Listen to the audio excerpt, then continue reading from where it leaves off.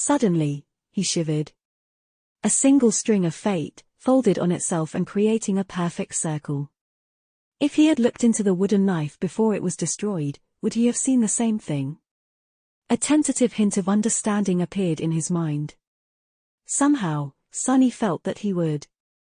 He also suspected that the string of fate would not have been just a random one. No, it would have been Solvain's fate. A string that was somehow torn out of the tapestry of fate and tied in an endless circle would something like that make a person immortal. And so the shackles were made eternal. Who could have done such a terrifying thing? Well, the answer was rather obvious.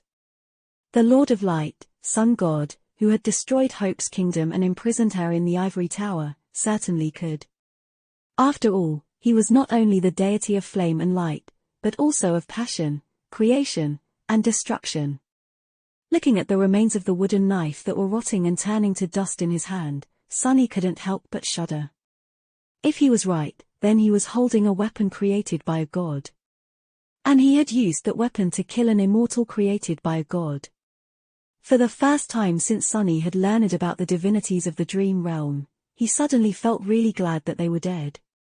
Some time later, he jumped through the breach created by the worm vine and climbed onto the ancient ship's hull. Hissing from pain, Sonny staggered a little, then limped toward where the wreck ended. Since the ship was laying on its side, the wooden surface beneath his feet was inclined down and uneven. Almost inevitably, he lost his balance and rolled the last stretch of the way, landing on the ground in a graceless heap. Ouch! Sonny remained motionless for a while, then sighed and picked himself off the ground. Standing up, he studied the desolate valley, and then headed to where he had seen the firekeepers last. The landscape of the shipwreck island was changed.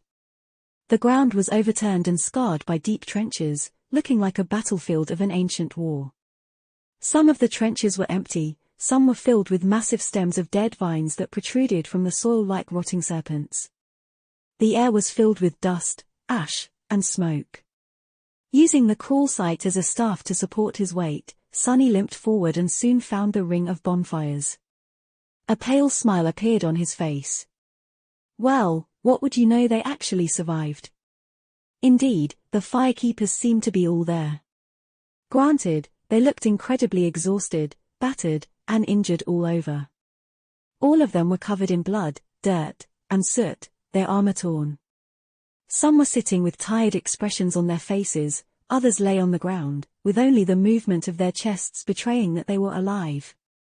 Only the steadfast young man who had wielded a short spear and a heavy shield in battle, the healer of the cohort, was up and about, tending to his companions. Sonny walked between two of the bonfires and stopped, leaning on the crawl site. His eyes darted around, lingered on the delicate figure of a young woman with pale blonde hair for a moment, and then turned away. Sonny?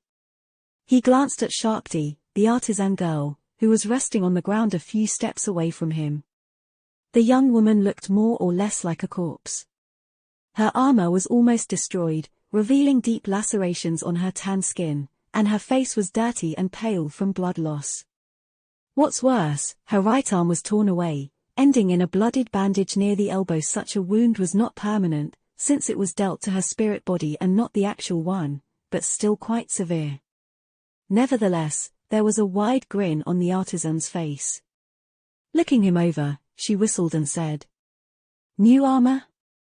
Looking good." She tried to laugh, but then bent over in a fit of violent coughing. It seemed that all of them were still suffering from the effects of the wormvine's poison, even if the healer had used his aspect to make it less lethal. The others looked in their direction, alerted to his arrival by Shakti's voice. Their eyes brightened. "Thank the gods, Sonny, you're alive. Good work out there. Crazy bastard, you actually did it." Sonny couldn't help but smile. Obviously. Why wouldn't I? It was just a corrupted monster. His smile widened. Actually, I also went and killed an immortal saint that happened to be nearby. One strike for the both of them, to not waste any time. All it took was a minute. The firekeepers stared at him for a bit, then rolled their eyes. Shakti shook her head. "Sure, Sonny. If you say so. But really I just don't get you. Killing a corrupted monster is already an incredible thing, why do you even have to invent some ridiculous story? Sunny blinked a couple of times with an innocent look. What do you mean, invent a story? It's the truth, I am a very honest person. The most honest person in two worlds, really. Chapter 524, 4-2. Sunny slumped on the ground, summoned the endless spring, and greedily drank some water. Since his injuries were light, well, at least compared to those received by the firekeepers, it was some time before the healer got to them. But, eventually, it was his turn to receive treatment. The healer, a young man named Shim, was pale and exhausted, his soul essence clearly almost entirely depleted. Still, he managed to repair the ligament Sunny had torn while dodging the vines to a large extent. It hurt like hell, though. Of course, this healing ability couldn't compare to Nef's purifying white flames. But then, it was hard for anyone to compare to Nef. Sunny knew it better than anyone. With a dark expression, he summoned the runes and glanced at the painfully familiar string of them. Shadow fragments 1958200. He was only 42 fragments away from evolving into a demon. This transformation was not only going to allow him to reinforce his body and reserves of shadow essence even further, but also reward Sunny with a third shadow. Having another invaluable helper would increase his power tremendously, making him capable of stacking 3 augmentations on top of each other, or spreading them over between his body, his memories, and Saint. He was almost to 2,000 fragments. To accumulate so many in only 7 months, that was an achievement worth celebrating. Very few awakened ever fully saturated their cores, and those who did usually spent long years slowly collecting soul shards of the nightmare creatures they killed. Decades, even, and that was for only 1 core. Sunny could be proud of himself. And yet, he didn't feel happy. Looking lower, he concentrated on another, much shorter cluster of runes. Master Changing Star. As soon as he did, new runes ignited in the air. Rank Dreamer. Class Devil. Soul Cores 47. Soul Fragments 399-4000. 7 months ago, the gap between them had nearly reached 5,000 fragments. Today, it was much smaller, but that was only thanks to the Noctis coins he had sacrificed to the altar. The truth of the matter was that Sunny had been slowly shortening the gap for a long time, but now, it had started growing once more. Not too long ago, something had happened to Nef in the dream realm, and as the result, the speed with which she gained soul fragments began increasing with each day. Sunny didn't know what Changing Star was doing, why she had suddenly become so much stronger, and even how she was still alive, but he knew that he was being slowly left in the dust once again. Dismissing the runes, he gritted his teeth and looked darkly at the desolate, hellish landscape of the shipwreck island. I have to get to that seed, that is the only way. Compared to all other awakened and their rate of growth, Sunny might have been a monster. But Nef was not even human. She was the devil himself. He didn't know what else to do to surpass her. To become stronger. His heavy thoughts were interrupted by the light sound of approaching steps. Looking up, Sunny saw Cassie walking over to him. Great. Just what I need. She stopped a couple of steps away and lowered her head slightly. Are you all right? Sunny grimaced, then looked away. What do you care? I'll live. He scowled, and then added in a slightly acrid tone. Your information was wrong, by the way. That thing was not weak to fire. She tilted her head slightly. How did you kill it then? Sunny smiled crookedly. With a piece of wood. Cassie remained silent for a while, prompting him to speak. So now what? She sighed and turned toward the distant wreck. All of us are tired and wounded, and there is a crushing approaching. We will return to the sanctuary to rest and regroup, and then come back to establish 2 camps, one here, and another one on a neighboring island. Then, we will start repairing the ship. He nodded. Good plan, I guess. Do you really think that you can make that thing fly again, though? The blind girl hesitated. Eventually, she said without too much emotion. We have to try, at least. Sunny studied the silhouette of the ancient ship, its hull full of breaches, its bow shattered and broken, the tree growing around its masthead and resembling a black, twisted skeleton. Then, he shook his head. How long do you think it will take you? Cassie hesitated. 2, maybe 3 months. We will be done before autumn is over, if that is what you want to know. He chuckled. You remember our deal, then? Good. She frowned. Of course, I remember. Sunny looked at the ground, then asked her coldly. When are we leaving for the Night Temple, then? Cassie lingered for a few moments, a troubled expression suddenly finding its way onto her face. Finally, she said. When do you want to go? Sunny thought about it. There were several things he still needed to do. After a while, he shrugged. End of September. Everything should be ready by then. The journey to the northern edge of the Chained Isles and back shouldn't take us longer than a month. We'll be back just in time to see your flying ship rise into the air. And use it to reach the Nightmare Seed. He lingered for a second, and then asked. Why do you look so uneasy, though? Cassie slowly shook her head.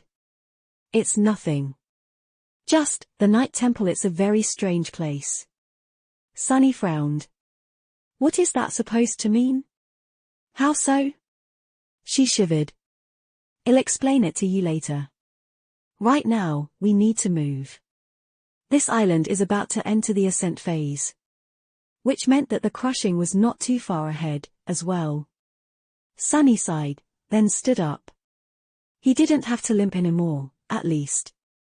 As for why Cassie had said that the second human citadel on the Chained Isles was a weird place, he could wait for the answer. He had no need for this information right now, anyway. Sunny was a very patient man, at least when he needed to be. Besides, he had something else on his mind. 42 shadow fragments, it's not that much. Looking south and slightly to the east, he gripped the shaft of the crawl site and stared toward the horizon with a dark expression. It'll be a demon before we're back to the sanctuary. Chapter 525, Vengeful Ghosts. 6 days later, the cohort had almost reached the safe haven of the citadel. The speed with which they traveled reduced significantly due to the heavy wounds the firekeepers had sustained, so all things considered, it was a very good result. As days went by, their healer had continued tending to his companions, so by now, most had already recovered except for those like Sharkdi with especially grave injuries, of course. Those would only be healed after they had returned to the real world and then came back. Even then, their physical bodies were going to sustain serious internal damage and require a prolonged period of treatment. As the sun disappeared in the sky below, the cohort reluctantly made camp. From where they were now, only a handful of islands separated them from the sanctuary. However, some of those islands were populated by nightmare creatures too dangerous to attempt traversing their hunting grounds, so the firekeepers were going to have to make a big detour. Since traveling in the darkness was a big risk, they had no choice but to spend another night in the wilderness and continue their journey tomorrow. Sunny didn't mind. When everyone fell asleep, he quietly turned into a shadow and slid unseen between the lookouts. The darkness of the night might have been a threat to them, but to him, it was an ally. For Sunny, it was time to hunt. He had been venturing alone into the deadly expanse of the Chained Isles for the past 5 nights, and this one was not an exception. During that time, Sunny had taken more risks than he usually would, challenging nightmare creatures that he had studied before, and those that he knew almost nothing about. Hunting the latter ones was a deadly endeavor, but with Saint's help, he managed to emerge victorious from each battle without sustaining too many wounds. The Undying Chain had also played a big part in his success, since even when Sunny received damage, it blocked most of it. Nothing had been able to pierce the bleak steel of his new armor yet.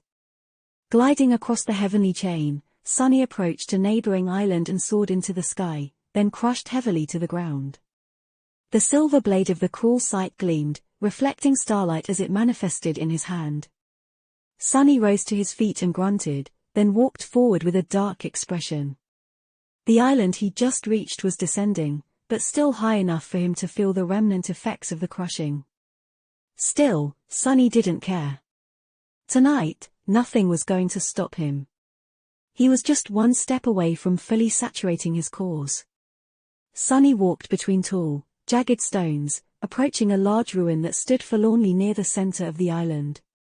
He had been to this place and explored it before, so he knew what kind of abominations made their nest in the ancient structure.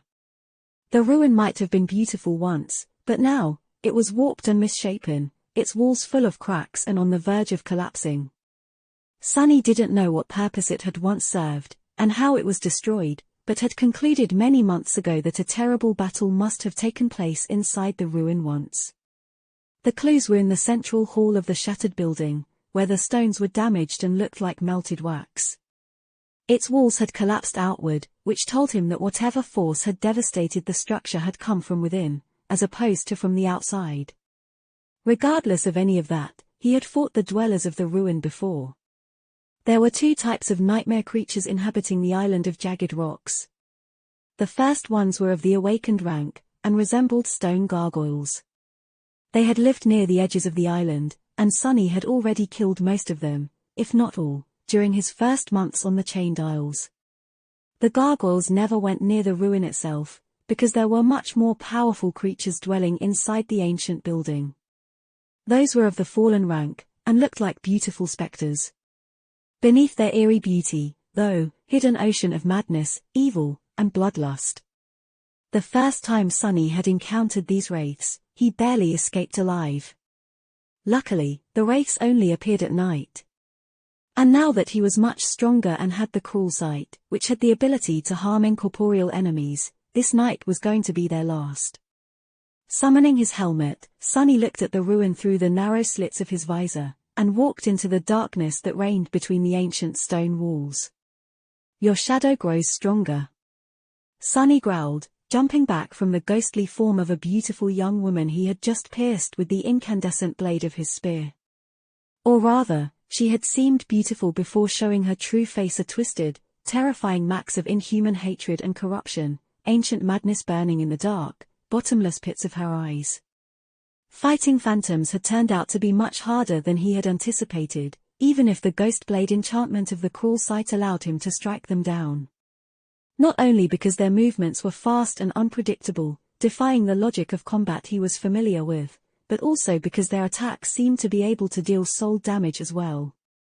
In fact, the claws of the wraiths of the ruin were able to bypass armor completely.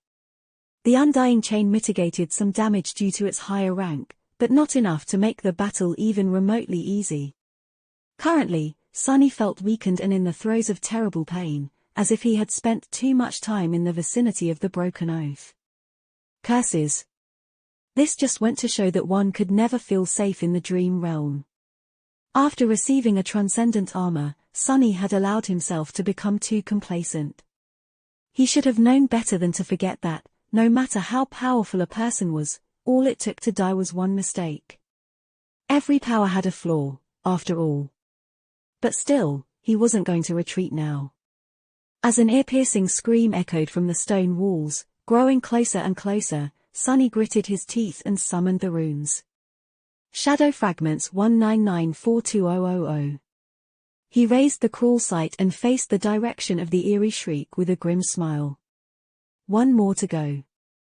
Chapter 526, Demon. Before the wrathful spectre had time to appear, Sunny attacked first. Stepping through the shadows, he passed through the stone wall in front of him and entered a vast ruined hall. It was illuminated by the pale rays of moonlight that fell through the broken roof, but also full of deep darkness. That darkness was cut by the bright radiance emanated by the incandescent blade of the cruel sight. Jumping over a pile of rubble, Sunny brought his spear down on the howling wraith and then spun, sending an unexpected thrust in the direction where any enemy would have retreated. Sadly, the apparition was suddenly somewhere else. Curses. The wraiths moved through space as if they were suspended between two worlds, as well as between the ground and the night sky. Their feet, if they had any, never touched the stone floor, and as such, Sunny couldn't observe their footwork to judge their next move. What's worse, sometimes they simply disappeared and then appeared some distance away, as if phasing between different states of existence. It was a bit like fighting Sunny himself, when he used Shadow Step to zip around the battlefield. So annoying. Dashing forward, he barely avoided the ghostly claws and rolled over his shoulder on the floor. The steel of the undying chain scraped against the shattered stones, producing a dull sound. Considering how narrow the slits of the featureless mask that served as the visor of his helmet were, Sunny had a surprisingly wide and unobstructed field of view, almost as if he wasn't wearing any at all. Jumping back to his feet, he was finally able to take a good look at the hall he had entered. Ah, so that's where she was coming from. It was the central chamber of the ruin, where, as he suspected, a fierce confrontation had taken place in the ancient past. The stone slabs of the floor were cracked and misshapen, the pattern of destruction suggesting that something had detonated with tremendous force in the center of the hall once. The pillars supporting the roof were long toppled, and the walls themselves had mostly collapsed. In the center of the room lay the remains of something resembling a massive stone chalice, now broken and almost unrecognizable. And there were human bones littering the floor. Some skeletons were scattered entirely, and some were still whole. A few even wore the rotten remains of red silken garments that strongly resembled those of the deadly specters. Sunny had no doubt that these were the remains of people from whose souls the ghastly wraiths had been born. He had no idea how they had died, why their souls had turned into vengeful specters instead of dissipating into the void, and what drove them to madly attack anyone who approached the ruins. All he knew was that the wraiths were very hard to destroy and full of seething hatred toward the living. Or maybe they just really hated him in particular, for whatever reason. He grinned, and then brought his armored boot on one of the skulls, crushing it into dust. That caused the damnable spectre to let out another chilling shriek and lunge at him with murderous fury, as if she had lost all reason, if the creature had any reason, that is, to begin with. Which was precisely what Sunny was hoping for. His body, conditioned by the endless hours of practice with Effie and Saint, reacted almost on its own. Shifting his weight to his right foot, Sunny burst with motion and threw his hand up. The polished shaft of the cruel sight slid between his fingers, suddenly extending forward to its full length. He only caught it near the very end. The reach of this strike was truly incredible, compared to how far a tattoo like the Midnight Shard could effectively cut. The incandescent blade caught the wraith in the chest, sending tongues of white flame dancing on her spectral figure. Divine flames could burn even souls, after all. However, even engulfed in flames, the creature continued its attack. Since it was impossible to recover from performing such a strike quickly, Sunny would have been in trouble. Luckily, the cruel sight was a very special weapon. Its shaft started shortening at the same speed as the wraith was advancing, continuing to burn it without a pause. In the end, Sunny found himself face to face with the hateful apparition, gripping the hilt of a short sword. Without wasting any time, he pulled it upward, slicing through the incorporeal body of the enemy and reaching her neck. White flame suddenly tore through the darkness of the creature's eyes, and before her ghostly claw could reach his flesh. Just like that, the wraith was destroyed. As her figure shimmered and started to disappear, Sunny let out a shaky breath, then summoned Saint from the shadows and threw the cruel sight to her. "Guard me. You have slain a fallen demon, Chalice Maiden." The taciturn demon calmly caught the sword, weighted it in her hand, and then assumed her usual indifferent pose. "Your shadow grows stronger." Sunny gritted his teeth. "Ah, this is going to suck." The voice of the spell resounded once more, echoing in the darkness of the ruined hall. "Your shadow is overflowing with power." He screamed and fell to his knees, feeling as though his very soul was on fire, as though something was rising from its dark depths, ripping it apart. "Your shadow is taking shape." "Dada, damn it all, why does it have to hurt so much?" Sunny groaned and clawed at the floor, tears streaming from his eyes. The fingers of his armored gauntlet left deep grooves in the stone. The pain he was experiencing was not the worst he had ever felt, but really up there. Arg! He slammed his fist down, sending cracks through the slab of ancient stone, then did it again and again, pulverizing it into tiny shards. Eventually, those shards turned into dust, and only then did his agony finally begin receding. The spell whispered into his ear. Your shadow is complete. Released from the paralyzing pain, Sunny fell down and sprawled on the floor. Breathing raggedly, he remained motionless for a few minutes, and then summoned the runes. Familiar symbols shimmered in the air. Name Sunless. True name lost from light. Rank awakened. Class Demon. Shadow Cause 37. Shadow Fragments 03000. Sunny smiled weakly. After a while, he said. Back to zero, I guess. Chapter 527, The New Guy. Now that Sunny had experienced moving up a class without simultaneously rising to a new rank, he understood the difference between the two more clearly. Ascending to a new rank was a much more profound change. It elevated the quality of his shadow cause and essence, gifted him with new abilities, and allowed for a deeper access to his aspect. The resulting jump in power was nothing short of tremendous. Reaching a new class, on the contrary, primarily affected the quantity of his shadow essence, and as such, the increase in power was much more gradual. Sunny didn't feel much stronger than he had a few hours ago, but that was because he had already been enjoying the extra strength and essence capacity for a long time. In fact, the main benefit of having several cores had been aiding him ever since Sunny passed the 1000 mark on the counter of shadow fragments. Unlike all other awakened excluding Nephis, there was no limit to his capacity to store essence and reinforce his body. Or rather, that limit was so high that it might have as well not been there.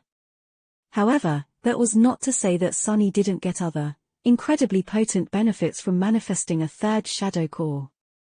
Standing up with a groan, he allowed the moonlight to bathe his slender figure and looked down, at the three dark silhouettes sprawled on the ancient stones in front of him. One shadow looked like it was suffering from a toothache, the other was beyond itself and jubilant, and the third one. The third shadow was just standing there motionlessly and staring at him, its dark figure not betraying any hint of emotion. Under its silent and unnerving gaze, he suddenly felt a bit uncomfortable. For some reason, Sunny shivered slightly. Is it just me, or is this guy a bit creepy? The creepy shadow didn't react at all to this thoughts and just continued staring at him without moving. Sunny hesitated, then cleared his throat. Well, welcome to the team. Meet the other two, your elder siblings.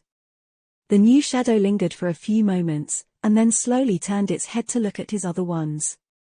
Immediately, the happy shadow made an energetic move to welcome it, but then stumbled mid-step, shivered a little, and slowly backed away, somehow ending up hiding behind the gloomy one. The gloomy shadow sighed with contempt, then faced the new guy and glared at him, clearly unimpressed. Amused, Sunny watched the two stare at each for several minutes straight. In the end, the creepy shadow glanced at him, then silently walked over to one of the ancient skeletons and studied the skull with disturbing fascination. It was trying to act cool, but Sunny could tell that the new guy was a bit flustered. He smiled. That's right, that gloomy one is a real menace, even I am afraid of him, a little. The gloomy shadow looked at both of them with disdain, shook its head, and indifferently turned away. Sunny chuckled. All right, time to experiment a little. After that, he summoned all three shadows and wrapped them around his body. Immediately, he felt explosive might course through his veins, his skin turning hard as stone, his speed increasing tremendously. It was as though he grew 4 times more powerful than he had been a couple of seconds ago. A dark grin found its way onto his face. So that is how it feels to be a demon. Sunny dashed to the wall of the vast chamber, then ran back, raising a gale of wind in his wake. Then, he brought his fist down on a piece of rubble, making it explode into a cloud of shards. Finally, he saturated his muscles with essence and jumped up, easily flying a dozen meters into the air and climbing onto the roof of the ruin through the breach in the dome of its central hall. His heart was beating fast in triumphant exhilaration. Incredible, this is amazing. Sitting down, he glanced at Saint, who was far below him now, and laughed. Sunny was more powerful now than any awakened was supposed to be.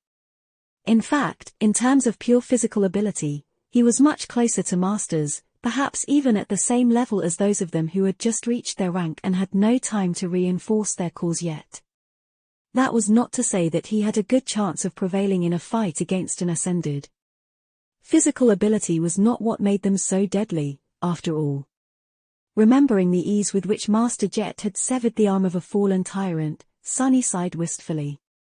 What's more, he now had the ability to augment three things at the same time. If Saint wasn't with him, Sunny could enhance his body, his armor, and his weapons simultaneously. Depending on the situation, he could also stack augmentations either on the crawl sight or the undying chain, which gave him much more choices during a battle with especially tough or dangerous opponents. And there was one other thing. Sunny summoned the runes and glanced at a particular string. Shadow Soul Serpent. Shadow Rank Dormant. Shadow Class Demon. Aha, just as I thought. Before, the Soul Serpent was a mere monster. Sunny had long thought that the Shadow's rank depended on the level of Shadow Dance comprehension he was able to achieve, while its class depended on his own. Now, he had proof. Looking down, Sunny noticed new runes shimmering in the darkness. Shadow Attributes: Shadow Guide, Soul Weapon. Shadow Abilities: Serpentine Steel. The ability was new. Excited, he read its description. Serpentine Steel Ability Description: Shadow Serpent's soul weapon form can assume the shape of any weapon. A crooked smile appeared on his face. Commanding the serpent to slither forth and assume the shape of the Dark Odachi, he studied the great sword for a few moments, and then gave another command. The lusterless blade suddenly flowed like black mercury, and a few moments later, he was holding a long spear in his hand. Almost unseen on the dark wood, the scales of a long coiling body were engraved on its shaft, the spearhead shaped to resemble that of a serpent. Sunny drew in a deep breath. This is perfect. This is just what I needed. Dismissing the predatory spear and allowing the shadow to slither back onto his body, he looked east, where a pale lilac line had already appeared over the horizon, and smiled. I should be getting back. The new day was coming, and Sunny couldn't wait to return to the real world. With only a few months left until it was time to challenge the Seed of Nightmare, he had a lot of things to do. Chapter 528, Personal Style. A few days later, Sunny was in his living room, watching as Rain performed the same strike over and over again, her eyes full of stubborn determination. The practice sword rose and fell, over and over again, cutting the air with a whistling sound. Actually, her form wasn't bad. Effie was currently traveling between citadels, so she had not come out of her sleeping pod for a while now. Sunny and Rain were alone, which made the training session much less lively. Finally, some peace and quiet. Despite thinking that, Sunny couldn't help but feel that his home seemed a little bit empty these days. He sighed. There were other things on his mind, too. Now that his part of the deal with Cassie was complete, the journey into the nightmare was drawing close. No matter how aloof about the whole thing Sunny wanted to remain, he was aware that there was a real possibility that he would not return from that trial alive. Even if he did, there was no telling how long conquering the nightmare would take. Which meant that his remaining time with Rain was limited, and he couldn't waste it. He had to accelerate her training and teach her some actual battle skills. Observing the teenage girl, who continued to swing her practice sword while drops of sweat rolled down her face, Sunny was in deep thought. What style was he going to teach her? Rain was his sister, so his first instinct was to share his legacy, Shadow Dance, with her. Almost as if they were members of an actual clan. However, that wasn't a very good idea. Not only was her mentality poorly suited for his shapeless and insidious battle art, but she was also physically incapable of learning it. Since everyone received extensive combat training in school, there weren't really a lot of weak people in the waking world. But shadow dance was simply not meant to be practiced by mundane humans. It demanded a physical constitution of an awakened, at least. Sunny was only able to master the first step as a sleeper because of his unique aspect, hundreds upon hundreds of shadow fragments he had absorbed on the Forgotten Shore, and the fact that this style was tailor-made for him, by him. What, then? The flowing and unpredictable battle art that Nephis had taught him obviously came to mind. It was designed to be a perfect foundational style, after all. However, Sunny didn't like the idea of teaching it to Rain. Not only because he felt that he didn't have the right, but also because it came from the Immortal Flame clan. Sunny suspected that this ingeniously adaptable battle art had been created by the martial genius, Broken Sword himself. He also had an idea of who Broken Sword's killers were. Who could tell what problems knowing this style could drag along? By now, Sunny had also learned a plethora of various battle styles in the dreamscape. However, none of them impressed him too much. That meant that there was only one choice left. Coincidentally, he felt that it was the most fitting. Saint's solid, grounded battle style. It seemed to suit Rain's quiet, thoughtful, and meticulous personality very well. It was also the most precise and methodical technique Sunny knew, and one that provided the best defense. His goal was to ensure that Rain survives for as long as possible, and having a flawless defense went a long way if one wanted to not die. More than that, his sister seemed to share a connection with Saint. If she was such a big fan of the graceful demon, perhaps there was a reason for that. In any case, learning the style of her idol would not be the worst thing in the world. Noticing that he was staring at her with a dark expression, Rain stopped and gave Sunny a questioning look. What? Did I mess up? He slowly shook his head. No. Actually, your form was perfect for the last 100 strikes. A wide, incredibly bright smile suddenly appeared on the teenage girl's usually calm and collected face. Aha, see, I practiced every day while you were gone on your trip. All my classmates think that I lost my mind. What do those fools even know? The corner of Sunny's mouth twitched. Since when does she refer to people as fools?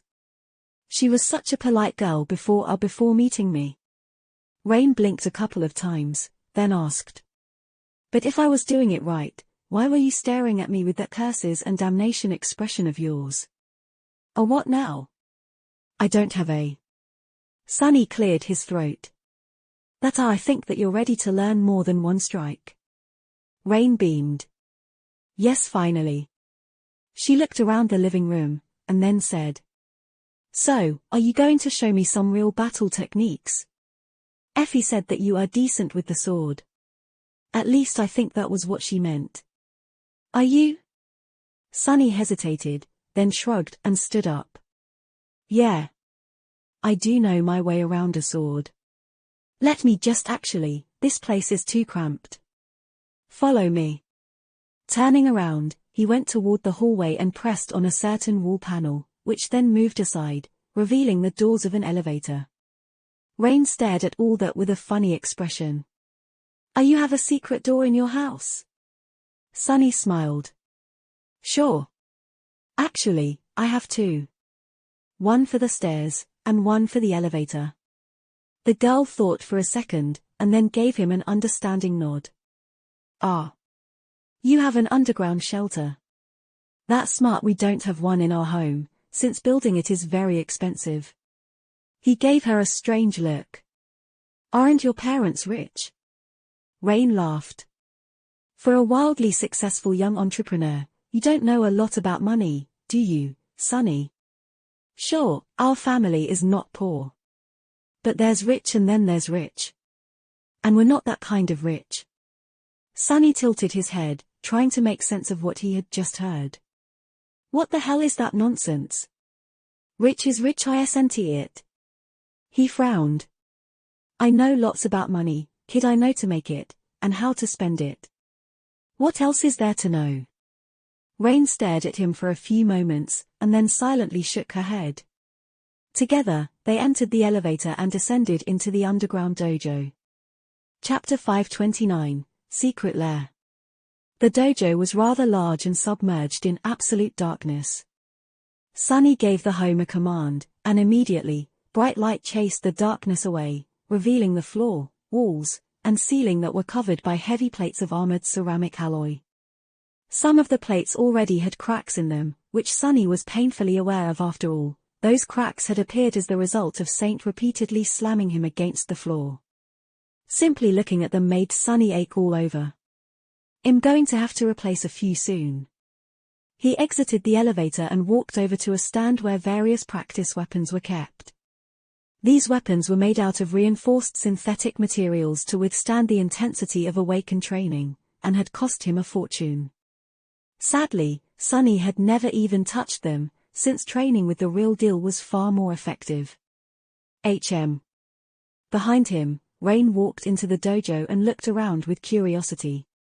This space looked dark and mysterious, like a lair of a mythical monster. Do you come here a lot? Sunny gave her a short look. Of course, I do. This is where I sleep. She was slightly surprised, but then seemed to understand the meaning of his answer. For mundane humans, such a shelter would only be useful if a gate opened nearby. But awakened were more or less defenseless while in the dream realm. They needed the protection an underground bunker could provide much more, since their empty bodies could be easily destroyed when the spirit wandered away. Her gaze traveled to the steel sarcophagus of the sleeping pod, and then moved past it. Suddenly, Rain's eyes brightened. Wow, is that a dreamscape pod? Sunny hesitated, surprised by her strong reaction. Sure. Why? My super expensive sleeping pod is much more impressive. Why is she so fascinated by that silly thing? The teenage girl walked over to the alcove with the two machines and studied one of them with excited curiosity. The luxurious, state-of-the-art sarcophagus received zero attention. Do you play often? He rolled his eyes, then shrugged. From time to time, I guess. When I have time. Dueling other awakened helps with my own training. Rain sighed with envy. That's cool. Some of my classmates have personal dreamscape pods, too. They play the version for mundane humans, of course, but it still sounds amazing. Sunny smiled. What, do you want to play? Rain looked at the pod for a few moments, then slowly shook her head. When she spoke, her voice sounded too mature for her age. No, not really. It's only fun with friends. He frowned a little, then asked in a neutral tone. Why, don't you have any friends? The teenage girl sighed, then turned away from the capsule. No. I used to have a lot in my previous school, but after Dad got me a spot in this one, I just study and go home. People there are not very friendly. That's one way to put it. Sunny looked at her, then smiled widely. Well, friends are overrated anyway. I never had any growing up, and look at me. Have I not turned out just fine? She did look at him, doubt clearly written on her face. Yeah, but... Sunny raised an eyebrow. But what? Rain lingered for a few moments, then asked curiously. Don't you have a girlfriend? Sunny blinked. Huh? Wait, what? What girlfriend? Don't tell me that you think that Effie and I... Rain giggled. Actually, I did think that at the start. So I asked Effie, and she told me that you already have a girlfriend. Sunny's eye twitched. Damn, Effie, I'm really going to kill her. Better yet, I'll make Saint kill her. How many times will she repeat that stupid joke about us before realizing that it isn't funny? It wasn't funny the first time, and it's certainly not funny the 100th. He opened his mouth to retort angrily. However, Rain's next word made him fall silent. She said that you bring her flowers every week, and even visit her mom from time to time. I think it's very sweet. Sunny froze, staring at the teenage girl with a heavy expression. Feeling that his reaction was a bit strange, Rain frowned. Did I say something wrong? He lingered for a few moments, then turned away. No. Effie just likes to run her mouth sometimes. She shouldn't have told you that. Not quite understanding what was happening, but feeling dark undertones in his voice, the teenage girl awkwardly smiled. Oh, did I just get Effie in trouble? Staring at the practice weapons, Sunny sighed. No. It's just that there is indeed a girl I bring flowers to when I can. But she isn't my girlfriend. Rain glanced at him in confusion. But why do you bring her flowers, then? Sunny turned around and looked at her darkly. Rain suddenly shivered, realizing that she had never seen Sunny acting this cold. A few moments later, he said evenly. It's because I made it out of the dream realm, and she did not. Do you understand? The teenage girl thought for a few moments, then paled a little, and nodded. Sunny shook his head. I don't think you do. And hopefully, you never will. With that, he took a round shield and a straight practice sword off the wall, closed his eye for a moment, and then forced an easygoing smile to appear on his face. Anyway, here's what you'll be training with from now on. They might be a bit heavy for you, but the weight will help you condition your body. What do you think? Still feeling a bit awkward, Rain took the weapons, weighed them in her hands, and cleared her throat. Actually, I prefer ranged weapons. That's what I've been mostly using in school. Sunny shook his head. Ranged weapons are wonderful, and you should definitely know how to use them. But they stop being wonderful as soon as a nightmare creature gets close to you, and believe me, they will. So you should learn melee combat first. Rain looked at him with a bit of stubbornness. But Knight from Nightingale is an archer, and he is a hero who has a true name. Oh, gods, don't tell me that my little sister is his fangirl, too damn Kai, just you wait. Sunny stared at the teenage girl for a few moments, his expression unreadable. After a while, he said in a strange tone. Knight from Nightingale can fly. Can you? In any case, learn how to use a sword first. If you do, it'll get him to personally teach you how to shoot a bow. How about that? Rain laughed. Yeah, sure, why don't you invite him for dinner as well, while you're at it? After that, she covered her mouth with a palm and laughed even louder. Sunny sighed heavily, then shook his head. This child, she's hopeless, isn't she? He waited until Rain stopped laughing, and then said sternly. Before we start, though, I am going to ask you a question. She looked at him, turning back into her serious, studious self. Yeah? Sunny lingered for a few moments, and then asked. What do you think the essence of combat is? Chapter 530, Something Better. Rain looked at him with a serious expression, thinking. Inwardly, Sunny sighed. He still didn't know how to change her mentality and make her vicious enough to survive the dream realm. He didn't even know if he wanted to, and if that was the right thing to do. At least she seemed to understand a little bit more about the truth of the world after surviving the gate opening. For now, that was going to have to be enough. And this conversation was his attempt to make the lesson stick. After a while, Rain said with uncertainty. Survival. Sunny raised an eyebrow, looking at her with surprise. What were the chances that, despite their different life experiences, his sister would answer the question the same way he had, all that time ago, in the desolate hell of the Forgotten Shore? He remained silent for a while, remembering those terrible, wonderful days. Then, he shook his head. No. The essence of combat is murder. Rain shivered slightly. Murder? Sunny nodded. Of course. What else would it be?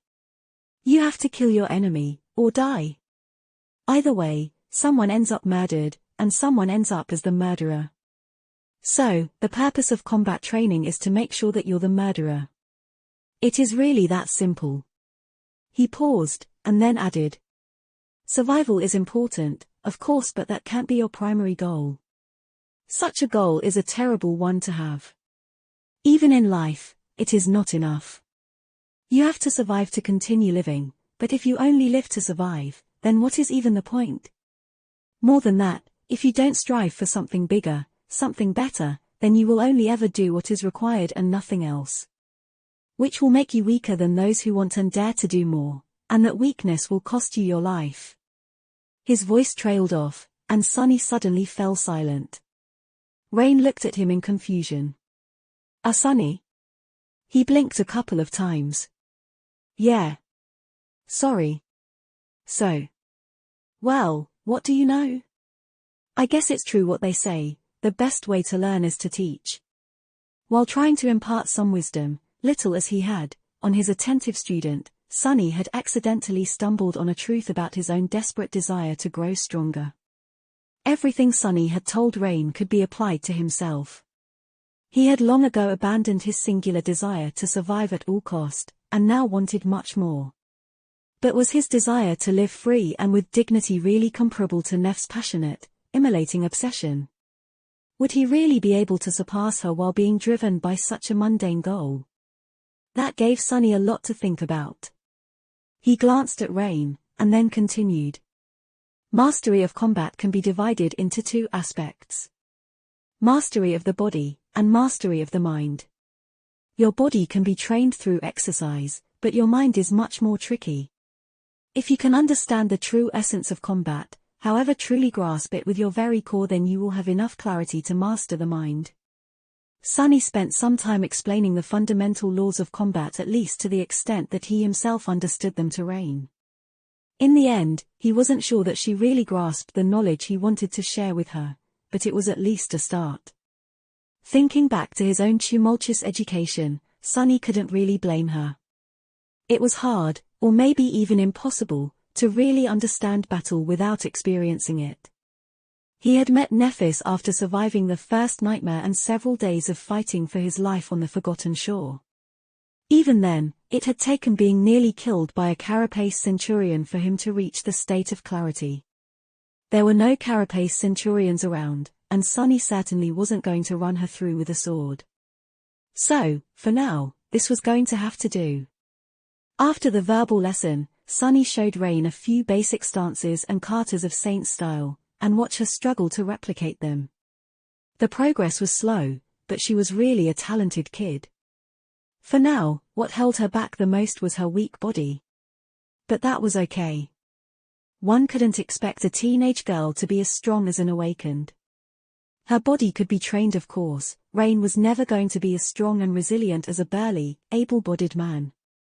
But then, neither was Sunny.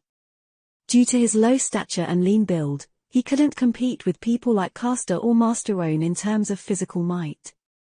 However, this could be mitigated by aspect abilities, absorbing fragments, and mastering precise essence control. What's more, sharp weapons were the great equalizer. The purpose of a weapon was to reduce the amount of force one needed to apply to deliver a lethal blow. Unless one planned to beat their enemy to death with their fists, technique and skill were much more important than pure strength. And Saint's battle style could make that inherent disadvantage even slimmer.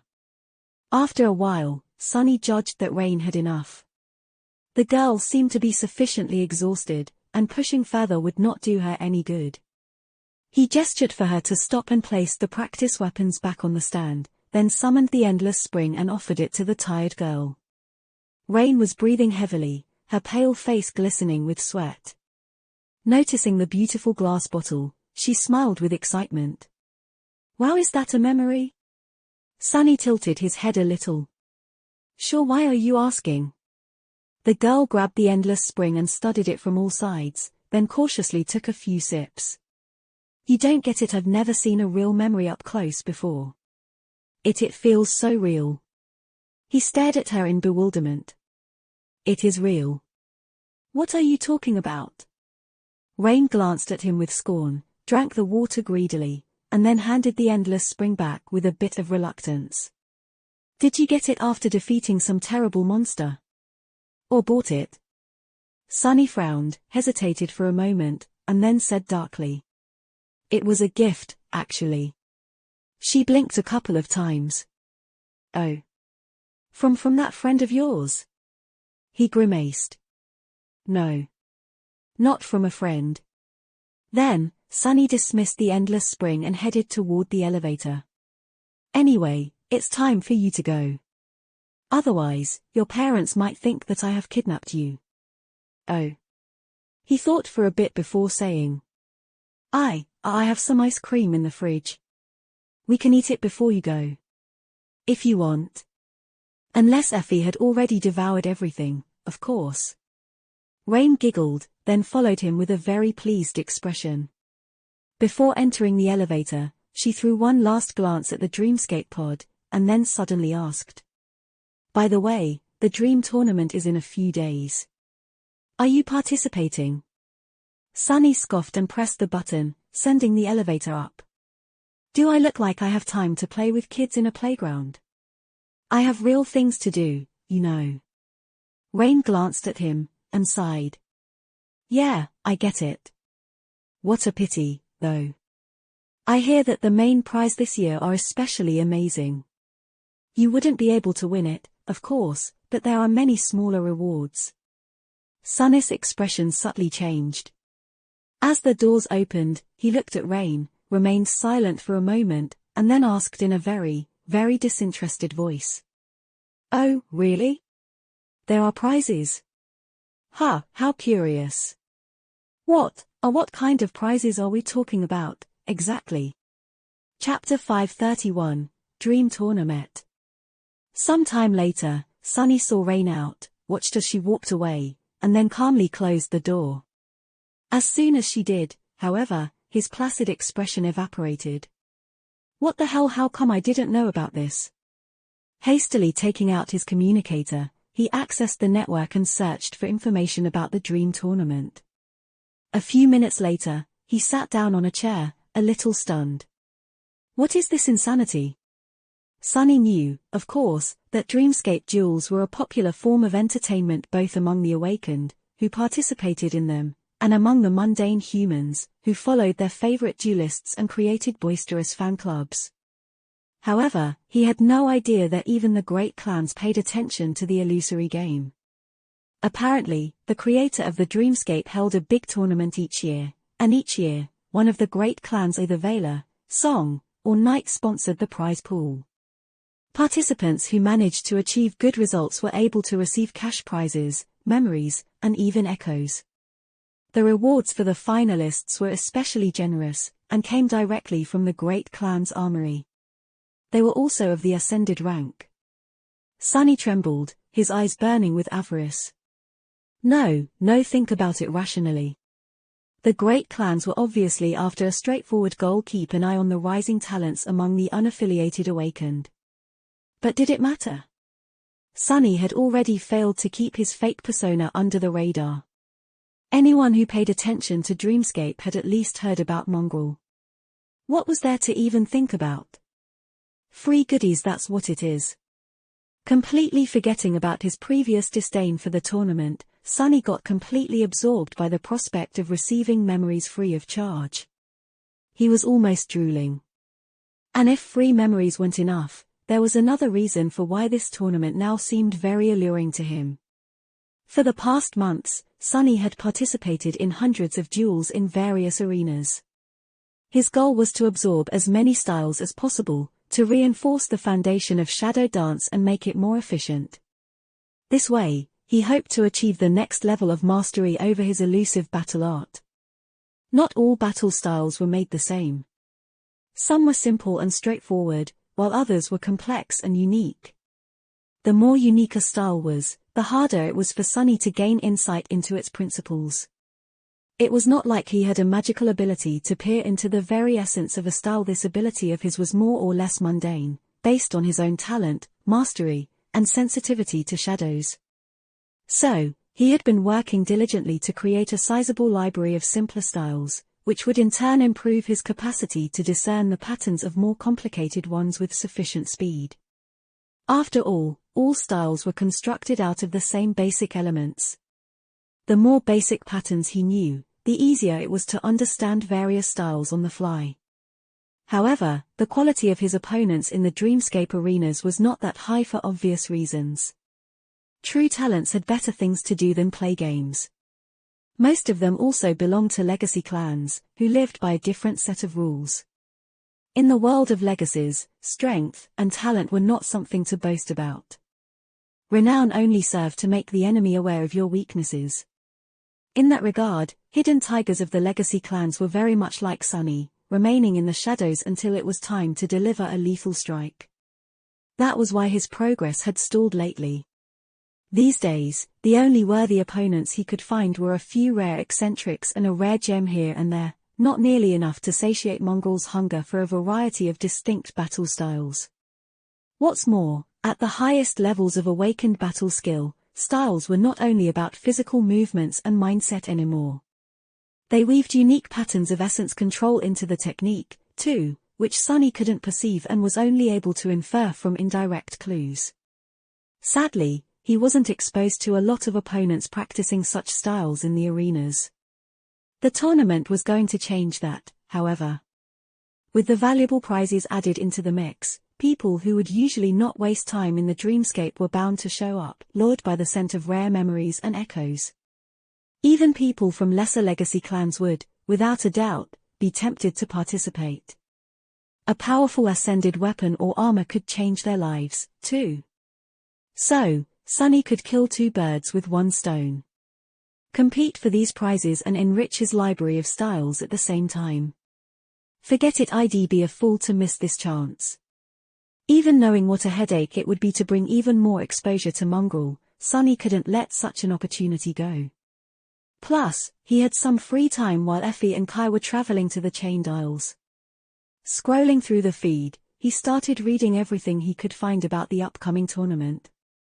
Several days later, Sunny locked the door of his house, descended into the basement, and approached the Dreamscape pod.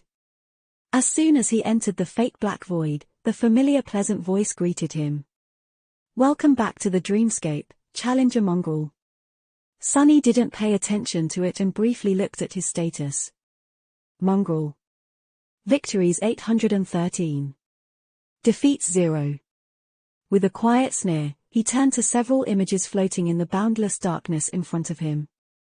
These were the arenas he had access to, and by now, there were significantly more of them than had been there at the start.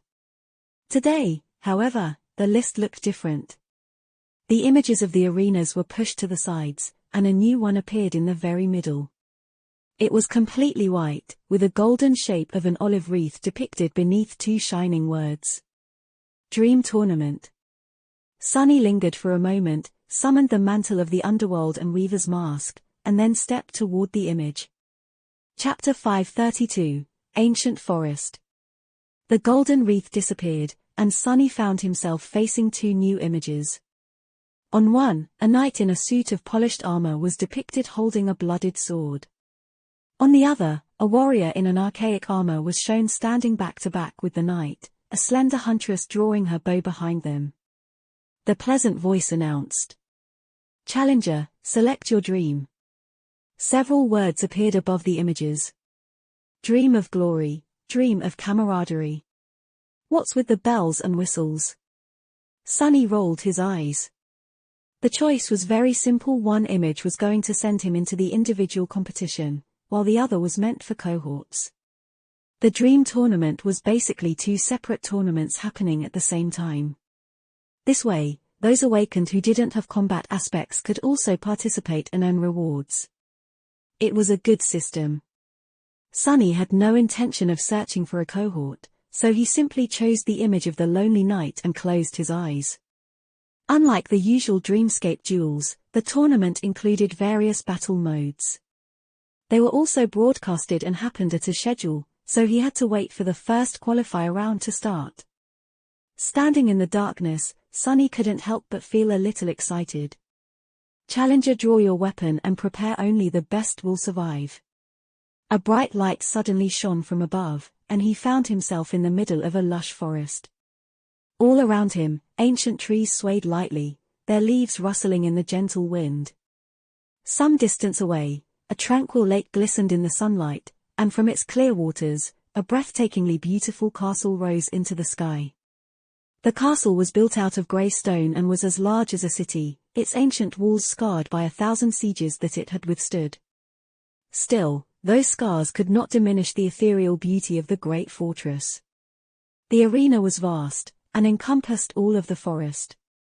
There was no other awakened near Sunny, and for a good reason. The qualifying rounds of the Dream Tournament were held in the form of a grand battle royal. 1,000 challengers were sent into a large environment, and only the last one standing would be allowed to move on. Depending on their performance, a few more people could also gain entry into the tournament, but the only concrete method to qualify was to be the sole survivor. This was a necessary measure implemented in the last few years because of the sheer amount of participants.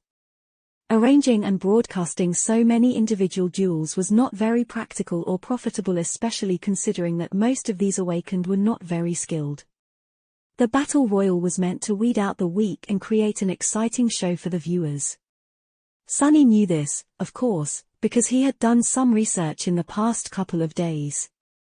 He didn't need the research to recognize where he was, though.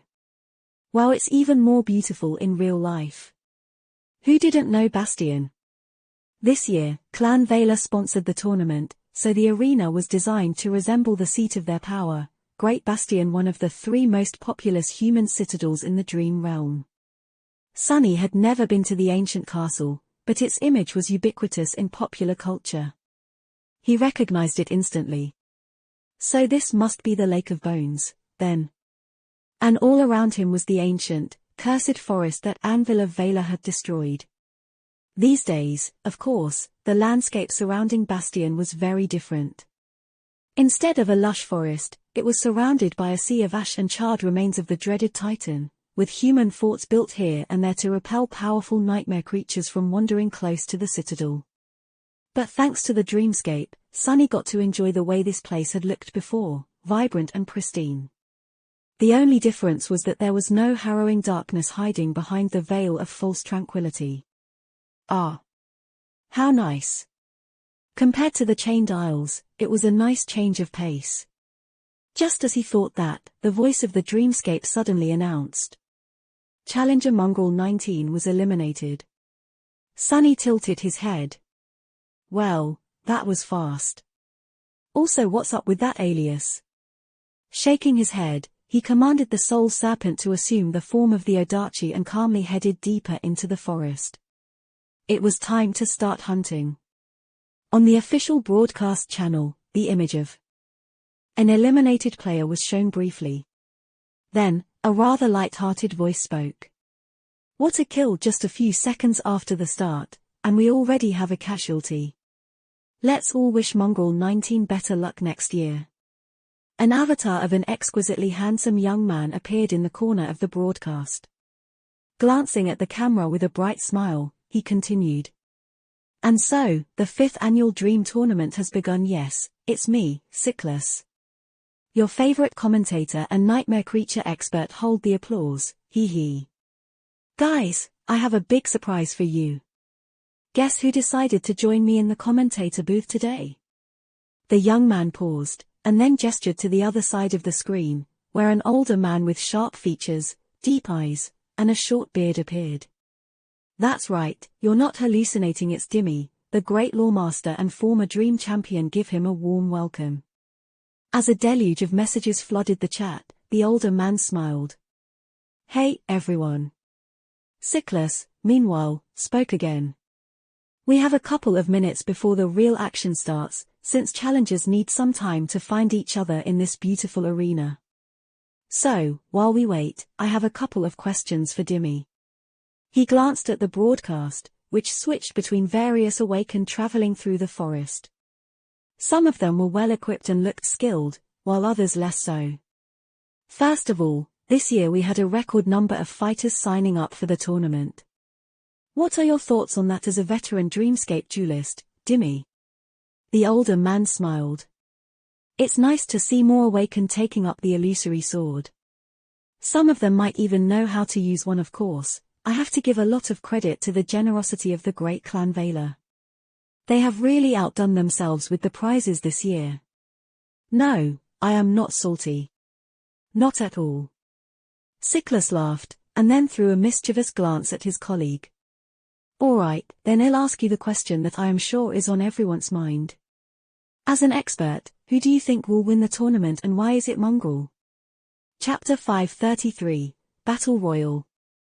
As soon as the commentator mentioned Mongraal, the feed changed to the image of a menacing figure in black armor calmly walking through the forest, the blade of the infamous Odachi resting on its shoulder.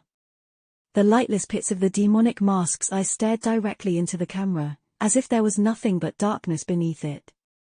As soon as Mongraal appeared on the screens, the chat exploded. Yes, it's Mongraal. Hail to the Lord. Huh? Who is Mongraal? You mean hail to the lady? Dimmy laughed. Ah, yes. This guy. Well, Mongraal is a really impressive fighter, but the results may not be as predictable as everyone thinks. Every year, the same thing happens at the later stages of the tournament, two distinct groups clash. One is the Dreamscape elites, and the other is newcomers attracted by the rewards. Historically, the newcomers tend to do better. He sighed and shook his head. Plus, we don't really know a lot about Mongraal. Sure, he has a very impressive track record, but most of his wins were achieved against random opponents. Who knows what will happen when he faces the best of the best? If I were to bet, my money is still on Queen Bee. If anyone has a chance against the newcomers, it should be her. Siklus nodded a few times, expressing his enthusiastic agreement. Sure, but, still, returning to Mongraal. Everyone is dying to know who he really is under that scary mask. And if anyone knows anything about you, Dimmy, they'll know that you must have your guesses. The older man smiled, his eyes suddenly gleaming with excitement. Funny you should ask actually, I do have a theory. Challenger Lord Corvus was eliminated.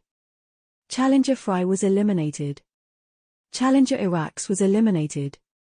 Sunny stared at the three corpses at his feet, which were already turning into a flood of white sparks. These three awakened attacked him as a group, and while their skill was not bad and even admirable, he had no problem dispatching the trio in the span of a minute. The fact that they had managed to remain alive for more than several seconds was already an excellent result, considering who their enemy was. Flourishing the Odachi in the air, Sunny shook the drops of blood off its blade and continued walking. Technically, he didn't have to clean his blade, since the blood was bound to turn into sparks of light and disappear, too. But that was already a habit of his, not to mention being extremely cool. Truth be told, that short skirmish was not as easy as he had made it look. The awakened were dangerous enemies, since each of them possessed a unique aspect. They were cunning, resourceful, and unpredictable. That was why he had to act swiftly, making the fight appear much more brutal than it should have been. Currently, Sunny wasn't using any of his shadows to augment himself. He had decided against it a long time ago, since being able to crush his opponents with brute force was detrimental to his main goal, polishing his battle technique and learning various styles. So, the gloomy shadow was currently behaving like any normal shadow would, while the other two were wrapped around the autumn leaf, the memory he used to change the color of his hair. Since it had no other purpose, the augmentation did not give him any advantage. His hair must have looked gorgeous, though. Snickering under the mask, Sunny jogged forward. He was in a rush to eliminate as many other players as he could before the first leaderboard announcement was made. Meeting the group of three allied awakened reminded him of the inherent problem with the Battle Royal format of the qualifying rounds. As soon as true powerhouses revealed themselves, weaker participants were bound to band together and start hunting them down. Very soon, there could be a dozen fighters launching a coordinated attack on him, or even more. Sunny was confident of his skill, but not to that degree. Even for a battle-hardened veteran like him, someone who had spent hundreds of days fighting for his life in the darkest depths of the Dream Realm, such a fight would not be easy. This battle royal is going to be much more intense than I have expected. Before Sunny could finish this thought, an ancient tree next to him suddenly exploded into a cloud of splinters, and something sharp shot at him with incredible speed. Cursing, he dashed to the side and barely dodged out of the way. The next moment, a giant arrow whistled past him and embedded itself into the trunk of another tree, its trembling shaft as long as he was tall. Sunny rolled over his shoulder and glanced at the arrow, then lunged into a sprint. Curses a sniper. A second later, another giant arrow fell from the sky, almost skewering him to the ground. Sonny gritted his teeth and continued running. On the countless screen, an image of a broad-shouldered young man was shown, drawing the string of an oversized bow. His mighty muscles strained, and when he released the string, a thunderous sound rolled down the slopes of a tall hill the archer was standing on. Meanwhile, the two commentators were not paying him attention. And so, I can say without a shadow of a doubt that Mongrel is not, in fact, one of the forgotten Shore survivors, but actually the son of the secret child of the legendary Nightwalker, the founder of the House of Night. Ah well, this is my theory, anyway. Siklus glanced at Dimmy with a wide smile, and then turned the conversation back to the skirmishes in the ancient forest, which were starting to happen more frequently and grow in intensity. Is that so? Well, that secret grandchild seems to be in big trouble despite Mongrel's savage victory over the three other challengers. Now he seems to be in the crosshairs of one of the newcomers you spoke about earlier. Let's take a look. The feed changed to the image of Mongrel running swiftly through the woods, dodging one giant arrow after another.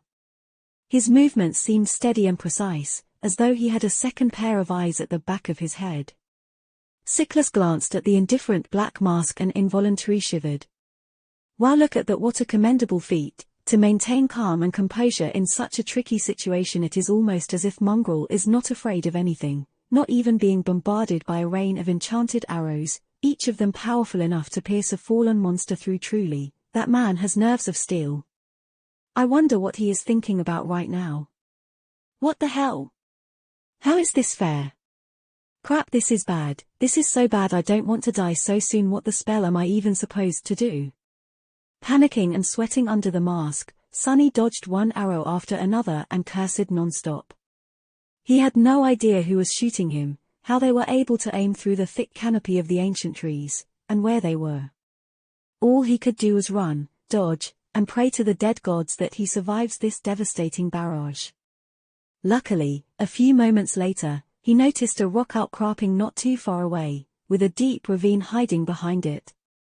Dashing forward, he evaded another giant arrow and slid down the slope of the ravine. Reaching its bottom, he waded through the thick carpet of fallen leaves and pressed his back against the rocks, finally safe from the relentless sniper. Only then could Sonny finally catch his breath and look around. However, as soon as he did, a dark grimace appeared on his face. Damnation! As fate would have it, he was not alone in the ravine. Growling in frustration, Sonny gripped the hilt of the Adachi and once again dodged. A few moments later, the pleasant voice resounded over the ancient forest. Challenger Ajik was eliminated. Chapter 534, Demonic Swordsman.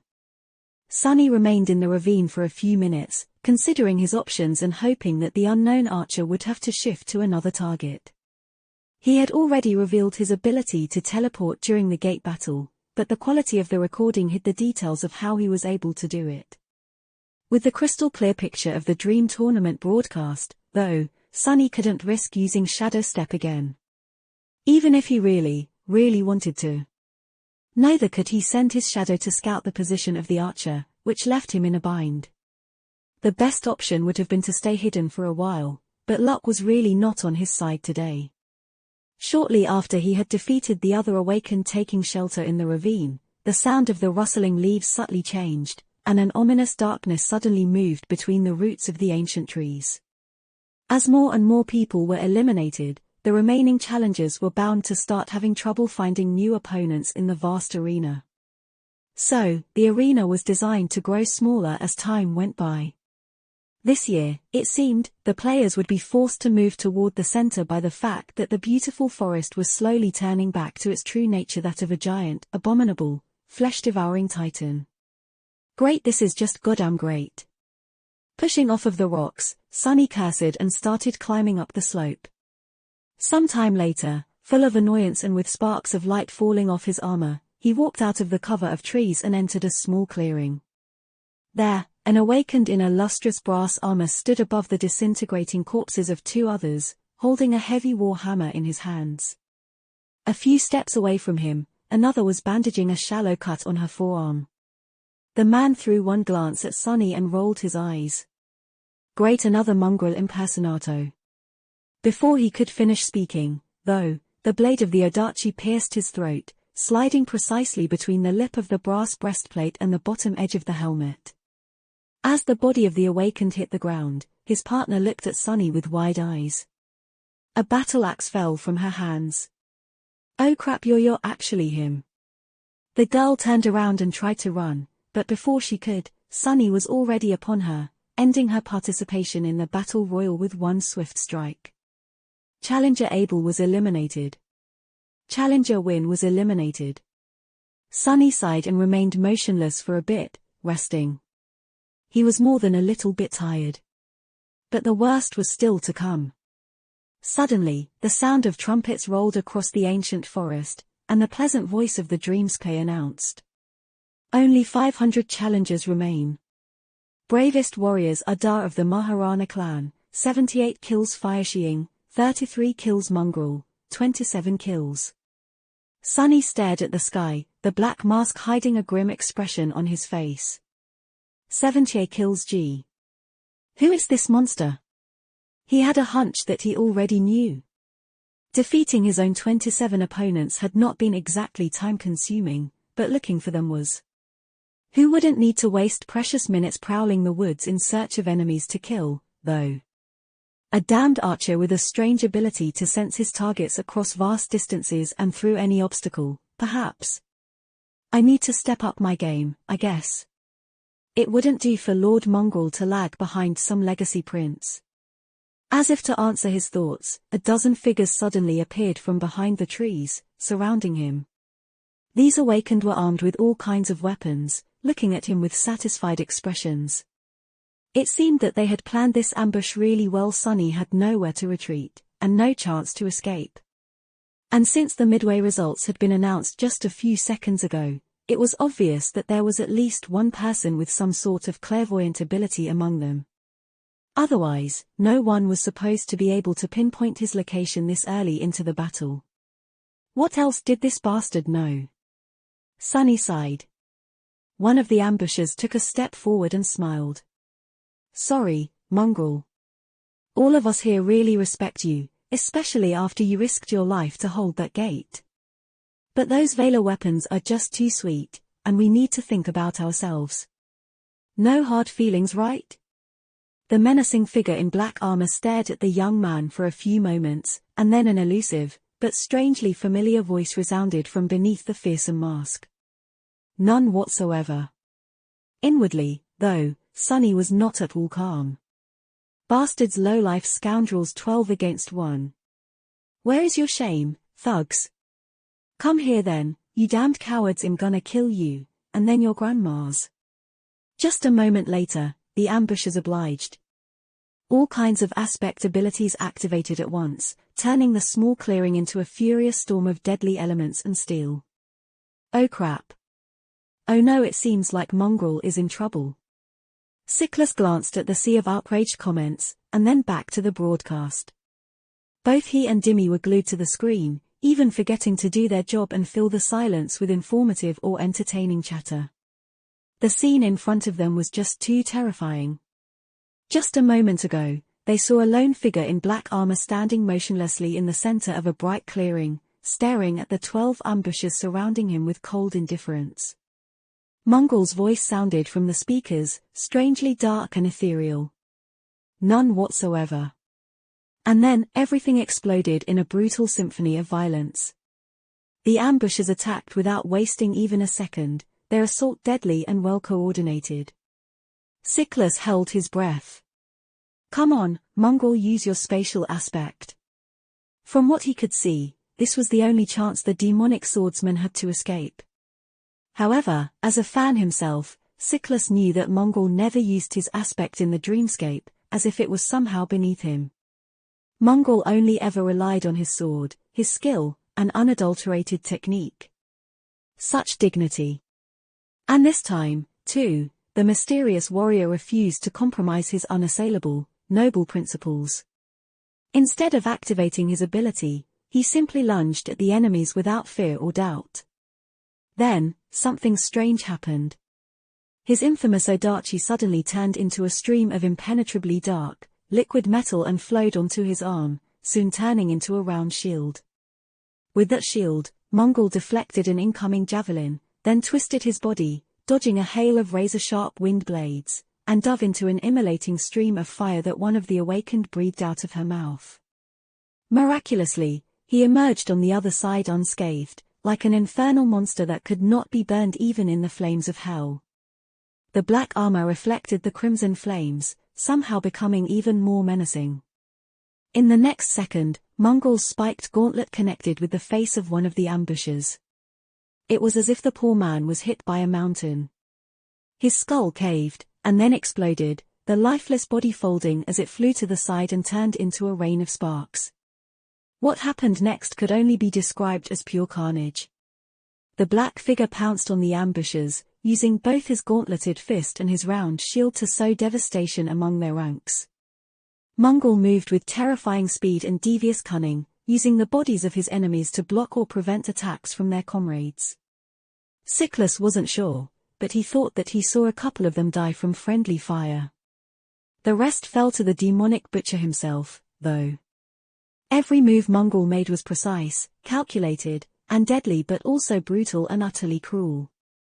He danced among his enemies like a grim reaper, killing them one after another without showing any sign of even knowing what mercy or hesitation were. Blood, screams, and flashes of light filled the clearing for a good couple of minutes. And when it was all over, the lone black figure was left standing alone amidst the bodies, covered in blood from head to toe. A moment later, that blood turned into sparks of light, too, and awash in light, Mongol stepped forward, his armor as black as pristine as ever. Siklus remained silent for a few moments, and then said hoarsely, "Hey, Dimmy, did Mongol just slaughtered 12 awakened solo?" The older man cleared his throat. "That, I might rethink my bet. Actually, my money is on that man." His colleague blinked a couple of times. After that, he glanced at the comments and forced out a smile. "Is he even a man, though?" Meanwhile, Sunny was on the verge of collapsing onto the ground. "Arg, everything hurts, what the hell, why is this stupid battle royal so intense? I almost sullied my pants. That battle hell, it was too close." He barely managed to survive, and had only prevailed because the 12 awakened were clearly not a real cohort. They were experienced enough to coordinate their physical attacks, but when varied and unique aspect abilities had come into play, all their cohesion turned into pure havoc. He had used that confusion to quickly get rid of the most dangerous opponents, and then somehow cleaned up the rest. The mantle of the underworld still took several solid hits the armor itself held, but his body beneath was bruised and battered. Are these damn rewards even worth it? Damn, they'd better be. Suppressing a pained groan, he willed the soul serpent to turn back into an Odachi, and headed away from the clearing. Just 488 left. This is going to be a long day. Chapter 535, No Hard Feelings. A triumphant sound of trumpets resounded above the ancient forest. Only 3 challengers remain. These brave heroes are Mongol, 111 kills Fireshing, 87 kills Kim Saito, 59 kills. Dream of glory awaits, heroes. Sunny dragged his tired body out of the forest, feeling the ground under his feet shift and tremble. At this point, the Titan was almost fully awake, and no part of the arena was safe. With the exception of the narrow strip of sand between the dark woods and the lake that he had just reached, of course. Sunny walked into the shallow water and stopped, using the soul serpent to support himself. His breath was ragged and hoarse, and there were several dents on the onyx surface of the mantle of the underworld. Almost at the same time, 2 more figures emerged from the dark. Ness of the Hungry Forest. One was an attractive young woman with broad shoulders and an athletic build, her long auburn hair gathered in a ponytail. She was wearing a modest red tunic, her torso protected by a leather cuirass, and wielded a light spear. Her blue eyes were tired, but clear, full of intensity and focus. The other was a man in heavy armor, carrying a greatsword with its blade inscribed by a complicated weave of runes. His face was hidden behind the visor of a helmet, with only calm, cold eyes visible in the narrow slit. His steps were confident, but a little unsteady, betraying a dire level of exhaustion. This must be Fire Xiang and Saito. The mighty archer had not made it. Sunny could only guess what had happened to him, but the most likely scenario was pretty obvious. The powerful legacy must have run into an ambush similar to those Sunny himself had encountered, only with a much less happy result. Well, that was life. Da of the Maharana clan had paid the price for daring to stand out too much without having enough power to answer for such audacity. On one hand, it was not very fair, as far as tournaments went. On the other hand, when was anything ever fair? Sunny much preferred to stay in the shadows, even if this damned persona of his had somewhat failed to help him in that regard. Coincidentally, none of those who had conspired to form a group had made it this far, as well. And with a good reason, the type of person who would resort to such methods did not have what it took to win this battle, to begin with. So Sunny was not going to underestimate his last two opponents. They had already proven how formidable they were. The three awakened stood apart, looking at each other warily. The clear water of the tranquil lake splashed against their shins. The magnificent castle loomed in the distance, its ancient walls bathed in the bright sunlight. The vista was beautiful and peaceful, but the air was practically crackling with tension. After a while, the man in a suit of heavy plate armor turned to the fiery young woman and said hoarsely, "Let's deal with that demon together. We can decide who wins between the two of us after that thing is eliminated." Sunny rolled his eyes. Wow. How unexpected. He gripped the hilt of the soul serpent, preparing himself for a tough fight. To his surprise, though, the young woman shook her head and said simply, a clear expression of disdain appearing on her freckled face. "No." He raised his eyebrows. "Ha! Such nobility, gods, what an idiot, what a fool." The man called Saito laughed, and then glanced at Mongrel. "How about it, Mongrel? Same offer. Let's take care of the girl first, and then have a proper duel, you and I. Or is it beneath you?" Sunny gritted his teeth, but had no choice but to say, "It is." "Ugh, curse it." Saito shook his head. Young people these days so naive. Have the dream realm taught you nothing? Sunny raised the Adachi and grinned. "It taught me everything." With that, he shifted his weight and prepared to dash forward. The time for words was over. The other two also understood that, and in the next moment, the calmness of the clear lake was instantly no more. What the? As soon as Sunny moved, a powerful explosion thundered, and he was thrown into the air by the devastating shockwave. Landing in a roll, he hurriedly slotted the memory of fire into the mantle and rose just in time to see a massive fireball dissipate into the air. His body felt even more damaged than it had been a moment ago. Kim Saito, however, took the brunt of the explosion. His heavy armor was mangled and torn, patches of burned skin visible through the tears. Just as Fire Xiang lunged at him, tongues of flame appearing on the blade of her spear, he suddenly moved with unexpected agility, thrusting his sword forward. He wasn't aiming at the girl, though. Bad. Sunny noticed the rows of runes ignite with a menacing purple light, and then hastily threw his body sideways. In the next moment, a phantom figure of an armored giant appeared in the air and slashed downward, cutting the air where he had just stood with the identical copy of the same greatsword. What a powerful memory. Since both of his enemies seemed to possess deadly means of range attack, he had no choice but to close the distance. Luckily, Saito was already entangled with Fire Xiang, who rained a barrage of lightning fast, but precise and deadly strikes on him. It was as if the young woman was dancing, her auburn hair and red tunic flying through the air like tongues of wild flame. Interesting style, I should leave her for last. The man, meanwhile, didn't try to evade the burning spear and instead turned his body swiftly, making sure that it struck the undamaged parts of his armor. Despite being mangled by the explosion, the heavy armor held, betraying the fact that it, too, was a memory of considerable power. It didn't matter, though. A moment later, Sunny was upon them and joined the fight, the Dark Odachi united with the flaming spear and a runic greatsword to sing the Song of Steel. A few minutes later, the voice of the Dreamscape spoke again. Challenger Kim Saito was eliminated. Challenger Fire Xiang was eliminated. Challenger Mongrel is victorious, glory to the victor. As blood turned into a flood of sparks and the waters of the tranquil lake became clear once more, triumphant music thundered from all sides. Hidden behind the black mask, Sunny grimaced and suppressed the desire to plug his ears. What's with this terrible noise? Arg, that was way too hard.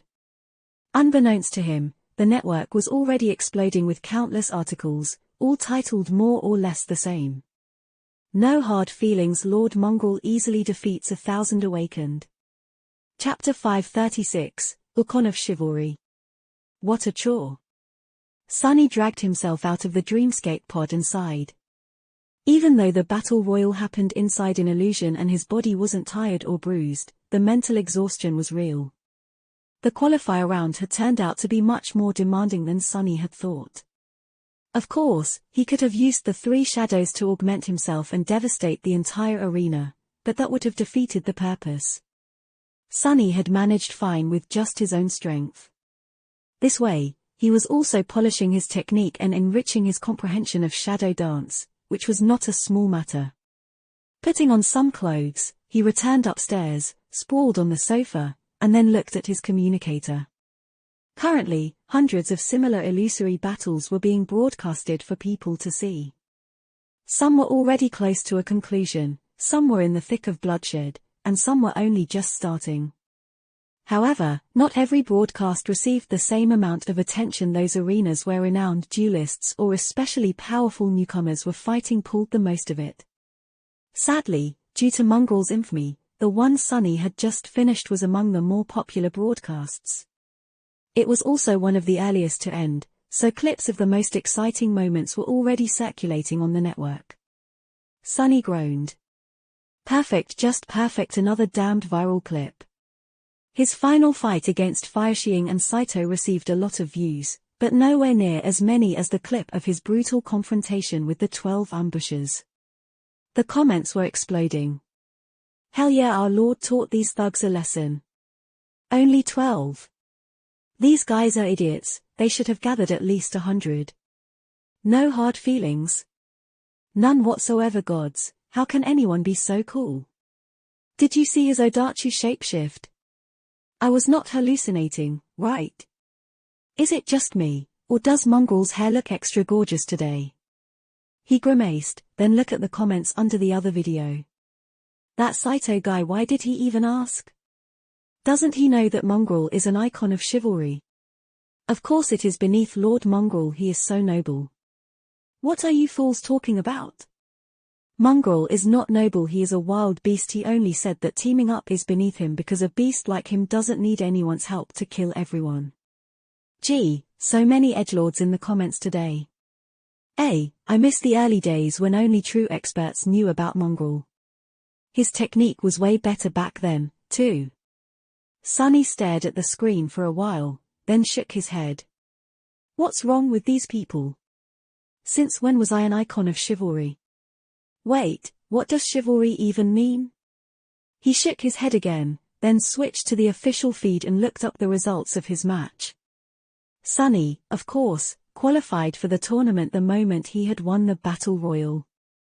However, other participants also had a chance to move on to the next stage. That depended on their performance and individual score, so there was no set number of people who would be allowed to continue. As it turned out of the 1,000 awakened who had fought in his battle royal, 2 more qualified to participate in the tournament. One of them was Fire Xiang, the young woman whom he had faced last, and Da of the Maharana clan, the archer who had almost skewered Sunny with his giant arrows. Ha!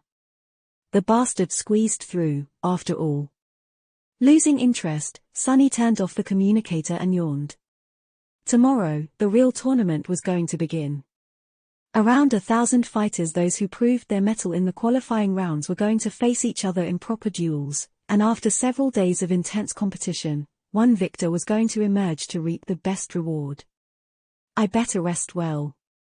He went back into the underground dojo, climbed into the sleeping pod, and closed his eyes. Soon, the familiar sight of the sanctuary appeared in front of him. Without wasting any time, Sunny left the altar island, went to his room, crashed on the narrow cot, and almost instantly fell asleep. Who said that there was no rest for the wicked? The next morning, Rain appeared at his doorstep for the training session, punctual as ever. Luckily, the tournament was not going to start until noon, so Sunny didn't have to find an excuse to cancel their lesson. Not that he would. This was much more important than some stupid tournament. He could get powerful memories elsewhere, but every day that passed was one less day for him to increase his sister's chances of survival. So, tutoring Rain took precedence. The girl repeated the movements and katas he had shown her the last time. Her form was as horrible as he had expected, but Rain was nothing if not diligent. She was improving with every set, slowly correcting the mistakes he pointed to her and absorbing the technique into her bones. For a complete novice, she was doing rather great. Runs in the blood, I guess. Making sure that she couldn't see, Sunny faced away and grinned. At that exact moment, his communicator received a message. After looking at it, his mood improved even further. The message was from Aiko, informing him that the soul shards he had retrieved from the worm vine were finally sold. Transcendent shards were infinitely more rare and precious than those of lesser ranks, not only because they stored more essence, but also because there were aspect abilities and spell tech applications that depended on the quality of the raw materials used. So, Sunny just became considerably richer. He had not dared to sell Solvain's soul shard, though. There were certainly awakened out there who could determine the nature and source of a shard. If anyone learned that he was in possession of one coming from a human saint, Sunny would have to answer too many uncomfortable questions. So, he had just given it to Kai instead.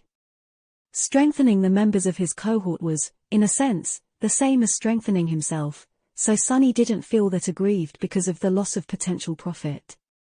It was still incredibly sad, though. After the training session was over, he made a tasty breakfast for himself and Rain. The girl was hungry as a wolf, so she destroyed the contents of her plate in record time. When she was almost done, Sunny glanced at her with an incredulous expression and asked neutrally, "Has that tournament of yours started?"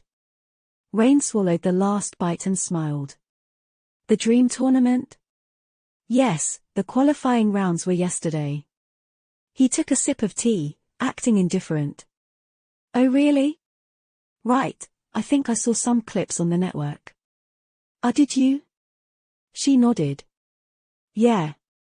Sunny lingered for a bit, then mentioned as if he just happened to think about it.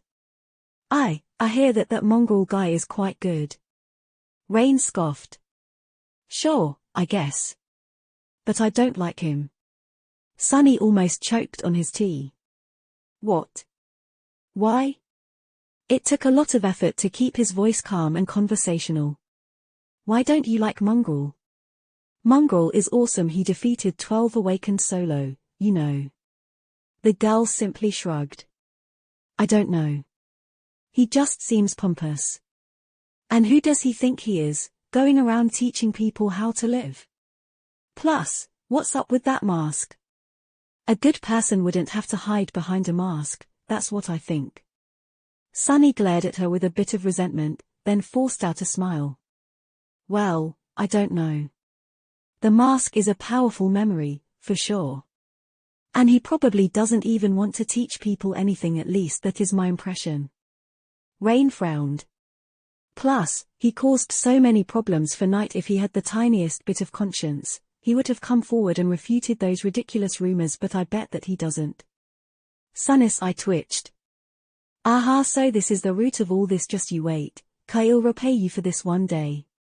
He slowly took another sip of tea and asked, hiding his outrage, "You seem to know a lot about that tournament, huh? I thought you weren't very interested in that kind of stuff." Rain sighed. "I am not. I just thought that maybe you'll see that awakened again the woman who saved me. But she's not participating. Sunny wanted to say something, but before she could, the girl added. Well, of course. A true awakened like her would never waste time on something frivolous like this. She is probably busy doing something important, exploring the dream realm to help humanity, protecting people from the nightmare creatures. Stuff like that, you know. Sunny smiled. That is certainly a possibility. Wait, what do you mean? A true awakened wouldn't waste. Didn't you suggest that I participate in that tournament? Rain looked at him as though he was stupid. That's you and that's her. What kind of question is that?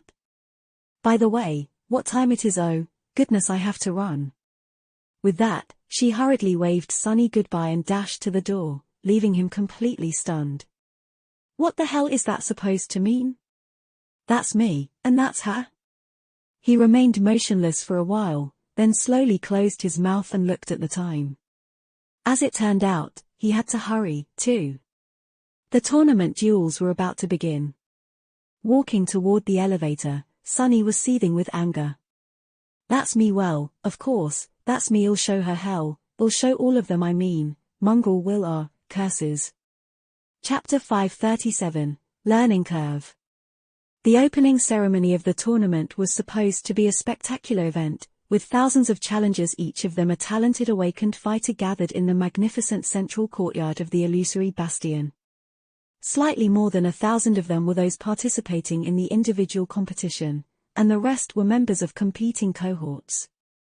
The representative of the great clan Valor welcomed them and gave a short speech, after which an androgynous person of undetermined age in exquisite silk garments, the eccentric saint responsible for creating the dreamscape, followed suit. This transcendent had a hypnotically beautiful face that was, for some reason, plastered with an unreasonable amount of makeup, and a genteel, almost effeminate bearing. If Sunny was there, he would recognize their pleasant voice as the one that read all the announcements in the dreamscape. But he wasn't. Why would he waste time on these theatrics? He skipped the speeches, the performances, the incredible montage of the most exciting moments from the battles of the previous day, and even the event that everyone had been waiting for with bated breath, the formation of the tournament bracket that would determine who would face whom and in what order. Sunny didn't care who was going to fight him, he just wanted to kill somebody as soon as possible.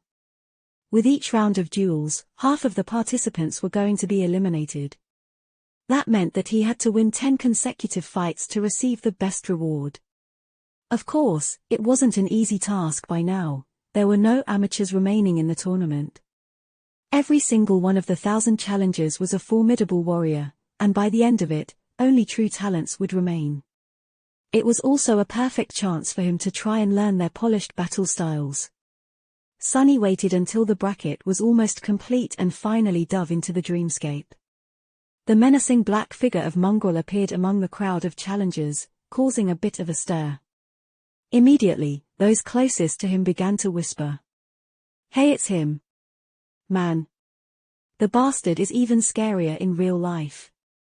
That scene from the montage gods, I'm so glad we chose to enter the tournament as a cohort.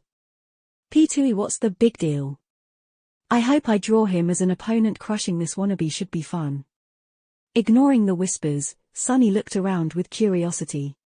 He wasn't interested in the people gathered around him, but in the courtyard itself.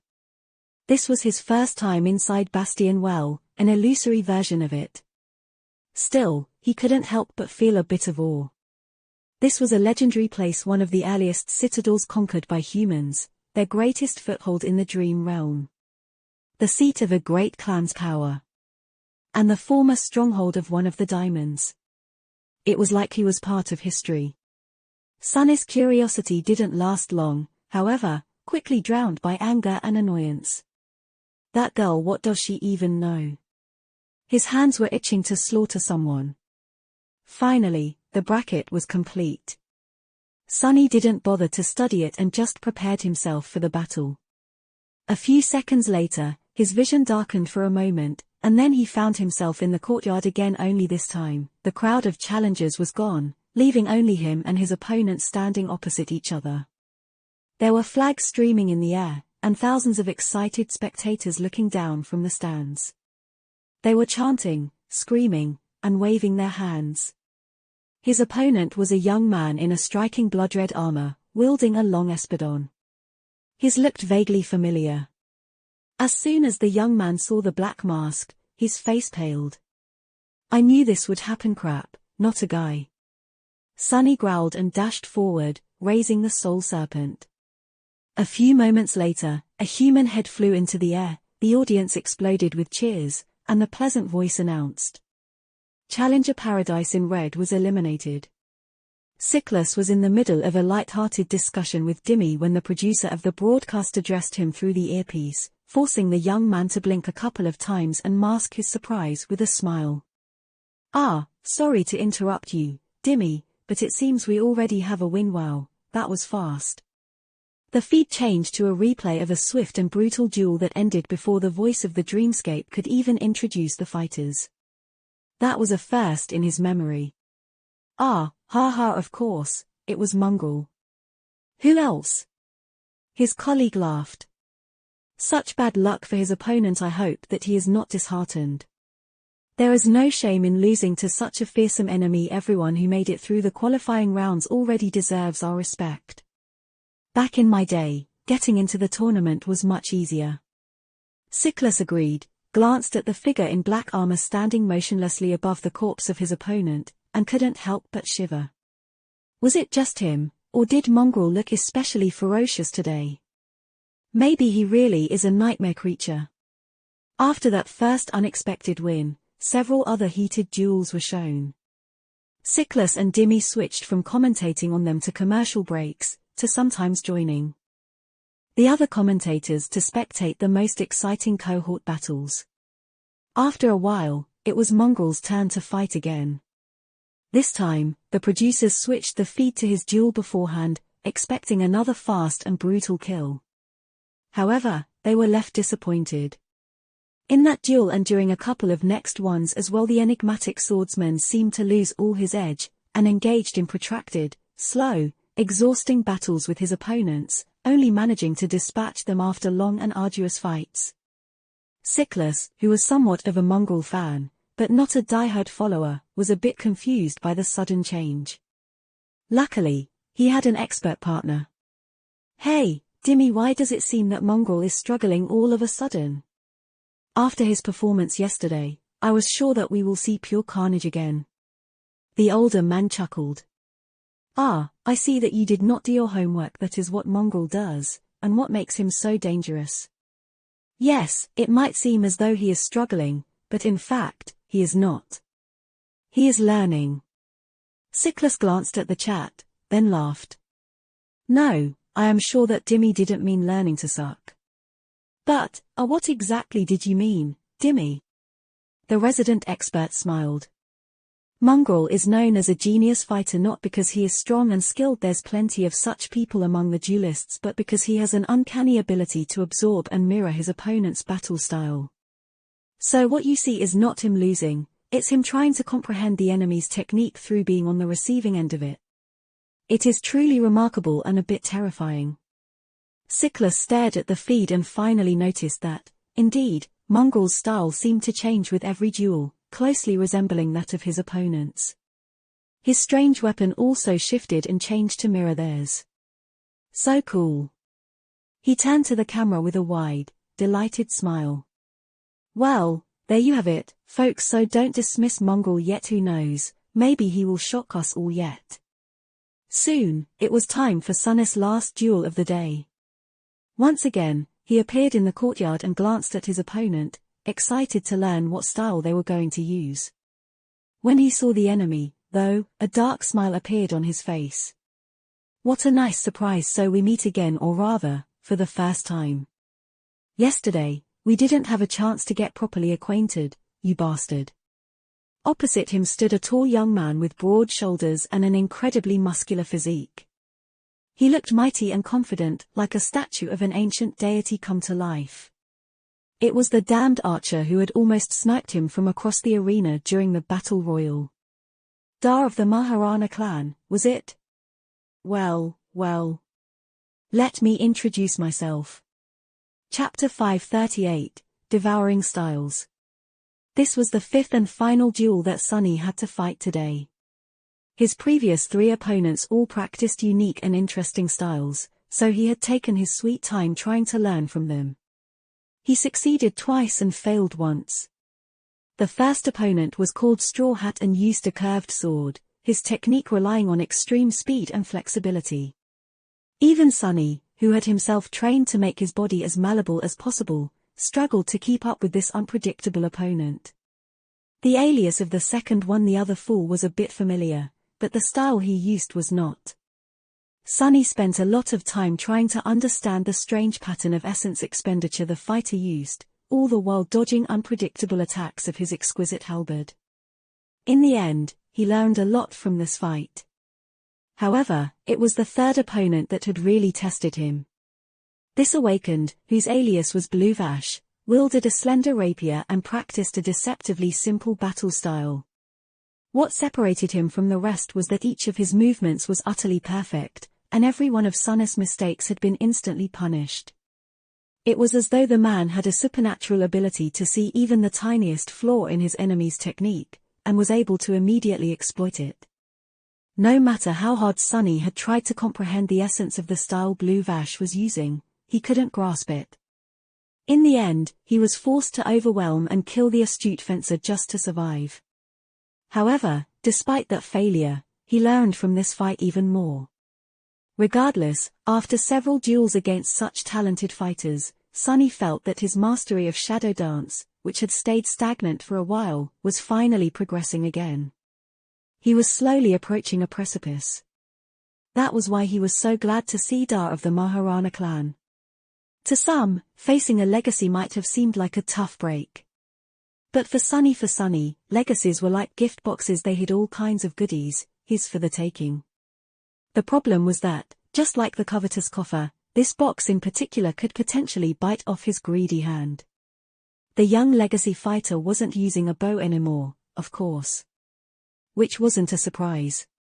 Legacies were trained to be proficient with a multitude of weapons, and a duel was not a place for arrows. Instead, he was holding a menacing great mace, its round head brimming with sharp spikes. What made this guy so dangerous was not his bow, in any case. It was his strange ability to zero in on the enemy and somehow perceive their every move, or whatever it was that had allowed him to barrage Sunny with arrows from afar with frighteningly high precision. While Sunny was staring at the mighty Dar, he was looking back at Mongrel. The Scion's gaze traveled across the mantle of the underworld, making Sunny shiver for some reason, and then reached Weaver's mask. Suddenly, the muscular young man frowned. Strange. An ascended armor, and an echo? For a weapon. Even if it is just dormant, you've done well for yourself. But that mask, where did you get it? The corner of Sunny's mouth twitched. Chatty enemies, they were the worst. Especially ones with such a keen vision. Took it off a random corpse. He paused, and then added with calm indifference. Shall we start? Or do you need time to run to the other side of the arena, hide, and summon your bow? Sunny was trying to antagonize the young on purpose, hoping that he would forget this line of questioning. Luckily, his strategy worked. Dar of the Maharana clan grinned. No need. Who knows, maybe it'll take it off your corpse one day, too. With that, he raised his heavy weapon, and suddenly lunged forward with a speed that no one his size was supposed to possess. The spiked mace whistled through the air, and in the next moment, the sound of clashing steel rang across the arena. Strong. Sunny was thrown back by the force of the impact. His block held, and the soul serpent held, too. However, he failed to adjust the weight of the mantle of the underworld enough, so his body was pushed back. How the hell is he so strong? I have 3 soul cores, damn it. Dar didn't care. He was much taller, had much more muscle mass, a much longer reach, not to mention that as a legacy, he could have had many charms and memory enchantments feeding him strength, agility, and resilience. This fight wasn't going to be easy. Before Sunny could even properly land, the mace was flying at his head again. He pivoted on one leg, dodged the spikes, and dashed forward, hoping to close distance and get up close to the opponent, where his small stature and the shorter weapon would give him an advantage. The Soul Serpent lashed out, aimed at the enemy's heart. Da was wearing a light leather cuirass that left his shoulders and arms exposed, so Sunny hoped to pierce it with one blow.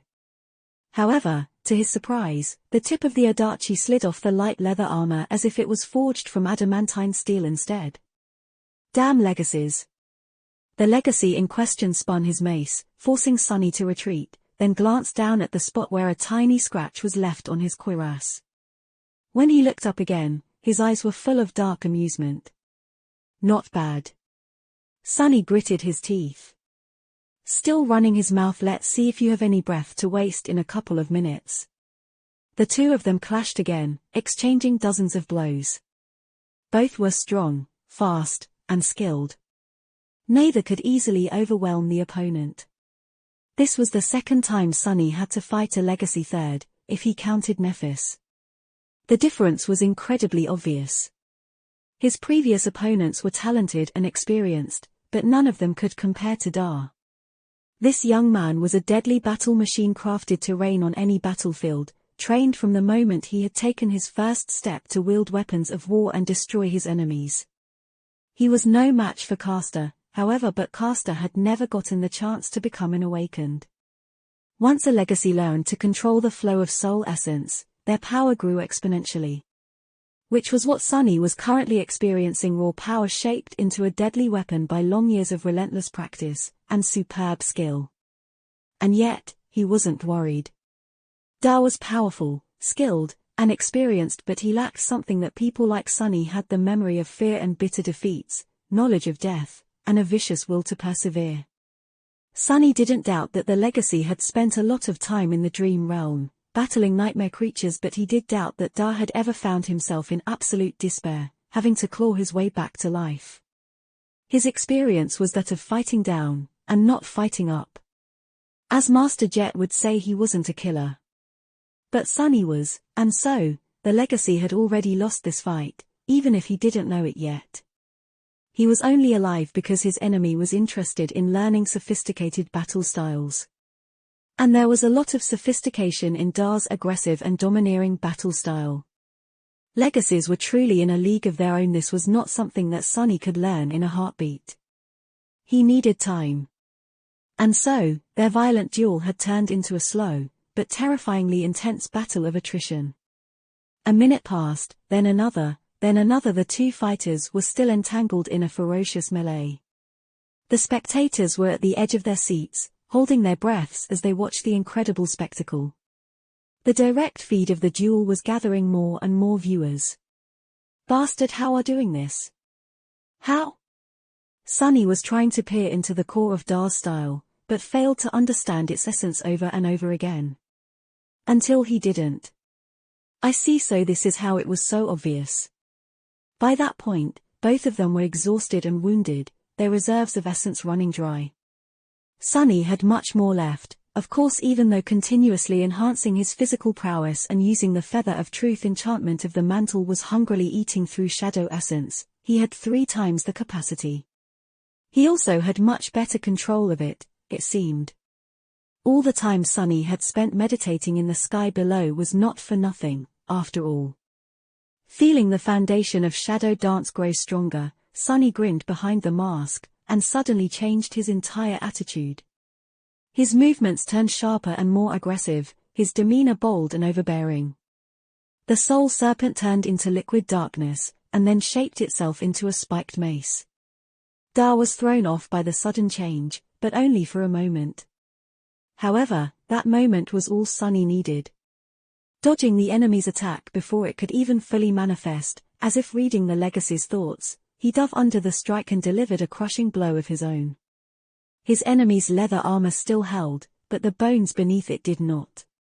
Da's ribcage caved, and he spat a stream of blood. In the next second, another hit connected with his jaw, turning the young man's face into a bloody mess. He fell to his knees and raised a hand, desperately trying to block the finishing blow. The demon in black armor knew no mercy, though.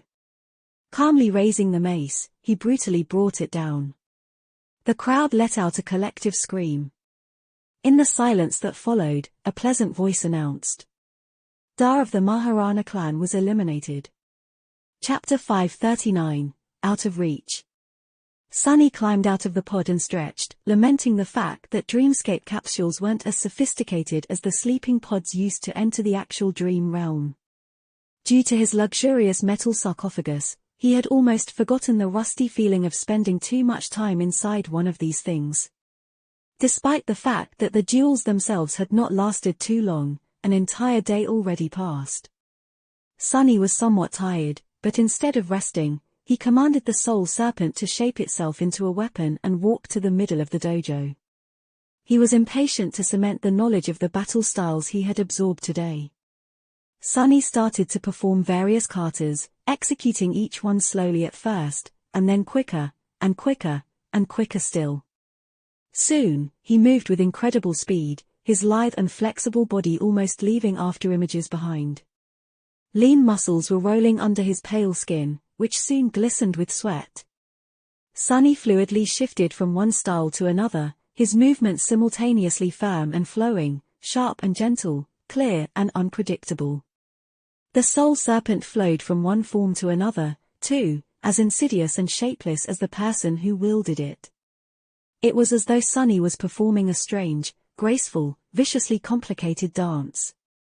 His three shadows danced with him, moving swiftly on the ceramic plates of the armored floor. If Sunny could look at himself right now, he would be surprised to see that his movements were eerily similar to the dance that the young slave girl had once performed in his dream. But while her movements were beautiful and smooth, his were deadly and sharp. Hers were flawless, while his were slightly crude as if he had not mastered his art yet. I can feel it, the second step. I can feel it, but why can't I reach it? Something is missing. After a long time, Sunny tiredly fell on the cold ceramic floor and remained motionless for several minutes, his chest moving heavily. There was a tired, but determined expression on his face. More, I need more. More and better. In the morning, Sunny had some free time before he had to enter the dreamscape again. Making himself a cup of tea, he relaxed in a comfortable chair and took out his communicator. After yesterday, the number of duelists remaining in the tournament had drastically reduced. Now, there were only 32 of them left. Each one was a formidable opponent, so Sunny decided to study their previous fights a bit. Luckily, all the recordings were readily available on the network. His were, too. Now I am even more sure that Mongrel is a legacy. Or an actual demon. Who else could have defeated that monster, Dar? Oh, Mongrel knew that this guy was an archer, so he even offered to give him time to get away. He's so cordial, so noble, what an inspiration. You mean an actual demoness, right? Sunny shivered and, not even trying to look at the comments, hurriedly scrolled past these videos to start doing his research. Maybe one of these guys will help me advance to the next level of shadow dance. Out of curiosity, he also glanced at the cohort competition leaderboard. The team that was currently in the first place was called Librarians and, weirdly, consisted of only 2 people. Their aliases were Unorganized Laundry and Isa, which didn't tell him anything. But considering that these 2 were currently dominating much larger cohorts, they must have been a truly fearsome duo. Initially, Sunny had only joined the Dream Tournament to reap the alluring rewards, so he had not thought much of it. But now, he was starting to suspect that it was going to be a humbling experience. He had already faced several troublesome opponents that earned his reluctant acknowledgement, and things would only get exponentially harder from here. Due to his recent progress, Sunny had allowed himself to become a little vain. He was stronger and more experienced than most of the awakened he met, so he had almost forgotten to always expect the worst. Seeing these powerful awakened helped him remember how dangerous it was to underestimate the enemy.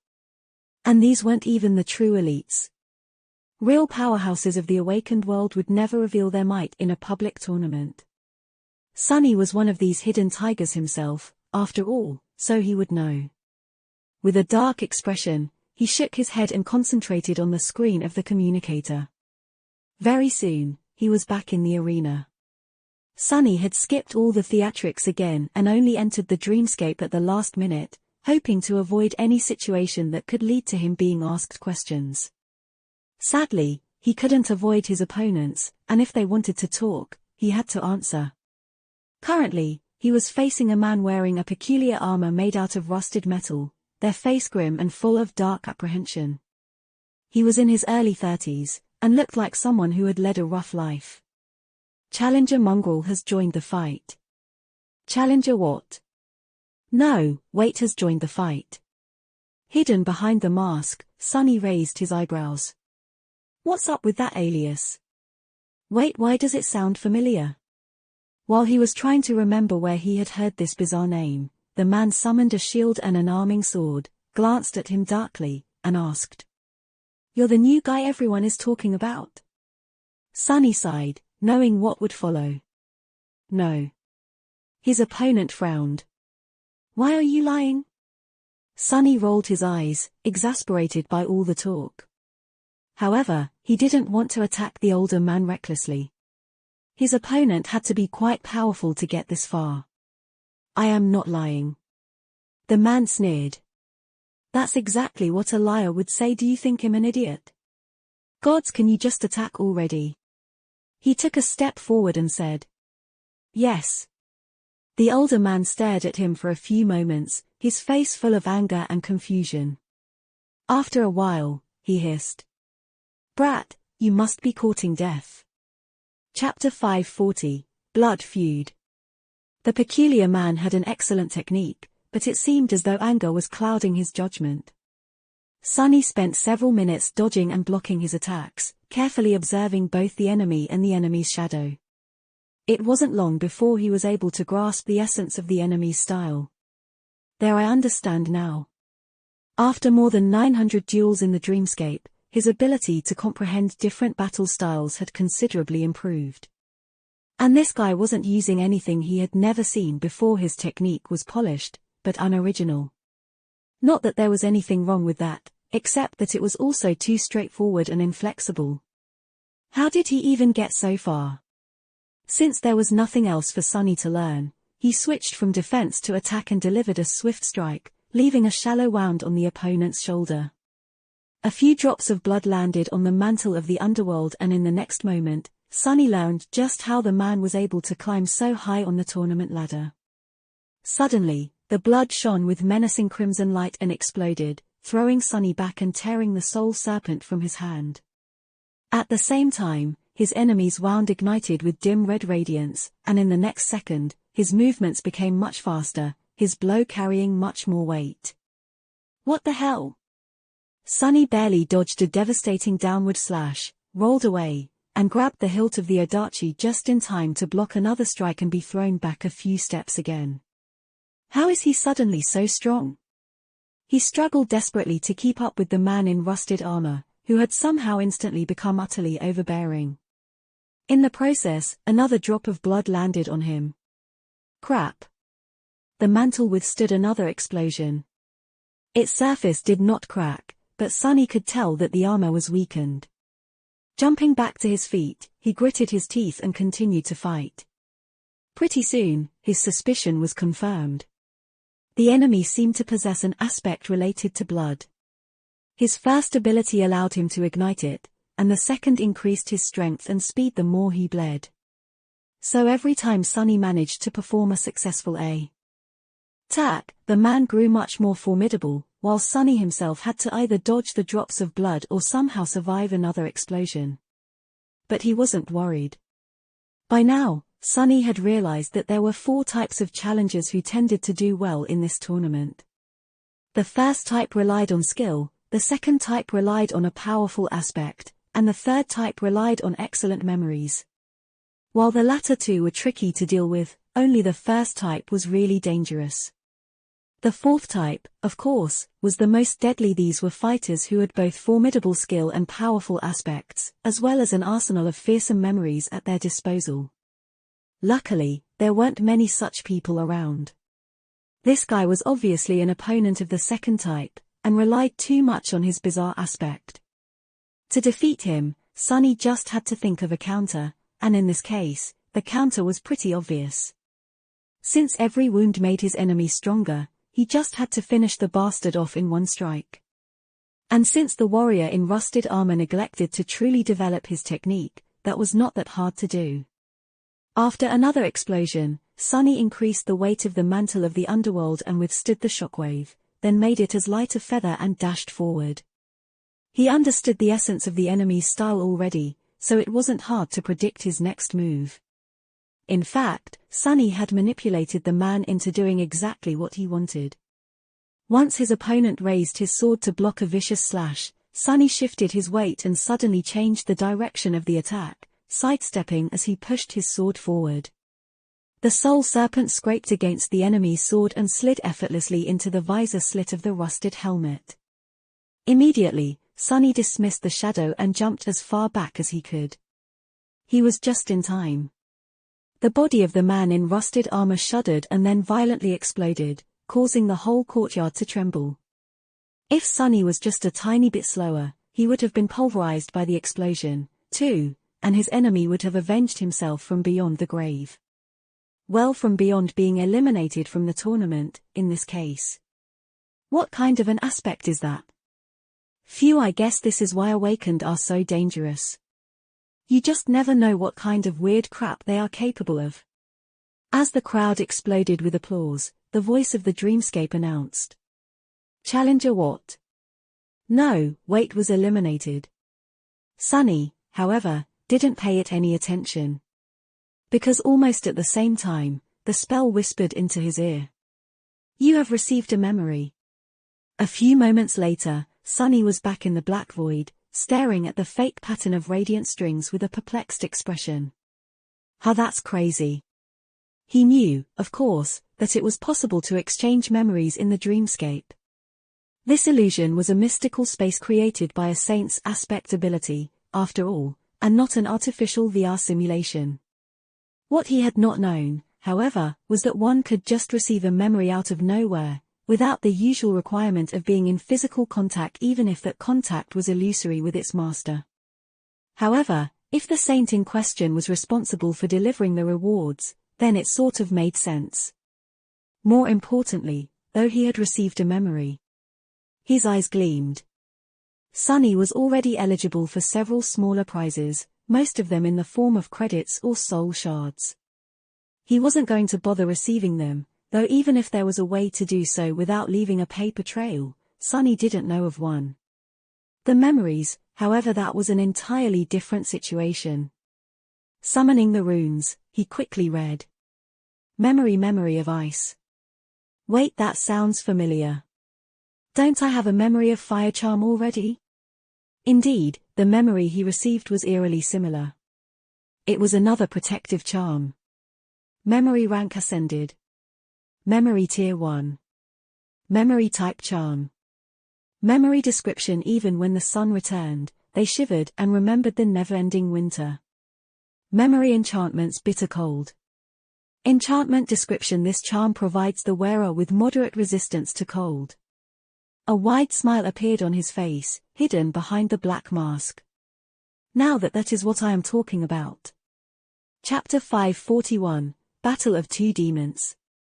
An incredible win by Lord R, by Mongrel. Looking at the cloud of blood rising above the arena, Siklus couldn't contain his enthusiasm. Today, there were no simultaneous duels, as there were only 32 contenders left.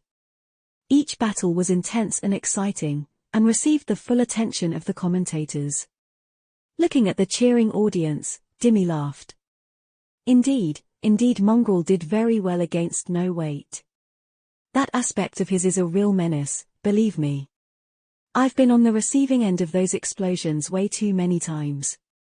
Dimmy had been one of the first renowned duelists of the Dreamscape, back when it had been just growing popular 10 or so years ago, so he was talking from experience. Siklus glanced at the chat, knowing that it was a good time to involve the viewers in the discussion. Coincidentally, he noticed a comment concerning something that he himself was curious about.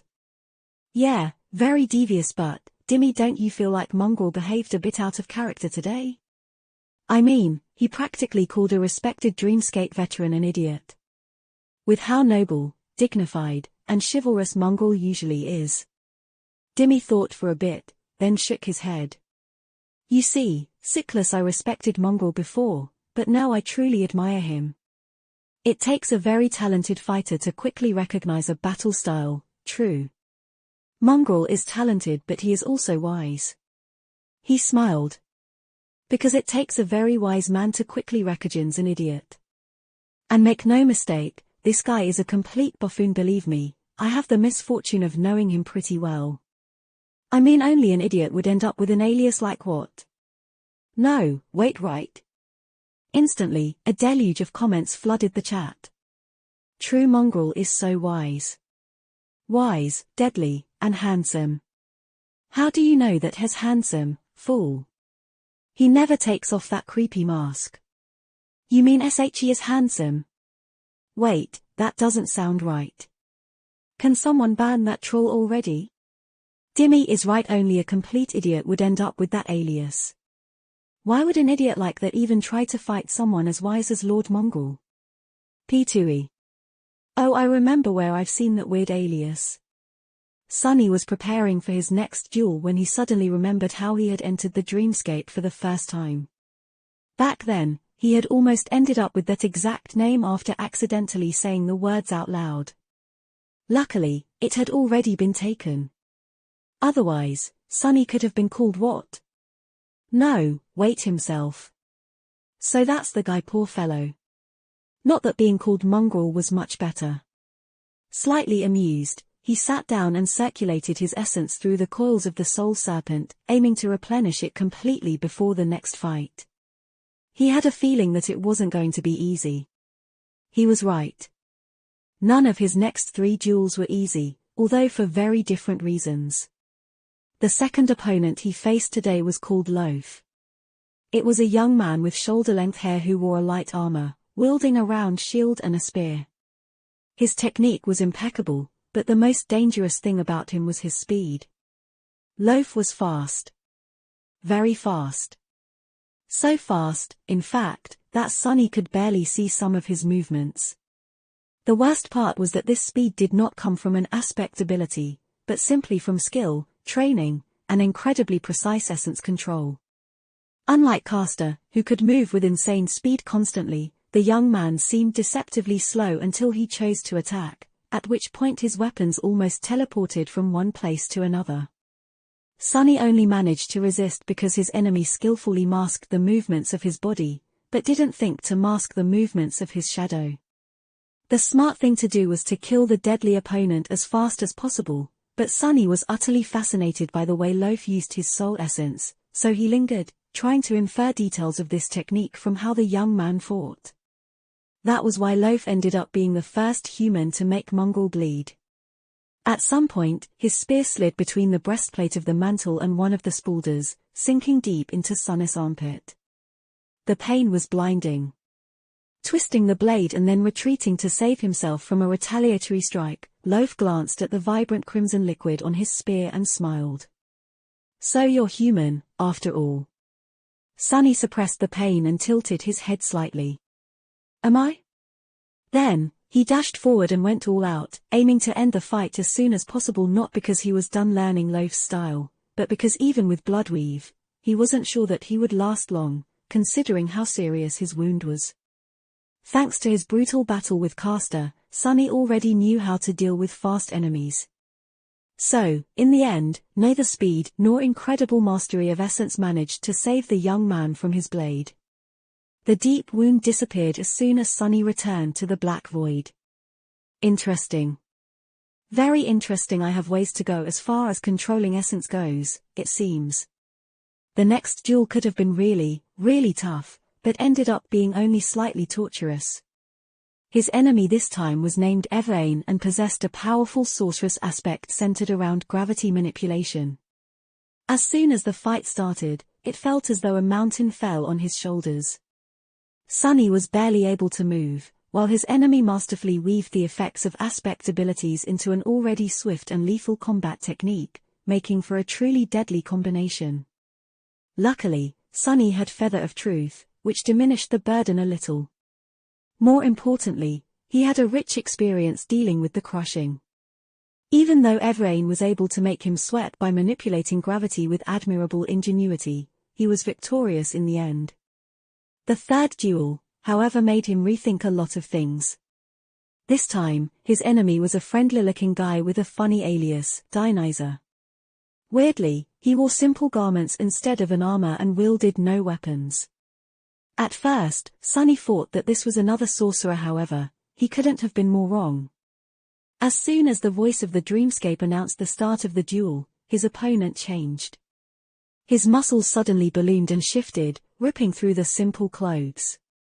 His skin glistened, becoming covered by metallic scales.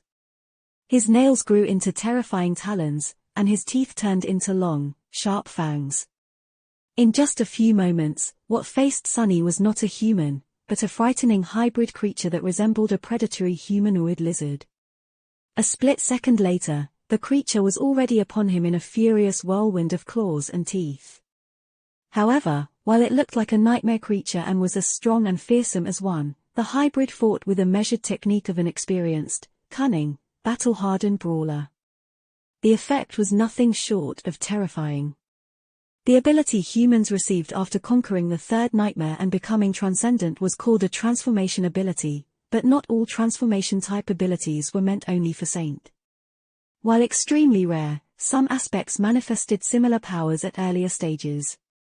Song Sishan possessed an aspect like that, as well. However, while Sunny knew that such awakened existed, this was his first time facing one in battle. And what a battle it was!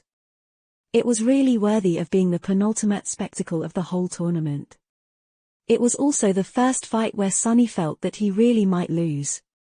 The enemy was just too strong, ferocious, and overbearing while also being skilled, intelligent, and subtle. Fighting him was like fighting a devil, or a demon at least. In fact, while Sunny had no idea, this was what their duel was being called on the network, the Battle of Two Demons. And one of these demons was bound to fall. Under the stunned gazes of numerous spectators, both those in the dreamscape and those watching the broadcast on the screens of their communicators, Mongrel was pushed back by the rampaging monster, his dark Odachi sliding off the steel scales without leaving even a scratch on them. Nothing he did seemed to have an effect. But then, something changed. At some point, the demonic swordsman dismissed his great blade and lunged into a violent, terrifyingly brutal hand-to-hand combat with the towering creature, using his fists, legs, and even the horns of his mask to attack the enemy. His style changed, turning savage and vicious, insidiously deadly, and utterly ruthless. Those who followed Mongrel for a while and knew a fair share about combat were stunned to recognize that style it was the same primal, devastating way of fighting the Barrow Wraiths had used during the recent Gate disaster. So Mongrel was able to learn from nightmare creatures, as well. What a terrifying thought. The uncompromisingly cruel brawl lasted for a dreadfully long time. In the end, both fighters were bloodied and broken, their bodies battered, but their murderous wills as sharp and unshaken as ever.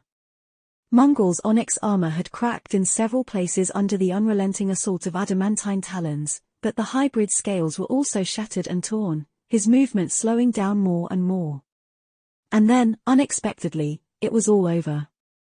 Mongrel had caught his enemy into an armlock, and then bent, straining with all his might.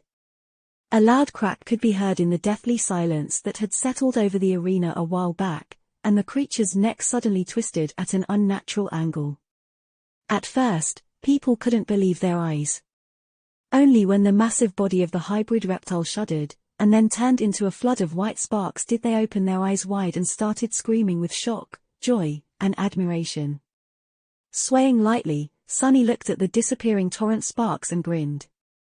One more left. Gee, I wonder what he'll get this time. Chapter 542, Polite, Reasonable Online Discussion. Sunny had received generous rewards for these 3 duels, well, for 2 of them, at least. One was an ascended memory of the 2nd tier, which was an arrow. The second was an ascended shield of the 2nd tier.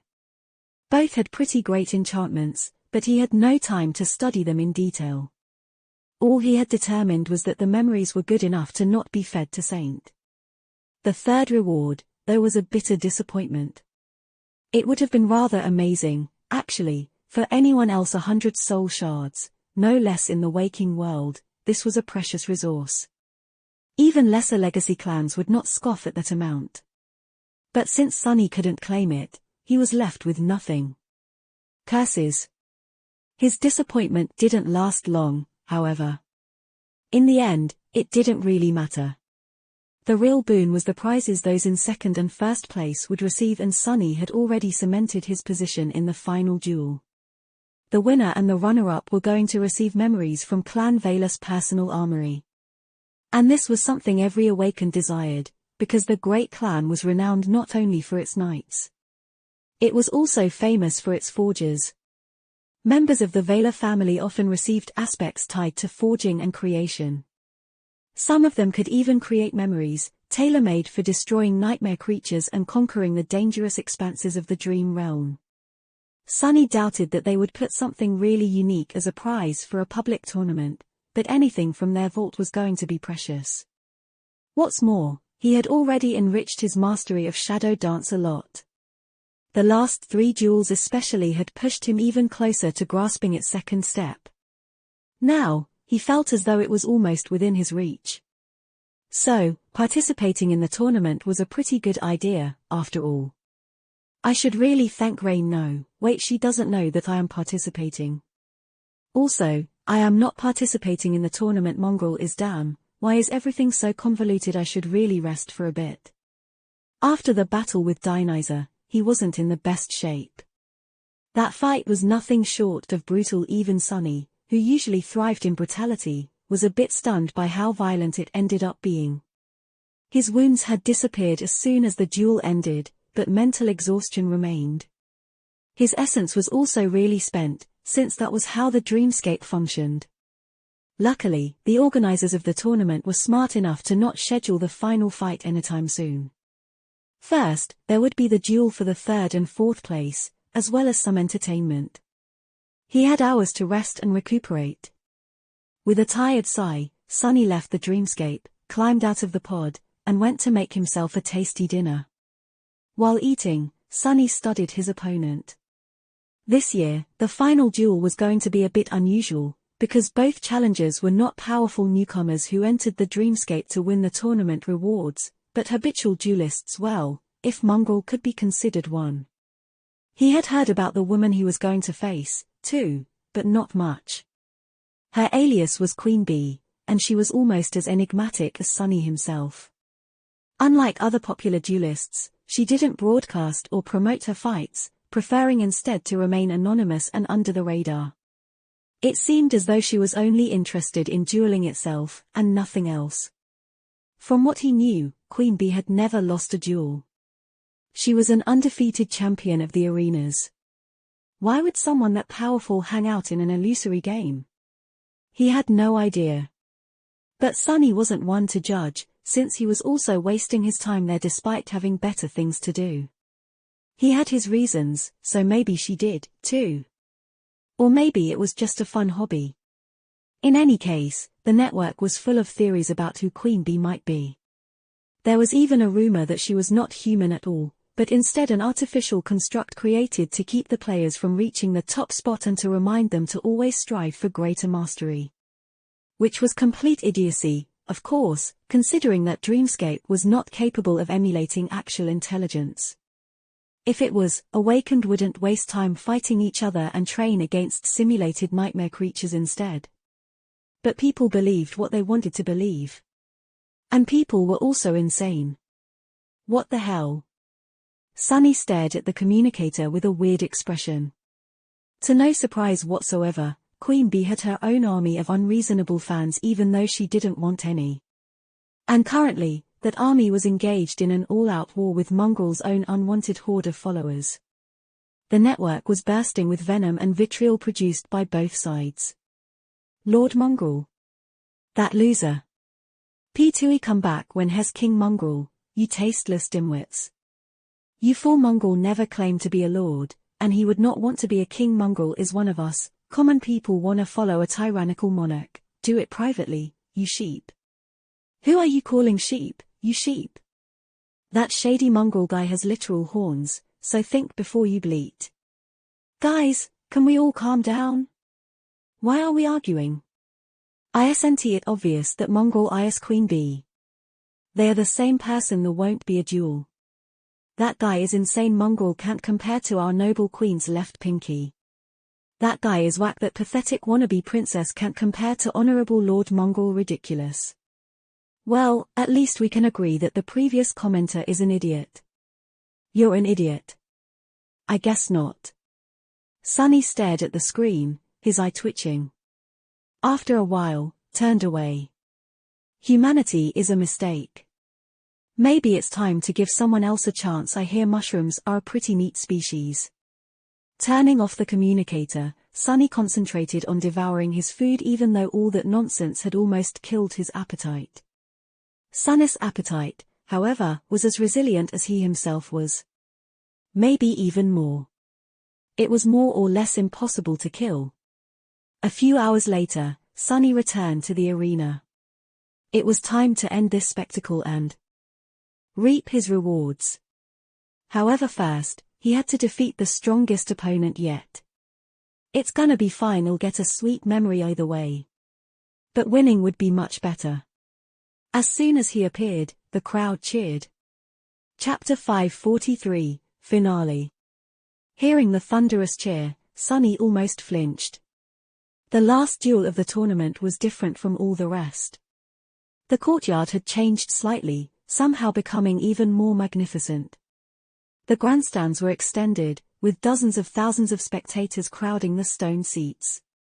Their cheers blended into a deafening, excited roar that rose and fell rhythmically, like the sound of a turbulent sea. Rose petals were raining from above, covering the arena in a beautiful carpet. No matter how cynical Sunny wanted to be about the whole thing, it was hard not to feel his blood boil at this scene. He turned his head slightly, taking in the sight of the chanting crowd. Then, his sight lingered for a few moments on a tall tribune that loomed above the arena, decorated with the vibrant vermilion banners of the great clan Valor. Since this was the final duel, very special people were going to spectate it in person. Sunny easily recognized the creator of the dreamscape, who was dressed in ridiculously colorful silken robes and looked like a parrot that had taken a bath in a tub of face powder. He still couldn't believe that this gaudy clown was an actual saint. The person near him had to be the representative of Valor, then. Sunny couldn't see much, and just noted that it was a young woman with dark wavy hair and alabaster skin. She wore an intricate suit of lusterless, black armor and a red cape, which was the same color as the banner of her clan. Her sharp and austere appearance was in stark contrast with the saint of Dreamscape. The tribune was too far away to see any details, but Sunny wasn't inclined to stare at a legacy from a great clan, anyway. He was already uncomfortable knowing that she would be observing him fight. On the other hand, I better put up a good show. Who knows, maybe if that girl likes it, he'll receive an extra good memory. Throwing these thoughts out of his mind, Sunny finally lowered his gaze and studied his opponent. Since Sunny knew some of the best fighters of his generation, he had entertained the idea that he might have met the formidable Queen Bee outside of the dreamscape already. But no, she didn't seem familiar. The famous duelist was seemingly in her 30s, and even though the lower half of her face was hidden behind an elegant half-mask, he was sure that he had never seen her before. She stood calmly in the center of the arena, as if not affected by the cheering crowd and the esteemed guests in the audience at all. From just one glance, Sunny knew that he was looking at a combat master. Everything about the regal woman spoke of skill, grace, and resolve. She wore a light metal armor and wielded a slender estoc, its blade long and sharp. There was a strange serenity about her that somehow seemed simultaneously alien and familiar. Clarity? This is the same vibe Neff sometimes gave off. Indeed, it was the same type of clarity that Nephis, and Sunny himself, possessed. But while Changing Star was sharp and inevitable like a striking sword, Queen Bee was not. On the contrary, she seemed deceptively placid. What a weird contradiction. The woman studied him, too, allowing Sunny to look her in the eyes. They weren't blue, grey, green, or even purple, and instead seemed to shift from one color to another, as if reflecting her mood. The strangest thing about them, though, was that those weren't the eyes of a killer. Sunny knew how to recognize one, because he was a killer himself. He suppressed the desire to scratch the back of his head. Her combat master, but not a killer. Don't tell me that this is really just her hobby. What kind of a hobby was that? In any case, this was going to make things a little easier for him. Sure, Queen Bee might have been a prodigal duelist, she wouldn't have gotten to the finale of the tournament otherwise, but without the killing instinct, defeating someone like Sunny would be nearly impossible. For him, combat was not something interesting or engaging. It was not something he did for fun, or even his profession. It was simply his life. God of War was not called the God of Life for nothing. Life was a constant, brutal struggle, and Sunny knew it better than most.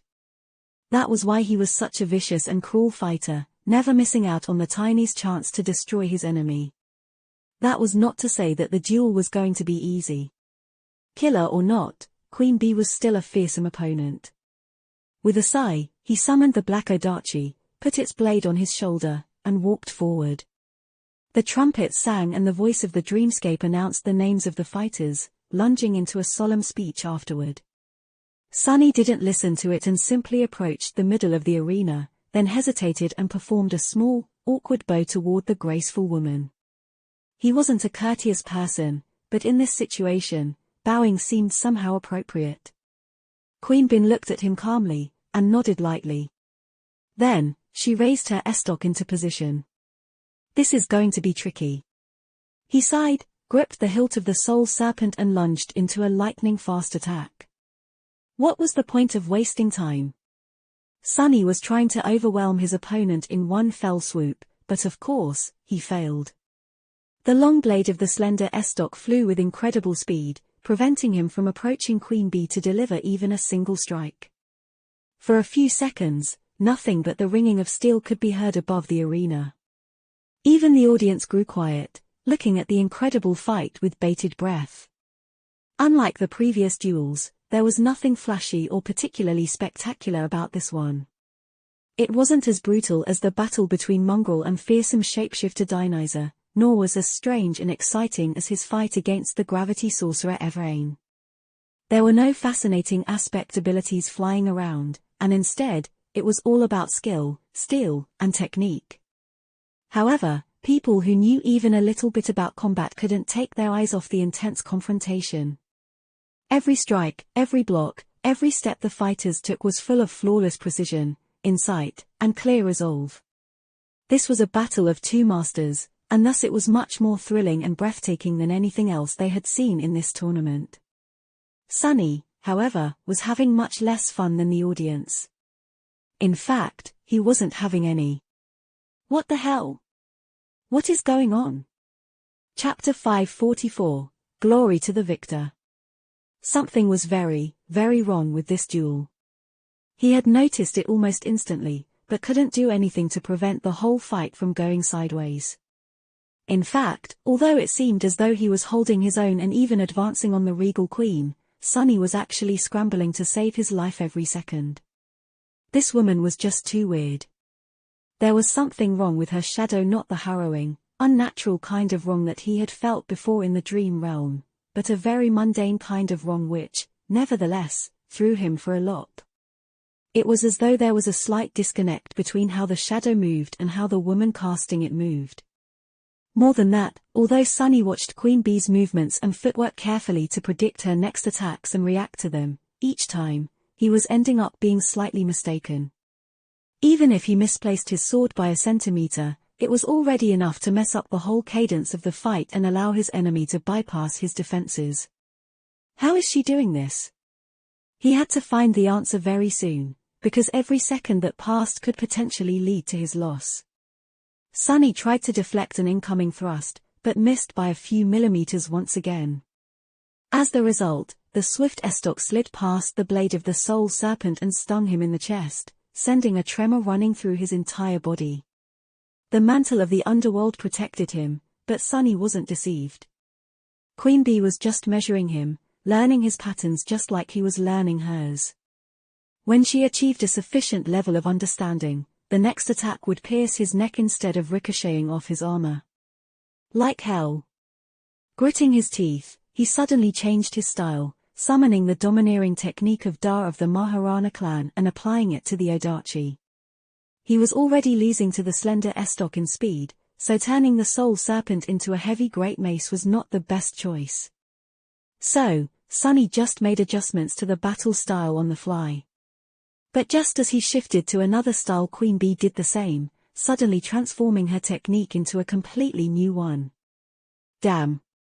They continued to fight, moving swiftly across the arena as their swords clashed against each other. Sunny was still at a disadvantage, which was only growing larger and larger as the seconds passed. Both fighters were proficient in various styles and could switch from one to another almost instantly, which made the duel especially thrilling. The audience was going crazy. Sunny was going crazy, too, but for an entirely different reason. Think.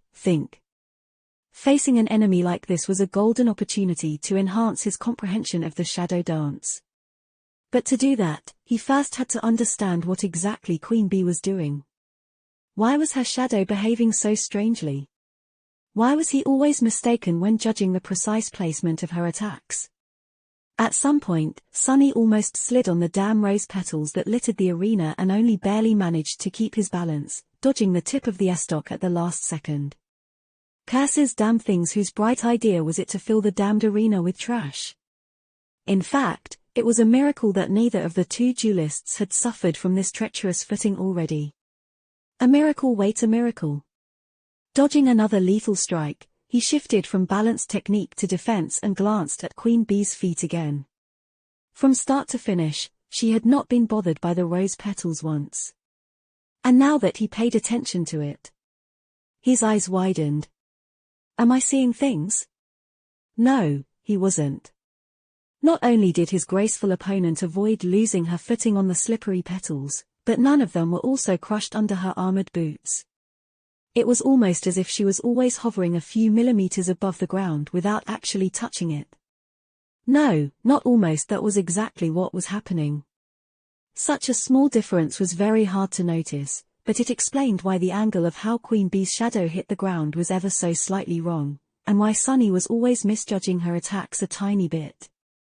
A few millimeters was a very minuscule amount, but in a battle as precise and calculated as theirs, it made for a huge difference. Hell! Was he right? There was only one way to find out. Sunny continued to fight for a few seconds, thinking carefully. He didn't correct his mistake, knowing that giving away his new understanding of Queen Bee's aspect ability, if it was an ability, would be a wrong move. Instead, he had to construct a trap and end the fight with it. But trapping someone as skilled and talented as his current opponent was not easy. In fact, deceiving someone who had clarity was a very tall task. Luckily, Sunny was a skilled fighter himself. But better yet, he was an even more talented deceiver.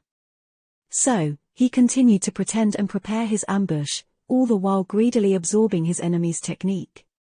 Now that he knew the secret, he could see it much more clearly. At some point in the duel, Mongrel seemed to finally make a mistake.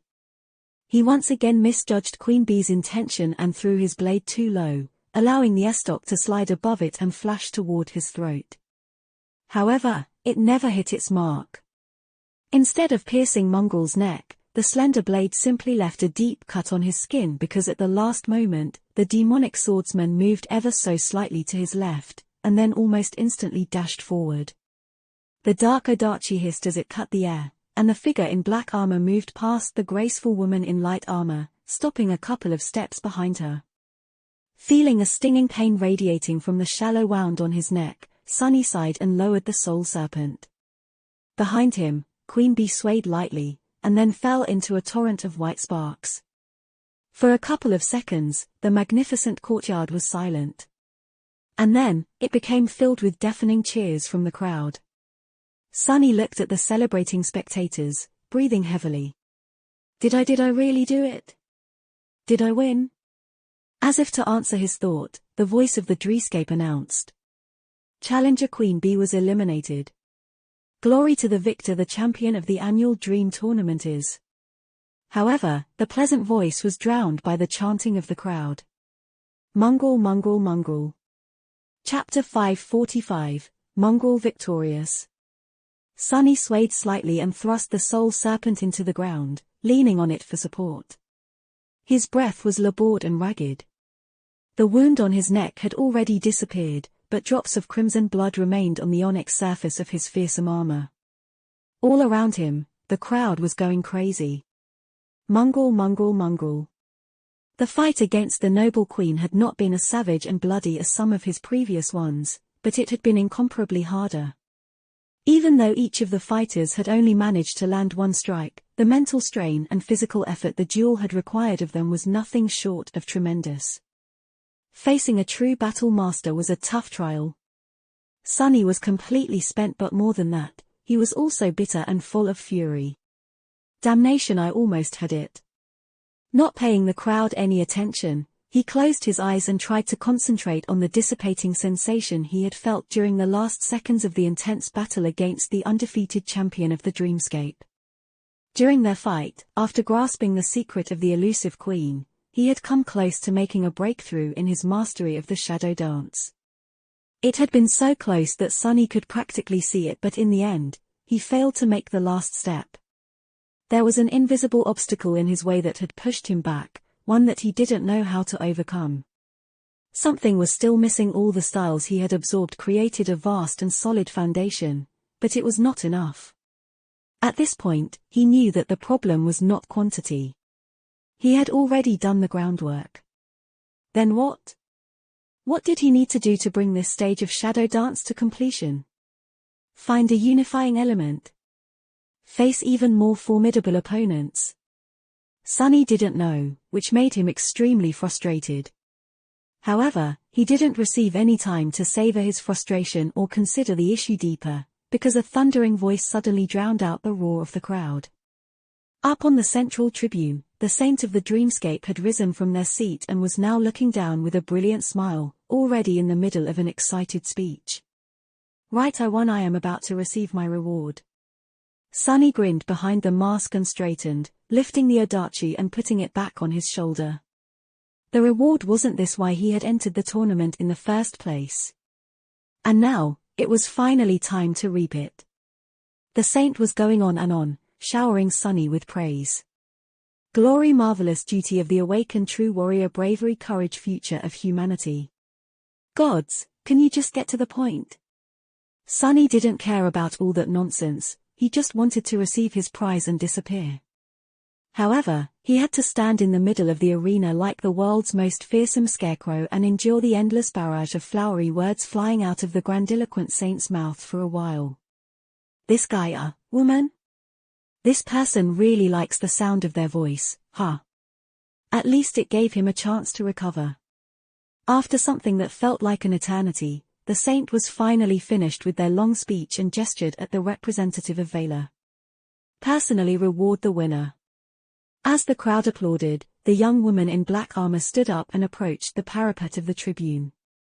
Then, smiled at the audience and looked down at Sunny. Suddenly, he felt a small shiver run down his spine. The young woman was smiling in a friendly manner, but her eyes were as cold as the sharpest of swords. They were also of a strange, vibrant color, bright red, the same as her full lips and vermilion cape. With her alabaster skin and raven black hair, she looked both beautiful and daunting, like a lethal blade. The pressure she exerted could be felt even from where Sunny stood. A master. The young woman spoke, her raspy voice easily reaching all across the arena. It sounded friendly enough, as well as strangely familiar, for some reason. I am Ascended Morgan of Clan Valor.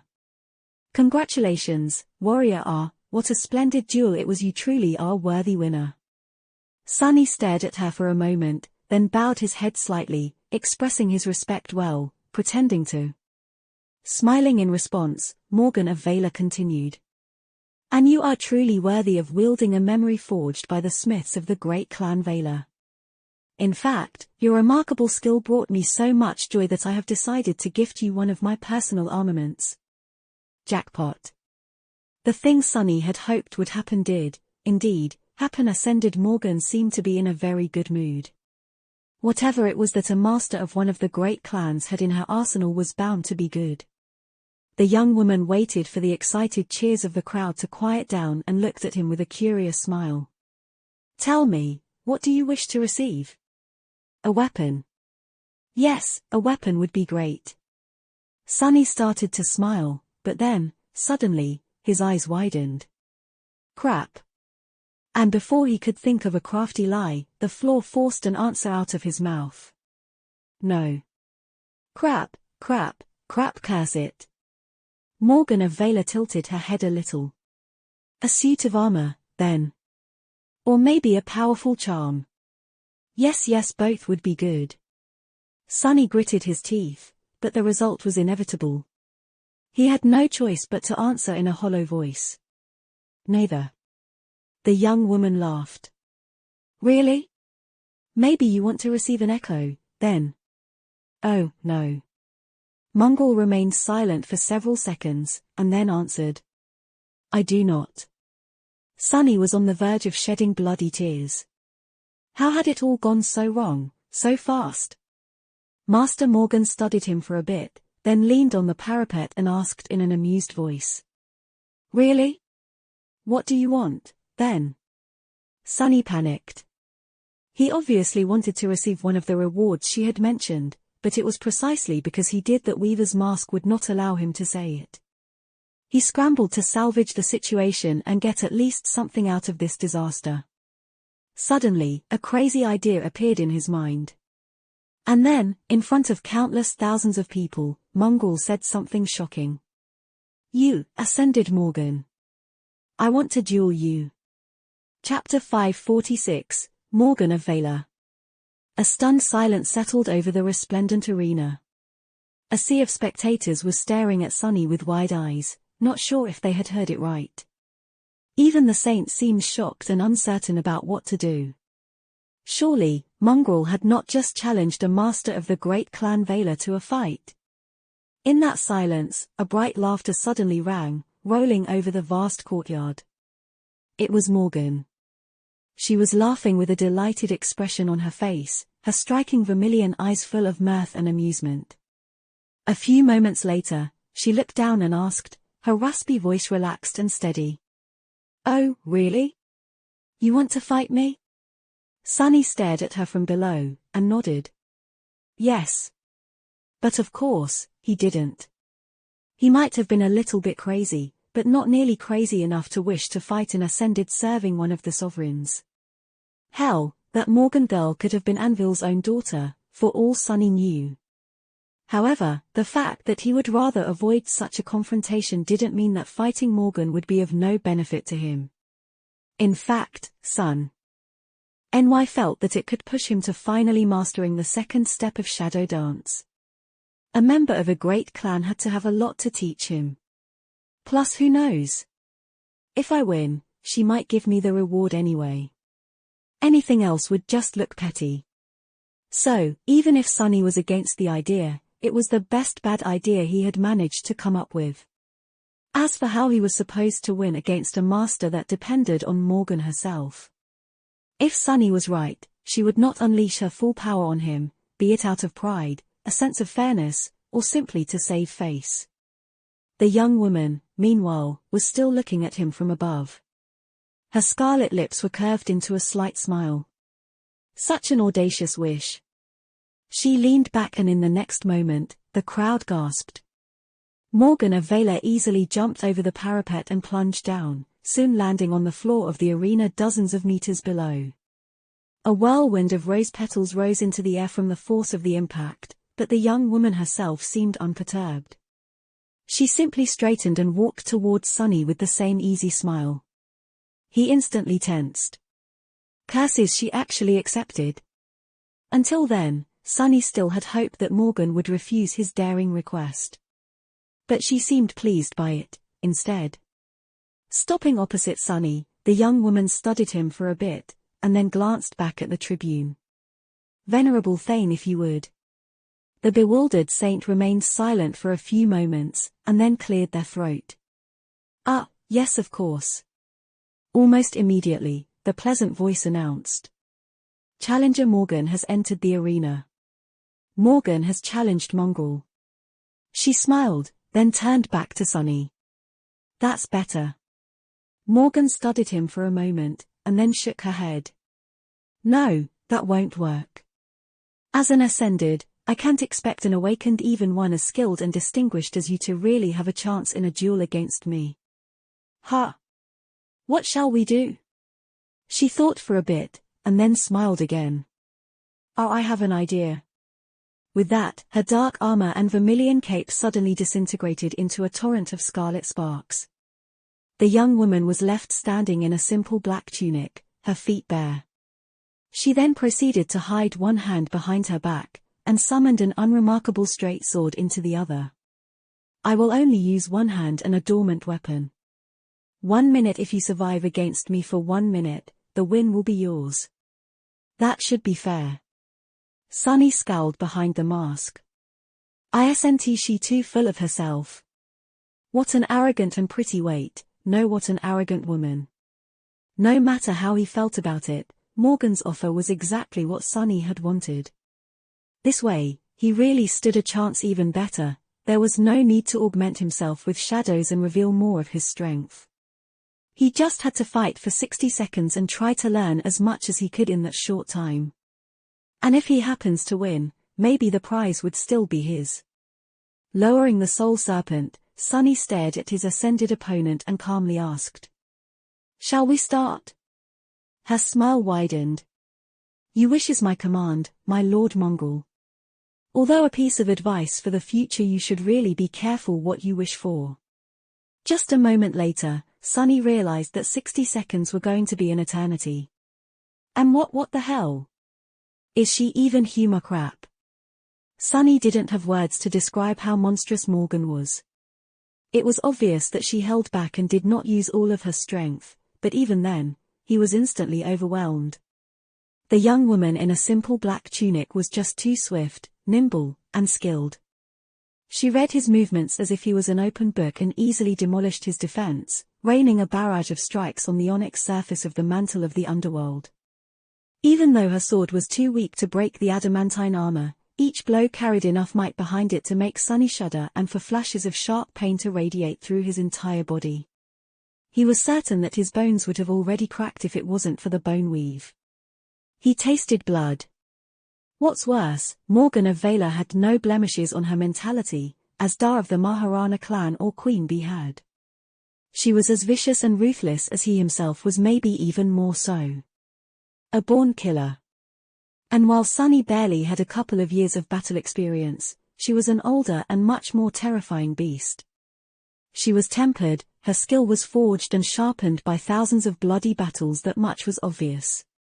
Just a few seconds later, he was already barely staying alive. Curse it, how I am supposed to survive that? Chapter 547, Forged by Battle.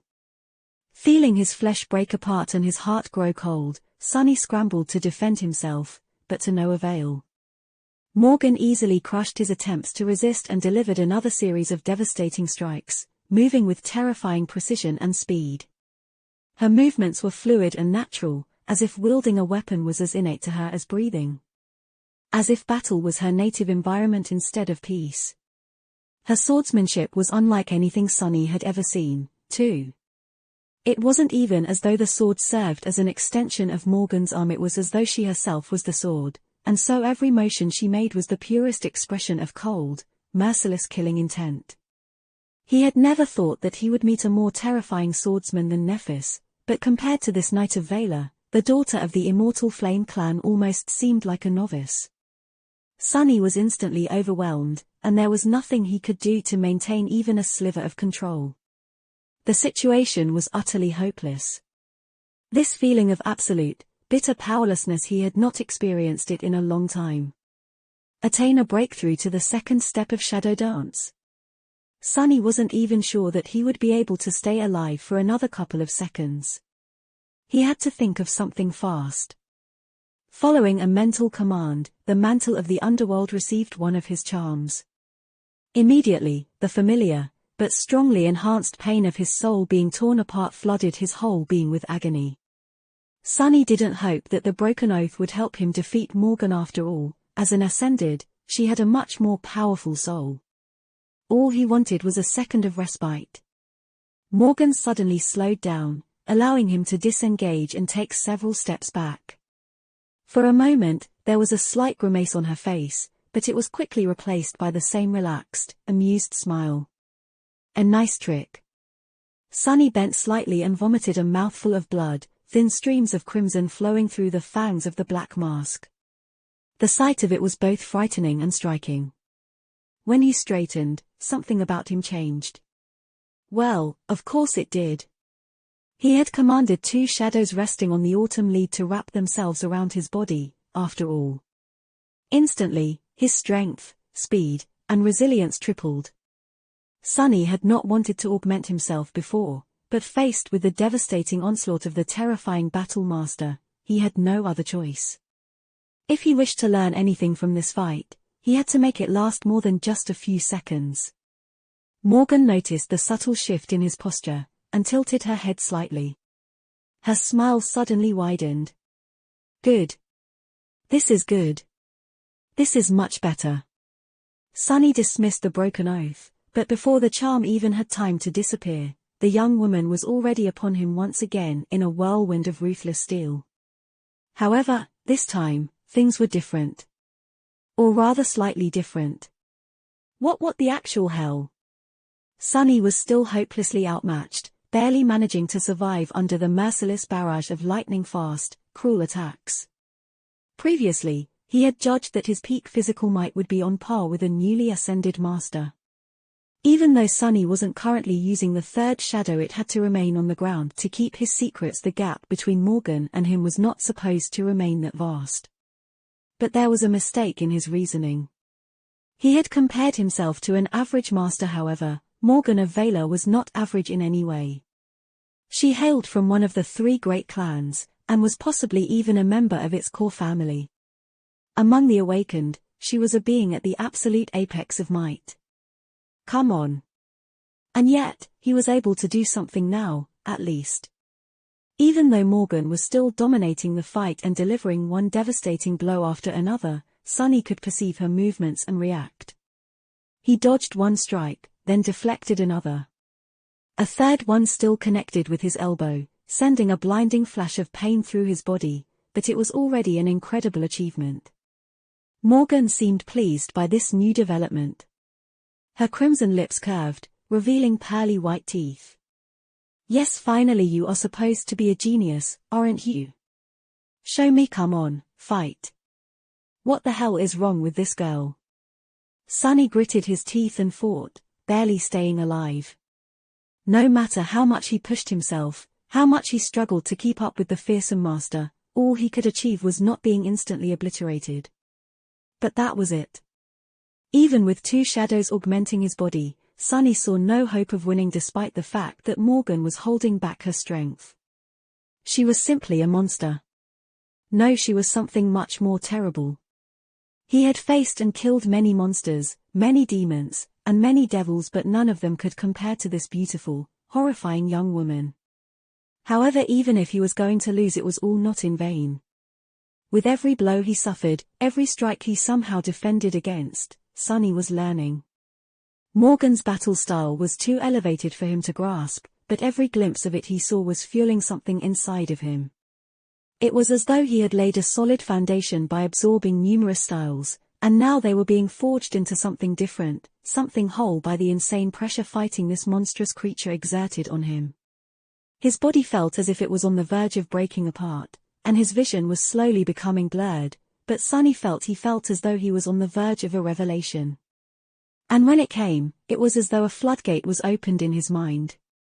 Suddenly, all the disparate fragments of knowledge he had absorbed formed into a cohesive tapestry, allowing him to see the shared logic between the various styles he had learned.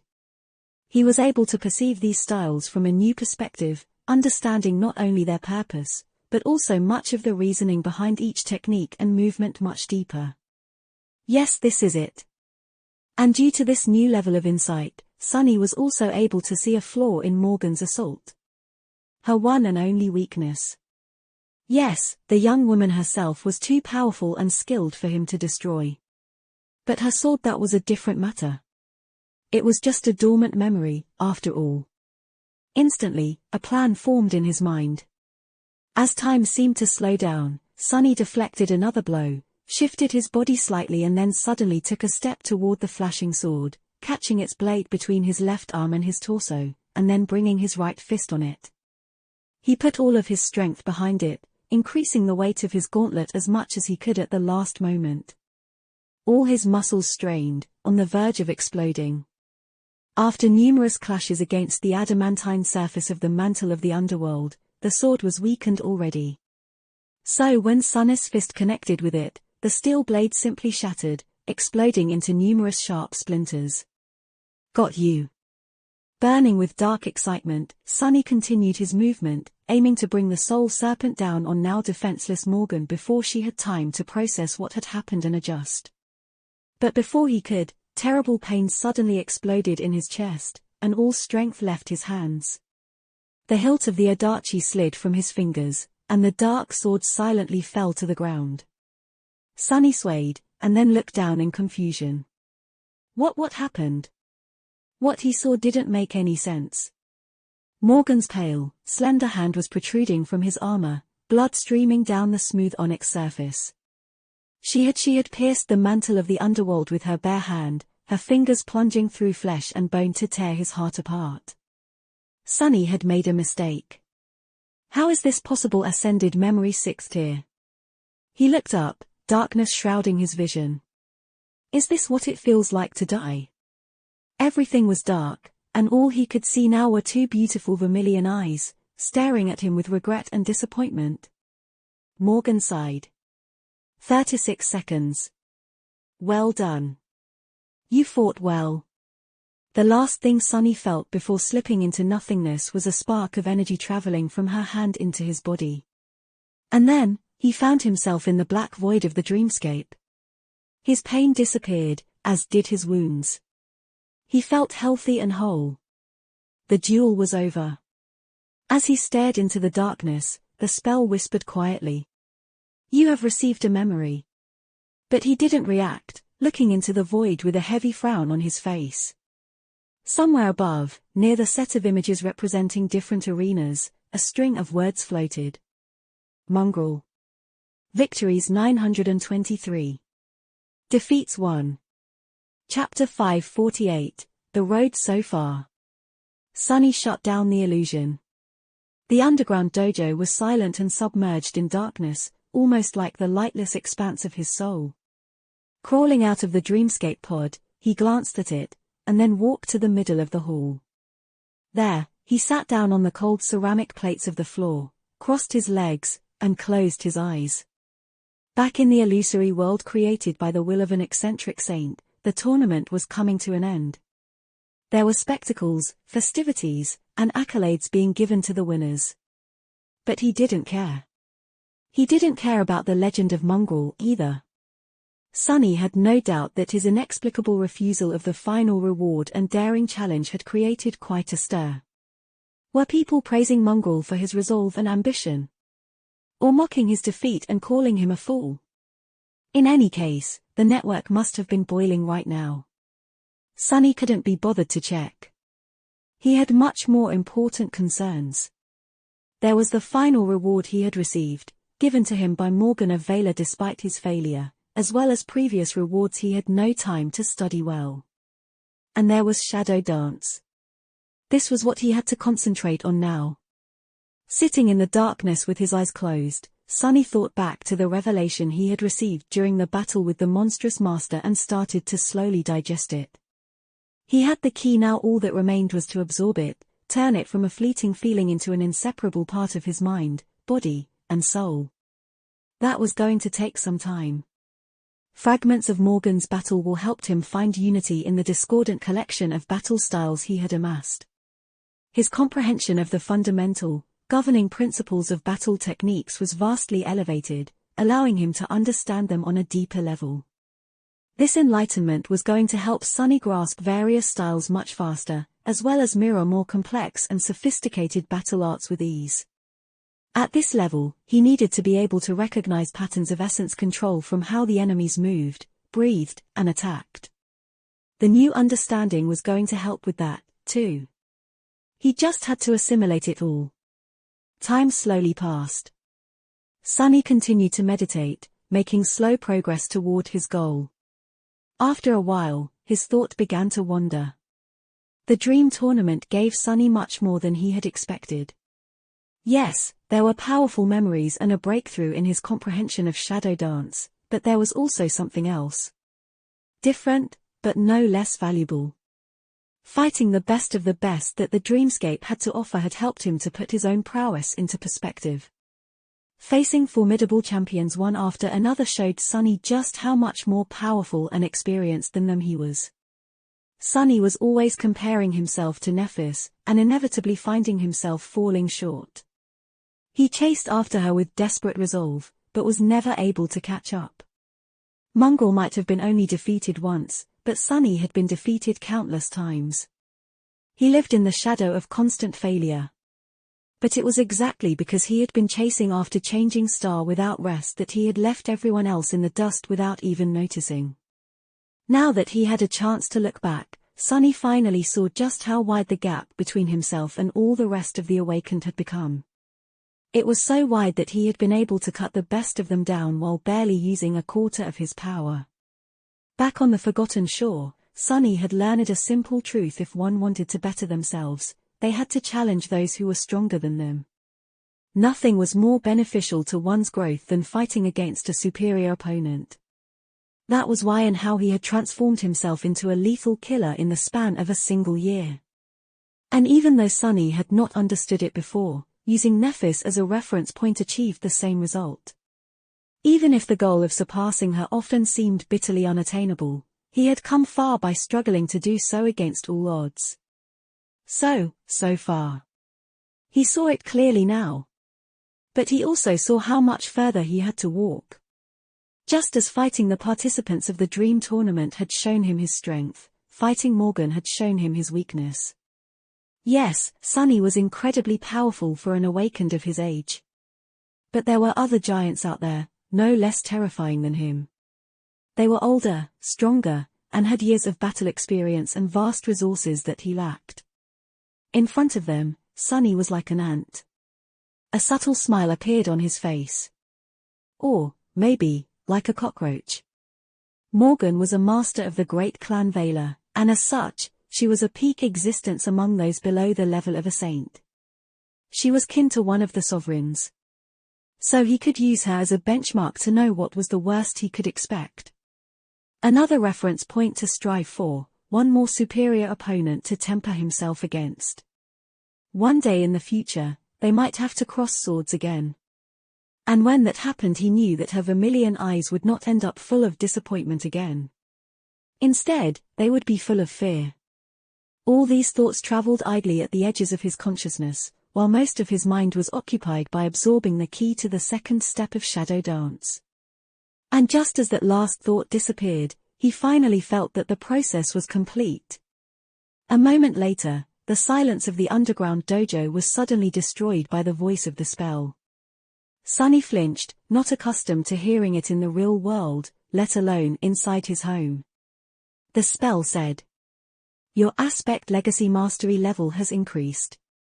You have received the right to claim a legacy relic. Your shadow has evolved."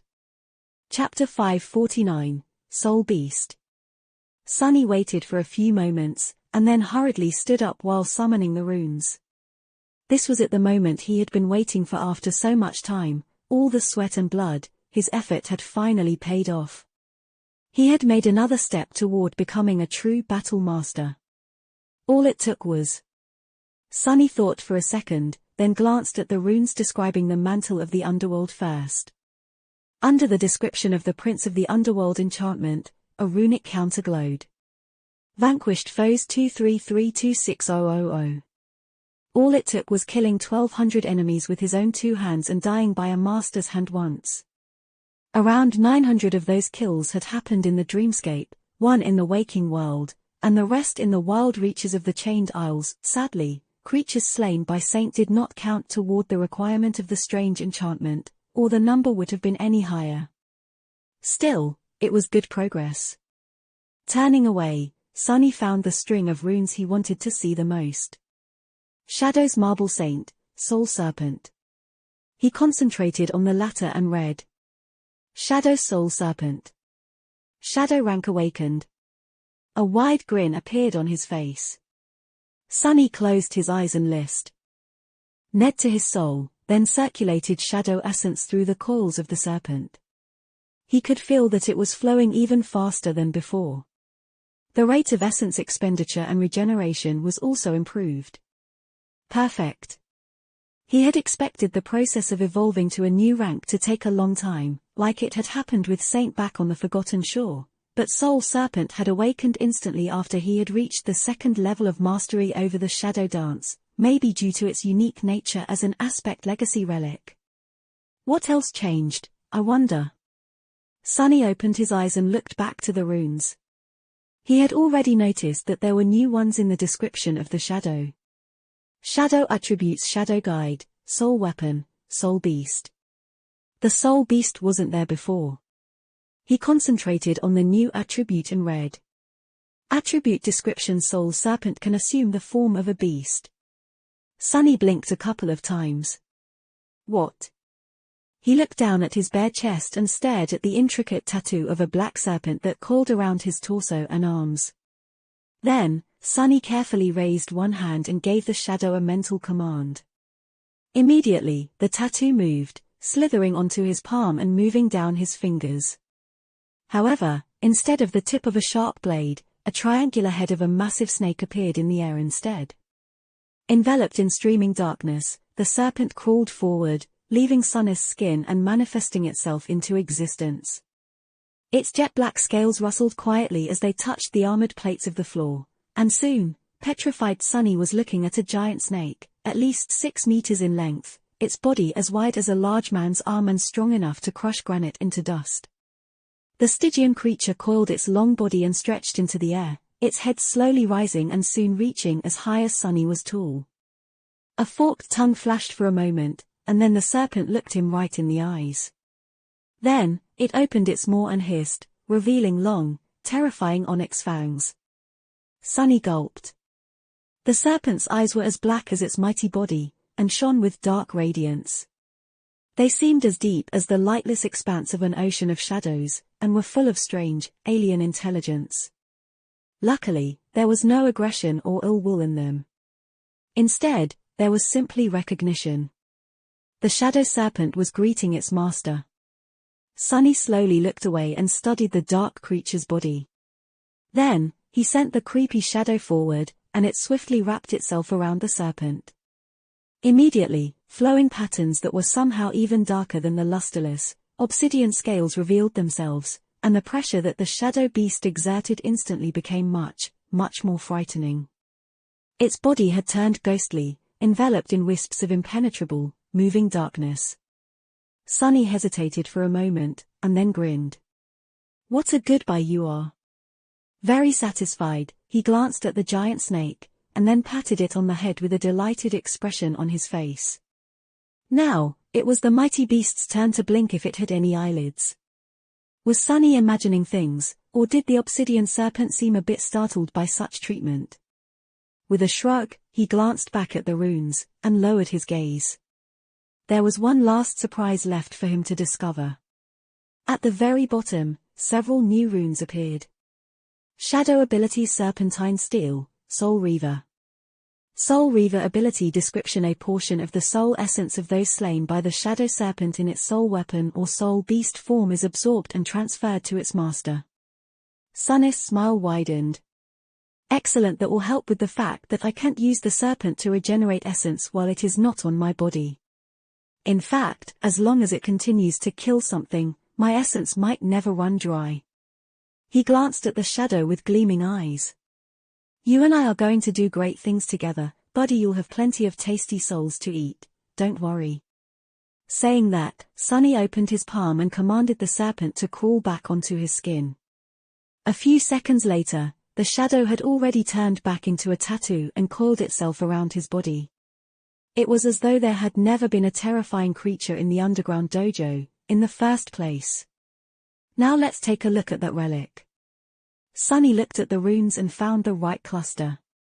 Aspect Legacy Shadow Dance. Shadow Dance Mastery Level 27. First relic claimed. Second relic claim. Third relic unearned.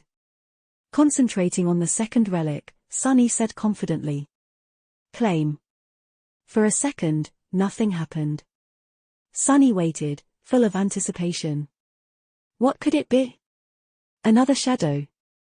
A weapon? An armor? Maybe a charm or a tool or something more unexpected. A new attribute, perhaps. And then, answering his call, the spell spoke from the darkness. You have claimed an Aspect Legacy relic. You have received a memory.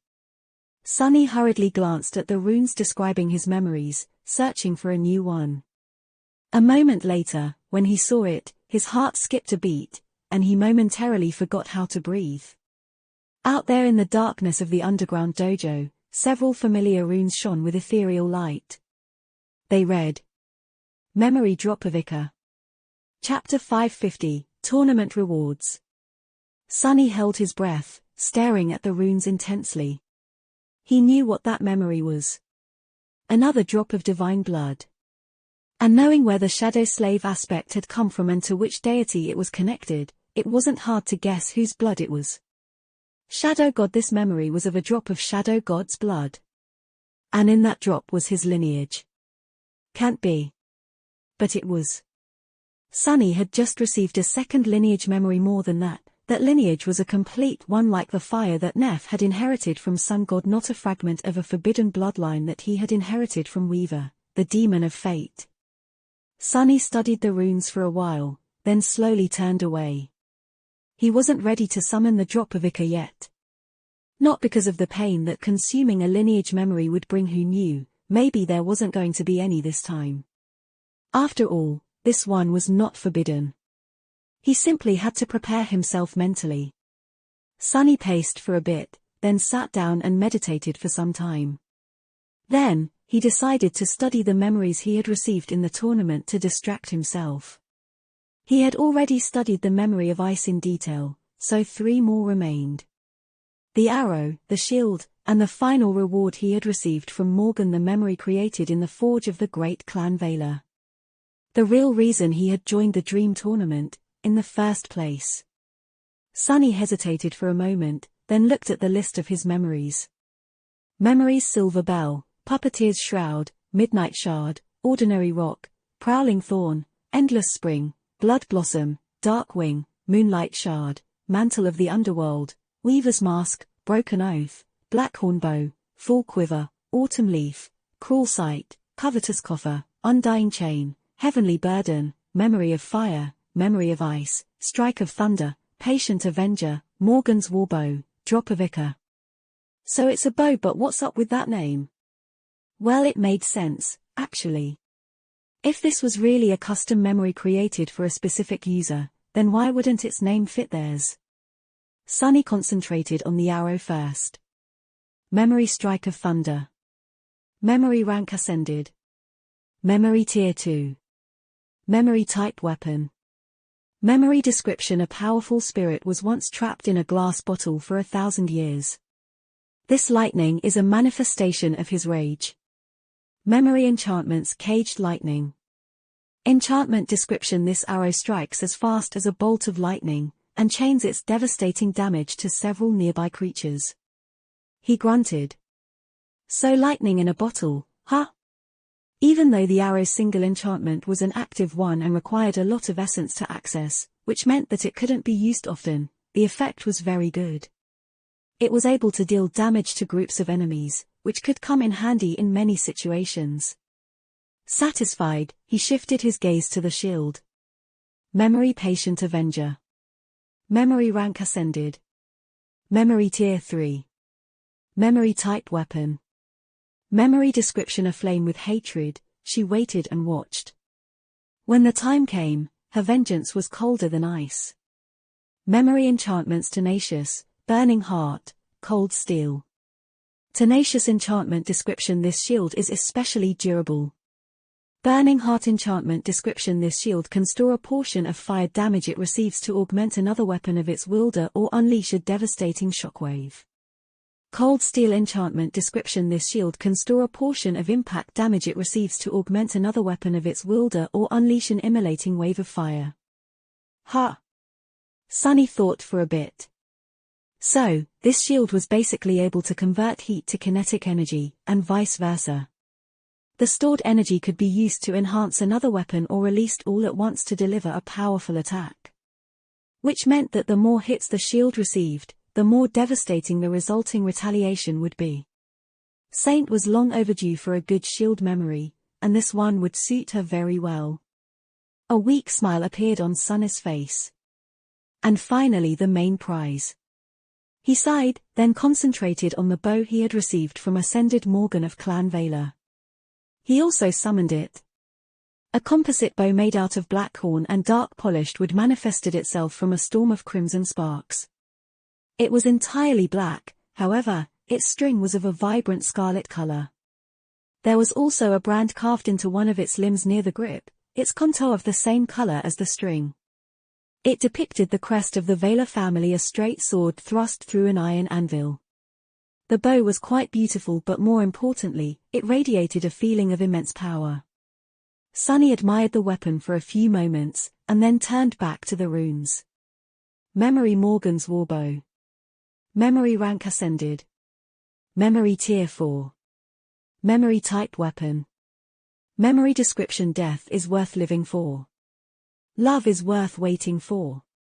How romantic and how morbid. Sunny didn't know who created this description, the spell itself or the person who had forged the bow. If it was the latter, then maybe this was a message to Morgan, or a lesson the spellsmith wanted to impart to her. But what kind of a lesson was that? Curious, Sunny looked beneath the surface of the black bow, wishing to see if the spellweave of a memory created by a human was different from that created by the spell. However, it seemed pretty much the same, vast, inconceivably complex, and eerily beautiful. In any case, he was excited to see that this memory was of the 4th tier. It was powerful, indeed no less powerful than the cruel sight. Encouraged, he continued to read the runes. Memory enchantments: soul arrows, unbending, burden of peace, death dealer. For enchantments, first 2 are passive, the other 2 are active. Not bad. He concentrated on the first enchantment. Soul arrows enchantment description: this bow attunes to the soul of its wielder and is capable of creating arrows that share its affinity. Unbending enchantments description: this adamantine bow demands a giant's might to be bent. Because of that, arrows shot from it travel as far as the eye can see, and strike with terrible strength, piercing both armor and flesh. The passive enchantments were not bad, to say the least. Sunny wasn't sure what arrows that shared the affinity of his soul could do, but the fact that the bow itself could produce an unlimited amount of arrows was already a great boon. It basically made the full quiver, his previous arrow-type memory, pale in comparison and completely redundant. Each of the soul arrows would also share the tier and rank of the warbow that created them, which was simply incredible. To test it, Sunny grabbed the sting and tried to draw the warbow. Even with all his strength, Sunny was only able to do it after augmenting himself with 2 shadows. As soon as the string moved, a black arrow that looked as if it was made out of solidified shadows suddenly appeared on it. Sunny released the string, and in the next moment, one of the armored plates on the opposite wall exploded. Crap. He stared at the broken plate dejectedly, then sighed and looked back to the runes. Burden of Peace enchantment description: after soul arrows pierce the flesh of an enemy, their weight can be drastically increased. Interesting. Sunny could already think of several useful applications for this enchantment, be it to make wounds dealt by the arrows more severe or simply to slow the enemy down. There was one last string of runes left.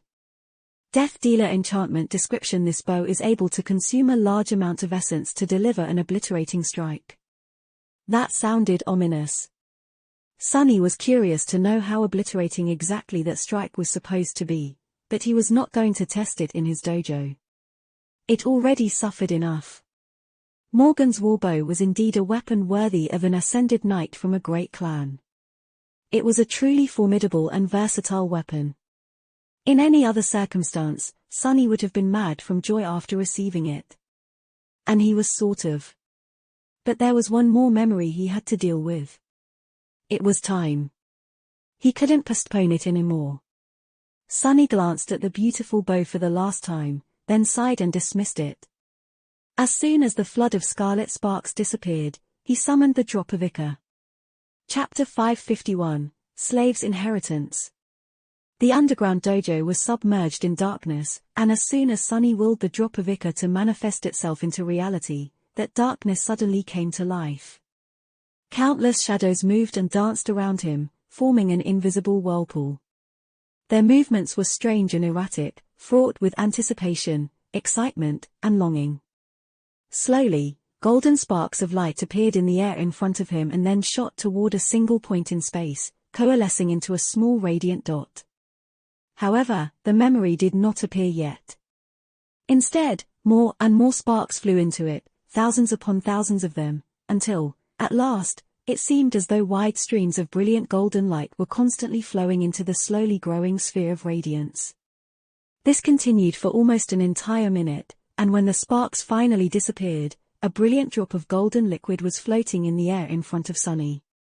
It was suffused with a beautiful light that didn't seem blinding, but was somehow able to illuminate the entire expanse of the dojo.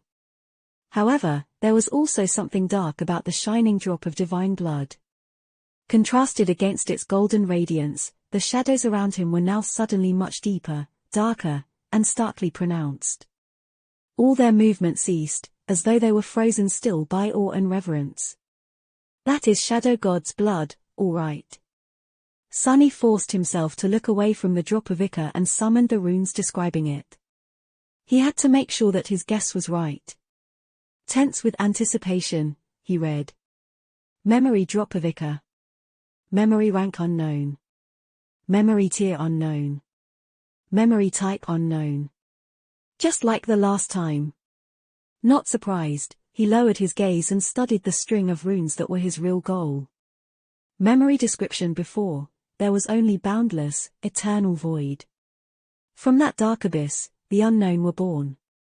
Just like chaos itself, they were endless and everlasting, vast and forever changing. But then came desire, and with it came direction. From it, the gods were born. When gods appeared, the void was not eternal anymore. When gods appeared, the darkness was not endless anymore. When gods appeared, the chaos was not orderless anymore. The gods appeared, and brought with them war. This drop of divine blood was spilled by Shadow on one of the battlefields of that war, before the void was bound. Sunny stared at the runes, flabbergasted. That was a lot to take in. So unlike the unknown were indeed a type of creatures. Primordial beings that existed before time, space, and even death itself, in a boundless dark void. And the gods were different from them. But also their kin. At least it was clear now what terrible enemy the gods had faced long before the Daimons and their rebellion. And why Shadow God had been compelled to create death. How else would they be able to defeat eternal creatures? Were time, space, and other concepts Sunny had always thought to be absolute also created as weapons in the war of the gods against the unknown? At least it was easy to tell which side had emerged victorious. However, the most frightening detail was that the description never said that the primordial void had been destroyed. Only that it had been bound. Was it still bound, now that the gods were dead? Sunny shivered and shook his head. The short description contained a vast amount of information, which had an even vaster amount of implications. He couldn't encompass all that in a small span of time. Maybe after I consume the drop, I'll learn more. He hesitated, then glanced at the radiant drop of golden liquid once again. Immediately, the spell spoke. This time, however, its voice did not sound subtly excited. Weird. You have acquired a Dropovica. Do you wish to consume it? Sunny sighed, remembering the agony of the previous 2 times he had decided to snack on a piece of divinity. Then, he gritted his teeth and said, "Yes. So be it. What is that supposed to?" The golden drop suddenly separated into 3 equal parts, which then shot toward his chest, abdomen, and head. The radiant droplets entered his 3 shadow cores and disappeared, dissolving into the darkness of his soul. Sunny flinched. Already? The shadows surrounding him exploded with motion, and at the same time, the darkness inside of him seethed. He felt something entering his bloodstream, a cold and unfamiliar energy that brought with it both pain and euphoria. This is it's starting. He lowered himself to the floor, preparing for the torturous process of transformation. The cold energy spread through his entire body, reaching every corner of it. It surged, on the cusp of assimilating into the very essence of his being. And then, something strange happened. Sunny opened his eyes wide in shock and horror. As the lineage of Shadow God flowed through his veins, Bloodweave suddenly surged, too. But its behavior was not at all normal, or caused by Sunny himself. It was acting of its own volition, and felt full of ominous, dark intent. And hunger. What? He was prepared for indescribable pain, but the pain never came. Instead, he could feel the cold energy being hungrily and ruthlessly devoured by the Bloodweave, like it had been starving for thousands of years. What the hell is happening? A sudden spasm ran through his body, and Sunny fell down with a short yelp. Inside of him, 2 forces were fighting for control over his very being. One was the lineage of Shadow God, and the other was Bloodweave. And despite the fact that one was complete and came from an actual divinity, while the other was fragmented and incomplete, the forbidden inheritance of Weaver was winning. It was like a savage beast that sunk its teeth into the soft flesh of its prey and refused to let go. "Stop, what are you?" And before he knew it, it was all over. The cold energy of Shadow God's lineage was gone, and Bloodweave was back to its usual self, peaceful once again, as if nothing had happened. Peaceful, but yet stronger.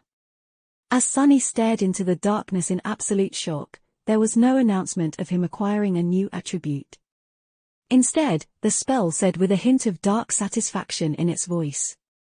Bloodweave has evolved. Boneweave has evolved. Ember of Divinity has evolved. Your memory has been destroyed.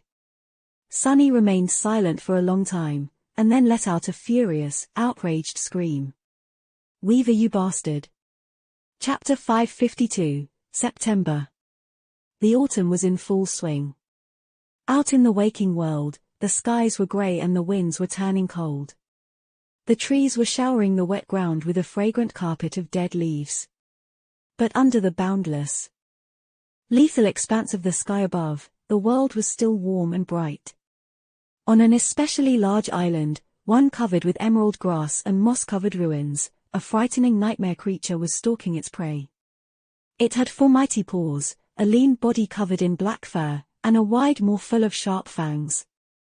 Above it, 2 furious red eyes burned with hatred and madness. The abomination noiselessly moved through the tall grass, approaching the source of loud noise. A human's voice was screaming, full of indignation. "I'm right here, come and get me, damned bastards, curse you all." The creature snarled and prepared to jump. Before it could, however, a slender arrow fell from the sky and hit the abomination right in the eye, instantly killing it. "You have slain a fallen beast, Black Ravager. Your shadow grows stronger." Several hundred meters away, safely hidden in the shadows cast by a fragment of an ancient wall, Sunny lowered his bow and frowned. The happy shadow jumped up and down several times, then turned to him and applauded. Sunny looked at it, his frown turning into a scowl. "What do you mean, great shot? I was aiming for its leg, you idiot." Dejectedly shaking his head, he threw the bow on the ground and growled. It had been almost 2 months since the day he had gained and promptly lost the lineage of Shadow God, but Sunny's mood was still in shambles. He had spent most of this time training Rain and learning how to use a bow. By now, his aim wasn't terrible, but it was also not nearly as impressive as what he had seen Kai do. The fact that his archery was improving so slowly only added to Sunnis' frustration. He wasn't using Morgan's warbow, of course, reluctant to be seen with a memory awarded to Mongrel even if no one except for the terrifying master knew what exactly that memory was. People could recognize the brand of Clan Valor on its surface, which would lead to a lot of question. Instead, Sunny was training with the Blackhorn bow, which Saint had used to wield back when he had been too weak to handle nightmare creatures populating the Chained Isles without her support. Sunny stared at the bow in question and suppressed the desire to give it a good kick. Dismissing it with a sigh, he retrieved the cruel sight from where it had been thrust into the ground and headed in the direction of the slain abomination. Compared to when he had just arrived on the Chained Isles, Sunny was much stronger now. He had a vastly better arsenal of memories at his disposal, an additional shadow core and a third shadow, and his combat mastery was polished by hundreds upon hundreds of bloody battles. Additionally, after the damned and forbidden rightfully so lineage of Weaver had swallowed the drop of Shadow God's blood, 3 of his attributes evolved. The Ember of Divinity was now Flame of Divinity, rising his divine affinity even more, which also increased the durability of the Undying Chain. Bloodweave and Boneweave had not changed in name, but became much more potent. Sunny was now much harder to break and kill. He probably couldn't bleed to death even if he wanted to, and it would take a saint or someone like Master Morgan to shatter his bones again. That was something, at least. Commanding the ordinary rock to shut up, he picked it up from the ground, hid it on his belt, and walked over to the carcass of the Black Ravager. The creepy shadow slowly turned its head and stared at the carcass with disturbing fascination. This guy. Sunny rolled his eyes. Don't just stand there, pervert, come here and help.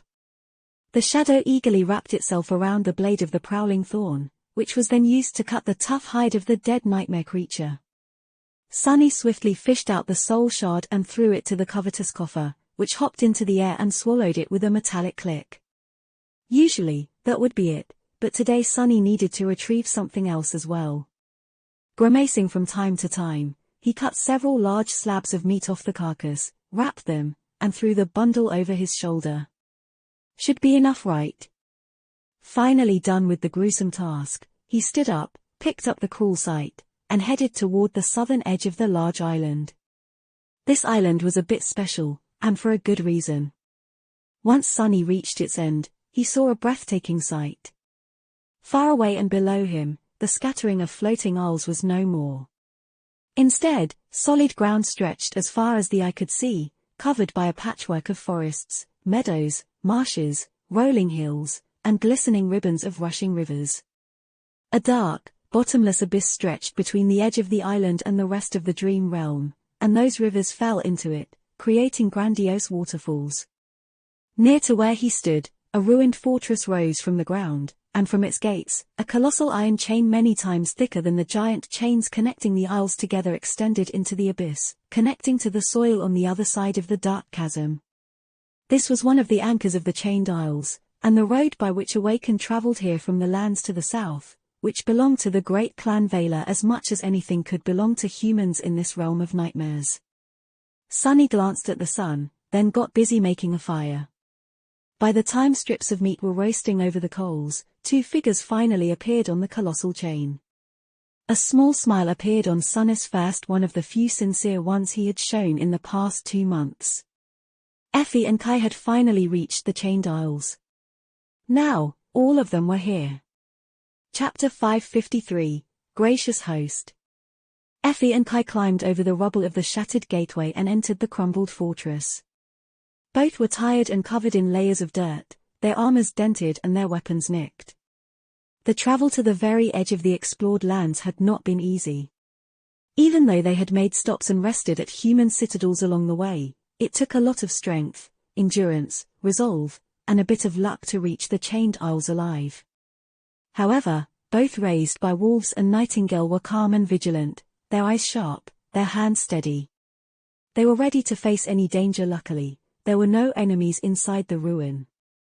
Instead, several nightmare creatures lay dead on the ground, some of them cut to pieces, some strangely lacking any wounds, but utterly broken as though something terrifyingly powerful had crushed their bodies with inhuman strength. The shadow suddenly moved, and a split second later, Kai already had his bow drawn. However, Effie gestured for him to lower it. Out of the shadows, a tall and graceful figure in elaborate black armor stepped out, two ruby flames shining behind the visor of her helmet. In one hand, she wielded a steadfast kite shield forged out of dull steel, and in the other, an austere sword, its blade still dripping with rancid blood of the slaughtered abominations.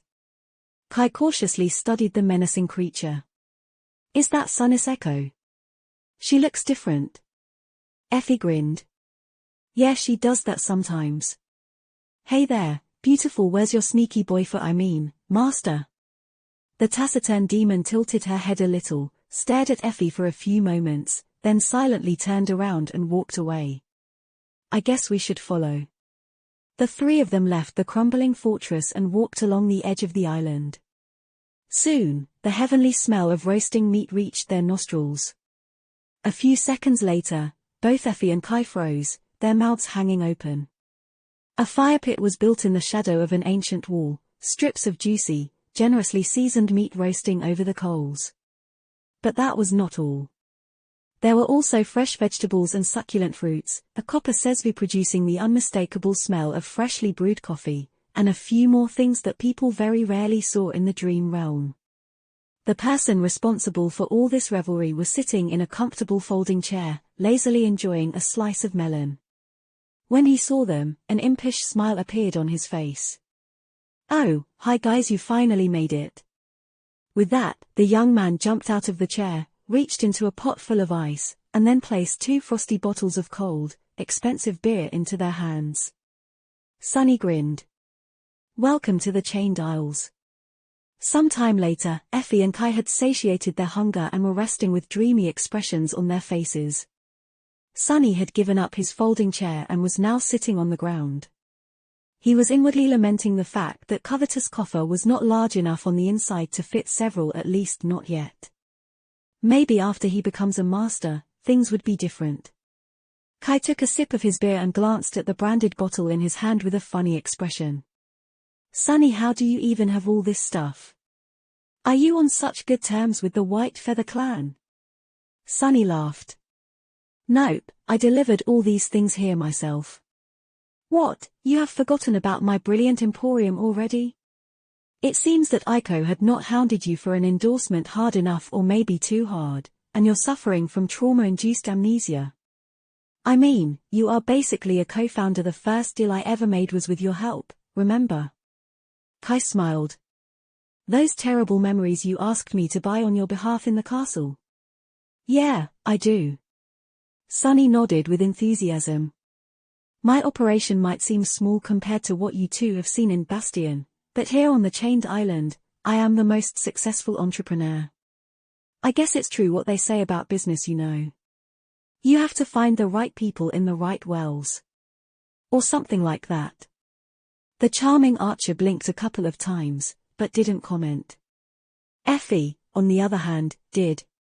Finishing her beer, she glanced at the empty bottle with regret and sighed.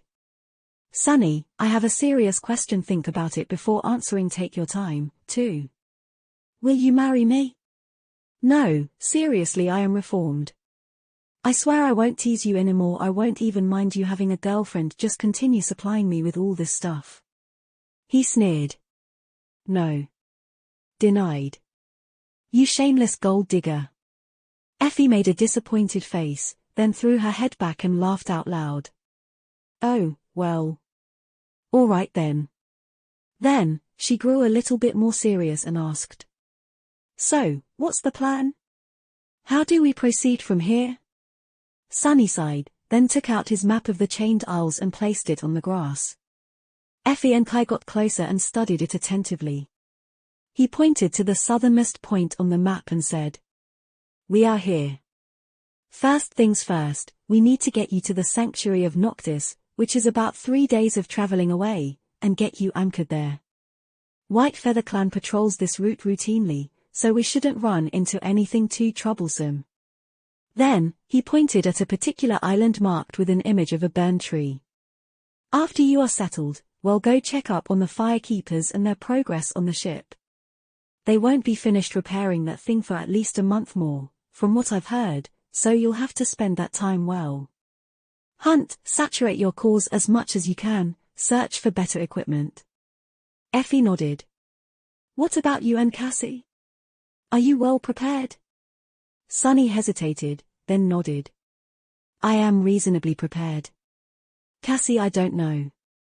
But the two of us have another task to accomplish before the ship is ready to set sail.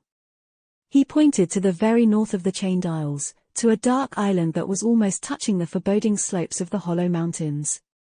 There is something we need to retrieve from the Night Temple. If all goes well, we'll travel north and come back within a month. If it takes longer, we will rendezvous here. His finger landed on the shipwreck island. And challenge the seed. That's the gist of it. Don't worry, though, we'll talk everything through in detail before Cassie and I leave.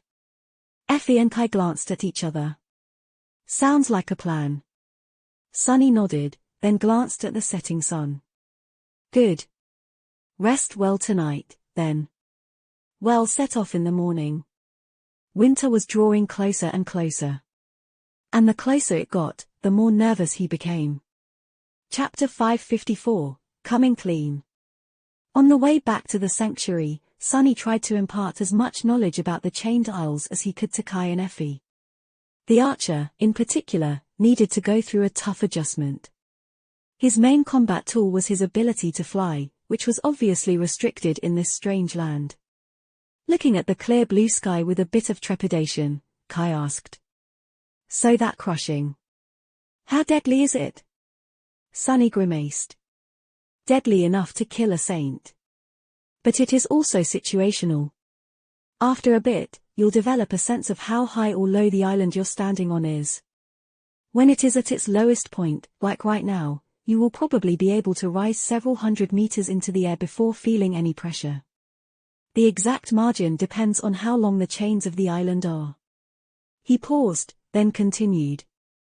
However, when it is ascending or descending, you'd better either stay on the ground or not fly more than a dozen meters up. And if it has already reached the peak, well, you really should have already escaped to another island.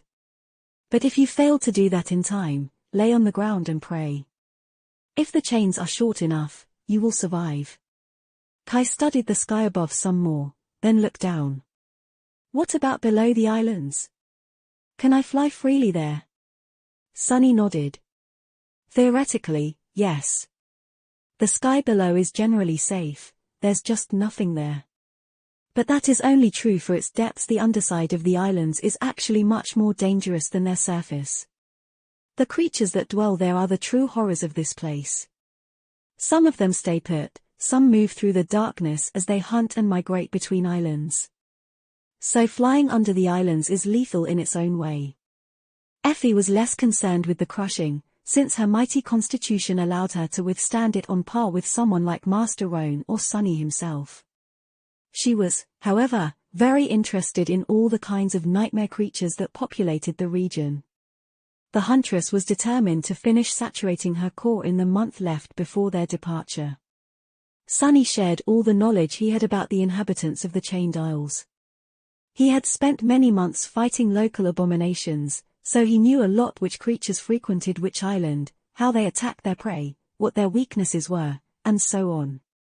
He also knew which islands had to be avoided at all costs. By the end of their journey, even Effie seemed impressed by the amount of knowledge he had accumulated. I guess the Academy doesn't pay you for nothing. You really did do a lot of research. Sunny grinned. When I hunt nightmare creatures, I get to sell their shards, and also get paid by the research faculty. So much money, ain't it a dream? She giggled. The wonderful thing about you, Sunny, is that you are very easy to please. Oh, what is that supposed to mean? Effie, meanwhile, looked east and asked with a bit of tension. What about the saint who rules this region? What's your opinion of her? Sunny thought for a bit, then said with uncertainty. Sky-tight, she is a bit of a recluse. I don't really know. But her husband is a really decent guy, so that earned her some points in my book. Effie smiled lightly and didn't continue the conversation. On the third day, they finally reached the sanctuary. Due to how high-profile both Raised by Wolves and Nightingale were, the trio was invited to have a meal with St. Tyrus before visiting the gateway. The dinner was pleasant enough, but when the plates turned empty, the real conversation began.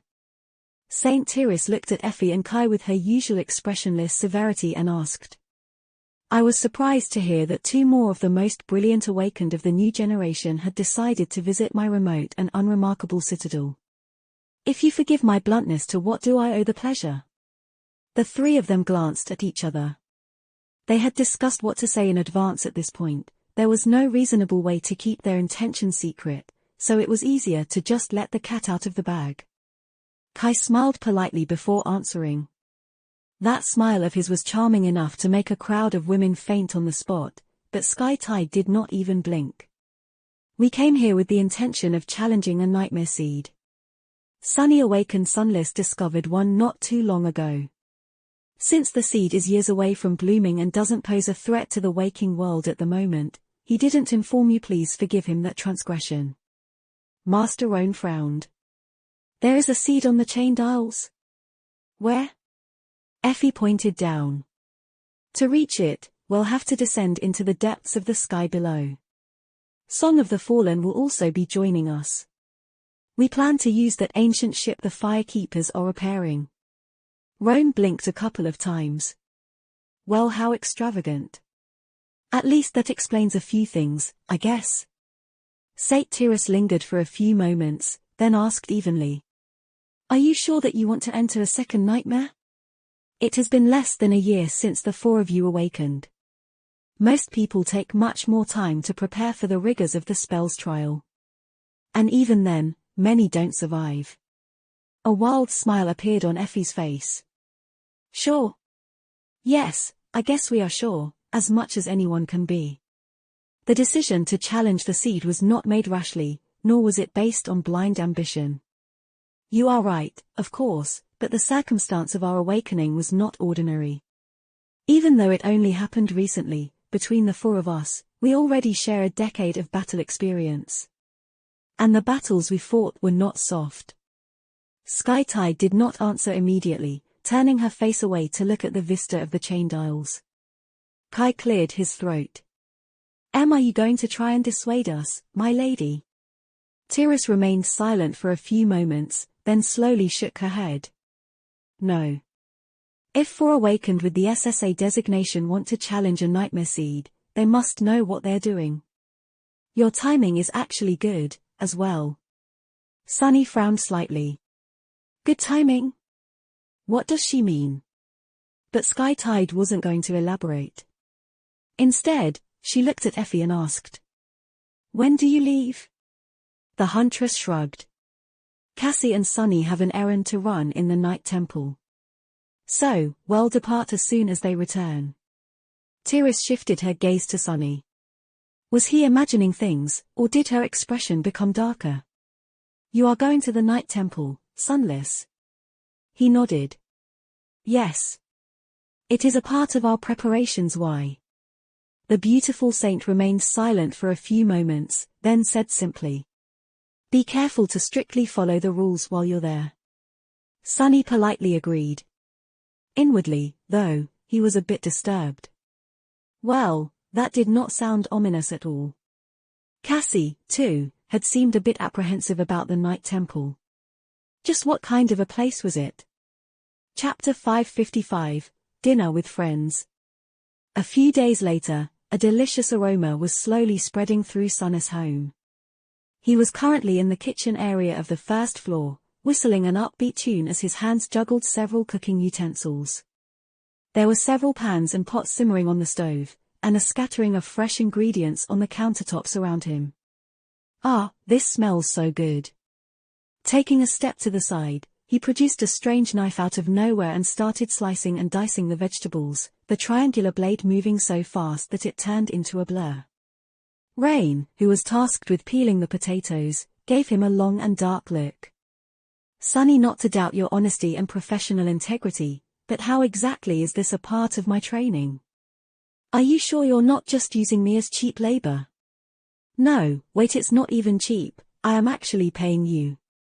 Without stopping what he was doing, Sunny looked at her and frowned. Why, of course I am very sure. Also, is this how you handle a blade? By gods, you just sliced half of that poor potato off and threw it into the sink. It's called peeling, not destroying. You know, where's your finesse? Where's your precision? Control that. Knife better, these things are very expensive. Rain stared at him with burning resentment for a few moments, then sighed heavily and continued peeling the potatoes. Sunny grinned. Effie, who was watching him cook with a wolfish expression, gulped. So, it's not ready yet? His eyes twitched. 40 seconds, damn it. That's how long ago you asked the same question. For 100th time. What do you think changed since then? Effie opened her mouth to retort, but at that moment, the doorbell rang. A sadistic light suddenly gleamed in Sunny's eyes. Oh. I wonder who can it be? He glanced at Rain and said nonchalantly. Rain, go see who it is. The teenage girl blew a strand of hair out of her eyes, wiped her hands on her apron, and glared at him. What, I am your doorman now, too.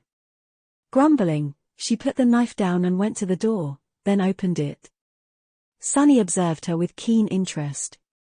Rain looked up, revealing that the unexpected visitor was quite tall, and then suddenly froze. Her face paled so much that it turned almost entirely white, and her pupils became as wide as saucers. Her mouth hung open. It was as though the girl was paralyzed by horror. Sunny weighted the heavy kunai in his hand and walked over. As he walked, a strange sound escaped Rain's mouth. NNN. A tall and ridiculously attractive young man was standing on the porch, looking at her with a polite and friendly smile. His hair was auburn and absolutely gorgeous, and his electric green eyes were nothing short of stunning. He was dressed in simple, but exquisitely stylish clothes, holding fashionable sunglasses and a face mask in one of his hands. Oh, I am so sorry. I must have come to the wrong house. Even his voice was charming and velvety, causing one's ears to tingle.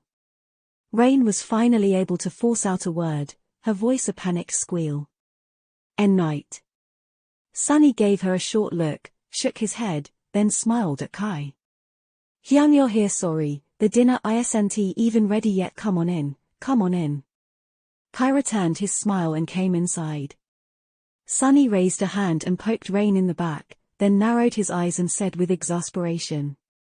Rain, why are you just standing there? Get my Hyun some slippers quick. Then, he turned to Kai and sighed. So sorry. That's Rain, a girl I tutor. She is a bit slow, sometimes. Kai glanced at her, two lethally cute dimples appearing on his cheeks. I am sure that is not true. It is very nice to meet you, Rain. She opened her mouth, trying to say something, but no words came out of her mouth.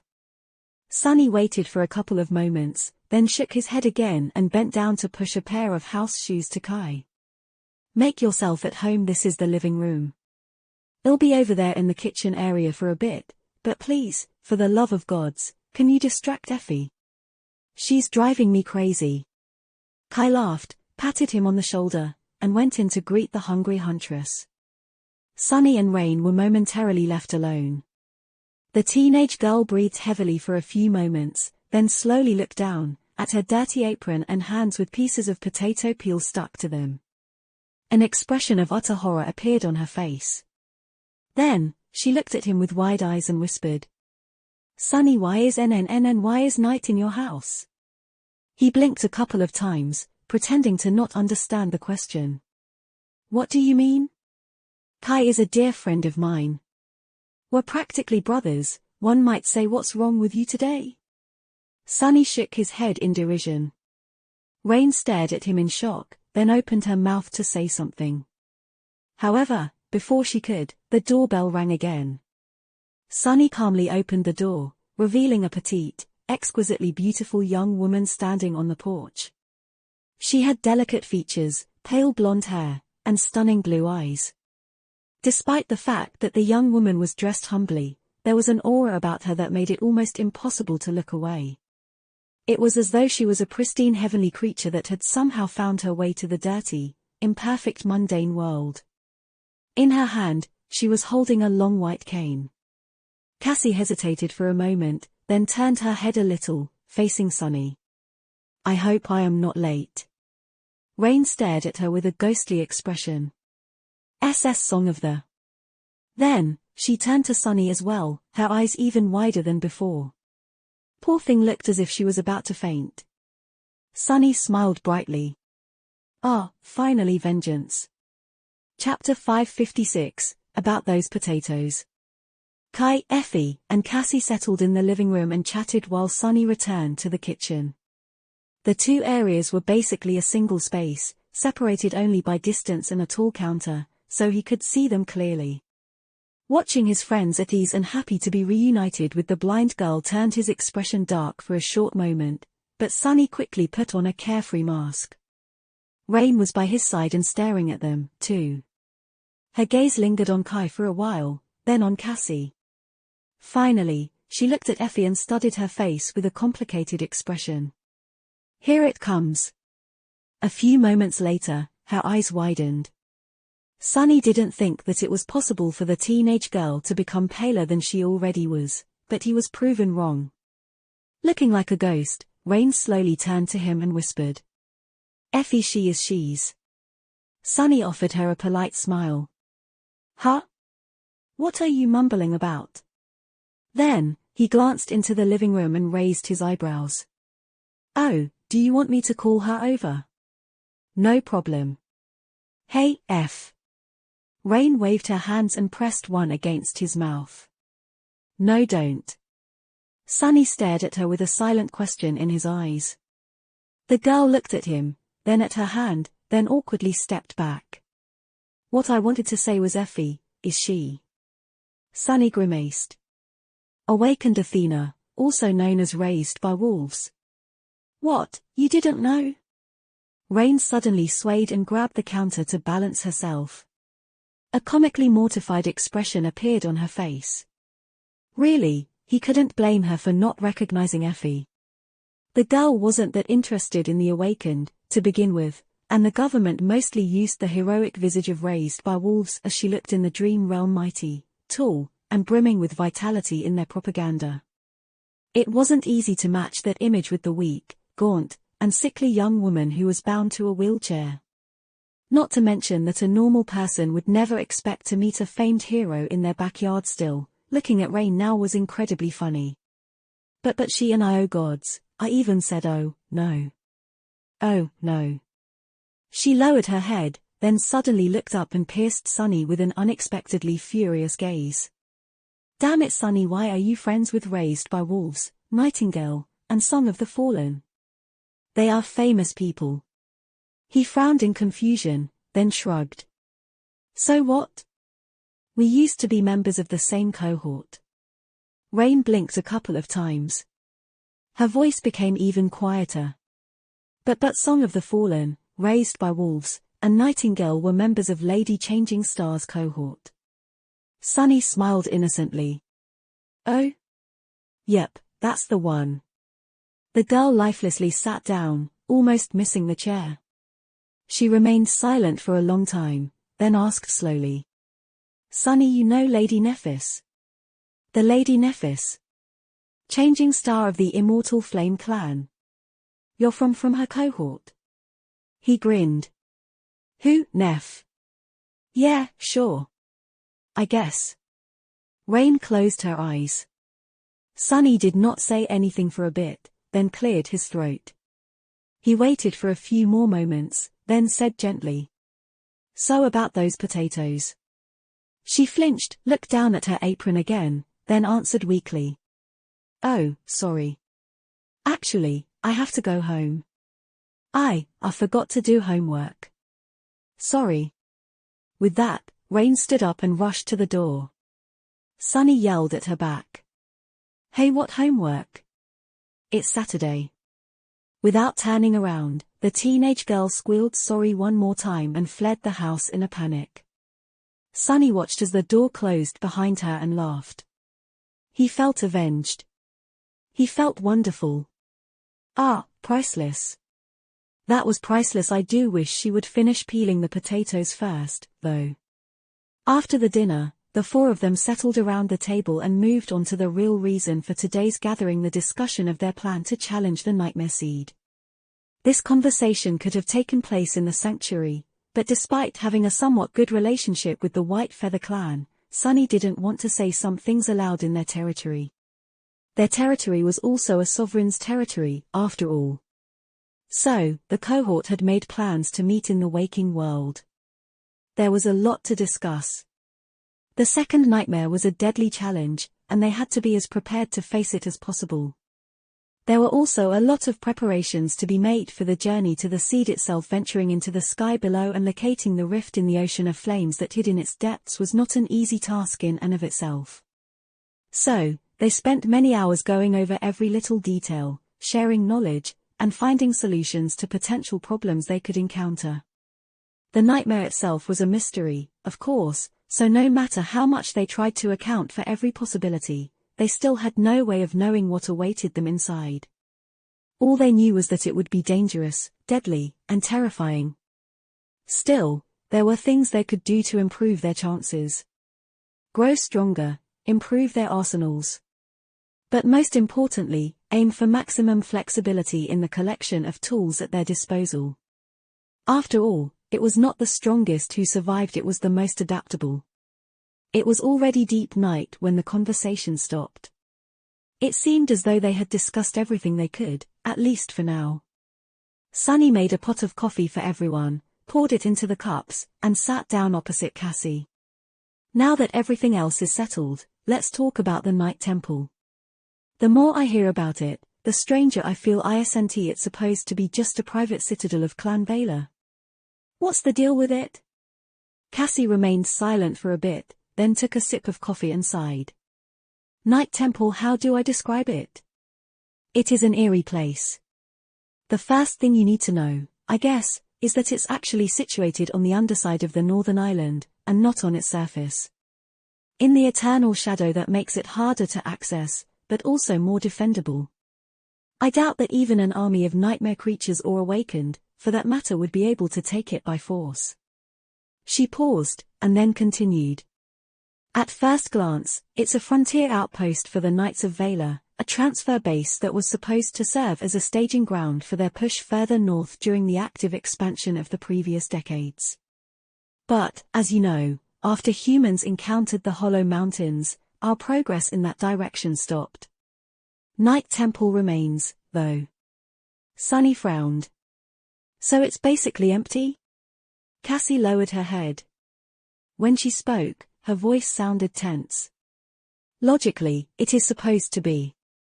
But it's not." Chapter 557, Night Temple. Cassie chose her next words carefully.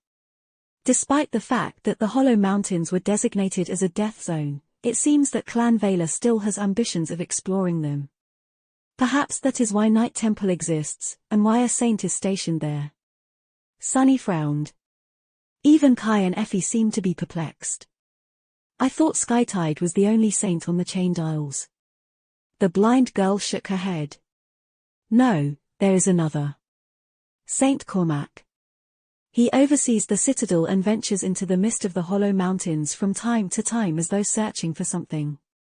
In fact, that was how I was able to receive permission to anchor myself and my cohort in the Night Temple.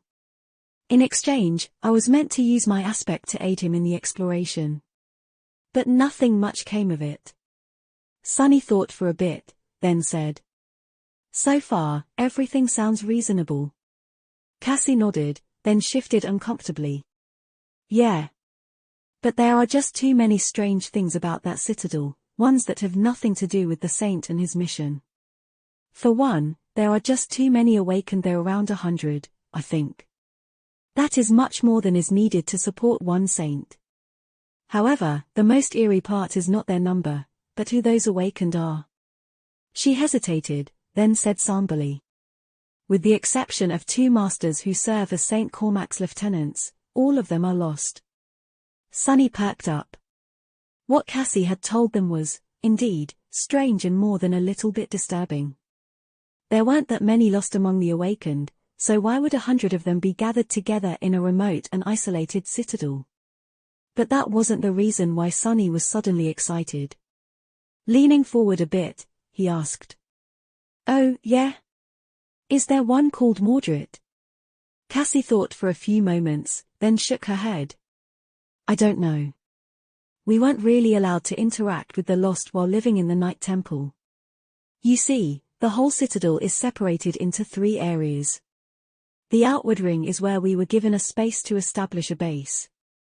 We were forbidden from entering the temple itself, unless escorted by one of the masters. That is where the lost live and the gateway is situated. She suddenly fell silent, and then added in a darker tone. But there is another area inside the temple, too. One that even the lost aren't allowed to enter. The inner sanctum. One time, while we were entering the gateway, I felt the doors of the sanctum open, and accidentally glimpsed the people guarding it. The blind girl shivered. Or at least, they seemed like people. But they weren't. They were all echoes, human echoes. Sunny scowled. What the hell? One human echo was creepy enough, but many. What exactly were they guarding that actual humans couldn't? No, that wasn't important. Clan Vela could keep its secrets.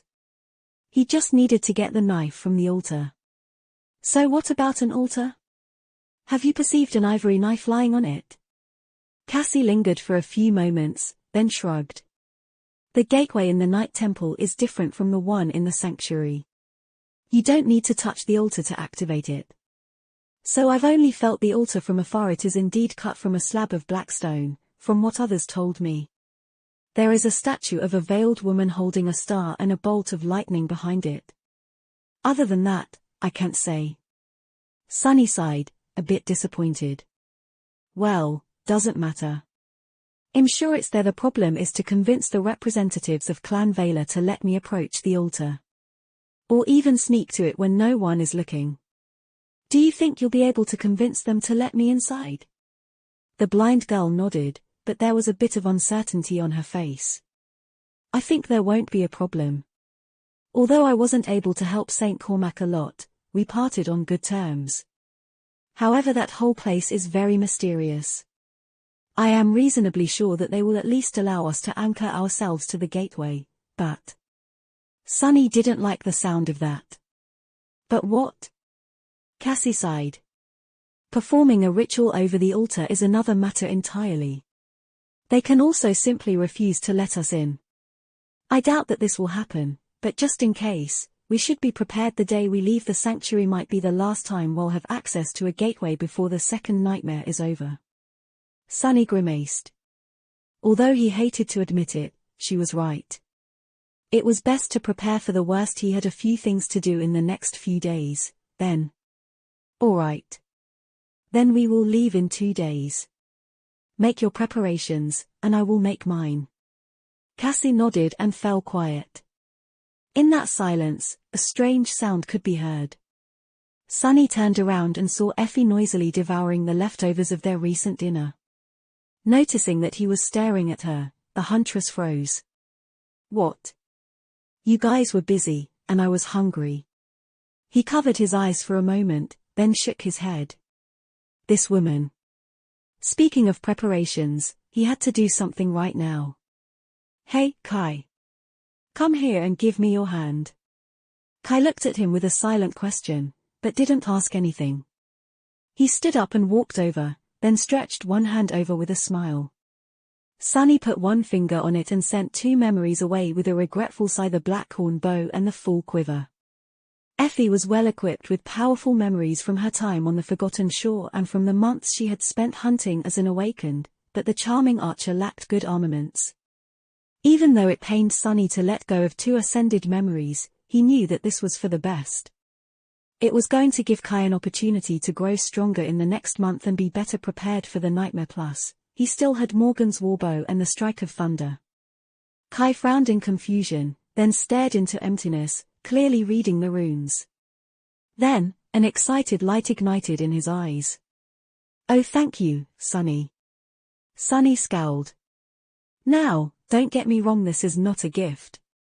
I am lending them to you, you understand? Brilliant Emporium is a respectable business, not a charity. It'll be expecting a full repayment or an exchange of equal value.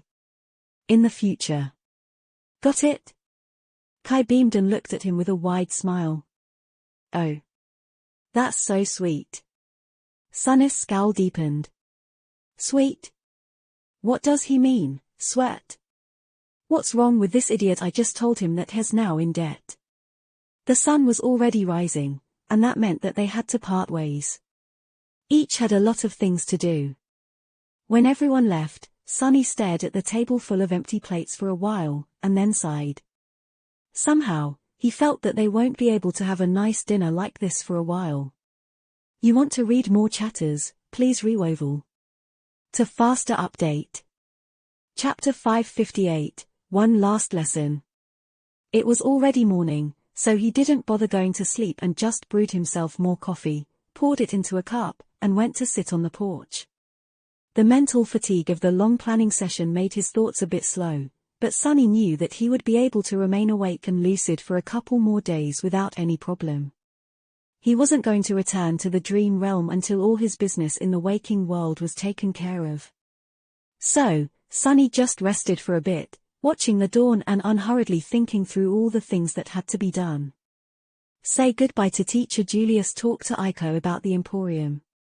The second nightmare could take a lot of time to conquer, so there was a question of how long the supply of soul shards he had given her would last. Sunny didn't want to return and discover that his store had closed doors and lost all its clients.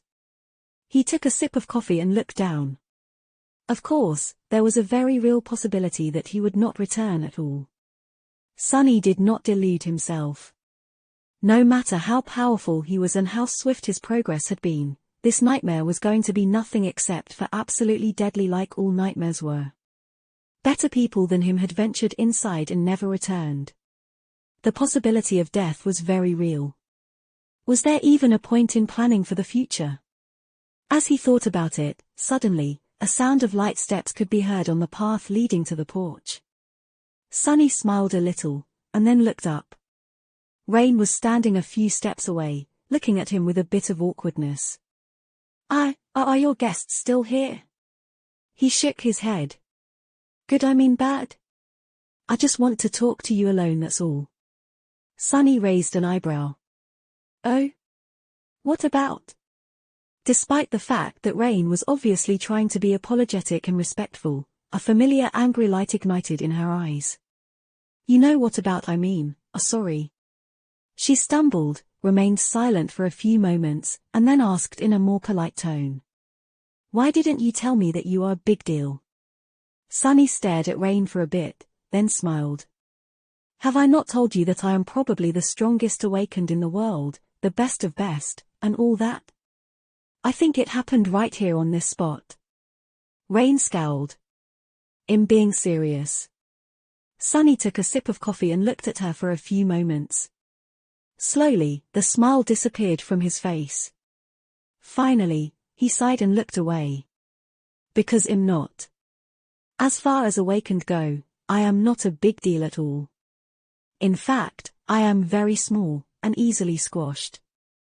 So I don't like to advertise my prowess. It's best that everyone thinks of me as weak and stupid.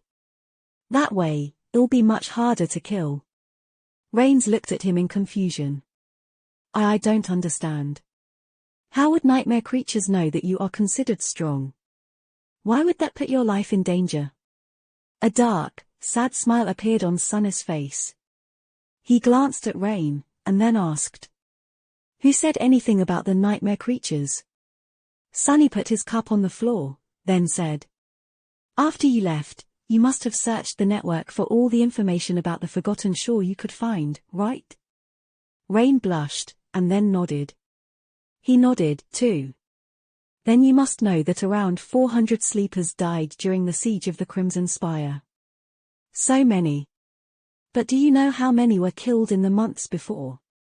Almost twice that. Her eyes widened slightly. Sunny looked at the young girl, no levity in his voice anymore. And they weren't killed by the nightmare creatures. They were killed by people. So, ironically, more humans were killed by other humans while I was out there, in that hell, than they were by monsters. Well, other monsters, to be precise.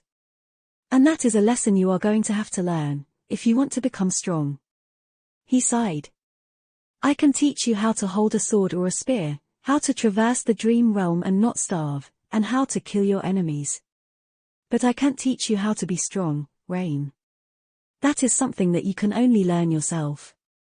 This world, it is a cruel and ruthless place. Some people are lucky enough to never learn its truth, but some do. And out of those, soft ones never survive. You are very, very soft, but are you lucky? I don't know. It's up to you. She listened to him attentively, an expression that was a bit too serious and somber for a girl her age appearing on her face. After a while, she said. I think I understand. Sunny smiled. I hope that you do. But also, a part of me hopes that you don't. He hesitated, then took out his communicator. Oh, and by the way, our lessons are going to have to stop for a while. My friends and I are going on a big expedition, you see, and I am not sure how long it is going to take. Don't worry, though I have already taught you enough for you to continue practicing on your own. Do it diligently and don't get lazy. If you feel that you mastered everything before I return, call the number I just sent you. It belongs to a friend of mine. Her name is Aiko, and she'll find you a new tutor. Rain stared at her communicator for a long time, then looked at him and asked quietly. You are going on a big expedition? Sunny showed her a carefree smile and shrugged. Sure. Why? She hesitated for a few moments, and then asked, her voice suddenly uncharacteristically timid. Will it be dangerous? He picked up his coffee, took a sip, and then shrugged again. Dangerous? Yeah, of course. Really dangerous, I guess. But anything having to do with spell is. Rain looked at him with sudden intensity, her previous timidness gone. When she spoke, her voice rang with tension. Then why? Why are you going? Sunny looked at her in bewilderment, and then suddenly threw his head back and laughed. When he was done laughing, he glanced at her and said with an amused smile. Why? The same reason you wanted to train. To become strong, really strong. Chapter 559, No One Path. Some time later, Sunny waiting in a cafe, looking out of the window at a lively street outside. People were rushing past, in a hurry to get inside before the heavy clouds covering the bleak sky erupted with rain. The subtle smell in the air told him that this was going to be a bad one, maybe not toxic enough to burn through clothes, but still unpleasantly hazardous. The acid rain didn't bother Sunny too much, since it was something everyone was accustomed to. Even in the outskirts, people knew how to avoid getting caught in one. Here in a prosperous part of the city, citizens had much more protections. What he was thinking about was the street itself. This was the same cafe he used to visit when observing rain, and the same street that had become a scene of panicked evacuation during the gate incident several months ago. Armored vehicles of the government had torn apart the road, and several violent skirmishes had spilled into the peaceful surroundings. And yet, there were no signs of the furious battle left. The road was long repaired, and the battle damage mended. The cafe was open again, and people went on about their business as though nothing had happened. They had endured the disaster and moved on, showing the astonishing resilience the human race possessed. Not even the nightmare spell could overcome it. At least it had not managed yet. Sunny sighed and glanced at the pastry in front of him. At that moment, the door of the cafe opened, and the familiar sensation of phantom cold enveloped him. Master Jet looked even more disheveled than usual, her uniform jacket actually sporting several small holes, their edges charred. However, she looked just as relaxed and strong as ever, her icy blue eyes radiating fierce energy. She seemed dead tired, but also, somehow, brimming with life. Jet looked around, noticed Sunny, and offered him a smile. Then, she flicked a few flakes of soot off her epaulette, walked over, and crashed on the chair. "I hope that this pastry is for me." He smiled, and pushed the plate and a cup of fresh coffee toward her. "Of course." Master Jet took a bite out of the pastry, closed her eyes in delight for a few moments, and then cradled the cup of coffee in her hands. After a while, she looked at him and sighed. "So second nightmare, huh?" Sunny simply nodded.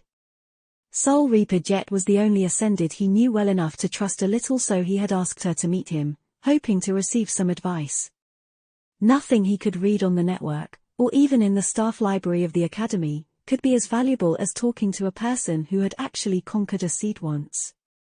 She took a sip of coffee and shook her head. "Crazy kid." A slight smile appeared on his face. "Kid? I am not that much younger than you." "Well, I think." Jet glanced at him with a dangerous grin. "Are you asking me about my age? Damn. I guess I haven't slapped you in a while." The two of them stared at each other for a few moments, and then laughed. In truth, Sunny knew that Master Jet was in her late 20s, so the age gap between them was not insignificant. Considering how much had happened to him in the past 2 years, 10 seemed like a lifetime. But at the same time, he wasn't a kid anymore, not by a long shot. He looked down, thought for a few moments, and then said, "Now is as good a time as any. I thought things through before deciding to challenge a seed. This is for the best." She studied him for some time, then nodded. "I see. Well, there are a lot of benefits to being an Ascended. There are certain drawbacks, too. But you don't need to worry about that for now. Right now, you need to concentrate on surviving the nightmare." Sunny smiled. "My thought exactly. So is there any wisdom a venerated elder like you can share with this ignorant junior?" Master Jet glared at him, then took another bite of the pastry. "Elder? Maybe I really should slap you." She lingered for a few moments, then sighed. "The second nightmare, it is a lot like the first, but at the same time very different. The spell will send you and your cohort into an illusion of the past, one centered around a central conflict. To conquer the nightmare, you will have to resolve that conflict one way or another. There is no right or wrong way to do so. You just have to end it somehow." Jet fell silent, as if remembering her own trial. Her icy blue eyes stared into the distance. "That won't be easy, of course. Your friends might die. You might die, too. But you know this already. Let's talk about the differences, then. The first one is rather obvious. The nightmare will be larger, longer, and harder than your first one. The nightmare creatures populating it will be of higher ranks and classes, usually either awakened or fallen. But if you're unlucky, you might meet a corrupted one, too." Sunny grimaced. His first nightmare had pitted him against an awakened tyrant. What were the chances that he would get lucky this time and only encounter abominations within his ability to handle? Slim. Master Jet, meanwhile, continued. "The other difference is less talked about, but very important. Unlike the first nightmare, this one won't be tailor-made for you personally. You're smart enough to think through the implications of that fact on your own, but it'll mention one thing that very few people consider. The spell will try to find you a body that closely resembles your own, but due to what I have just mentioned, it might not be as similar as what one might expect." Sunny tilted his head and frowned. "How different are we talking?" She shrugged. "You will be of the same rank, that is certain. Your build will be more or less the same. But that's the thing, if you are unprepared, in a fight, more or less might cost you your life. A specialist has to rely on his or her body. It is our first and most important tool. Imagine that you are suddenly slightly higher or shorter, your limbs are of a bit different length, your center of gravity has shifted a little. Many people died because they weren't quick enough or couldn't adapt to that sudden change. Sunny closed his eyes for a moment. For a fighter, their body was like a well-oiled machine that they knew in and out. They knew every detail about it, how it moved, how it performed in any given situation, what it could accomplish and what was beyond its ability. All battle techniques were finely tuned for that precise machine. Changing its parameters was like throwing a wrench into the mechanism, potentially causing its collapse. He had not known that detail. Luckily, now that he was informed, he would be able to prepare and shorten the adjustment period as much as possible. Thank you. That is a very valuable piece of information. Master Jet shook her head. It's not like it's a secret. People just don't think about this stuff. She hesitated, then said in a darker tone. The last large difference. Hopefully, you won't have use for that knowledge. But if worse comes to worst, it is better to be prepared. Sunny looked at her and raised an eyebrow. What? She glanced at her cup, took a sip, and then carefully put it on the table. The thing is, I said that there is no one way to conquer the nightmare. That means that some solutions can contradict each other. And people participating in the trial are not forced to aim for the same result. He scowled. What exactly are you trying to say? Master Jet looked him in the eye and said, her voice cold and grim. I am saying that not all challenges have to be on the same side. That rarely happens, but you should keep that in mind, anyway. Sunny stared at her for a few moments, then turned away. He wondered what she wanted him to realize. Was Master Jet warning him that his allies could betray him and turn into another obstacle he would have to overcome to escape the nightmare? Or saying that he could betray them, if needed? They talked for a while, discussing various matters having to do with the nightmare seed and the trial itself. Sunny acquired a lot of useful information, as well as several pieces of valuable advice. But throughout the whole discussion, he continued thinking about that one statement. Rarely happens, but you should keep that in mind, anyway. Chapter 560, Pawns of Fate. Sunny left the cafe and caught a train to go visit Aiko. After that, he traveled to the academy and said his goodbyes to teacher Julius. The old man was a bit emotional to let him go, but did not try to dissuade his unruly pupil. Instead, he tried to offer encouragement. The second nightmare P2E. No student of mine can be killed by a mere second nightmare. Don't you dare put a stain on my reputation, Sunny my boy, you hear me? Finally, Sunny left the sleeper compound and stood outside for a while, watching the setting sun. Then, he turned around and headed deeper into the academy complex. The room where Nephis slept did not change much. He replaced the flowers on one of the tables and sat down, looking at her pale and motionless face. No matter how many times Sunny came here, seeing her like this brought a dull pain to his chest. The cauldron of emotions burning in his heart was too deep and seethed too furiously for him to understand it. Sunny was never good with emotions, after all. There was resentment, longing, guilt, affection, fear and hope. Looking at the transparent lid of the sleeping pod, he sighed. Hey, Neph. Just like before, this was the only thing he said out loud. He lingered for a bit, and then thought. You are still alive, out there somewhere. That is good. That makes me happy. It really does. You know, right after everything happened, I wasn't sure if I wanted you to live. I thought that maybe it would be better for you to die. Sometimes, I did. Sunny lowered his head and closed his eyes tiredly. But after a while, as time passed, I started to miss you more than I wanted to be free of you. Maybe what Master Jet said is true. Maybe no one is really ever free in this world. Maybe the only freedom there is the freedom to choose your own chains. A dark smile appeared on his lips. But that is the thing, isn't it? Even that choice was taken away from me. By you, by Cassie. By fate. I never had anything, and then, I had even less than that. Wouldn't you be angry to be dealt a hand like that? Because I am. I am so angry. And that is why I am never going to stop trying to break free. Screw truth, and screw fate. Who said that its chains can't be broken? Sunny shifted slightly, and stared at the sleeping young woman with burning intensity. I just have to get strong enough to rip them apart. You want to destroy the spell? Well, I want to destroy fate itself. Which one of us do you think is more crazy? He suddenly laughed, his voice full of both mirth and bitterness. If Weaver did it, why can't I? And if Weaver created it, why can't you break it? If that is our will, who dares to stop us? Sunny smiled widely, and then grew quiet again, his eyes full of darkness. After a while, he rubbed his face. Anyway, Cassie and I are going to challenge the second nightmare soon. We might not be able to visit you again for a long time. So you take care of yourself, Neff. Don't disappoint me.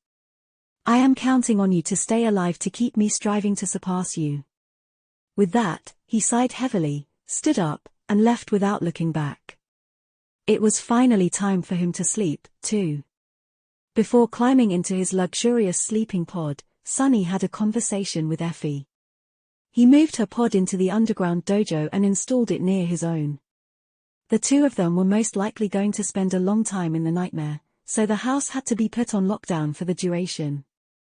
Hopefully, Sunny would be able to do it himself after coming back through the gateway in Night Temple, but if things went wrong with the representatives of Valor, Effie was in charge of making the final preparations. He gave her the passwords from the security system and explained the procedure. Then, Sunny ran the diagnostic on the pod, made sure that it was functioning perfectly and could sustain his body for months, if not years, and sighed. It didn't matter, really. After entering the seed, he would either die or become a master. If the former happened, the well-being of his physical body was a moot point. If the latter happened paradoxically, the same statement applied. Ascension merged the physical body with the spirit body. However, even if the physical body was completely destroyed, the process would create a new one. So, maybe, it was more appropriate to say that ascension allowed the spirit body to become corporeal. In any case, the result was the same. That was why Effie wanted to become a master so badly, knowing that it would make her as strong and healthy as she was in the dream realm. Why many of the Lost dreamed of challenging the second nightmare, as well. And that was why it didn't matter even if the sleeping pod malfunctioned and thoroughly roasted Sunny's physical body instead of preserving it. If the nightmare didn't kill him, he would be as good as new. Still, Sunny was very attached to his mortal shell.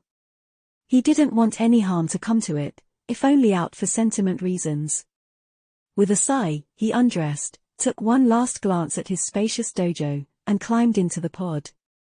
Effie, who was watching him silently from her wheelchair, strained to raise a hand and waved him goodbye. Sweet dreams. Sunny wanted to snarl at her and remind the gluttonous huntress to not leave dirty dishes all over the house, but he was just too tired. As soon as the lid of the metal sarcophagus started to move, his eyes closed, and he fell into the deep, dark embrace of sleep. When Sunny opened his eyes again, he was already in the sanctuary of Noctis. Sunny was standing on the edge of the island, looking at the heavenly chain that stretched far into the distance. His body was clad in a slender armor forged out of bleak steel, and in his hand was a somber black spear with a polished silver blade. Cassie was standing by his side, wearing her midnight blue coat beneath a polished cuirass. Her hand rested on the hilt of the quiet dancer, and an elegant half-mask rested on her face. A few strands of her long, golden hair were blowing in the wind. They were ready to depart. Sunny glanced at the two of them, then at the dull steel of the undying chain. He wasn't foolish enough to fail to recognize that this was exactly how her vision of their death happened, with the two of them alone, and him wearing metal armor. The only thing missing was the snow. But Sunny didn't care. He had been deceived by the knowledge of the future once, and all his desperate attempts to avoid it had only helped the vision happen. This time, he was not going to allow himself to be a pawn of fate. He was going to do what needed to be done, in a way he wanted to do it, and face the consequences without regret.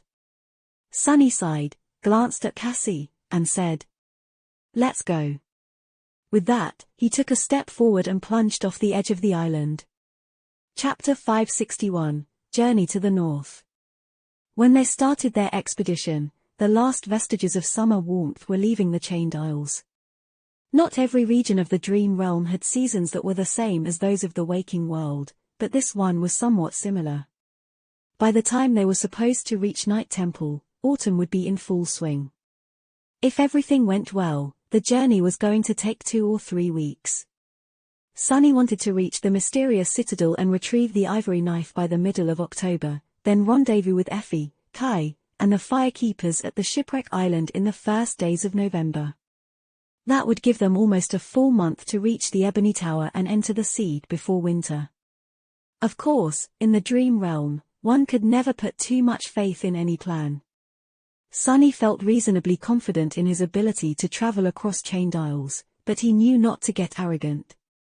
This was a wild and deadly land, one full of fearsome creatures and insidious threats.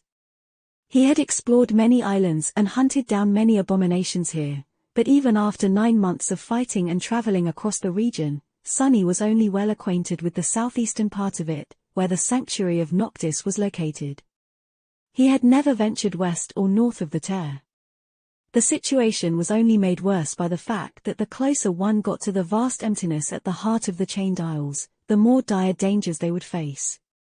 To reach Night Temple quickly, Sunny and Cassie had to reach the Tear and skirt around its edge, which meant that they would be moving through the most perilous area of the entire region. Not all was bad, though. Cassie had some of the knowledge that Sunny lacked, since the firekeepers had spent a lot of time in the northern reaches of the Chained Isles. He also had all the information copied from Mordred's map, which contained a detailed description of many places they were going to have to travel through. He was strong enough to face the dangers that awaited them there, and Cassie wasn't defenseless anymore. The two of them were enough most likely. These were the reasons why Sunny had decided to attempt the expedition without a full cohort. The following days proved that he had been right in his decision. Their journey was surprisingly smooth. The traversal itself provided no problems. Cassie was more than capable of moving from island to island without his help, which was a relief. Due to her second aspect ability and the Quiet Dancer, the blind girl was able to move through space with an adequate measure of accuracy. As it turned out, she also had an ascended charm that provided a powerful augmentation to a single echo, which she used on her rapier. With its help, the dancer could carry her weight for a short distance, which allowed Cassie to get to and off the chains with ease. The only drawback of the charm was that it ate through her soul essence rapidly, and she couldn't use it often or for too long. Of course, traversal was the least of their problems. As they traveled further into the heart of the Chained Isles, more and more nightmare creatures picked up their scent. That was where Sunny came in. With the help of Saint and, when needed, the Soul Serpent, he was able to deal with anything that dared to attack them. Cassie helped, too, but there was rarely anything for her to do. Sunny and his shadows were just too swift, cunning, and deadly. Their combined power was almost terrifying. That was not to say that the blind girl was useless. On the contrary, her presence was perhaps the single most important factor of why they were able to move toward their goal with such ease. Her great affinity to revelations, keen senses, and supernatural intuition complemented Sunny's battle prowess perfectly. It was almost disturbing how well they worked together, him scouting ahead and obliterating monsters, her guiding them through the maze of shifting aisles in a way that took them past the true horrors, the hidden hazards, and the crushing. The strangest part about all of this was that they didn't even talk to each that much, yet were able to achieve such a deep level of understanding. Most of the journey was spent in silence, with both of them preferring not to speak to another unless absolutely necessary. There was no small talk, no irrelevant conversations, and no friendly banter. Sunny didn't even talk to his shadows and Saint like he was already used to, which made the silence almost suffocating. It was indeed a bit awkward in the beginning, but then, he got used to it. He actually started to enjoy the peace and quiet, as well as the company of another human being, even if it was Cassie. Their cooperation was efficient, seamless, and not burdened with emotions and other troublesome complications. An alliance of pure convenience. What was there to complain about? They traveled across islands that were barren and stark, and across islands that were lush with beautiful verdure. Across islands that teemed with vile abominations, and islands that were full of nothing but bones and ash. Across islands that were open and vast, and islands that were small and hid unseen dangers behind a veil of deception. It wasn't long before a day arrived when a dark line became visible far away, over the northern horizon. When Sunny first saw it, he stood motionlessly for a while, looking north with a dark expression. The Hollow Mountains. After so long, he finally saw them again. Every day after that, the black line grew bigger and closer. Soon, he was already able to discern individual peaks and the jagged shape of the mountain chain that pierced the sky, like the fangs of a colossal dragon. And on the day that the dark peaks towered above, shrouded in flowing mist, they finally reached Night Temple. Chapter 562, LNTO the Night. The chain swayed lightly as Sunny and Cassie walked across it, rattling loudly from time to time. Since the island that they had just left was currently ascending, the one in front of them was below and fully visible. The northern island was not too large, maybe 2 kilometers in diameter. Its surface was one vast level plain, and covered entirely by a beautiful field of violet flowers, as if wrapped in a silken mantle. Despite the fact that the sun was high in the sky, the buds of the delicate flowers closed. From what Cassie had told him, Sunny knew that they would open only at night, emanating an eerie and beautiful light. He would have liked to witness that strange and magical sight himself, but right now, there were far more important things for them to do. Not to mention that, at the moment, Sunny's attention wasn't even on the island itself. Instead, he was looking past it, at the draconian peaks of the Hollow Mountains that towered above the island, submerging it into their vast and deep shadow. They were shrouded in white mist that flowed slowly down the dark slopes and fell into the black abyss of the sky below like an endless wall of white, swirling clouds. The image of it was both magnificent and frightening. It was as though the sky itself was slowly being devoured by the lightless void or maybe invading it. Looking at the dreadful mountains, Sunny couldn't help but wonder if Nephis was currently lost somewhere out there, in the white mist. Or had she not dared to enter it and instead chose one of the other directions? There was no way to know. With a sigh, he looked down and concentrated on putting one foot in front of the other. Soon, they reached the northern island and flew up Sunny with the help of the prowling thorn and the dark wing, Cassie by unsheathing the quiet dancer, jumping, and holding tightly to the hilt as the flying rapier pulled her into the air. The two of them landed softly amidst the delicate flowers and looked around. Without the need to say anything, Sunny allowed the blind girl to take the lead and followed her as they walked toward the only landmark on the island, the ruins of the ancient fortress that perched precariously on its northern edge. It was very similar to the crumbled stronghold where he had met Effie and Kai. Trying not to disturb the flowers, they crossed the island and entered the fortress. Nothing attacked them on the way, and there were no sounds except for the whistling of the wind and that of their footsteps. The northern island was beautiful, silent, and strangely peaceful. Looking through the broken gateway of the ancient stronghold, Sunny studied the colossal chain that anchored the isles to the Hollow Mountains. The swirling mist flowed down on both sides of it, obscuring the point where the chain sunk into the dark stone. He remained motionless for a few moments, then shivered and looked away. At the very corner of the platform that lay beyond the gate, almost unnoticeable, a narrow set of stairs led down, cut from weathered rock. The path snaked around the overhanging slope, clinging to the stone surface as it led to the dark side of the island. Cassie put one hand on the stones and, tracing her fingers across them, cautiously stepped onto the stairs. Sunny followed, looking down with a dark expression. The path leading to the Night Temple was long and narrow. There was barely enough space for two people to walk side by side. To his right was the stone wall of the island, and to his left was the bottomless dark abyss of the sky below. One careless step could spell a person's doom. The placement of the stairs was not accidental, as well. If an attacking force tried to lead an assault down the path, they would have had to fight the defenders one at a time, with the movements of the fighter's right hand being restricted by the slope. Range attacks wouldn't help much due to the curvature of the wall, too. In a place like that, one warrior could stop an entire army. They descended lower and lower, finally reaching the dark side after a long time. At the point where the slope turned almost completely horizontal, the stairs transformed into a strange hanging bridge that was attached to the stone surface above by rusty chains. It swayed precariously above the dark chasm of the sky below, leading all the way to the center of the aisle to the Night Temple. Sunny froze, startled by a mournful sound of a loud bell that suddenly rolled through the darkness. In front of him, at some distance, a magnificent structure protruded from the underbelly of the floating island. Made out of black stone, it resembled a tall, somber cathedral that was somehow built upside down and hovered above the abyss of impenetrable darkness. The foundation was its highest point, and its 7 belfries descended into the depths of the black void, each ending with a short chain that held a massive bell cast of tarnished green copper. Since Night Temple was located under the island, the light of the sun never reached it.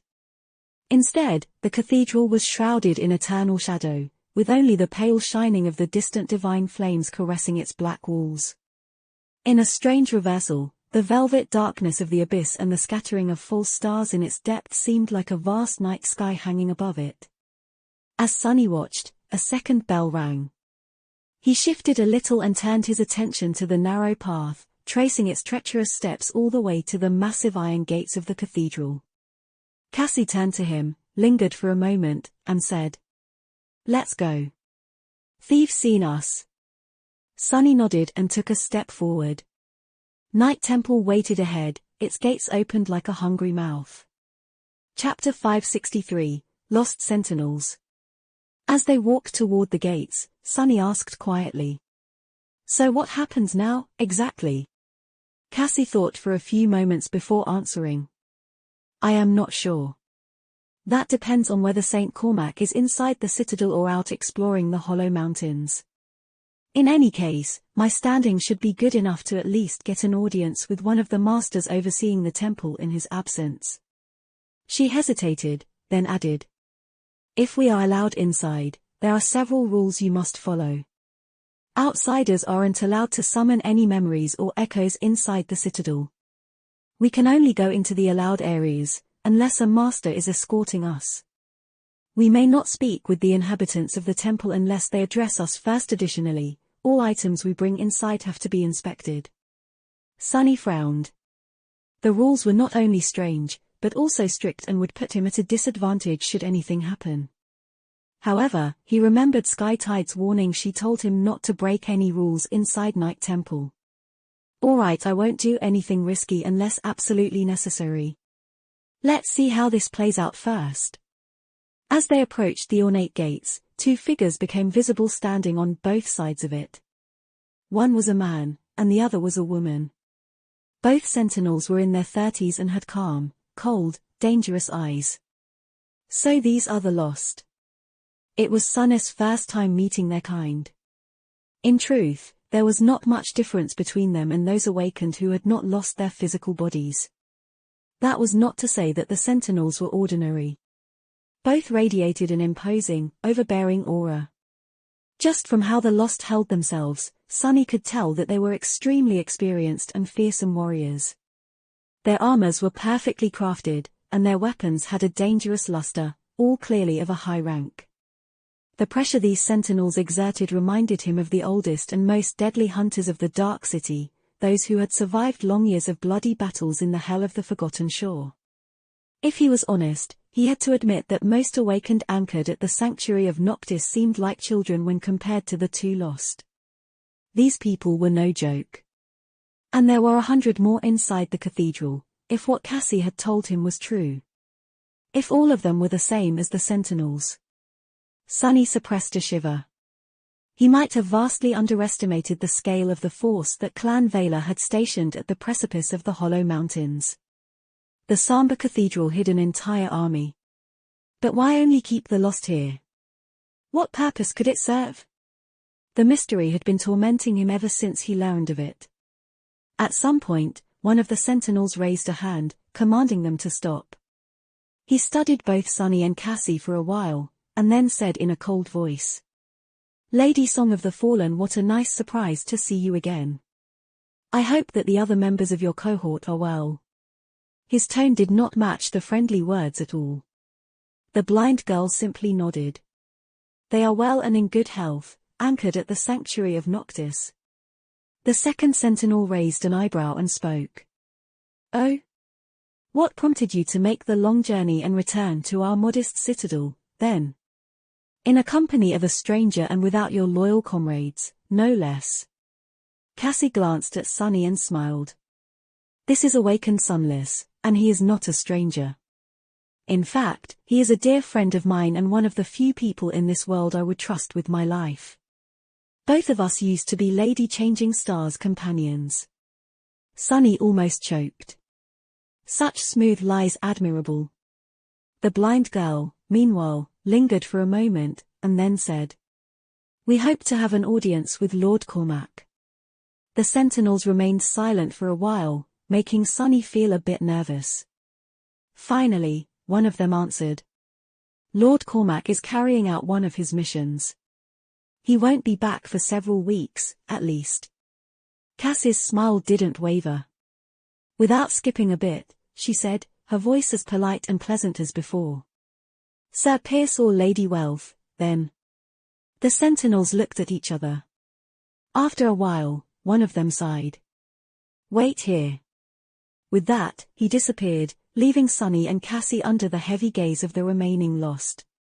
Sunny stared back, shamelessly studying the sentinel. No matter how he tried, he couldn't tell the difference. She looked just like a normal awakened would in the dream realm. Well, it made sense. Her spirit body was the same, after all. It was also shaped very nicely. What are you staring at, boy? Sunny looked up and smiled. For a moment, he was very tempted to answer honestly, but then his common sense won other. Your armor, ma'am. It seems like a fine memory. The sentinel snarled and didn't say anything. After some time, the second one returned and beckoned them to follow. They were led into a small, chilly room at the side of the gate and handed 2 sets of simple garments made out of crude cloth, then locked inside. Sunny stared at the bundle in his hands with a perplexed expression. What is that for? Cassie sighed and unbuckled her belt, then dismissed the quiet dancer and placed its empty scabbard on a bench. No memories or echoes allowed, remember. Sunny frowned, then glanced at his armor. If he dismissed it, he would be more or less naked. They are expecting us to change here. The blind girl silently turned her back to him. Sunny hesitated for a moment, then did the same. His shadow looked away, too. Cursing inwardly, he dismissed the undying chain, and felt the shadows in the tiny room shift as Cassie's cuirass and coat crumbled into a rain of sparks. They were close enough for him to hear the steady beating of her heart, and sense the heat emanating from her body. Trying not to let his imagination wander, Sunny put on a pair of simple trousers, and heard the fabric rustle as it slid across her smooth skin. Bastards, they couldn't give us 2 rooms to change. Suppressing his anger, Sunny put on a tunic and frowned. Its sleeves were too short to hide the coils of the soul serpent. More than that, they revealed the 2 shadows that were wrapped around his body, shrouding it in a thin layer of darkness. Not to mention that both the tunic and the trousers were several sizes too big for him. With a sigh, Sunny commanded the shadows to crawl up his arms, hiding them from sight. Then, he dismissed the serpent and bent down to roll up the pant legs and put on a pair of leather sandals, and cleared his throat. Are you done? Cassie answered after a short pause. Yes. The clothes provided to her consisted of similar sandals and a long tunic that left her shoulders bare and her legs exposed below the knee. The silver half-mask was gone, too, revealing Cassie's beautiful blue eyes. Sunny stared at her for a few moments, realizing that he had almost forgotten how they looked. Then, he scowled and banged on the door. Soon, the same sentinel let them out and led them through into the depths of the night temple.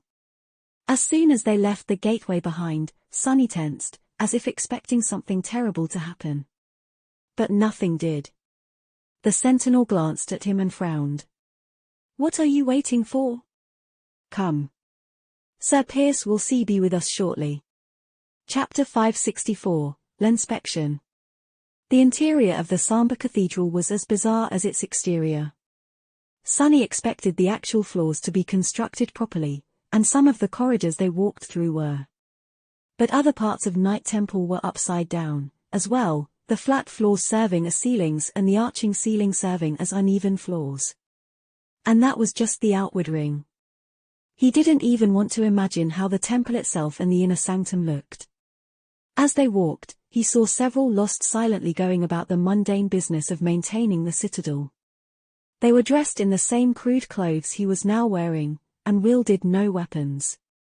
However, every one of them, from a person calmly changing the oil in the wall lamps to a man sweeping the floors, radiated the same aura of strength and lethality as the two sentinels that had met them at the gate. They were all battle-hardened, veteran elites. Just what is this place? After descending a few sets of twisting stairs, Sunny and Cassie were led to another, slightly bigger room. That one had a large table in its center. The sentinel gestured at it and said, his voice not betraying any emotions. Sir Piers is on his way. Please, present the items you brought from the outside for inspection. Cassie took a step forward and placed her belt and scabbard on the table. The Lost shifted his gaze to Sunny and waited. All my things are stored inside a memory. He considered hiding the existence of the covetous coffer, but thought better of it. There was nothing inside of it worth hiding, anyway, or rather, almost nothing. The sentinel frowned, then said in a dark tone. Summon it. Soon, the small box was sitting on the table. Sunny opened it and started producing item after item, slowly building a large pile. They were spices, cooking utensils, hygienic products, several packs of underwear both male and female, which earned him a strange look, a piece of a broken mirror, a couple of soul shards, a folding chair, various snacks, packs of tea and coffee, and many more. As the pile slowly became larger and larger, the sentinel's face grew more and more incredulous. Finally, his eye twitched. How much trash do you have in that box? Sunny smiled. Almost finished. He fished out a tube of sunscreen and several sticks of lip balm, threw them into the pile, then thrust his arm into the maw of the coverous coffer up to the shoulder, swept its bottom a few times, ignoring weaver's needle and diamond string, then finally took a step back. That is all.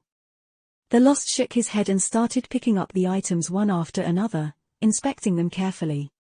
What he was expecting to discover, Sunny did not know. At that moment, the door of the room opened, and a tall man with sharp features and steely eyes came in. His dark hair was cut short, and there was stubble on his cheeks. The man wore a scale armor forged out of lusterless blue steel, and held himself with the relaxed confidence of an experienced killer. Sunny didn't need an introduction to realize that he was standing in front of a master, and a powerful one, at that. Sir Piers seemed to be less frightening than Morgan of Valor, but Morgan was barely older than Effie, while this man had a decade or two to sharpen his skill and accumulate battle experience. He was a Knight of Valor, still. Sunny harbored no illusions in front of this monster, neither Cassie nor he stood a chance. Especially not while surrounded by an army of 100 awakened elites. Why am I thinking about this? We are here to talk, not fight. And they really needed this conversation to go well. Depending on how convincing they could be and how receptive Sir Piers was, Sunny would either have to do things the easy way, the hard way, or abandon his plans to retrieve the second knife altogether. The sentinel greeted the master respectfully, and then continued to inspect the mountain of items Sunny had produced from the covetous coffer. Sir Piers glanced at it for a moment, then turned to Cassie. Awakened Cassia. Welcome back to the Knight Temple. Cassie bowed slightly. Sir Piers. Sunny suppressed the desire to roll his eyes. It's like I am invisible. Both the sentinels and the formidable master had ignored his existence entirely, preferring to address the blind girl. Part of the reason must have been that they already knew her, but mostly it had to do with her status as a bearer of a true name. Well, it suited Sunny perfectly. He liked to remain as unnoticeable as possible. Sir Piers and Cassie exchanged several pleasantries, slowly approaching the discussion of the real issue. Sunny listened attentively, knowing how much rode on this conversation. At some point, however, he got distracted. What was that? For a moment, he thought that he heard someone sigh deeply behind him. No, he definitely did. But there was no one there. Sunny frowned. Am I hallucinating, or? It was then that a familiar voice suddenly resounded in his ears. Sunless, I am so glad that you made it. Sunny's eyes widened slightly. He looked at the Sentinel, Cassie, and Master Piers. None of them showed any sign that they had heard anything. Turning away, as if to stare at the wall, he hid his face and said in a barely audible whisper. Mordred, where have you been, bastard? His words sounded harsh, but his tone was actually elated. The voice chuckled, making Sunny feel a bit tense, for some reason. Was it just him, or did the mysterious prince sound a bit different? Me? Oh, actually, I was with you this whole time, watching as you traveled across the dream realm. I just chose not to speak. Sunny blinked a couple of times. A heavy, cold feeling settled in his chest. Something was wrong. Very, very wrong. You chose not to speak. Why? Mordred remained silent for a few moments, then said in his usual pleasant tone. With how cautious you are, I was afraid that you wouldn't come if I said too much. What does he mean? Sunny felt his heart beating wildly in his chest. His intuition was sounding the alarms, filling him a sudden feeling of dread. Fooled was I fooled? Come where? Here, to the Night Temple? At that moment, the Sentinel picked up the piece of the broken mirror from the pile. Mordred spoke again, his voice still friendly, but suddenly much colder and deeper beneath the surface. Like a dark and restless ocean hiding under a thin veil of mist. Indeed. Thank you for bringing this piece of mirror to me, Sunless. I am very grateful. Sir Piers casually glanced at the Sentinel while responding to Cassie. His gaze stopped at the mirror. In the next moment, his pupils widened. I'm very sorry for what is about to happen next. The formidable master was suddenly near the table, the lost throne aside. The piece of the mirror was in his hand. Throwing a wild look at Sunny, he screamed. Where did you find it, boy? Answer me. Sunny took a stoop back, stunned. I. He remembered Saint Tyrus telling him not to mention Reckoning Island. However, at the moment, it seemed like Piers would rip him apart if Sunny dared to twist the truth even a little. So, he answered honestly. Reckoning. I picked it up after slaying a strange creature. Sir Piers stared at him for a moment, and then his face suddenly changed. It became deathly pale and motionless, as if aged by 10 years. His eyes grew wide and glassy. The fearsome master was terrified. But before any of them could do anything, a thin crack appeared on the shard in his hand. And in the next moment, all Sunny could hear was the sound of breaking mirrors. Chapter 565, Unleashed. Sunny flinched as the sound of shattering mirrors filled his ears. No one else seemed to react to it, though and a moment later, as the cracked piece of glass in Master Pierce's hand exploded into a rain of shards, the sound abruptly disappeared. The fearsome man shuddered. No. What is happening? Sunny took a step back. Things were happening too fast, and he couldn't comprehend the situation yet. All he knew was that his heart was cold, and his mind was overwhelmed by a premonition of something ominous, dreadful, and disastrous happening. He had been fooled, he had made a mistake. Cassie shifted slightly, tilting her head with a tense and confused expression. In the next moment, Piers swiftly turned to the Sentinel, his face still pale and terrified, but now also full of grim resolve. His voice, which had been so confident just a few moments ago, now sounded panicked. Seal the temple, destroy the gateway, go. Now we can't let that thing escape. Sunnis' eyes widened. Destroy the gateway? What the hell does he mean? And what thing he was talking about? The sentinel didn't seem to have these questions. Pierce's terror had spread to him like an infection, but the man simply nodded and darted out of the room without letting fear slow him down. Cassie took a step back to let him pass, then asked tensely, "Sir Pierce? What is going on?" As though reminded of their presence, the master turned around and threw a dark, menacing look at Sunny. "You." His voice shook with barely suppressed fury. "Crap." Sunny thought about summoning the cruel sight, but before he could even move, the tall man was already beside him, grabbing him by the shoulder. If it wasn't for the bone weave, Sunnis' clavicle might have cracked from the terrible pressure. With his other hand, Pierce grabbed Cassie, causing her to yelp in pain. "I'll deal with two of you later, there's no time." Next thing Sunny knew, they were being dragged out of the room.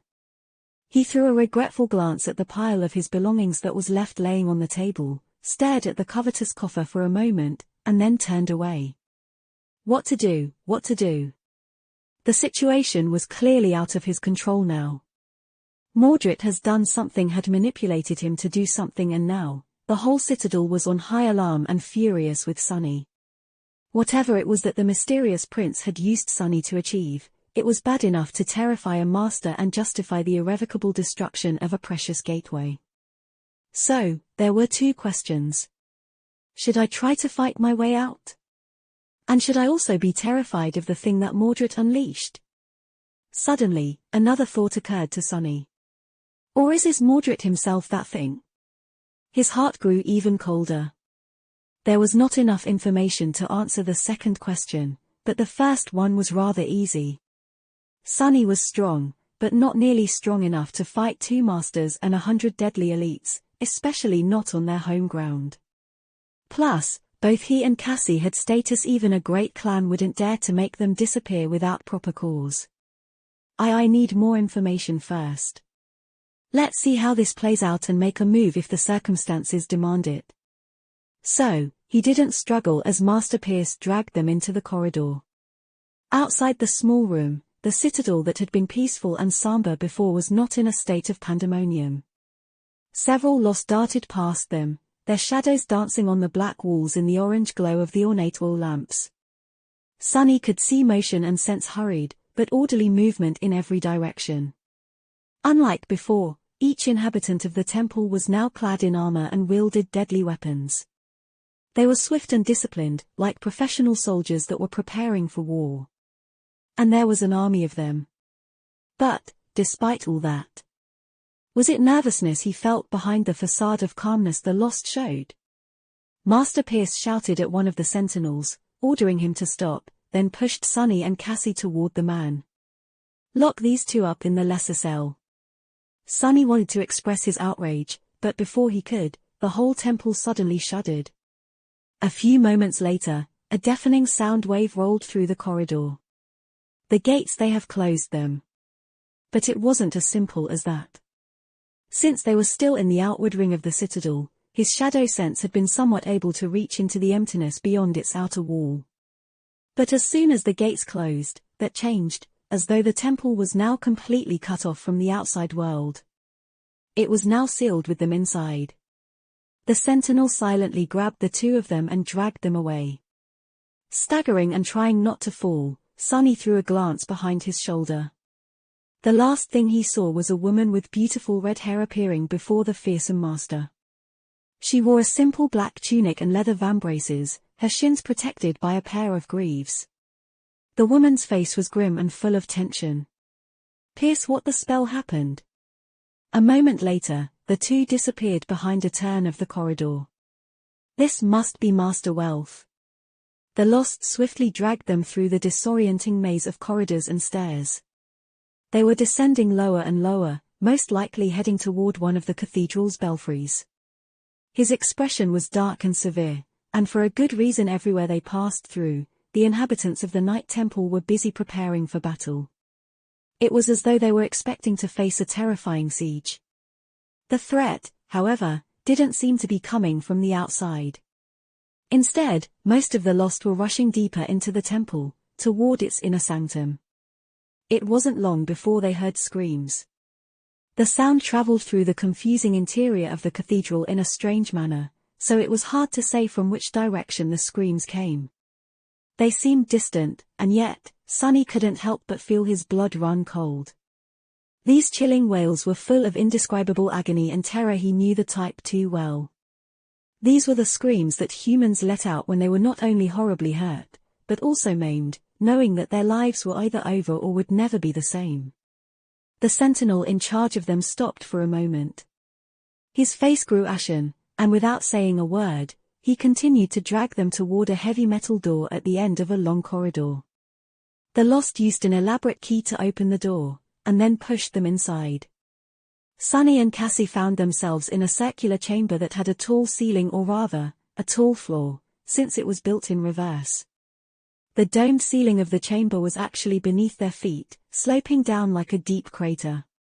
In the center of the cell, a large iron cage stood, each bar of it as thick as a man's arm. Strange runes were inscribed all around the cage, circling it entirely. What the? A moment later, the sentinel unceremoniously pushed them both in the backs, causing Sonny and Cassie to roll down the slope of the dome and through the door of the cage, which he then promptly closed. It locked with a loud click, cutting their way to freedom. No way.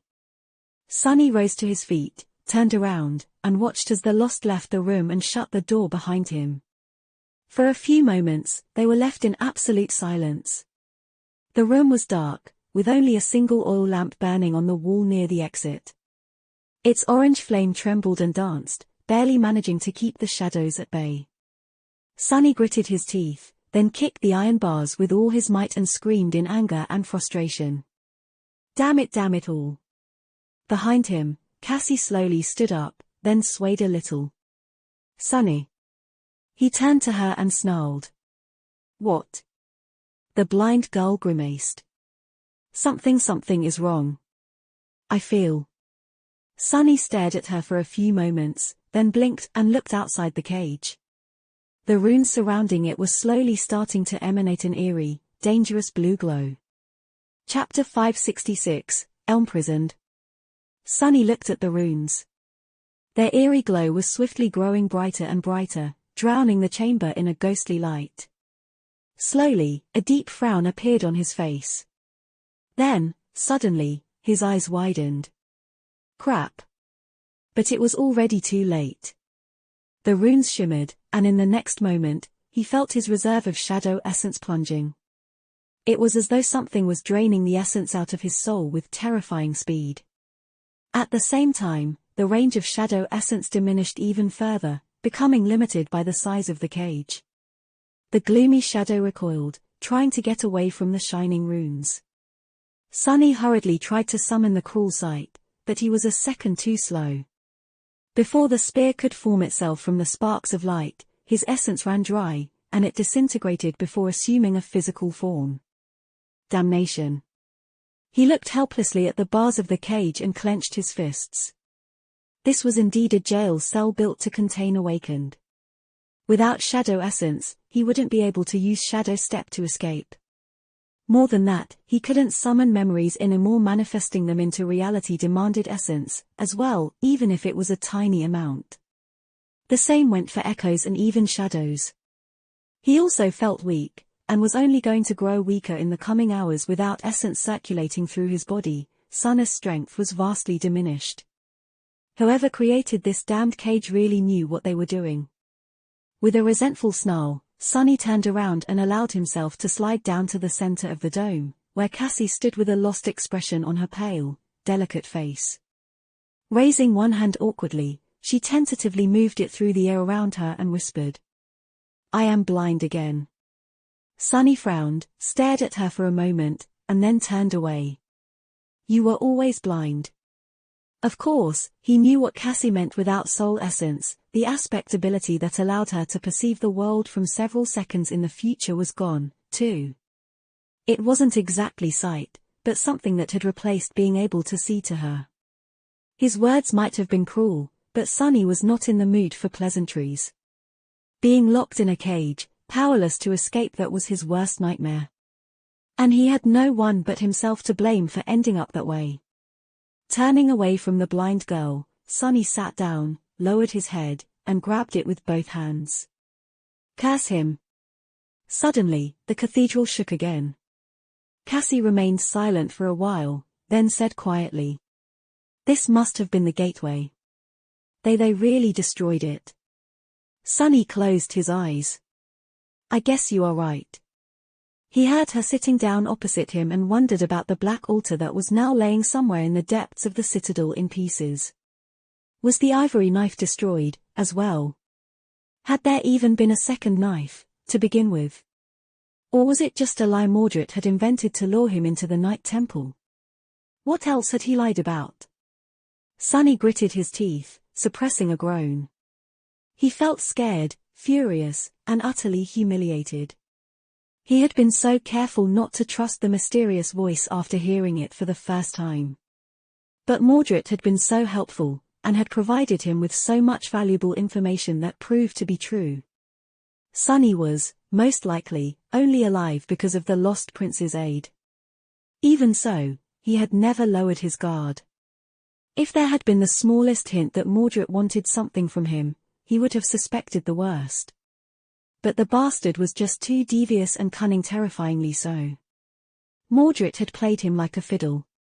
He had understood perfectly just how untrusting Sonny was, and went with the lightest of approaches.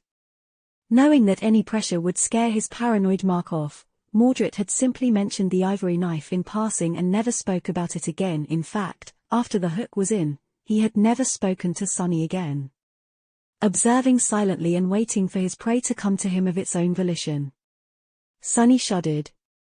Oh, gods, how much has he seen? He was willing to bet that there had never even been a need for Mordred to wait days between their conversations. All of it was just a part of an intricate web of lies and manipulation. Fool, I am such a fool. How had he allowed himself to be fooled so completely? A crazy smile suddenly appeared on Sonny's face, and he let out a stifled laugh. Wasn't the answer obvious? Truth. His downfall was the truth. Like a masterful liar, Mordred had mixed just enough of it into his lies to make them believable. Oh, the irony. Cassie shifted slightly, and asked, her voice soft and cautious. Sonny? What exactly happened back there? He let out a bitter chuckle and answered in a dark tone. Why? Don't you know everything? The blind girl didn't answer, and after some more time passed, he sighed. Sorry. It was me. I got us into this mess. Sonny straightened and forced himself to calm down. Dwelling on the past was not going to do them any good. The situation was bad, but not hopeless. The future was uncertain, and there would surely be a chance to turn everything around. He just needed to remain in control of himself and be ready to act when an opportunity presented itself. Who said that Mordred was going to have the last laugh? Do you remember the mysterious Lost I told you about? The one who had taught me about the seed, and the knives? Cassie nodded slowly. Sonny lingered for a few moments, then shook his head. Well, as it turns out, he lured me into the Night Temple on purpose. He needed the piece of mirror I found a while back, for some reason. When Master Pierce saw it, all hell broke loose. She remained silent for some time, and then asked, Do you think that this Lost is here, in the Night Temple? Sonny looked away. When he finally spoke, his voice sounded grim. I do. Actually, I think that this whole citadel is a prison. A prison that was meant to contain a single creature. Him. Cassie shivered and hugged her shoulders. A heavy silence settled between them. After a while, she said. Maybe you are right. But, Sonny. Her voice trembled. What kind of a being would require 100 awakened fighters, 2 ascended knights, and a saint to guard it? Sonny stared at her, not knowing what to say. He had no idea. Chapter 567, No Escape. Sonny felt that there was a hint about what manner of a creature Mordred was in the fact that only the lost and human echoes had been allowed to guard him, but that was too little information to make a guess. What else did he know about the man who called himself the Prince of Nothing? He was reasonably sure that Mordred was a human, or at least had been once, at some point. A nightmare creature could fake a human voice, but not the knowledge of the waking world that Mordred had shown. Sunny also felt that the mysterious prince had told the truth about conquering the first nightmare at 12 years of age. Other than that, all Sunny had was the description of the cruel edge, which told of a prince that had been given away to a monstrous dream spawn, and later returned only to find out that he wasn't welcome in his father's home anymore. That and the fact that the mirror beast had been created by Mordred, much like Saint had been created by him. That was not much to go off of. With a sigh, Sunny looked around the cage. Due to the concave nature of its floor, he and Cassie were forced to stay close to each other. The only surface flat enough to sit comfortably was at the very center of the dome, and not too large in diameter. The cage was utterly empty, with the exception of a rusty bucket that was covered by a wooden lid. Sunny stared at a bucket for a while, then grimaced. "How long do you think they'll keep us here?" Cassie remained silent for a while, then answered evenly. "That depends on whether they can contain the prisoner." A deep scowl appeared on his face. Would 100 elite awakened warriors and 2 masters, all in service to a great clan, be able to handle Mordred? Before today, he would have said yes without a moment of hesitation. No matter how powerful the mysterious prince was, how could he contend against an entire army? But after seeing the terror on Sir Pierce's face and how nervous the Lost were, Sunny wasn't so sure anymore. And what would happen if Mordred somehow prevailed? Would they be safe? Or would they learn that terror themselves? Crap. Sunny threw a dark glance at the door of the chamber and closed his eyes. For now, there was nothing they could do but wait. Minutes passed, slowly converging into hours. With no windows, it was hard to measure the passage of time.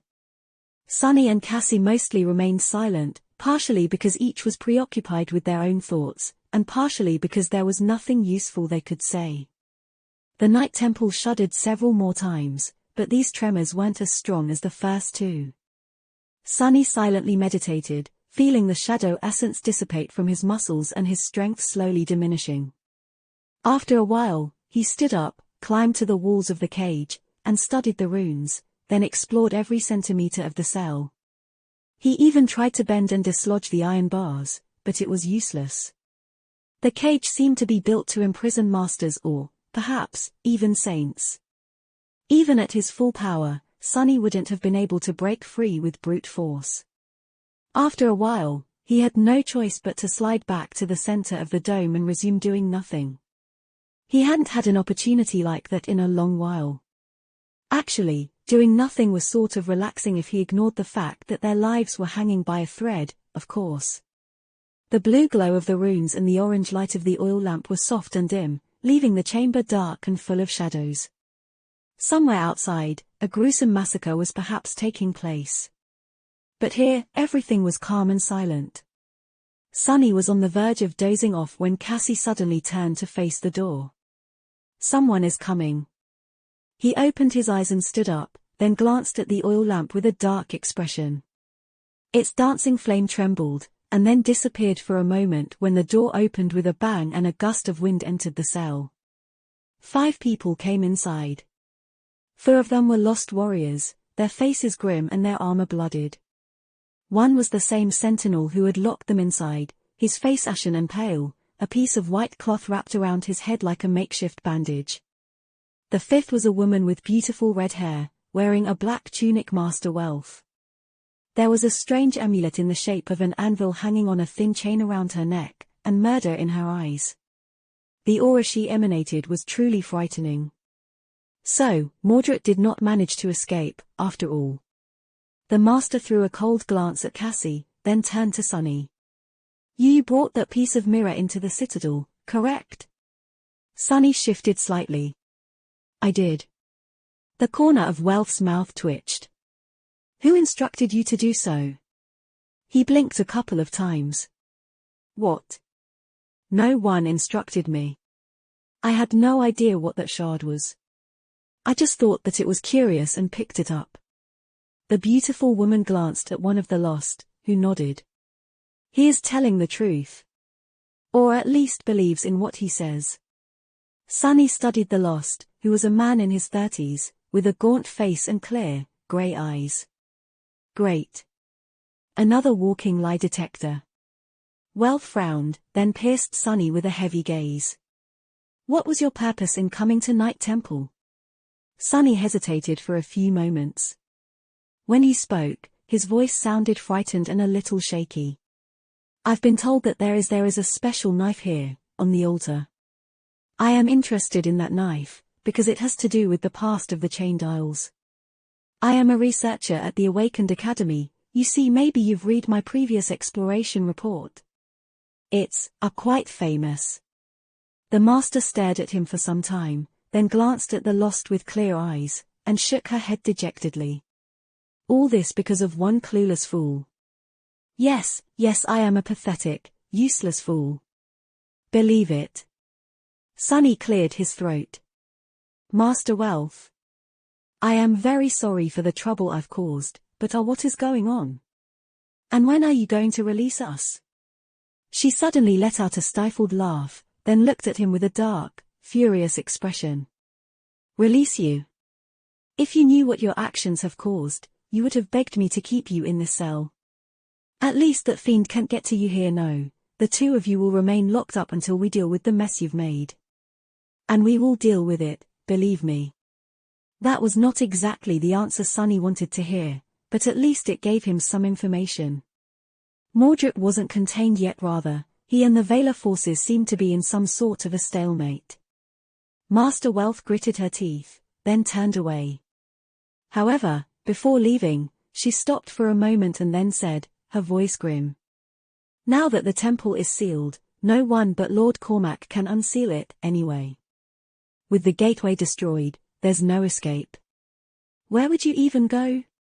With that, she clenched her fists and left the chamber. The four lost followed, closing the door behind them. Sunny stared at it for a while, a bleak expression on his face. No one but Lord Cormac can unseal it. Crap. The saint was not supposed to return until a month from now. He looked at Cassie, then at their cage, and lastly at the glowing runes. This was going to be a long and terrible month. Chapter 568, Full Circle.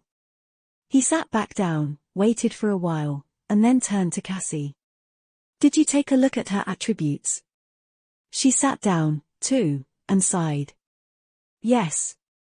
The four lost with her. Sir Pierce, too.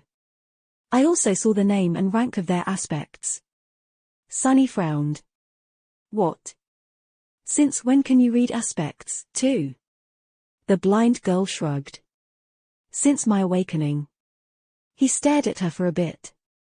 What a useful ability. In worse news, if she had not known some of his secrets before, she surely knew them now. How infuriating. Sunny grimaced, lingered for a bit, and then said. Good. Chances are, we'll need that information before all of this is over. He didn't press her for answers yet, since there was a lot he had to think about. Some more time passed with both of them remaining silent. After a while, the door of the chamber opened once more, and the familiar four lost entered. The one with a bandaged head was carrying a tray of food and a water skin. He studied them for a few moments, a cold expression on his handsome face, and then threw the food and the water skin through the iron bars without approaching the cage. Sunny suppressed his anger and opened his mouth, assuming the persona of a cowardly researcher. Hey Sir Awakened, can you tell us what is going on? Please, we don't even know what is wrong. The sentinel glanced at him darkly and spat in a commanding tone. Silence. His voice was clear and strong, full of arrogant confidence and deep animosity toward the two of them. Without saying another word, the lost left, once again locking the door behind them. Sunny remained motionless for a few moments, then slowly lowered his gaze and glanced at the food that rolled down the slope of the dome to his feet. Then, suddenly, He threw his head back and laughed loudly. Oh, gods, never thought he'll be eating this crap again. Right in front of him, reflecting the blue glow of the runes, 2 colorless tubes of synth paste were lying on the floor. He knew their shape all too well. They had a late supper, which consisted of a synthetic paste that had the consistency of mud and tasted about the same. Still, this vile invention was cheap to produce and supposed to contain all the nutrients one needed to barely survive. Sunny had not missed the damned sludge at all. In the outskirts, the easiest food to get was called a universal ration pack or simply a rat pack. It contained a tube of synth paste, a cheap water filter, and several dry, tasteless crackers. This was what he mostly ate before becoming an awakened, so now, Sunny felt as though his life had come full circle. Such irony. After a while, tired and weak without the essence sustaining their bodies, they decided to sleep. The flat space in the center of the cage was so small that Sunny and Cassie had to settle with their backs against each other. With nothing but 2 layers of thin fabric separating their skin, Sunny could feel the heartbeat reverberating through her lithe body. The cage was cold and chilly, but at least his back was warm. They lay in silence for a while, trying to fall asleep. Before they did, however, Cassie suddenly spoke. "Sunny." Her voice was quiet and hesitant. How is she doing? Do you know?" He kept his eyes closed and remained silent for a few moments, then said with no particular emotion. "She is doing great. She is a devil already. Now stop bothering me." Cassie sighed, and didn't say anything else. In the middle of the night, if it was night outside, he suddenly woke up, disturbed by a sudden change in her breathing. Through the thin fabric of their clothes, he could feel the blind girl's body tense up, her breathing rugged and uneven. Sunny hesitated, then turned around and looked at Cassie. In the pale glow of the runes, her delicate face seemed white and bloodless. It was contorted in a tortured grimace, with beads of sweat appearing on her forehead. Her eyes were moving hectically behind the eyelids. He lingered, not knowing what to do. It was obvious that Cassie was having a vision, and that like most of her visions, this one was painful and terrifying. Was he supposed to wake her up? Or would it do more harm than good? Before he could decide, she suddenly sat up with a stifled yelp. Her chest was rising and falling wildly, and there was a panicked expression on her face. The blind girl raised her hands and tried to feel her surroundings, clearly not quite remembering where she was. Sunny caught one of them, making Cassie flinch, and said darkly, "Take a hold of yourself, damn it. You're in a cage in Night Temple. Stop thrashing around." She froze, surrendering to his iron grip. After a while, Cassie took a deep breath and said weakly, "I'm all right." He let her go, picked up the mostly empty water skin, and put it onto her hand. The blind girl drank the last of their water and closed her eyes, her breathing slowly returning to normal. Sunny waited for a minute, and then asked in a gloomy tone, "Another vision?" She silently nodded. A dark grin appeared on his face. "What? Did we die again?" Cassie shook her head, then opened her eyes and frowned. No, this time I saw someone else." She put the water skin on the floor, hugged her knees, and spoke again, her voice still tense, but now much calmer. It was one of the man with grey eyes who advised Lady Wealth. He was in front of a large crucible, throwing shards of broken mirrors into the fire. There were thousands of them, all reflecting his image. Only at some point, one of the reflections stopped. She shivered. The Lost stopped, too, and stared at the motionless reflection, his eyes full of utter terror. It was as though he was paralyzed by fear. He opened his mouth to scream, but no sound came out of his mouth. After that, he didn't move anymore, but the reflection finally did. It raised its head, and then smiled. Cassie grew silent, and then added, her voice trembling. "That smile filled me with so much dread that all I could think about was to run away. But I couldn't. That was when I woke up." Sunny looked at her for a while, thinking. His face was cold and grim. It wasn't hard to understand what the vision was about. Mordred's aspect was somehow tied to mirrors, after all, but what did it all mean? What were his powers, exactly? He sighed and turned away. It's fine. You did well. Go back to sleep, if you can. She listened to him and slowly lay down. However, Sunny could tell by her breathing that the blind girl was wide awake. He couldn't sleep, too. In the morning, the door of their cell opened, and the same group of Lost brought them more food. Only, this time, there were only 3 of them. The man with grey eyes was nowhere to be seen. Chapter 569, On the 7th day. The 3 Lost seemed to be in a better shape than they had been the day before. Their armor was cleaned, and their wounds were properly tended to. However, somehow, they looked worse to wear. Their faces were paler, their movements were full of tension, and there was a strange darkness hiding in their eyes. Only the sentinel who had spoken to Sunny before was the same. If anything, his cold resolve seemed to have grown stronger, as did his silent hostility. Without saying a word, he threw the tubes of synth paste into the cage, then pointed at the water skin laying on the floor near Cassie. Sunny tossed the empty water skin out, and received a new one in return. Sir, can you please tell us what is going on? Where is our 4th friend? Did something happen? The sentinel stared at him with a heavy, grim expression.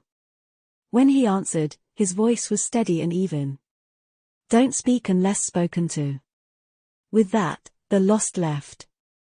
The door of the cell locked with a loud click, the flame of the oil lamp trembled, and everything became silent once again. Sunny sighed. What an unfriendly fellow. Just like that, their imprisonment started. There were no windows in the stone chamber, so it was almost impossible to track the passage of time. Their only hint was the appearance of the 3 Lost, who brought them food and water once every day, and sometimes changed the oil in the lantern. Sunny and Cassie spent the first few days in silence and tense, grim anticipation. They slept back to back, sharing the heat of their bodies to overcome the chilling cold of the prison cell, and suffered through the daytime without speaking to each other unless absolutely necessary. Both were waiting for something disastrous to happen. However, nothing did. The Night Temple had not shaken again, and nothing came through the heavy door to either set them free or destroy them. Neither Master Wealth nor Master Pierce had visited the enchanted chamber, as well, as if Sunny and Cassie were completely forgotten. The stone cell was silent and unchanging. However, they could still tell that something sinister and dire was going on outside. The evidence was in how the 3 Lost that brought them food, their only connection to the rest of the world, looked and behaved. With each day, 2 of them seemed more and more frightened, while the 3rd grew increasingly cold and grim.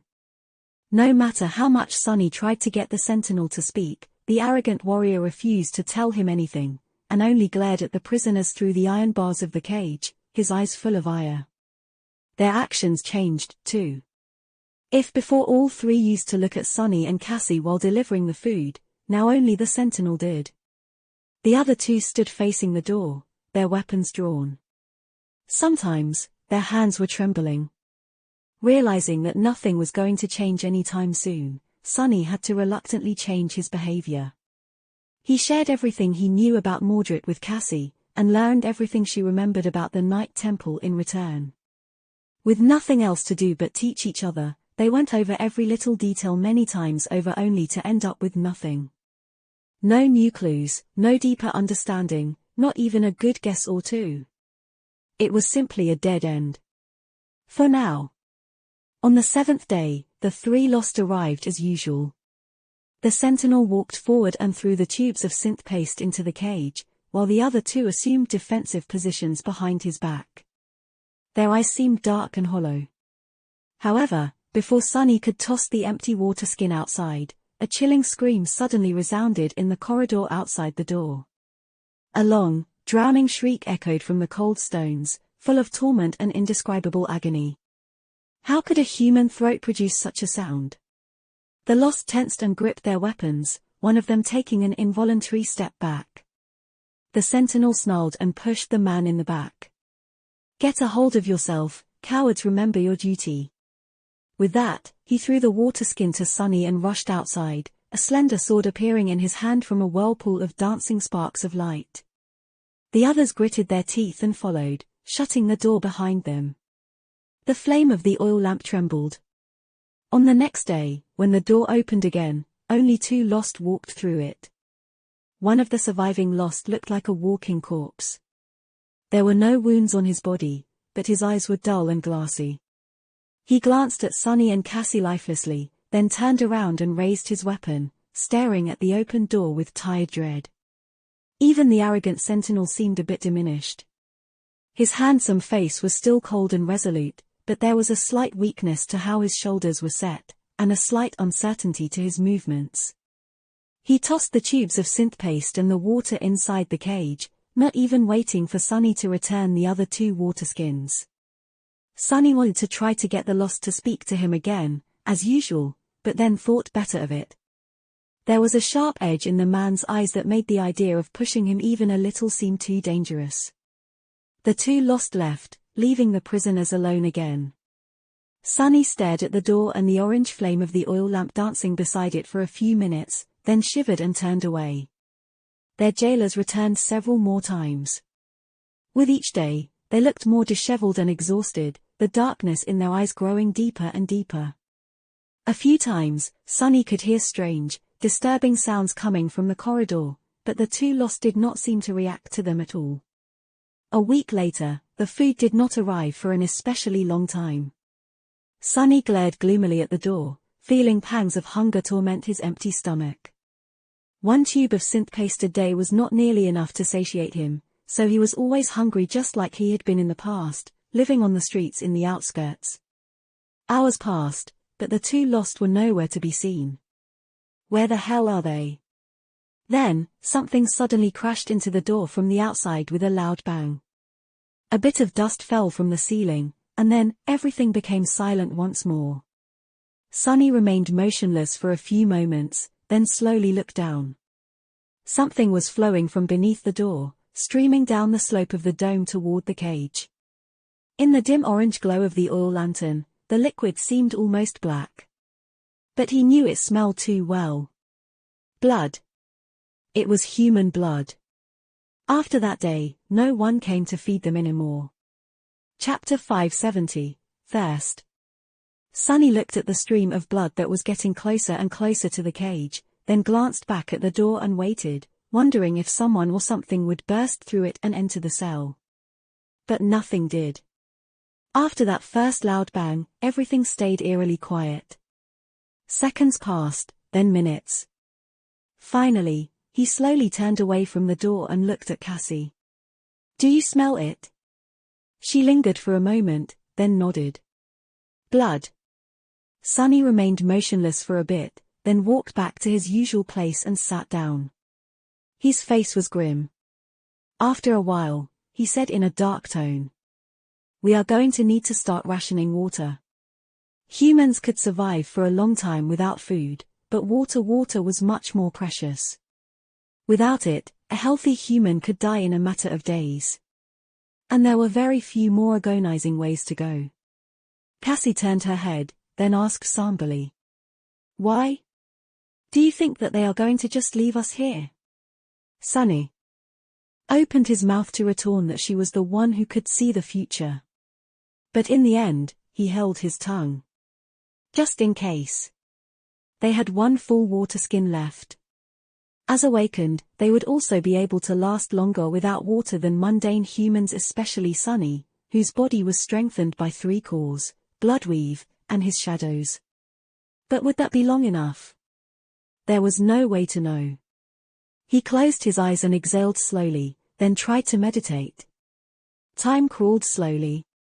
Their hunger grew, but no one came to bring them food.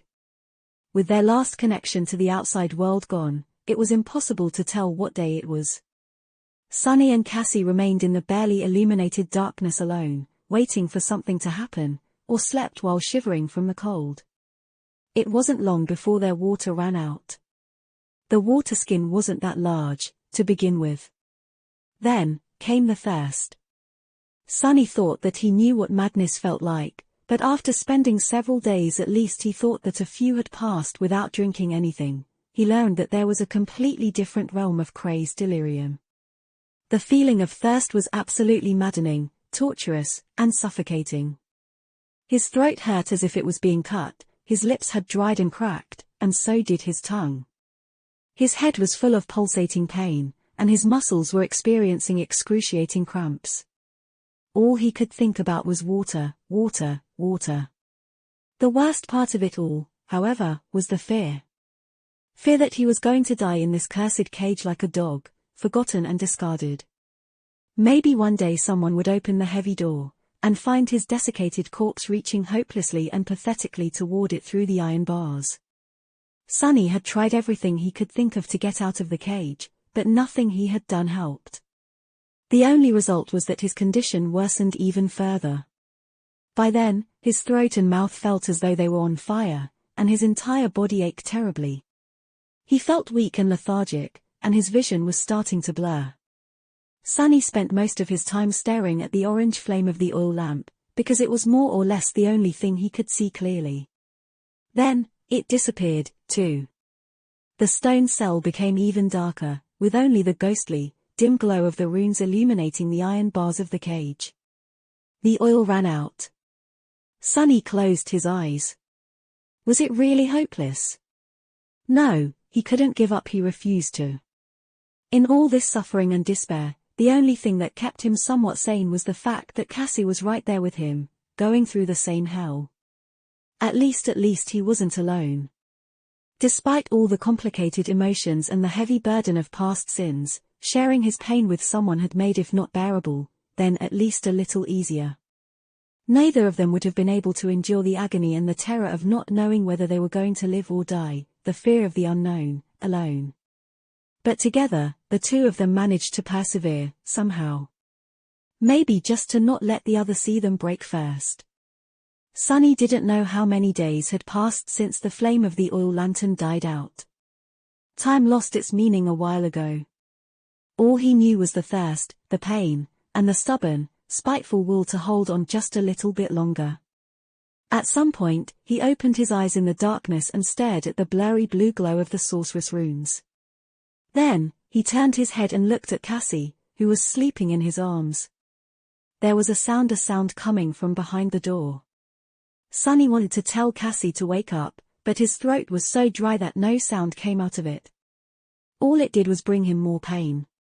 He gritted his teeth, then shook her gently, waited for her to open her eyes, and carefully placed a finger on her lips. He wanted her to remain quiet. The blind girl hesitated for a few moments, then nodded. They let go of each other and shakily rose to their feet. By that point, the faint sound became more clear. It was as though something sharp was scraping against stones as it was being dragged across them slowly. Squish, squish, scrawrish, scryish. The haunting, grating sound was drawing closer and closer. Finally, it reached to just beyond the cell and stopped abruptly. Then, they heard another scrape, this one much smaller, and the click of the door's lock. It opened, and Sunny saw a blurry silhouette standing at the threshold of the stone chamber. Half blinded by the thirst, he could tell who, or what, it was. But the smell of blood was back. Only now, it was much, much stronger. Chapter 571, Don't Make a Sound. Sunny stood motionlessly, gathering whatever strength he had left, which was far too little. Cassie was silent, too, a tense expression on her pale face. With his vision compromised and his shadow sense limited to the circle of runes glowing around the cage, all Sunny could see was a blurry silhouette. He was almost sure that it was a human, however, something about the dark figure was wrong. Utterly, terribly wrong. A strong smell of blood assaulted his nostrils. The silhouette swayed, and then took a step forward. The scraping sound resounded once again, coming from it. Sunny strained his eyes, and thought that he had noticed a slender sword being dragged behind the person. A hint of recognition appeared in his clouded mind, but in the next moment, a sudden burst of creaky, gurgling laughter threw his thoughts into a spin. Sunny shivered. That voice. The silhouette took another step forward, coming to the point where the flat surface of the floor gave place to the downward slope of the dome. Coincidentally, that was the moment when the dim glow of the runes finally reached it. Sunny flinched. Curses. A familiar face was looming in the darkness above him. Even through the haze clouding his sight, Sunny managed to recognize the arrogant sentinel who had locked them in this cage a long, long time ago. Only now, that cold and handsome man was nowhere to be seen. Instead, he looked broken and gaunt, his face contorted in a demented grin. But much worse than that. In the place where the sentinel's eyes used to be, two bloody pits were gaping, crimson streams flowing down his cheeks like tears. His fingers were marred with blood, too. As Sunny recoiled, the Lost laughed again, and then suddenly clawed at his face, his laughter turning into a stifled groan, and then into a whisper. "Can't get me anymore, can't get me, I tricked him." Then, the lunatic abruptly froze. Slowly, his head turned, and the bloody pits of his eyes stared directly at the cage. A moment later, a grimace of hatred appeared on his face. "You, it is all your fault, yours, you let him free." Sunny felt weak and barely able to stand, and he was suffering too much to have any energy for fear. So, although it was obvious that the sentinel had returned to exact revenge and kill them, he didn't mind. Instead, he welcomed it. Good, come here then.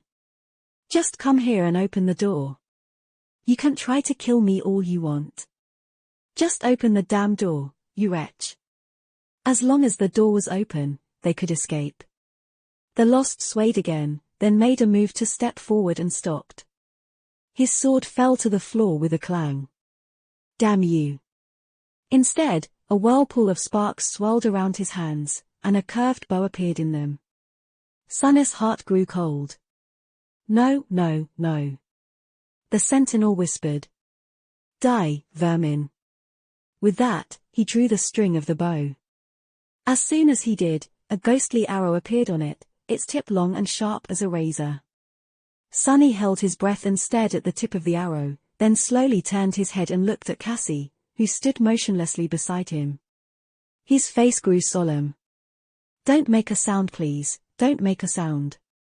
A moment later, he heard the sound of the string, and saw the arrow streak above the blind girl's shoulder, the wind throwing a few strands of her hair into the air, and shatter against the stones.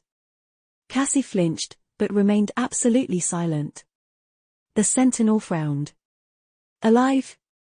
I know that you are still alive, but not for long, now." He drew the bow again, and sent another ghostly arrow flying. This time, it flew mere centimeters above Sunny's head. For the first time in his life, he felt actually thankful for his short stature. But the crazed Lost wasn't done. Sunny turned his head and stared directly at him. A ghastly smile suddenly appeared on the sentinel's face. "Got you now." He drew the bow again, and then lowered it, aiming directly at Sunny's heart. Sunny did not move a muscle. A moment before the Lost released the string, something small and swift suddenly dashed toward him from behind, and bit his leg ferociously. It was the covetous coffer. Back when everything started, Sunny had left it in the interrogation room on purpose. He couldn't control a memory like he would an echo, but the coffer was still able to follow simple commands. The command it had received from Sunny in those moments was to hide, and then find him. And then wait. The poor thing had loitered near the locked door of the cell for several weeks, hiding every time anyone approached. And now, it was finally able to receive a new command. Attack. The box scurried from its hiding place, reached the cell, and ran through the door on its 8 short iron legs, just in time to sink its sharp triangular teeth into the sentinel's heel. They easily pierced the steel of his armored boot.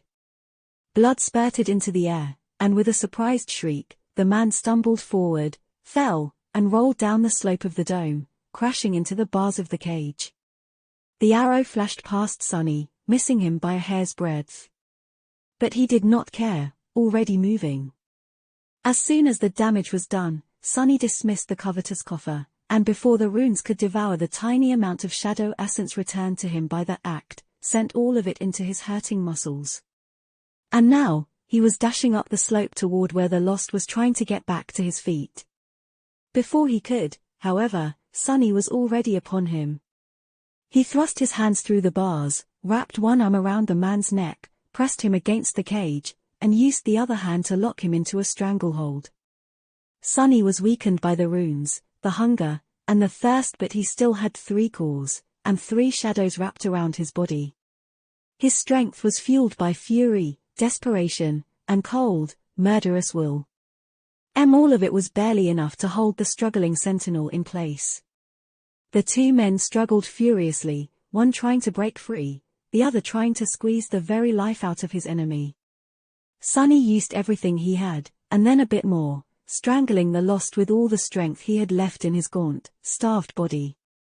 He knew that there was not going to be another chance. He had to kill this man in order to survive. And even more important than that, he simply wanted to.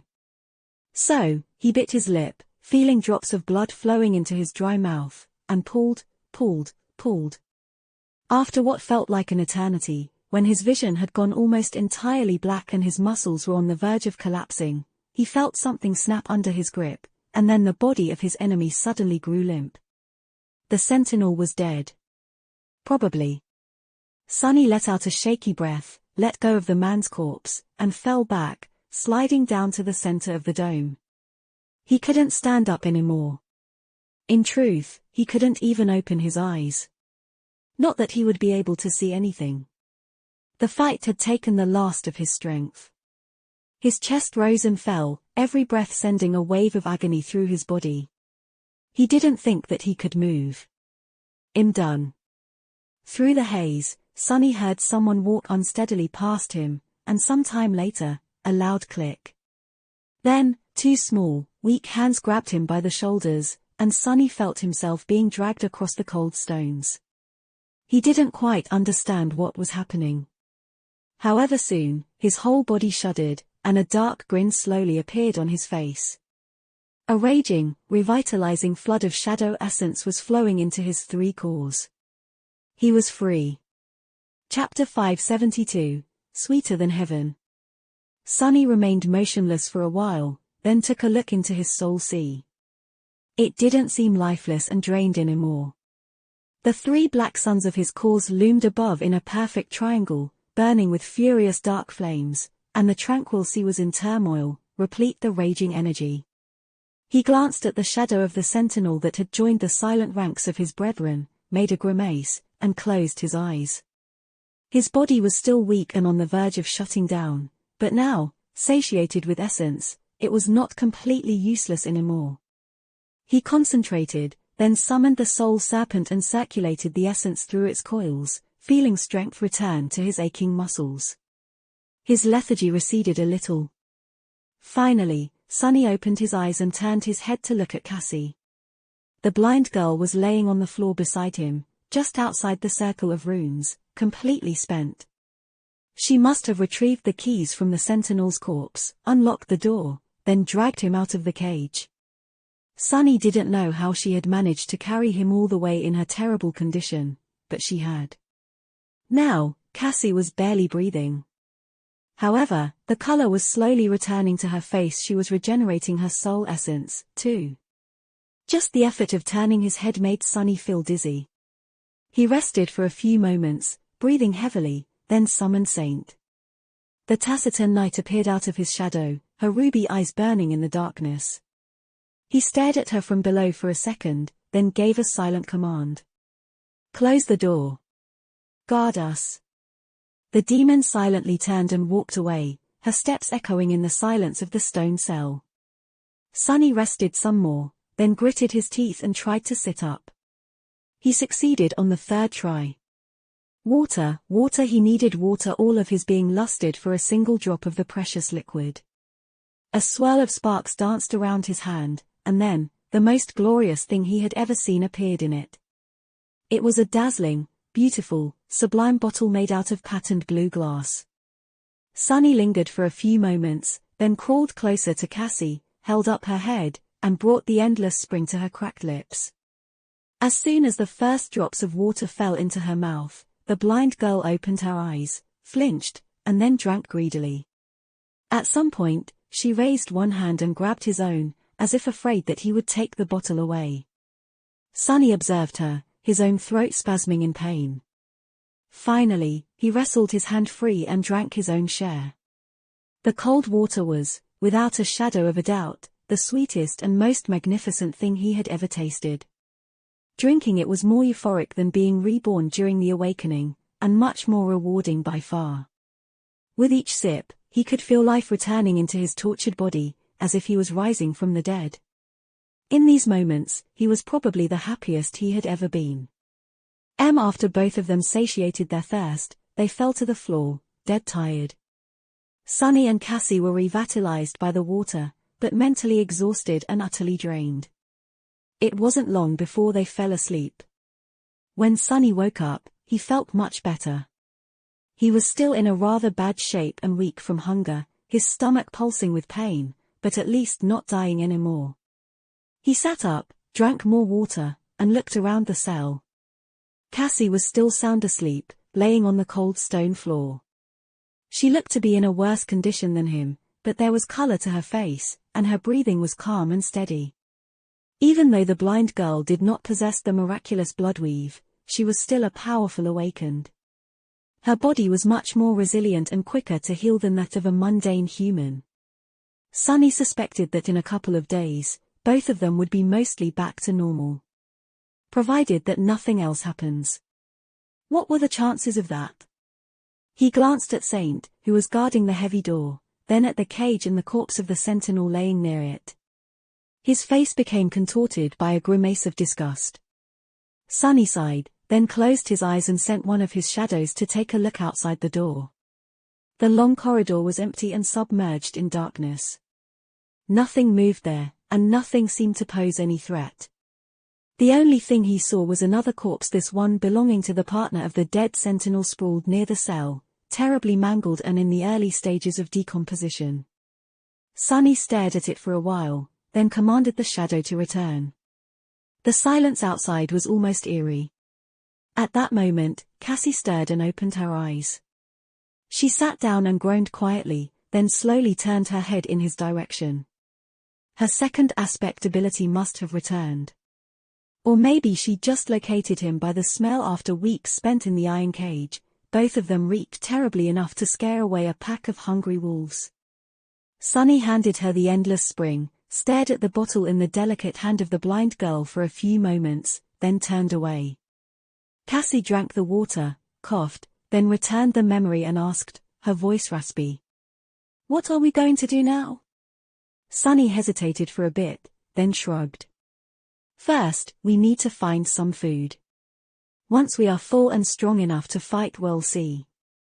Gather information, assess the situation, then act." She nodded, then slowly rose to her feet. The quiet dancer appeared in her hand in the glow of white sparks. Sunny stood up, too, and headed toward the door. Saint moved aside, allowing him to open it. Standing at the threshold, he hesitated for a few seconds, and then took a step forward. A dark expression appeared on his face. Sunny knew that he had to be careful. But he also felt entitled to some vengeance of his own. Chapter 573, Hunger. Stepping over the corpse laying at the doorstep of their cell, Sunny and Cassie entered the dark, empty corridor and stopped for a few short moments. They listened tensely to the echoing silence that reigned over it, and then cautiously moved forward. Most humans would have felt lost in the impenetrable darkness, but neither of them found it uncomfortable. Stepping softly, they walked toward the entrance to the closest stairwell, the shadows gliding ahead of them to scout for potential dangers. Sunny didn't let the shadows go too far, though, knowing that he might need their help at a moment's notice. In the past weeks, he had learned everything that Cassie knew about the Night Temple, so there was a clear mental picture of its interior in his head, the parts of the great cathedral that the blind girl was familiar with, at least. Currently, they were at the lowest levels of one of its 7 belfries, deep below the outward ring of the main structure. There were 2 other belfries in the outward ring, and both the ring itself and the 3 towers descending from it remained uninhabited. They were mostly empty or occupied by storage rooms, workshops, and other facilities the Lost used to maintain the citadel. Still, there was no way of knowing what might have changed inside the temple since their imprisonment, and what danger lay ahead, in the darkness. They moved from one level to another, not meeting a single living soul. Here and there, signs of battle could be seen. The furniture was smashed to pieces, the walls scraped by sharp blades or cracked, a few of them completely shattered. The floor was stained with blood, but there were no more corpses around.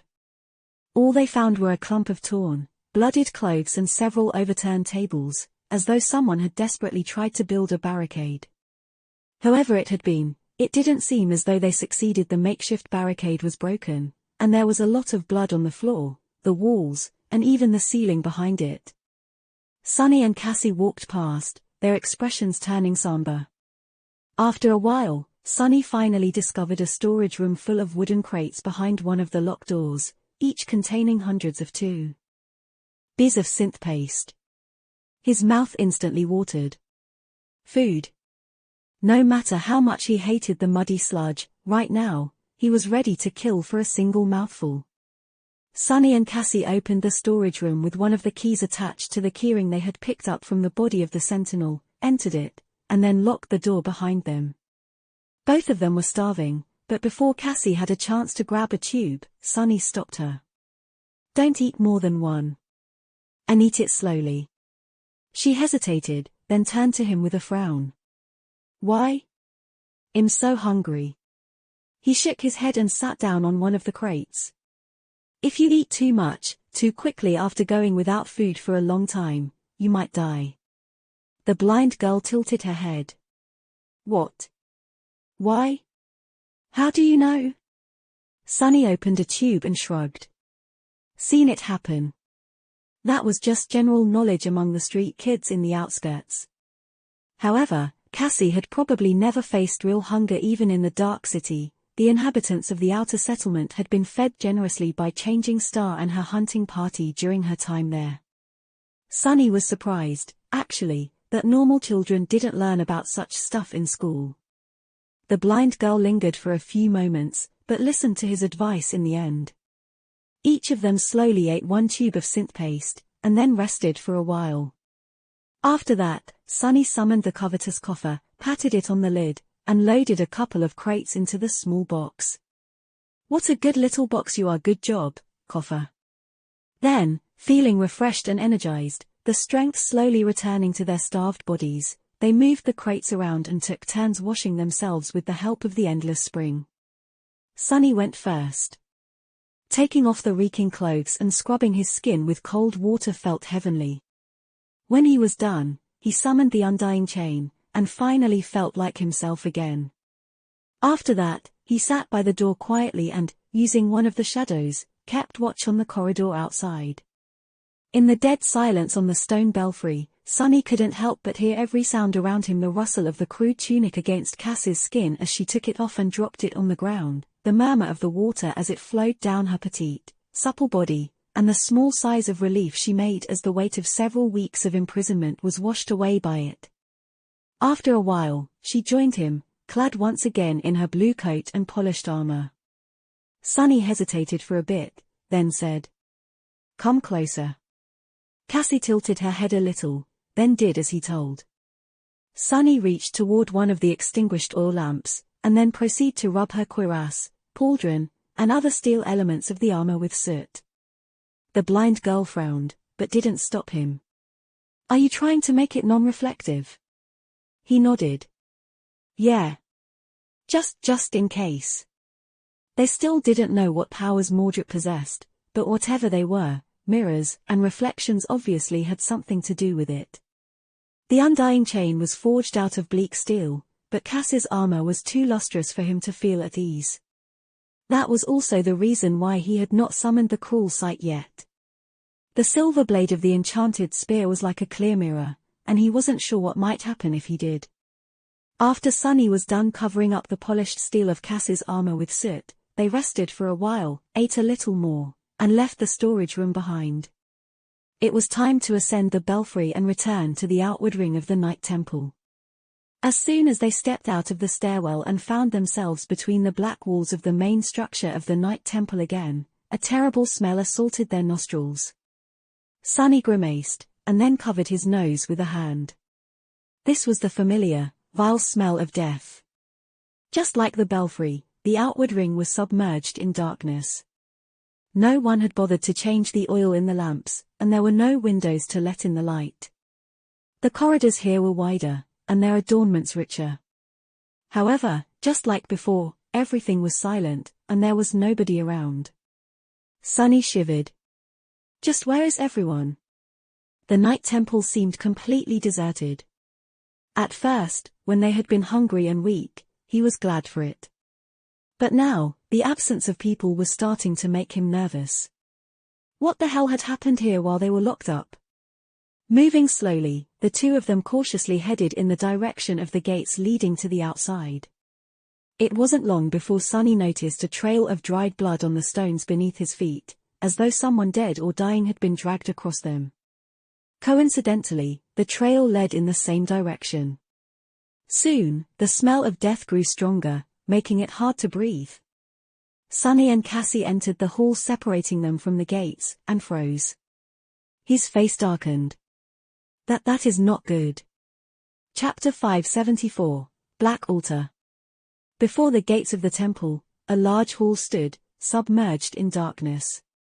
The air was permeated with the smell of rot, and at least a dozen of eviscerated bodies lay on the cold stones, staring into nothingness with their empty eyes. Sunny had long become accustomed to such sights, so he wasn't too bothered by it. The implication, however, left him feeling cold. Damnation. He entered the hall, both Saint and the serpent emerging silently from his shadows. Cassie followed, gripping the hilt of the quiet dancer so hard that her fingers turned white. Sunny walked over to the nearest corpse, held his breath, and knelt beside it, studying its wounds. Then, with a grim expression, he moved over to the next one and did the same. It took him some time to check on each of the slain lost, and by the end, his eyes were full of darkness. The blind girl remained silent for a few moments, then asked, her voice tense and trembling. "How did they die?" He lingered for a second, then shook his head. "Sword wounds." Each of the fallen sentinels was killed with one precise, fatal strike. However, most of them were terribly mutilated and covered in multiple wounds, none of them lethal, but all aimed at inflicting the maximum amount of pain. The killer, whoever it was, wanted his victims to suffer before they died. Well, Sunny was pretty sure that he knew who the killer was. Mordred. The man or thing that he had set free. It seemed that the Prince of Nothing had a sadistic streak about him. But that wasn't the problem.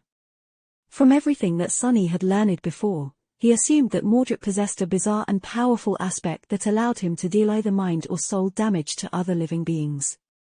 That made him extremely dangerous. The prerequisite for this ability seemed to be looking the prisoner of the Night Temple in the eyes, which was good, since both Sunny and Cassie could naturally counter it, Sunny by fighting with his eyes closed, Cassie by simply being blind. However, these lost had clearly died in a ferocious and bloody melee. That meant that, on top of everything else, Mordred was a fighter of incredible skill, skilled and powerful enough to not only kill a dozen experiences awakened with a sword, but also to play with his victims before he did. Just how was Sunny supposed to win against someone like that? He sighed, then walked past the corpses and approached the gate. Master Wealth had told them that the citadel was sealed, and no one except for Saint Cormac would be able to open it. However, Sunny had to check for himself. He wrapped all three shadows around his body and tried to push open the gates, but to no avail. The heavy doors didn't budge even when Saint joined him. None of the keys their jailers had carried were of any use, too there wasn't even a keyhole to insert them. Sunny looked beneath the surface of the gates, hoping to see the same type of primitive weave he had seen in the door of the Ebony Tower. But there was none. Curse it. He gave the gates a good kick, then turned around and walked back to Cassie in frustration. "I guess we aren't getting out of here until the Saint arrives." which would happen in a week, at the earliest. Would they even be able to survive that long? The blind girl frowned, then asked with uncertainty. Where to, then? Sunny thought for a few seconds. Since they were already stuck in this damned place, why not try and accomplish the task they had come here to complete, in the first place? Let's go check on the gateway. Perhaps the ivory knife was still there, somewhere. Leaving the scene of the cruel massacre behind, the two of them headed deeper into the stone bowels of the Night Temple. It took them a long time to cross the outward ring and enter the central temple. The distance itself was not that considerable, but the bizarre interior of the cathedral was disorienting and sprawling, resembling a vast, convoluted maze of black stone. They also had to remain cautious and move slowly so as to not walk into an ambush. The darkness, silence, and eerie emptiness of the deserted citadel were slowly stretching their already tense nerves. Both Sunny and Cassie had not recovered from their ordeal completely, so they had to stop and rest a couple of times, drinking water and eating small amounts of synth paste. They also encountered more morbid remnants of the struggle that had been going on inside the Night Temple while they were slowly dying inside the cage, rotting corpses of the lost, signs of bloodshed and destruction, as well as things that were too strange and vile to be explained by any kind of sane logic. It was as though they were traveling through the workshop of a mad butcher. With each minute that passed, Sunny grew more and more grim. For the first time since this whole disaster started, he actually began to question the moral implications of what his actions had led to. Even if he had been an unwilling accomplice, Mordred only managed to escape because of him. Had Sunny accidentally released an unspeakable evil upon the world? He wasn't sure how to feel about that. On one hand, he didn't really care about the world, but on the other hand, Sunny didn't like to leave behind a mess without cleaning it up. It was just basic decency. A bit conflicted, he sent the shadow ahead, made sure that everything was fine, and finally led Cassie into the grand hall of the Night Temple. This place was both magnificent and uncanny. It was vast and full of darkness, reminding him of his home in the Dark City. The only difference was that this tenebrous cathedral was built upside down. Far above them, the ceiling was flat and stretched into the distance. The floor, on the contrary, arched downward like a giant bowl, with load-bearing stone seams protruding from it like bridges and roads. The hall was silent and somber, and absolutely empty. In its center, there was a wide stone platform. It was covered in rubble, large pieces of black obsidian laying in piles where the black altar had once stood. They really destroyed it. Sunny stared at the shattered altar, still not quite believing that the gateway was really obliterated. What madness was this? They lingered for a few moments, and then descended toward the platform. There, Sunny spent some time sifting through the rubble, hoping to find the ivory knife. But it was nowhere to be found. All he found was broken obsidian, and pieces of Storm God's shattered statue. Either the knife had never been there, to begin with, or Mordred had gotten to it first. Curse it! Sunny turned the head of the statue, looked beneath it, and then stood up, staring into the empty eyes of the dead goddess with dark fury. Damned liar, prince of lies, that's who he is. As he was boiling with rage, Cassie suddenly took a step forward and touched him on the shoulder. Then, she pointed toward the other end of the grand hall and whispered. I hear footsteps. Someone is coming. Sunny stared into the darkness, his hand itching to summon a weapon. His eyes gleamed dangerously. Let them come. Chapter 575, Confrontation. Sunny sent one of his shadows forward, and soon saw human figures emerging from one of the passages, some of them limping, the others carrying stretchers with those of their brethren who were too heavily wounded to walk. The lost, they were the remaining guardians of the Night Temple. In front of them, a woman in a black tunic was walking, her red hair dirty and damp with sweat. There was a grim, dark expression on her face. So there are survivors, after all. There were a dozen or so warriors who could still fight, although they didn't seem to be in the best shape. Several were carrying lanterns and torches, the orange flames pushing the darkness reigning in the great hall back. They were still too far away to notice Sunny and Cassie, but he had no doubt that they would be discovered soon.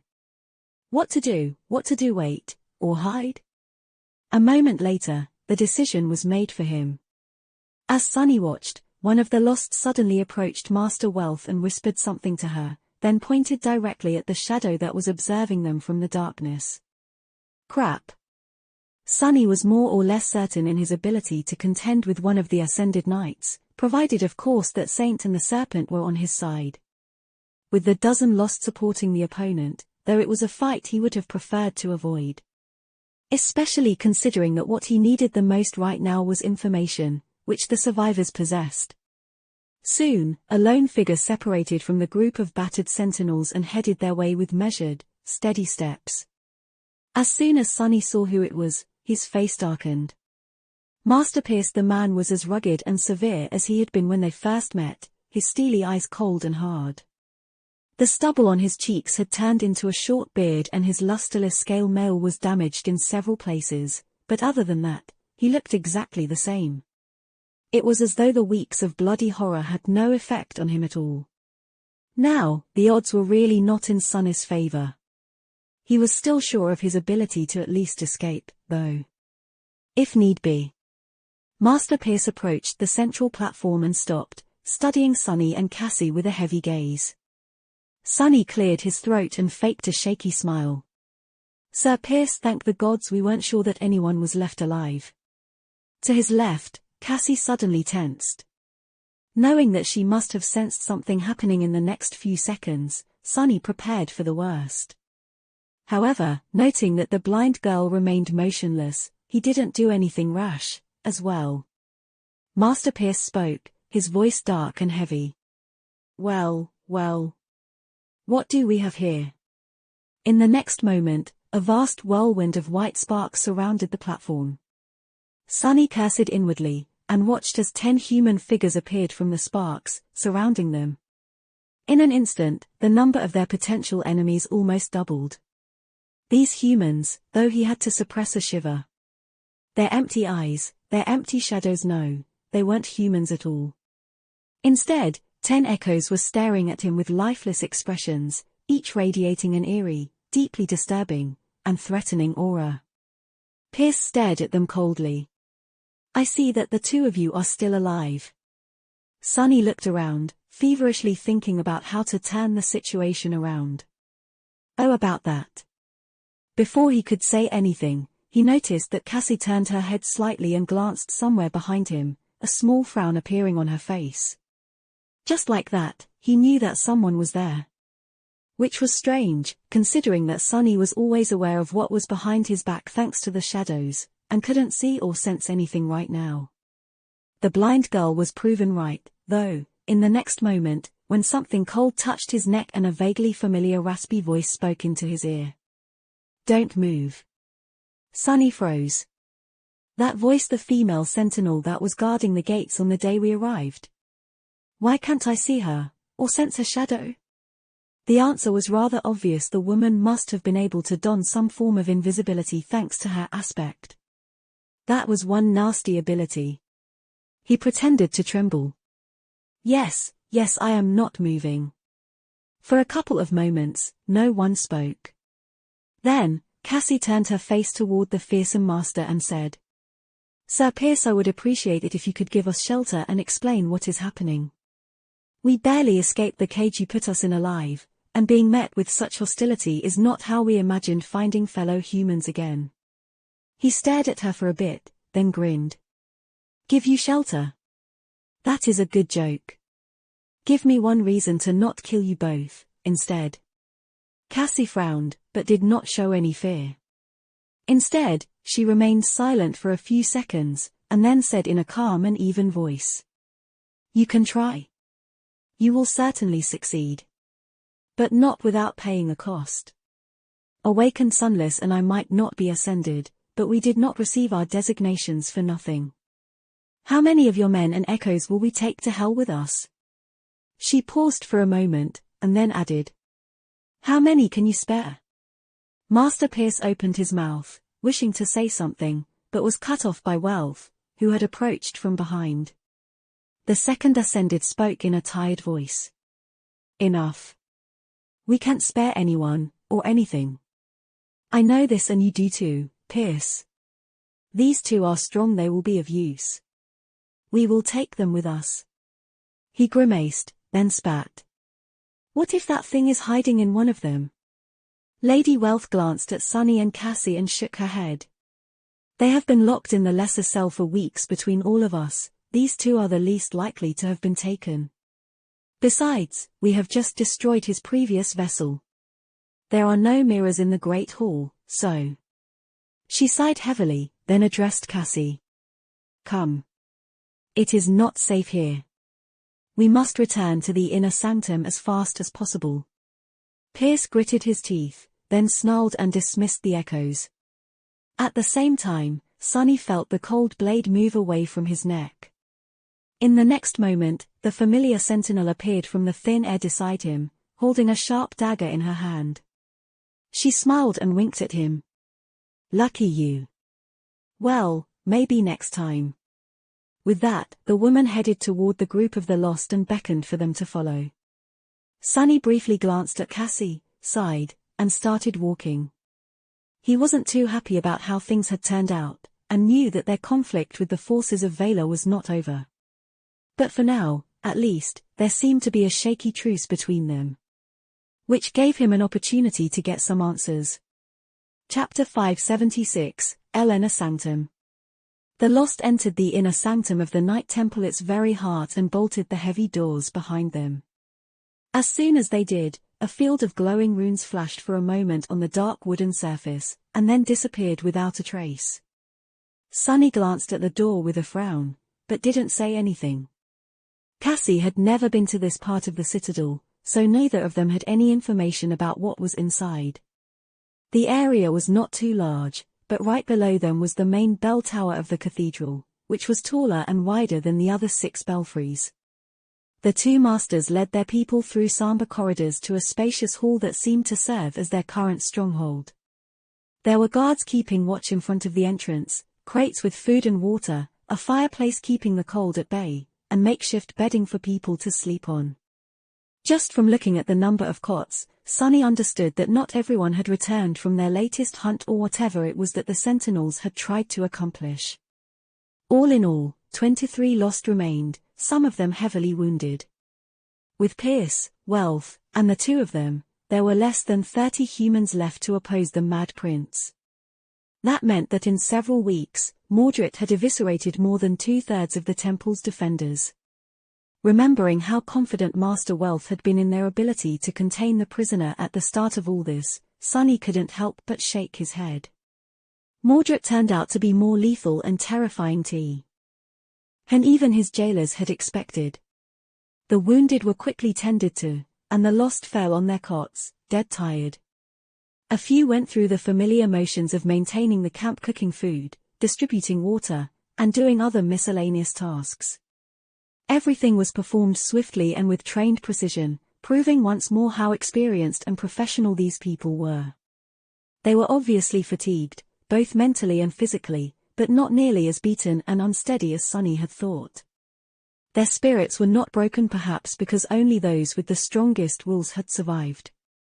He also couldn't help but notice that there was not a single reflective surface in the whole of the inner sanctum. The Lost wore either armor made out of leather or dull steel that didn't give off reflections, and even made sure to store and drink water from opaque containers, not letting a single drop fall to the floor. After a while, the familiar female sentinel approached them and said, "Sir and Lady wish to see you."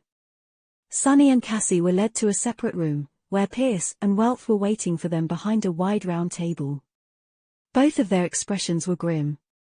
Wealth gestured to a couple of chairs and, after waiting for a few moments, said, "The two of you will follow simple rules. From now on, you are under our command. You will follow any order either Sir Pierce or I give you. You will not use any memory or item that can be used as a mirror inside the inner sanctum or outside of it, if you wish to live. You will not conspire against your fellow soldiers or tell a single soul about what you have seen here in the Night Temple. If you disagree, leave right now." Sunny and Cassie glanced at each other, but remained seated. Wealth nodded, then looked at Sunny. Awakened Sunless, please, describe how you came in possession of that piece of a broken mirror. This time, in detail. Pierce suddenly leaned forward and growled. And don't even think about lying to us, boy, you won't like the result. Sunny pretended to look at him with a bit of fear. I couldn't lie even if I wanted to, you fool.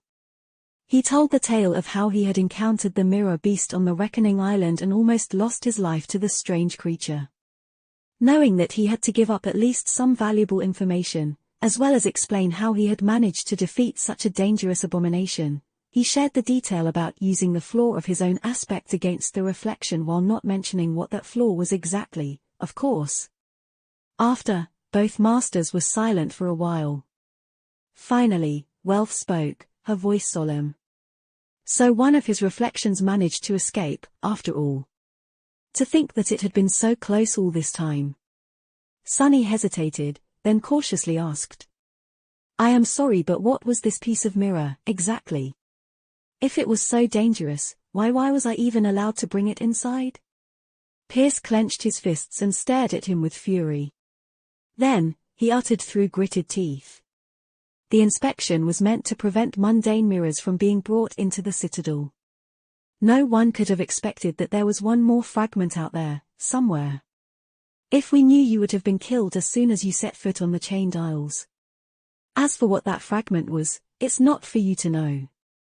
Sunny shivered slightly, realizing how big of a target he had drawn on himself by picking up the inconspicuous piece of mirror. No wonder Saint Tyrus had warned him to never speak of visiting the Reckoning Island to anyone. While he was thinking that, Cassie finally spoke. With all due respect, Sir Pierce, we have the right to know. Or rather, we need to. How are we supposed to fight against the threat if we don't know what it is? What, exactly, have we unleashed?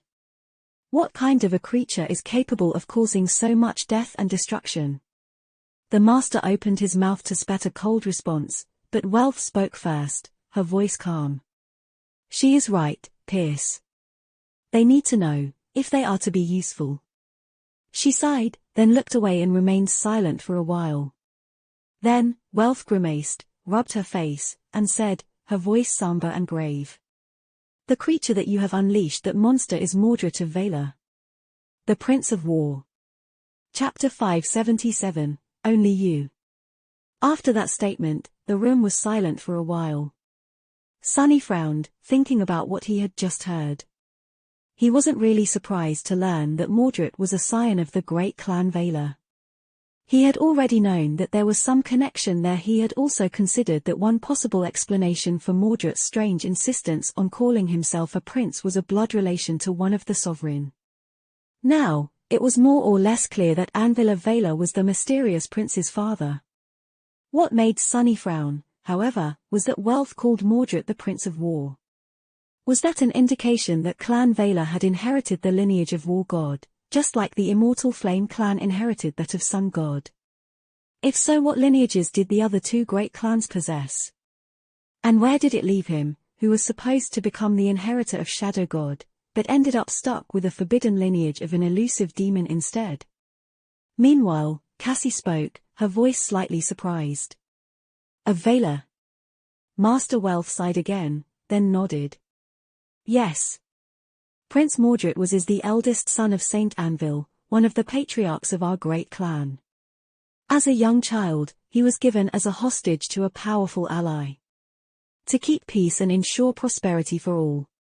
No harm was meant to come to him. And it didn't, or so we thought. Years later, the prince was returned to us as a valiant awakened, to our joy and relief. Pierce's face darkened, and he looked away. Welf lingered for a few moments, and then continued. But our joy was short-lived. Soon, it became apparent that the boy had grown up to be disturbed. He was cruel, uncaring, and had certain impulses that couldn't be controlled. The more powerful he became, the less human he seemed. And he was powerful, incredibly so. More powerful than any awakened was supposed to be. She looked down, then grimaced. In the end, Prince Mordred left the clan and, breaking the command of the elders, sought out a seed of nightmare to become a master. Knowing that he was too dangerous to be allowed to ascend or even to walk freely in the waking world, it was with a heavy heart that a decision was made to eliminate him. Monster or not, he was our responsibility, after all. Sunny rubbed his temples. There was a lot of new information in what they were told, provided it was true, of course. Which he wasn't sure that it was. Had Mordred really been given away as a hostage? Was he really disturbed and dangerous? Maybe he was, and maybe he wasn't, or had not been, at least. Whatever the case, Sunny had no doubt that it had no bearing on Anvil's decision to get rid of his firstborn son. The key phrases in all the noble-sounding words Wealth had spoken were too powerful and couldn't be controlled. Mordred had probably been forbidden from challenging the second nightmare for that very reason. That was why he had come to the Chained Isles alone, seeking a seed that had not been discovered and thus couldn't be guarded by the forces of the sovereigns. Which eventually led to his downfall. One thing, however, didn't make a lot of sense. Sunny glanced at the masters, and then asked doubtfully. If that Mordred was so dangerous, why didn't you just kill him? Why go to all this trouble and imprison him, instead? After a short pause, it was Pierce who answered, his voice grim. Do you think we haven't tried? His physical body was destroyed, his spirit body, too.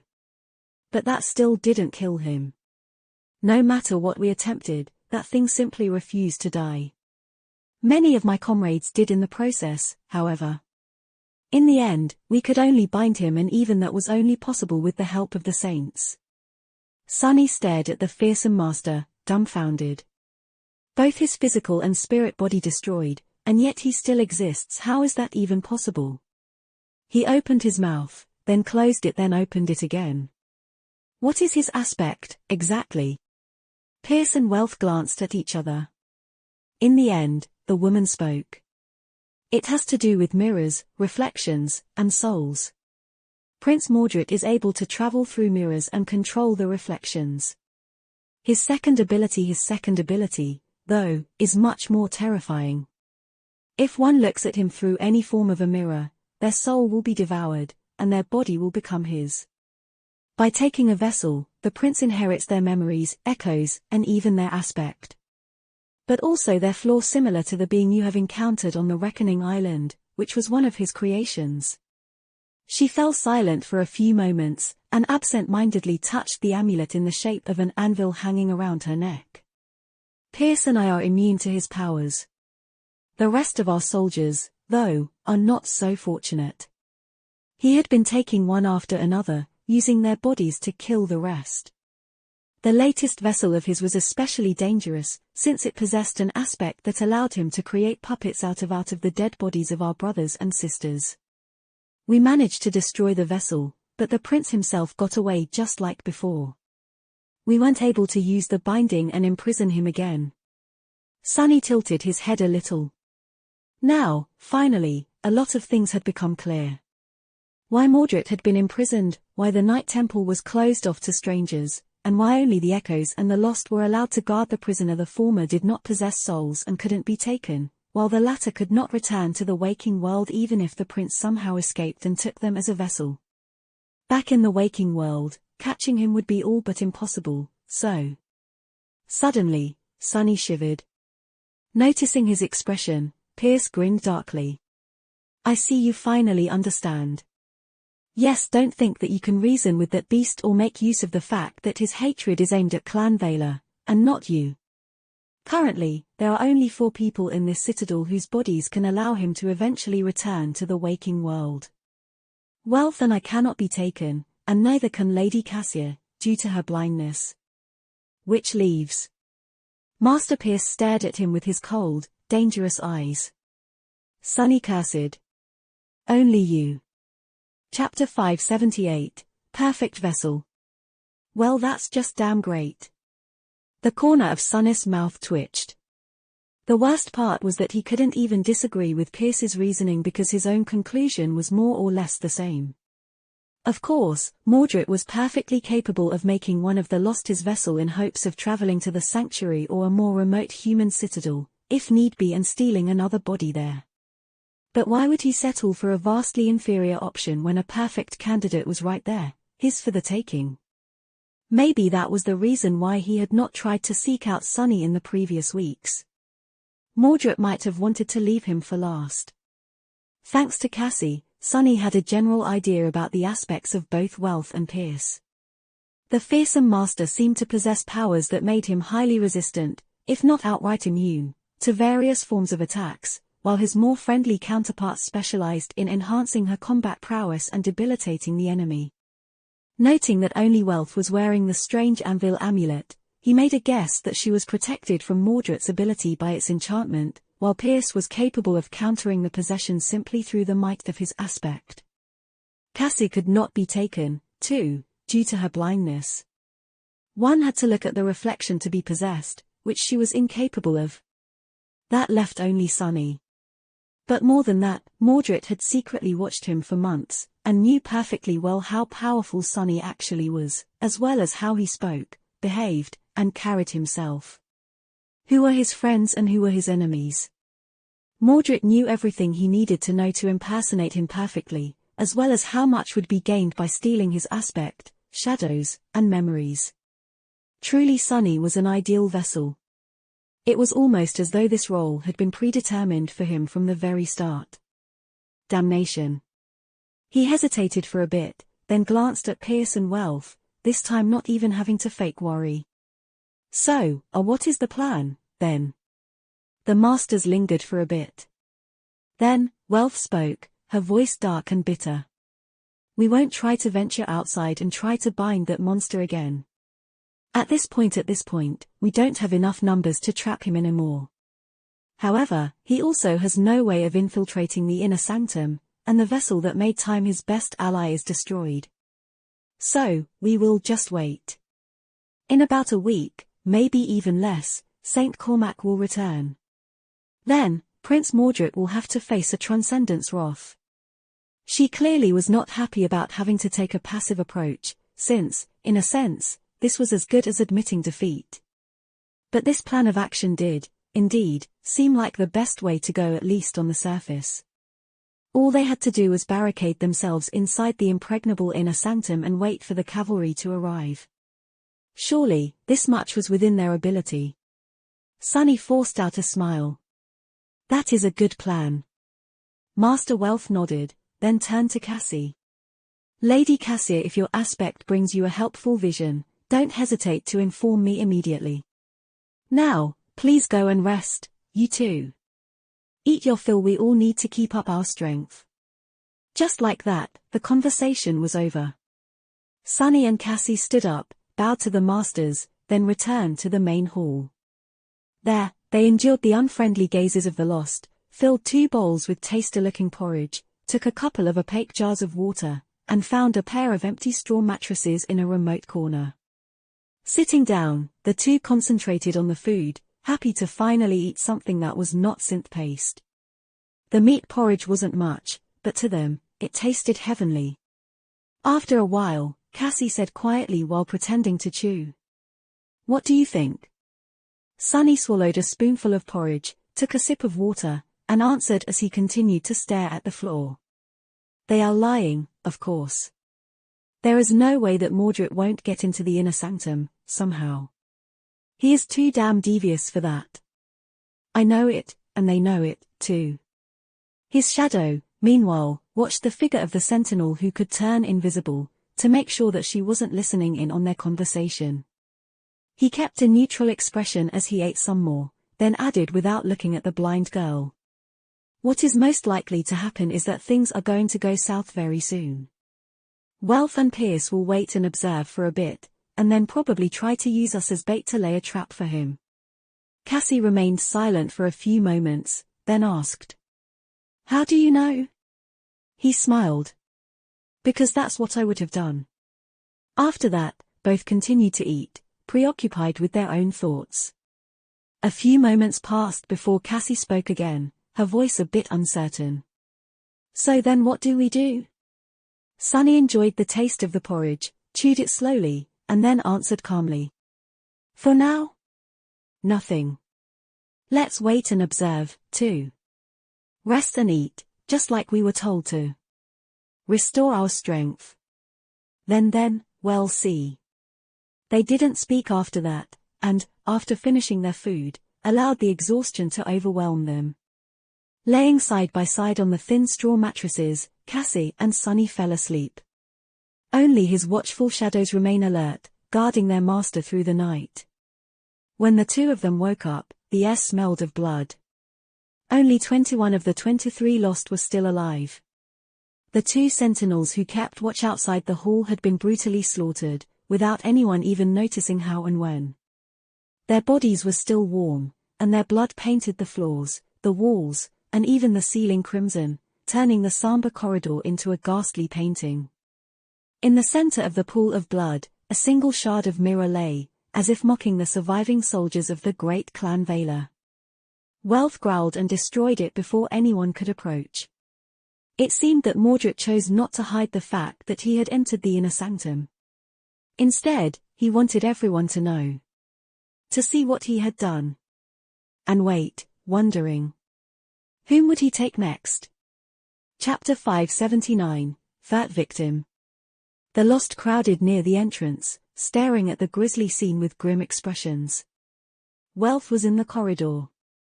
She was standing in the middle of the pool of blood, her fists clenched.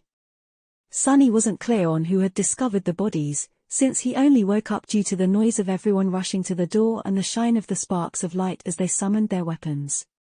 He remained at the back of the crowd, using one of the shadows to study the corpses, and another to observe the surviving sentinels. There was a thoughtful expression on his face. I wonder. Before he could finish the thought, Pierce appeared from behind the bend of the corridor, glanced at Wealth, shook his head briefly, and then growled at the lost. What are you standing around for? Clean up this mess and secure the perimeter. No one moves alone or in pairs, 3 people minimum. Be ready, the bastard might return at any minute. The soldiers glanced at each other, seeds of fear blooming in the depths of their eyes. Then, they silently got to work, following the master's command. Sunny lingered for a few moments, then returned to Cassie and sat down on his mattress. The blind girl asked quietly. Who died? And how? He rubbed his face tiredly. The guards. One was the guy who had noticed my shadow back in the Great Hall. The other, I didn't know him. As to how, pretty much the same as everyone else. Butchered and cut to pieces. She thought for a bit, then frowned. And no one heard a thing? Sunny sighed. He must have done it really fast. Or his new vessel possesses an aspect that can dampen sounds. He remained silent for a bit, then said somberly. Anyway, you should prepare. Cassie tilted her head. Prepare for what? Another attack? Sunny didn't answer immediately, looking at the lost. Everyone seemed busy and focused, moving with trained precision and purpose. However, there was a hint of uncertainty on their pale faces. The sentinels tried to hide it, but to no avail. He looked down. No. Right now, everyone only thinks that Mordred somehow broke through the seals and got into the inner sanctum.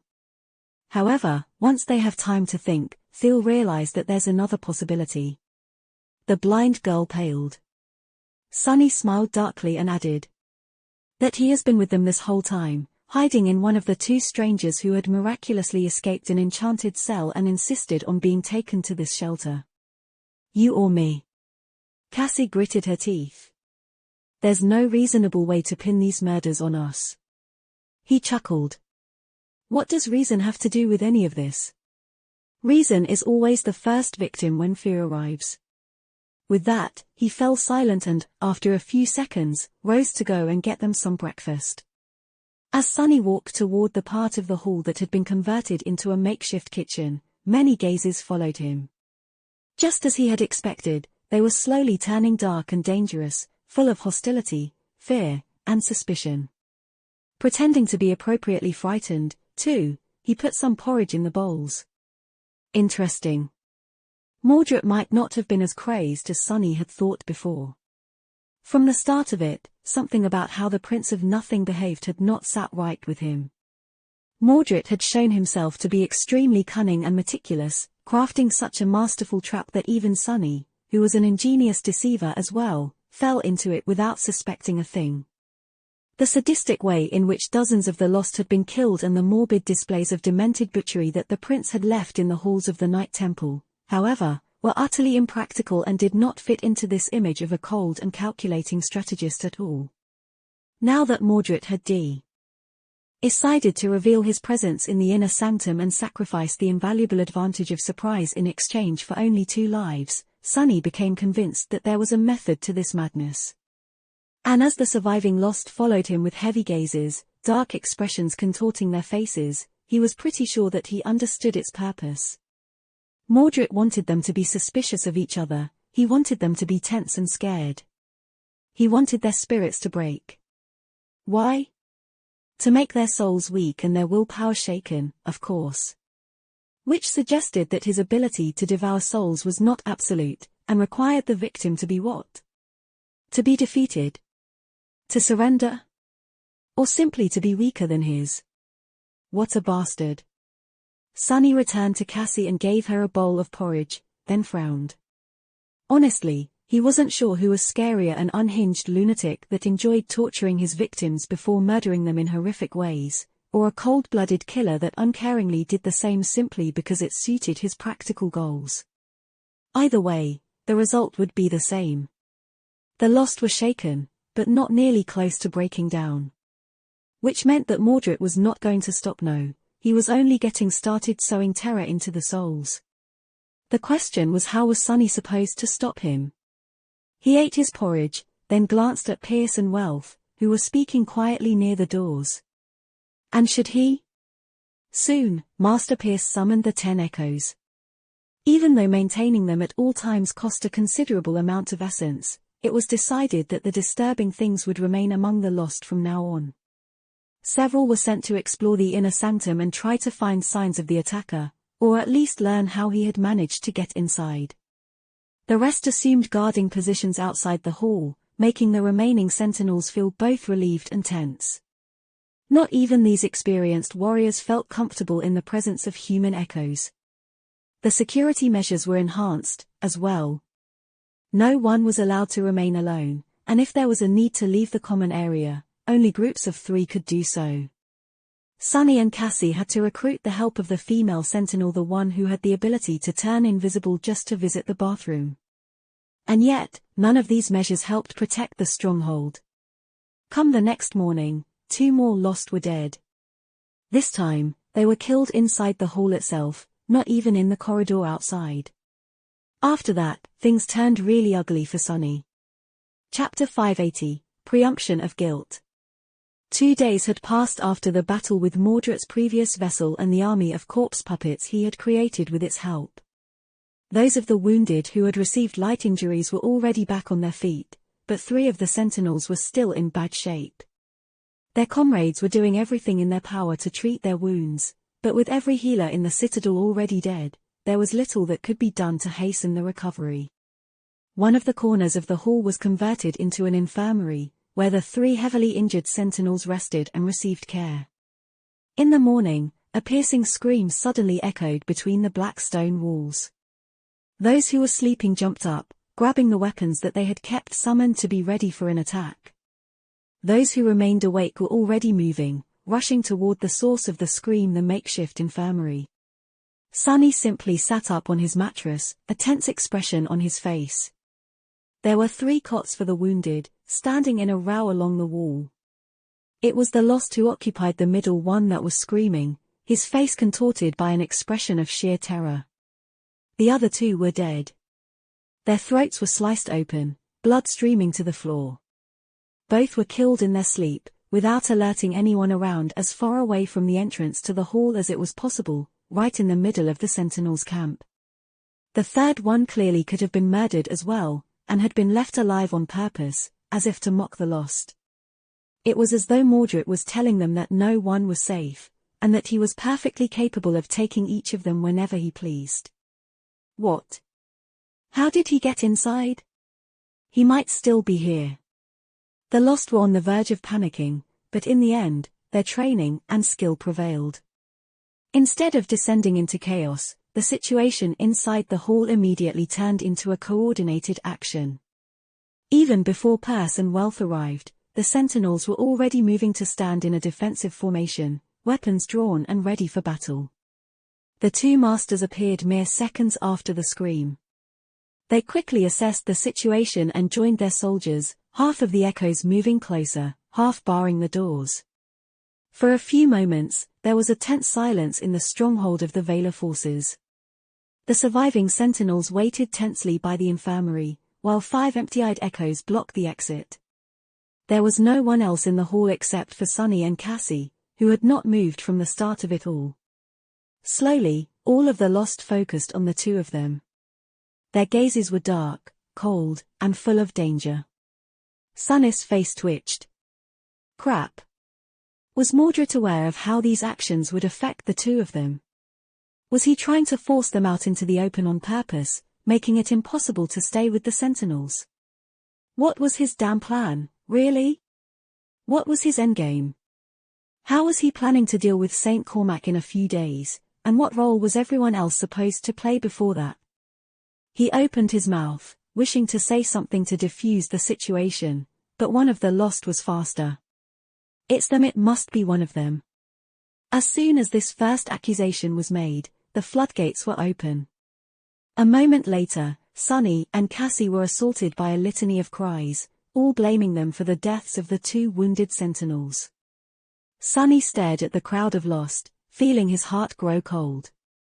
A single person could be reasoned with, but what he saw right now was not a group of people, but a massive creature with many heads, many shouting mouths, and many eyes that burned with fury, fear and dark, murderous intent. A frightened crowd did not know reason, it only knew fear, and the desire to either escape or destroy its source. Ironically, there were very few things more frightening than a senseless crowd. The Lost were much more resilient and prepared than most people, but even battle-hardened warriors like them had a limit. After weeks of being hunted, slaughtered, and brutalized by the elusive and terrifying fiend, they seemed to have finally reached it. Of course, there was no logic behind the accusations. Neither Sunny nor Cassie possessed the means to commit the murder unnoticed simply for the fact that they had been watched this entire time, since no one really trusted them, to begin with.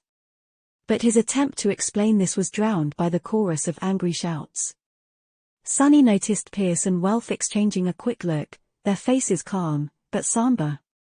At least these two had managed to keep a cool head, but would that change anything? His heartbeat slowed. Sunny mentally took in the entirety of the hall, the echoes standing guard near the doors, the two masters, the formation of the Lost, the dead sentinels laying on the blood-soaked cots. Would he be able to fight his way out of this place? And what would happen next? The forces of Valar would surely pursue him and Cassie. It was at this moment that a sudden realization hit him. Sunny hesitated for a moment, then slowly rose to his feet. His hand hovered in the air, as if ready to summon a weapon. That action was enough to cause a chain effect among the Lost. One of them suddenly lunged forward, throwing a javelin at Sunny. Another drew his bow, an arrow already nocked on the string. Nothing came of it, however. Almost instantly, Perse growled, his voice easily suppressing the shouts. "Stop, you wretched bastards, who ordered you to attack? Anyone who moves, I'll kill myself." At the same time, Wealth turned into a blur and appeared in front of Sunny, catching the javelin before it could get anywhere near him. She looked at the weapon with a scowl, then threw it on the floor. The echoes standing in front of the sentinel formation suddenly turned, facing the Lost. Their empty eyes stared at the frightened warriors, no emotion in them. Just like that, the two masters tamed the wild beast of the human crowd. No matter how far gone the sentinels were, there were still remnants of discipline etched deep into their bones. More than that, the easiest way to defeat fear was with a different, much greater fear. Under the unnerving gaze of the echoes, the accusing shouts abruptly stopped. The Lost hesitated, then hesitantly lowered their weapons. However, their burning gazes were still focused on Sunny and Cassie, their thirst for violence temporarily leashed, but not quenched. Wealth lingered for a moment, then looked at them over her shoulder. You better come with me. It is not safe for the two of you to remain with the others. Don't worry, though. We'll keep you safe. Sunny pretended to shiver, glanced at the crowd of the lost, and nodded. Sure. Yeah, no problem. Inwardly, though, he was grinning. Keep us safe, what a bunch of crap. Sunny and Cassie were led deeper into the inner sanctum. They passed the room with the round table where the two masters had first interrogated them, then the personal quarters of the ascended knights, and were finally led to a small room with a single door. Wealth let them inside and remained at the threshold.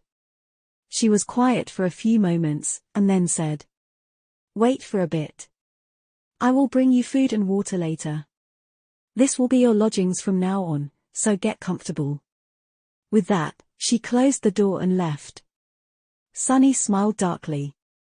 He didn't hear the click of the lock, but the implication was clear. The small room was much more comfortable than the iron cage, but it served the same purpose. Once again, they were in a prison cell. However, Sunny knew that this time, they won't be staying in it long. Chapter 581, Bell Tower. Several days passed with nothing disastrous happening.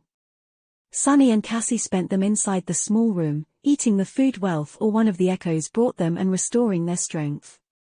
Even though they were constantly watched, both remained calm and somewhat relaxed. Outside, things weren't as peaceful.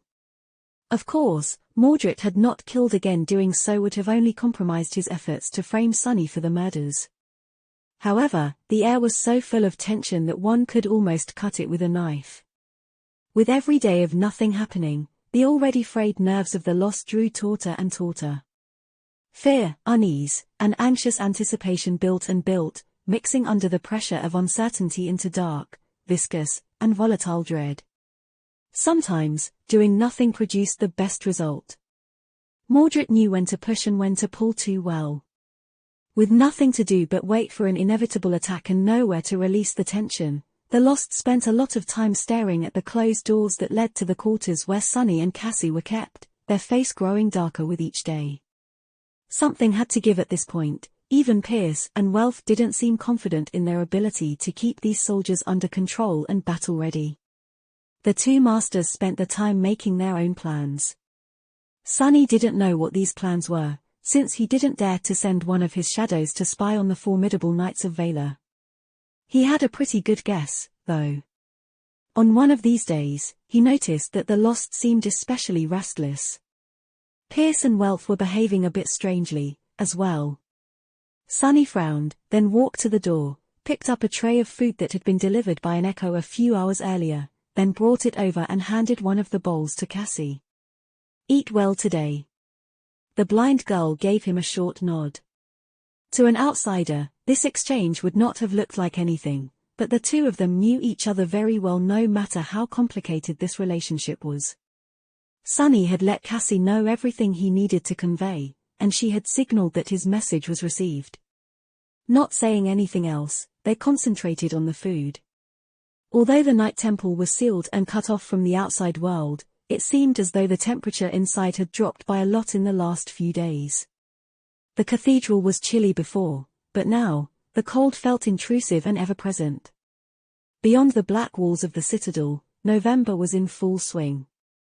It was at least 1 week past the date when Sunny and Cassie were supposed to rendezvous with the rest of the cohort on the shipwreck island, in case Valor denied them access to the gateway. Sunny wondered how Effie and Kai were doing right now. Were they worried, or waiting patiently, not knowing that everything had gone horribly wrong? There was no way to know. He sighed and looked at Cassie. The blind girl was sitting silently, staring into nothingness. They were close enough for him to see the reflection of his pale face in her beautiful blue eyes. Sunny smirked. Not bad. He had looked terrible after crawling out of the iron cage, but by now, his appearance was more or less back to normal. He felt much better, too. Whatever fate had in store for him, he was ready. A few hours later, the door of their small room opened, and Wealth appeared outside.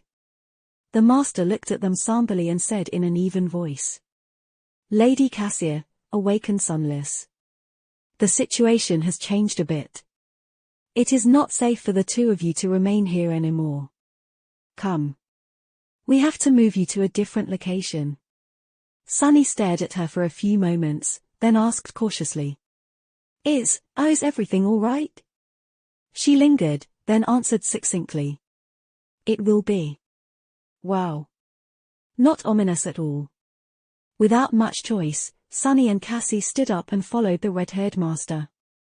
They were led into the main hall of the fortified encampment and through it, feeling the lost follow them with dark gazes.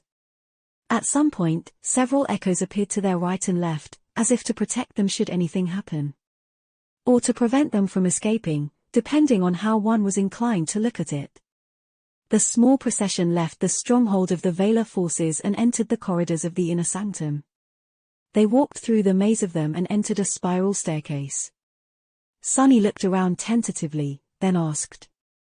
Where are we going? Welf gestured down. The bell tower. She didn't add anything else, as if her answer had explained everything. Sunny scowled, but didn't press the issue. What was the point? The staircase was long and winding, circling the entire tower many times. With each revolution, the spiral became narrower. From time to time, they saw closed doors to their left, but never to their right. Finally, after a while, they reached the end of the stairs and waited as Welf opened a heavy gate blocking the path forward.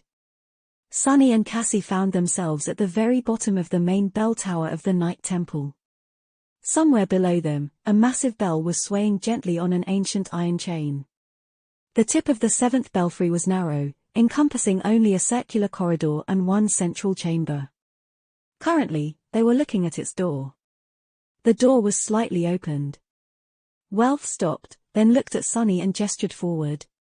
Come inside. Sunny threw a glance at her, then at the echoes surrounding him. He hesitated for a few moments, then sighed, swung the door open, and stepped into the chamber. He found himself in a room built of cold stone. It was dark and full of deafening silence, arranged in the shape of a heptagon. Its 7 corners were drowning in shadows, and at each of its 7 walls, a large mirror frame stood. However, the frames were empty. The mirrors they had once housed were long shattered and gone. Sunny stared at them for a moment. Well, at least it's now clear where those thousands of mirror shards came from. That discrepancy had been tormenting him for a while. In a prison where no mirrors were allowed, where had Mordred found all those shards? Where had the piles of broken mirrors that Cassie saw in her vision appeared from? Now, he had an answer. Satisfied, Sunny lowered his gaze and looked at the figures waiting for him inside the dark chamber. Pierce was standing in its center, surrounded by the rest of the echoes. His eyes were cold and heavy. The fearsome master grimaced, then said, his voice low and threatening. Whatever you think of doing, I would advise against it. At the same time, the door of the chamber closed with a deafening bang. The echoes that had escorted them here were already inside, behind Sunny. Welf was there, too. She was holding a blade to Cassie's throat. Her expression was dark and calm. Sunny lingered for a couple of seconds, then slowly raised his hands with his palms open. Damn. How very unexpected, what a surprise. Chapter 582, For the Greater Good. Sunny froze, trying not to move a muscle. His face grew pale and solemn. What is going on? Master Welf. The woman stared at his back, the blade of a slender saber pressed against Cassie's throat. She remained silent, as though unwilling to answer. However, Pierce spoke in her stead, a dark grin appearing on his lips. Don't worry, we'll tell you shortly. With that, he commanded 2 echoes to step forward. One was holding a large wooden box, its surface engraved with a complicated weave of a beautiful, but disorienting pattern. The other was holding a folded piece of black cloth. Pierce carefully took the box, then placed it on the floor in front of him and closed his eyes for a moment. A loud click resounded from inside, and its lid rose by a few millimeters. He didn't touch it, though. Instead, the fearsome master sighed and took the folded cloth. Sunny stared at the wooden box with a bit of apprehension. What is that thing? Wealth finally spoke, her voice cold and even. It is a mirror trap. A very special artifact created by the elders of our great clan. With its help, we can capture and bind the prince. He blinked a couple of times, then forced out a weak smile. Well, that is good. Right? Pierce snarled. Indeed, the problem is, the ritual requires some time to be performed. And that monster has proved to be too devious to be held back long enough for it to work. Every time we cornered him, he simply destroyed the vessel and slipped away. Because we were always a step behind, and he was the one in control of the battlefield.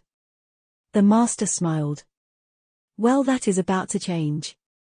Sunny frowned. Behind him, Cassie suddenly spoke. You want to lure him into a trap?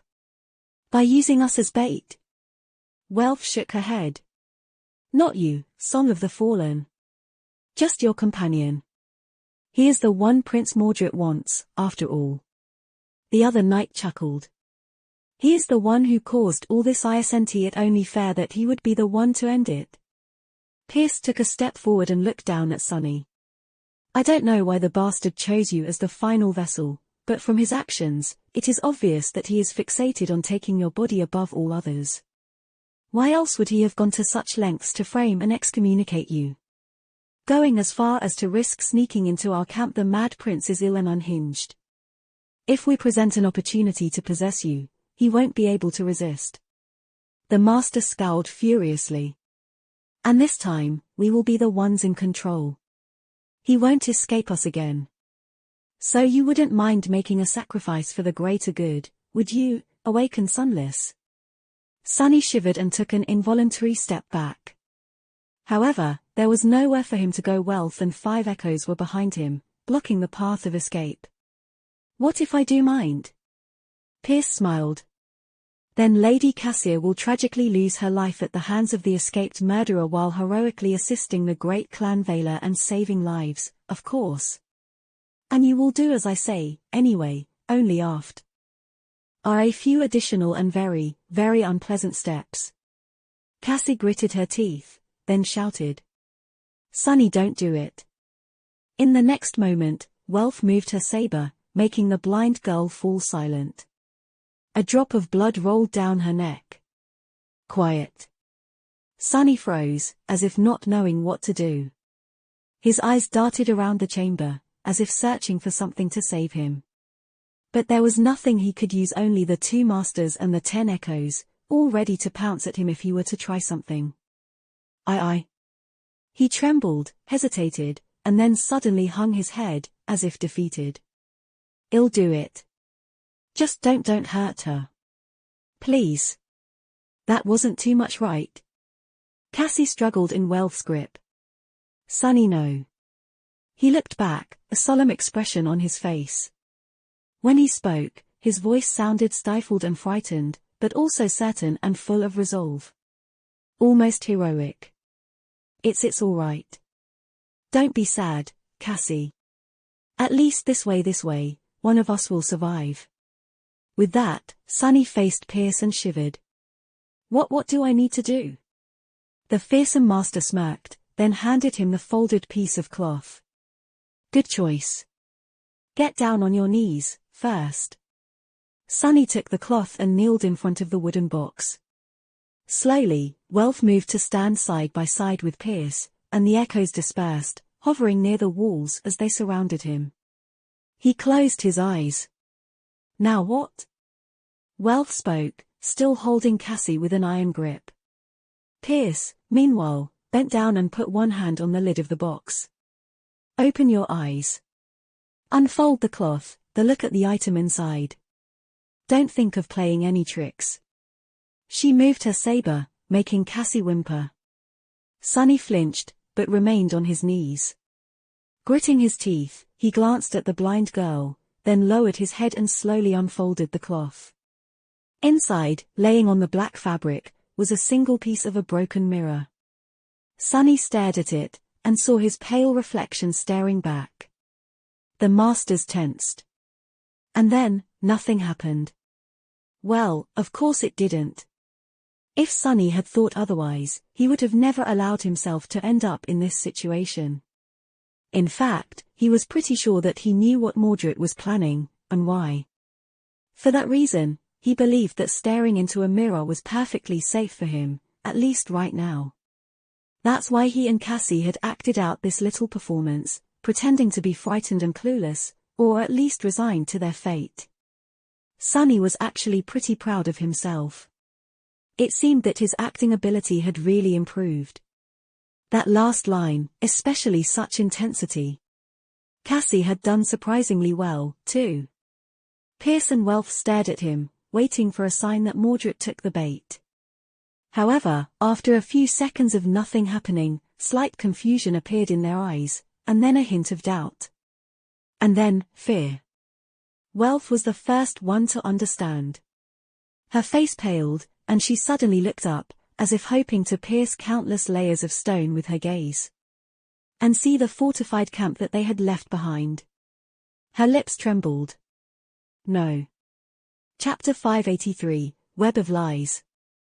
It had taken Sonny a lot of time to understand what Mordred was doing, and why. But in the end, he had succeeded, and thus managed to predict what the elusive prince was going to do, or at least do it with a sufficient degree of certainty to stake his life on it in this desperate situation. Just like everybody else, Sonny had been fooled at first. The initial revelation he had received had to do with the brutal murder of the two guards. It was then that he realized that Mordred was not as insane and perverse as everyone seemed to think.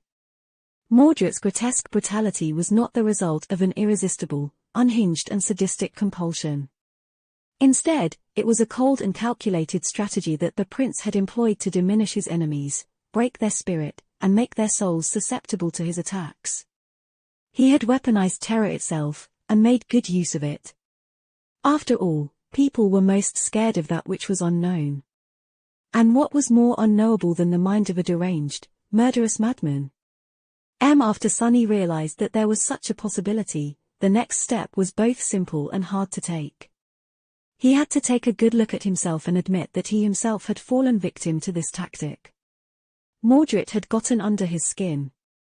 Sonny was more resilient to deceit and manipulation than most, but he was also more vulnerable to the schemes of the Prince of Nothing. Their enmity was personal, and as such, involved powerful and destructive emotions. Humiliation, resentment, the sense of betrayal. Such emotions were the enemy of clarity. Sonny had allowed his mind to be clouded by them, and through them, by fear. So, he had to separate his emotions from his perception of the situation, knowing that some of them were a dire obstacle, and some were engineered by Mordred in order to obfuscate the truth. Once he did, it was as though a veil had fallen from his eyes. Without it, several things became apparent. The first one was that Mordred was not as terrifying as he wanted everyone to think. Sure, he was astonishingly powerful for an awakened, and equally as lethal enough so for Sonny to suspect that the prince possessed a divine aspect. If he and Nephis could, why not Mordred? He didn't know how many soul cores Mordred possessed, but if his aspect was indeed similar to theirs, there had been much more time for the former heir of Valar to accumulate soul fragments and grow stronger. This could also explain why his power level was so anomalous. In any case, it didn't matter. Regardless of how powerful Mordred was, he was clearly not powerful enough to obliterate his jailers completely, otherwise, they would have been already dead. In fact, Sonny suspected that the Prince of Nothing was in the exact same situation as he himself was. Sonny could take on one of the masters, maybe even both of them with Cass's help and a lot of luck. He also stood a chance in the battle against the surviving Lost. But he couldn't fight them all together, and neither could Mordred. It was not an accident that the guards had been killed in the usual brutal and ghastly fashion, but the wounded sentinels simply had their throats cut. The murderous prince had not abandoned his barbarous ways on a whim. He simply wasn't capable enough to do more unnoticed. Mordred was not all-powerful. Just very, very good. The second realization came thanks to the first one, after the two wounded sentinels had been killed and the crowd of their comrades was hungry for Sonny's blood. Back then, he briefly considered running away, despite the fact that Pierce and Welf would certainly pursue. And this was it. At that moment, he understood Mordred's true goal. It was not to single out Sonny, separate him from the Lost, and possess his body. No, what the prince wanted was to separate the Lost from each other with Sonny's unwilling help. So that he could kill them, divided. Which didn't mean that he had no plans for Sonny's body. Only that he wasn't aiming for it yet. After Sonny understood Mordred's immediate goal, one last thing became apparent. It was that the murderer was indeed already among them. Only he wasn't hiding inside Sonny, as the Lost suspected. Instead, he was hiding inside one of them. This mystery tormented Sonny for a while. How could this be? After all, Pierce and Welf weren't fools. They had a reason to be confident in their soldiers, and that reason was that none of the sentinels had interacted with a mirror or any sort of a reflection after Mordred's last vessel had been destroyed. Everyone was careful, and watchful of their comrades to keep them safe, too. How could he have possessed one of them, then? The answer was both simple and frightening. Sonny understood it after thinking about the sentinel who had brought food and water to their cage, then lost his mind and tore out his own eyes. The eyes. The eyes were the mirror of the soul, after all. Locked in a small room with Cassie, Sonny couldn't help but notice his own reflection in her beautiful eyes. Seeing his own face staring back at him from their depths, he shuddered. Mordred didn't need a mirror to enter someone's soul. Every human in the Night Temple was a walking mirror, they just didn't know it. Not by chance, but by design. The banished prince had purposefully kept this facet of his power hidden, only using the mirrors and mundane reflections to take vessels, thus creating a false impression that this was the only way he could achieve it. He was a devious monster, indeed. Sonny kept this dreadful guess to himself and tried to deduce who among the Lost was the real murderer. He considered both Pierce and Welf, then the only wounded sentinel to survive using him as a vessel was just insidious enough for a fiend like Mordred. But then, he entertained the idea that Mordred had not chosen his victims randomly. He had the ability to kill people inside the stronghold, to a much more terrifying effect, so why target the guards first? One of the murdered guards had been a familiar face, the Lost, who had an aspect that allowed him to see the unseen, like Sonny's shadow hiding in the darkness. Or peer through the veil of invisibility that the female sentinel who had almost cut Sonny's throat, invited him to see Welf and Pierce, and even escorted him and Cassie to the bathroom could create. Yes, Sonny was almost sure that Mordred was hiding in her body. This was how he had been able to kill the two guards, and later the two wounded, without being seen or heard. The answer was so obvious, the simplest solution was most often the correct one, after all. And so, Sonny had predicted what was going to happen. Mordred had pushed Pierce and Welf into action. With their forces dwindling by the day and no definitive information on when St. Cormac would arrive, the masters could not simply wait. He lured them into leaving the stronghold to take Sonny away, thinking that they were luring Mordred into a trap instead. And while they were gone, the surviving Lost had no one to protect them from the monster hiding in their ranks. Welf suddenly looked up, her face growing pale. Her lips trembled.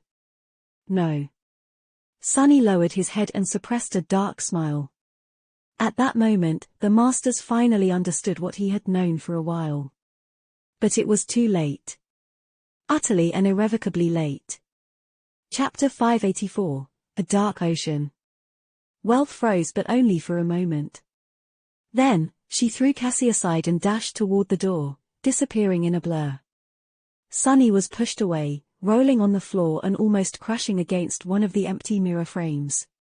By the time he regained his balance, she was already gone. Pierce growled, then threw a murderous look at him and screamed. Kill them. With that, he dashed out of the chamber, too, dismissing most of the echoes to take them with him. The fools still hoped that they could save their men. Or avenge them, at least. Sonny also couldn't really be mad at Pierce for ordering their death, he would have done the same. Now that their plan to bind Mordred had failed, the next best option was to make sure that there were no more vessels for him to possess. The sentinels were already as good as dead. That left only Sunny. However, Sunny was not one to let go of the grudge. "Curse you, you bastard." There were only 2 echoes remaining in the mirror chamber. One was moving toward Cassie, already thrusting its sword forward. The other was towering over Sunny, its heavy battle axe raised. Sunny glared at the echo, not amused. In the next moment, a Stygian serpent appeared from the shadows behind the creature, wrapping its long and powerful body around the macabre effigy. Then, its head shot forward, the maw opening to a terrible width. Sharp fangs closed on both sides of the echo's face, easily piercing through the skull and crushing it with a grisly crunch. At the same time, Cassie rose to one knee and deflected her enemy's sword with a long dagger. A slender rapier flashed from behind her, piercing the creature's neck and emerging from its other side in a shower of blood. Both echoes fell to the floor, disintegrating into a rain of sparks. From start to finish, they had not made a sound. Sunny rushed to Cassie and bent down, trying to ascertain the severity of her wound. His voice sounded tense and worried. "Are you okay?" There was blood flowing down her delicate neck, but the cut seemed shallow and not at all dangerous. A sense of profound relief spread through his chest. The blind girl nodded. "I'm fine, go, there won't be another opportunity." He hesitated for a moment, then rose without saying a word, and stepped into the shadows. Cassie was right. There would not be another chance. They were faced with 2 equal threats. One was the pair of ascended knights, and the other was the cursed hellspawn, Mordred himself.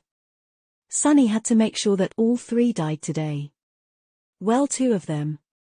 He didn't know how to destroy the mirror fiend, so leaving Mordred without a vessel was going to have to suffice. Previously, Sunny had left one of his shadows at the precipice of the stairway, and then commanded it to hide.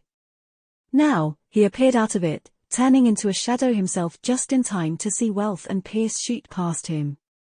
Fast. Most of the Night Temple was submerged in darkness now that no one was alive to keep the lanterns aflame. Rushing through it, he followed the masters, and reached the doors of the last stronghold of the Valar forces almost at the same instant as them. Wealth simply crashed through the door, pulverizing it into a cloud of splinters. What met them inside was a bloodbath. The encampment of the Lost was unrecognizable. Before, it had been clean and orderly, somewhat somber, but looking like a well-inhabited space. Now, all Sunny could see was blood. The floor was slick with blood, and so were the walls. Even the ceiling was painted red. All of the hall was one vast, morbid pool of the crimson liquid, with severed limbs and mangled bodies sprawled in it, some of them mutilated so thoroughly that it was almost impossible to recognize them as former humans. The sight of it was revolting and horrid. And in the center of this vile slaughterhouse, a lone figure was sitting cross-legged, a carefree smile on her lips. The beautiful female sentinel looked different, too. Her appearance was the same, but everything else about her, her bearing, her gaze, her presence had changed. It was relaxed and friendly, almost polite. She looked exactly how Mordred had sounded, back when he and Sunny spoke in the lightless abyss of the sky below. The dissonance between her pleasant demeanor and the gruesome bloodbath surrounding her was ghastly, bizarre, and deeply disturbing. When the 2 masters appeared inside the hall, 8 echoes weaving themselves from sparks of light around them, Mordred's smile widened. He absent-mindedly threw a knife cut out of a single piece of a pristine white stone into the air, then caught it again, and somehow made it disappear without a trace. "Ah. Sir Pierce, Lady Wealth. You have finally made it." Then, he shifted his gaze and looked directly at Sunny, who was hiding in the shadows near the door. "And you, Sunless, it is such a pleasure to finally meet you face to face." "Well, I guess we've already met a few days ago." "Still, what an occasion. I've waited for it for a long, long time." He looked back to Wealth and Pierce, his smile remaining the same, but his eyes growing cold and frightening, as though there was a dark ocean of unfathomable depth hiding beneath their surface, full of harrowing terrors. "But not as long as I've waited to meet the 2 of you." Pierce growled, taking a step forward. "You bastard. Mordred threw his head back and laughed. What? Don't you like my handiwork? I've tried so hard, just to impress you. He grinned, then slowly rose to his feet, the friendly smile disappearing from his face. Instead, an expression of dark, cold, murderous wrath appeared on it. 6 years, 6 long years you have kept me in that empty mausoleum. You and the rest of the great, noble, illustrious clan Valar. The female sentinel outstretched her hand, summoning a simple sword from the thin air. You destroyed my body, stole my birthright, you even destroyed my reflections. Ah, but no matter. I had plenty of time to think of ways to repay your generosity. The things I have in store for you, oh, my, when I am done with Clan Valar, the word itself will gain a new meaning. Even the gods will look up from their graves, and tremble. Mordred smiled, then said evenly, not moving his gaze away from Pierce and Wealth. What do you think, Sunless? You and I have no quarrel, well. Unless you are still angry about that little deception of mine. I can't really blame you. These two, however, will never let you leave this place alive. Shall we join forces, deal with them, and then escape together? Ah, I could be lying, of course. Maybe I'll just use you again, then kill that little oracle of yours, and take your body. Who knows? Sunny lingered for a moment, then stepped out of the shadows, appearing between Mordred and the masters. Wealth glanced at him with a hint of concern. Pierce grimaced, then uttered through gritted teeth. Don't do anything stupid, boy. This thing isn't even a human. I don't know what was done to him, but he had not been a human for a long time. He will consume your soul and wear your body like a suit, and even then, it won't be of any use. Once Lord Cormac returns, even that which remains of you will be obliterated. It's not too late. Join us, and together, we can stop this demon. Sunny stared at him for a bit, then glanced at Mordred. Finally, he sighed, took a few steps, and stopped beside the female sentinel. Saint and the Soul Serpent appeared from the shadows to his left and his right. Together, the four of them, Sunny, Mordred, and the two shadows, faced the two knights of Valar and the 8 human echoes. Sunny smirked. I am somewhat of a demon myself, you know. Chapter 585, Clash. As the cruel edge started to manifest itself from swirling dark mist and the helmet of the Undying Chain was being summoned into existence, Sunny had a moment to evaluate their chances. The result wasn't too good. He didn't know how powerful exactly Mordred was, but the chances that he was considerably stronger than their enemies seemed to be slim enough to be considered non-existent. Otherwise, the banished prince would not have had to rely on his cunning so much. From how they were positioned and the little details of everyone's gazes, Sunny knew that Wealth was aiming for Mordred, and vice versa. That meant that he was going to have to face Pierce, while Saint and the Serpent would be tasked with holding back the echoes. He wasn't too worried for Saint, who was an ascended and excelled in defense and durability. The Serpent, however, would have to be really careful. Sunny was most worried about himself, though. He was not going to underestimate Pierce. The man was not only a master, but also an elite, a knight of the great clan Valar. He was as formidable as he was deadly. His aspect made Pierce resistant to all sorts of attacks, as well. With this in mind, Sunny commanded 2 shadows to wrap themselves around his body, and reluctantly sent one to Saint. Ascended or not, fighting against 8 echoes was going to test the limits of her ability. That was all the time he had to prepare. Long before the cruel edge finished weaving itself from mist, the blood-soaked hall of the somber cathedral exploded with violence and motion.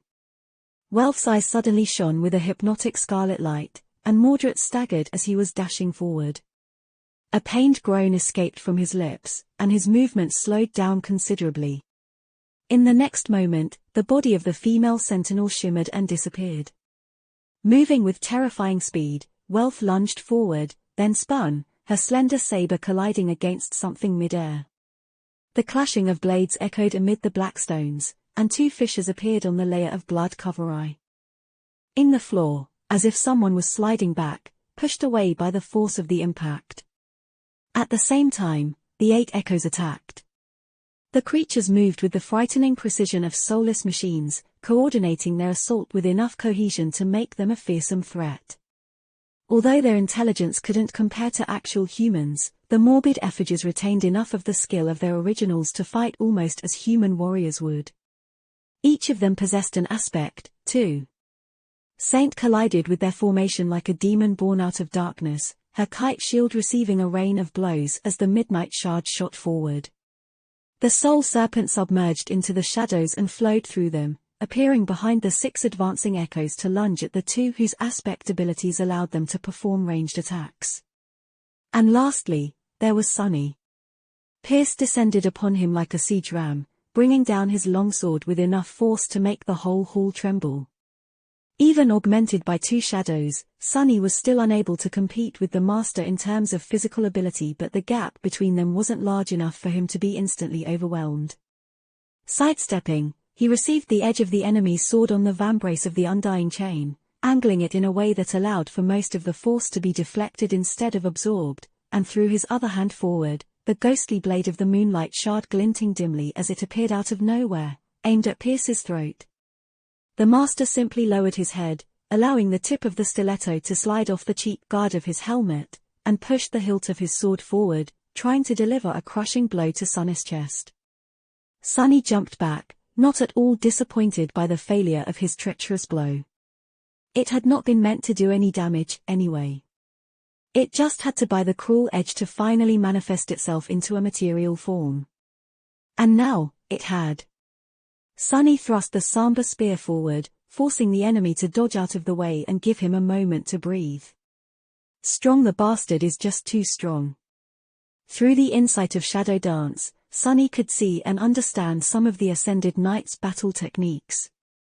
Pierce possessed explosive strength and enough agility to channel it into almost inescapable attacks.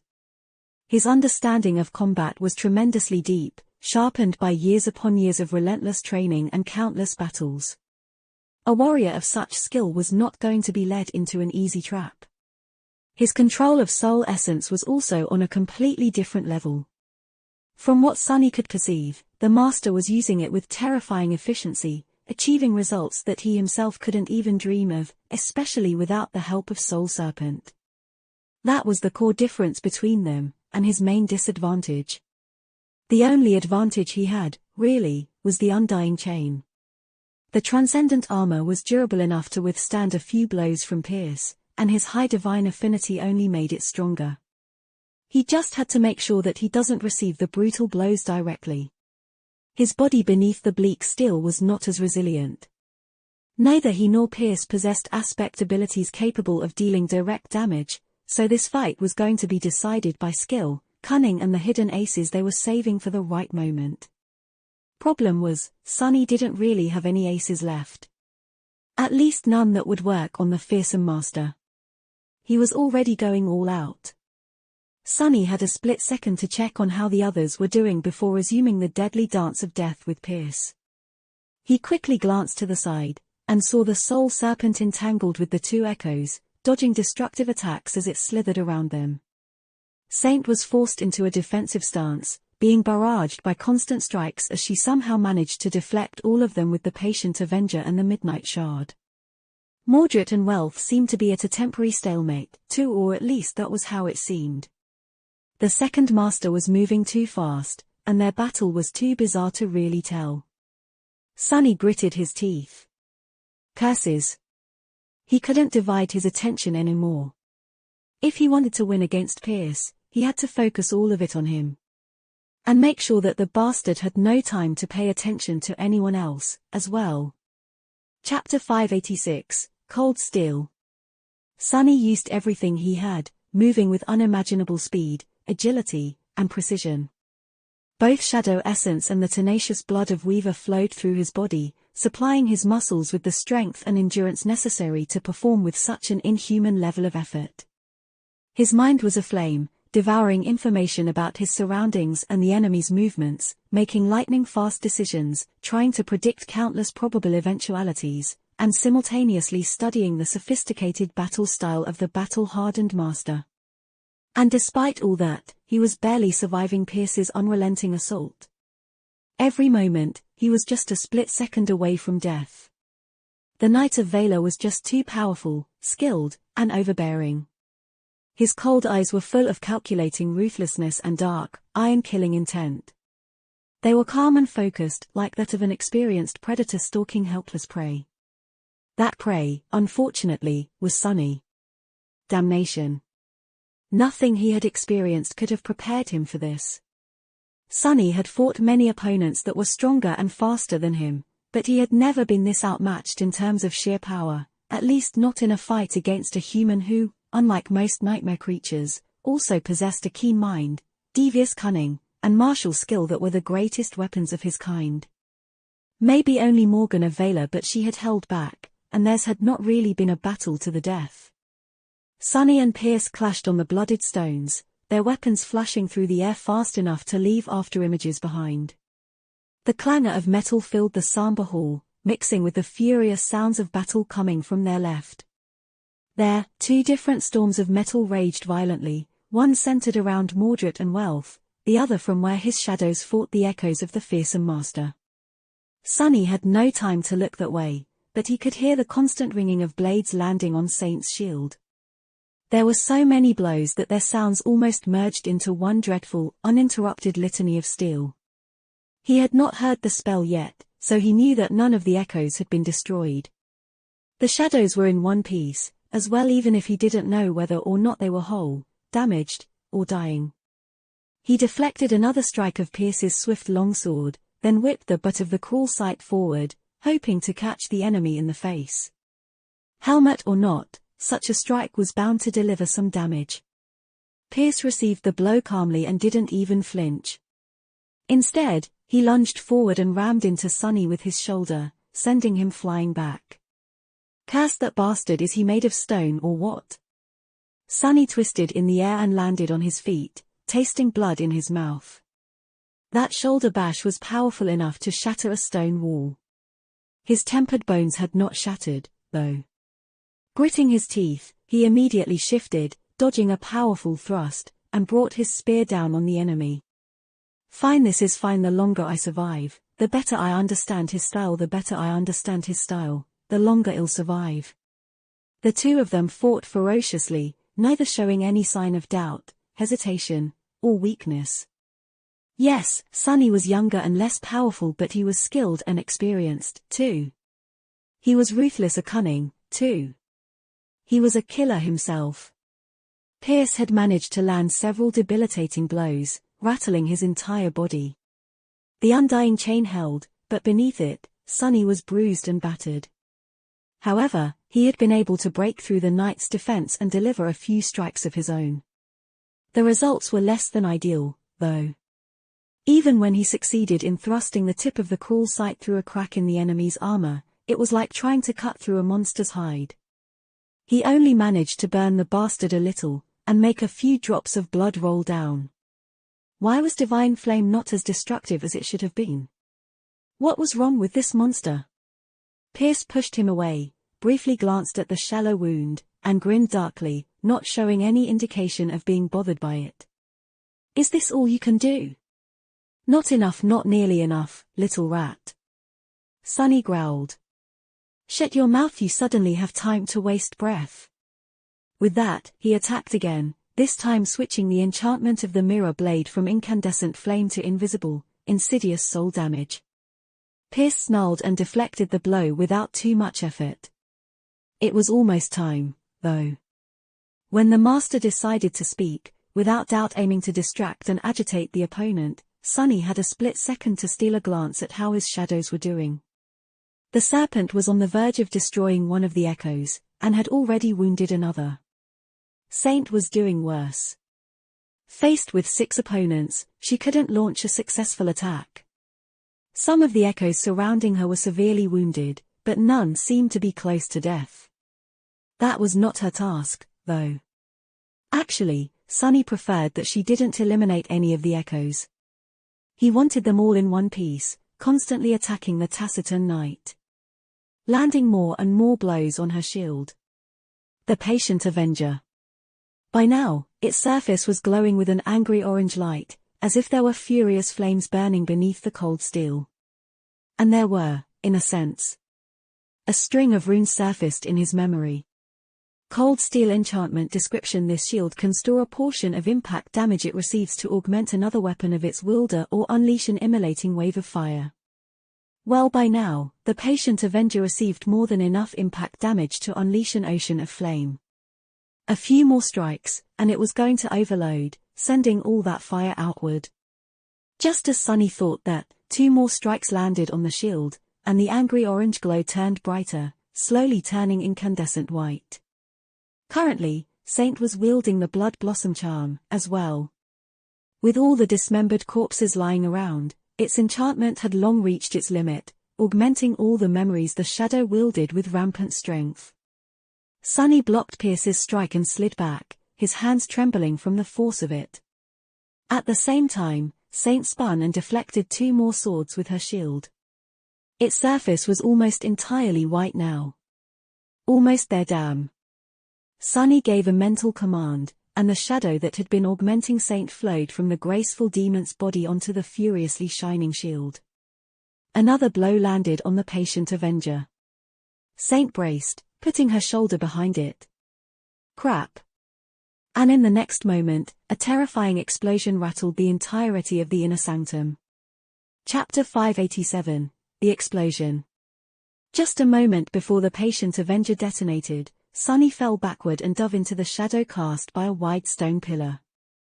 He noticed a hint of surprise in Pierce's eyes, and in the next second, everything was suddenly drowned by blinding white light. The sound came next, a thunderous roar that would have probably destroyed his ears if he had not turned into a shadow. Then, the shockwave arrived, obliterating the pillar and turning it into a mass of flying rubble. Sunny's shelter was destroyed, and he was thrown back into the corporeal world just in time to be engulfed by a terrifying, immolating flame. Luckily, he had summoned the memory of fire at the very start of the fight.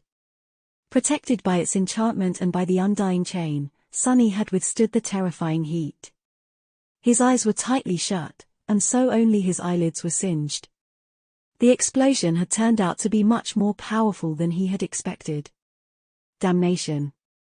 The hall was completely decimated. The pillars supporting its ceiling had been destroyed, and its walls had cracked, some sections crumbling completely.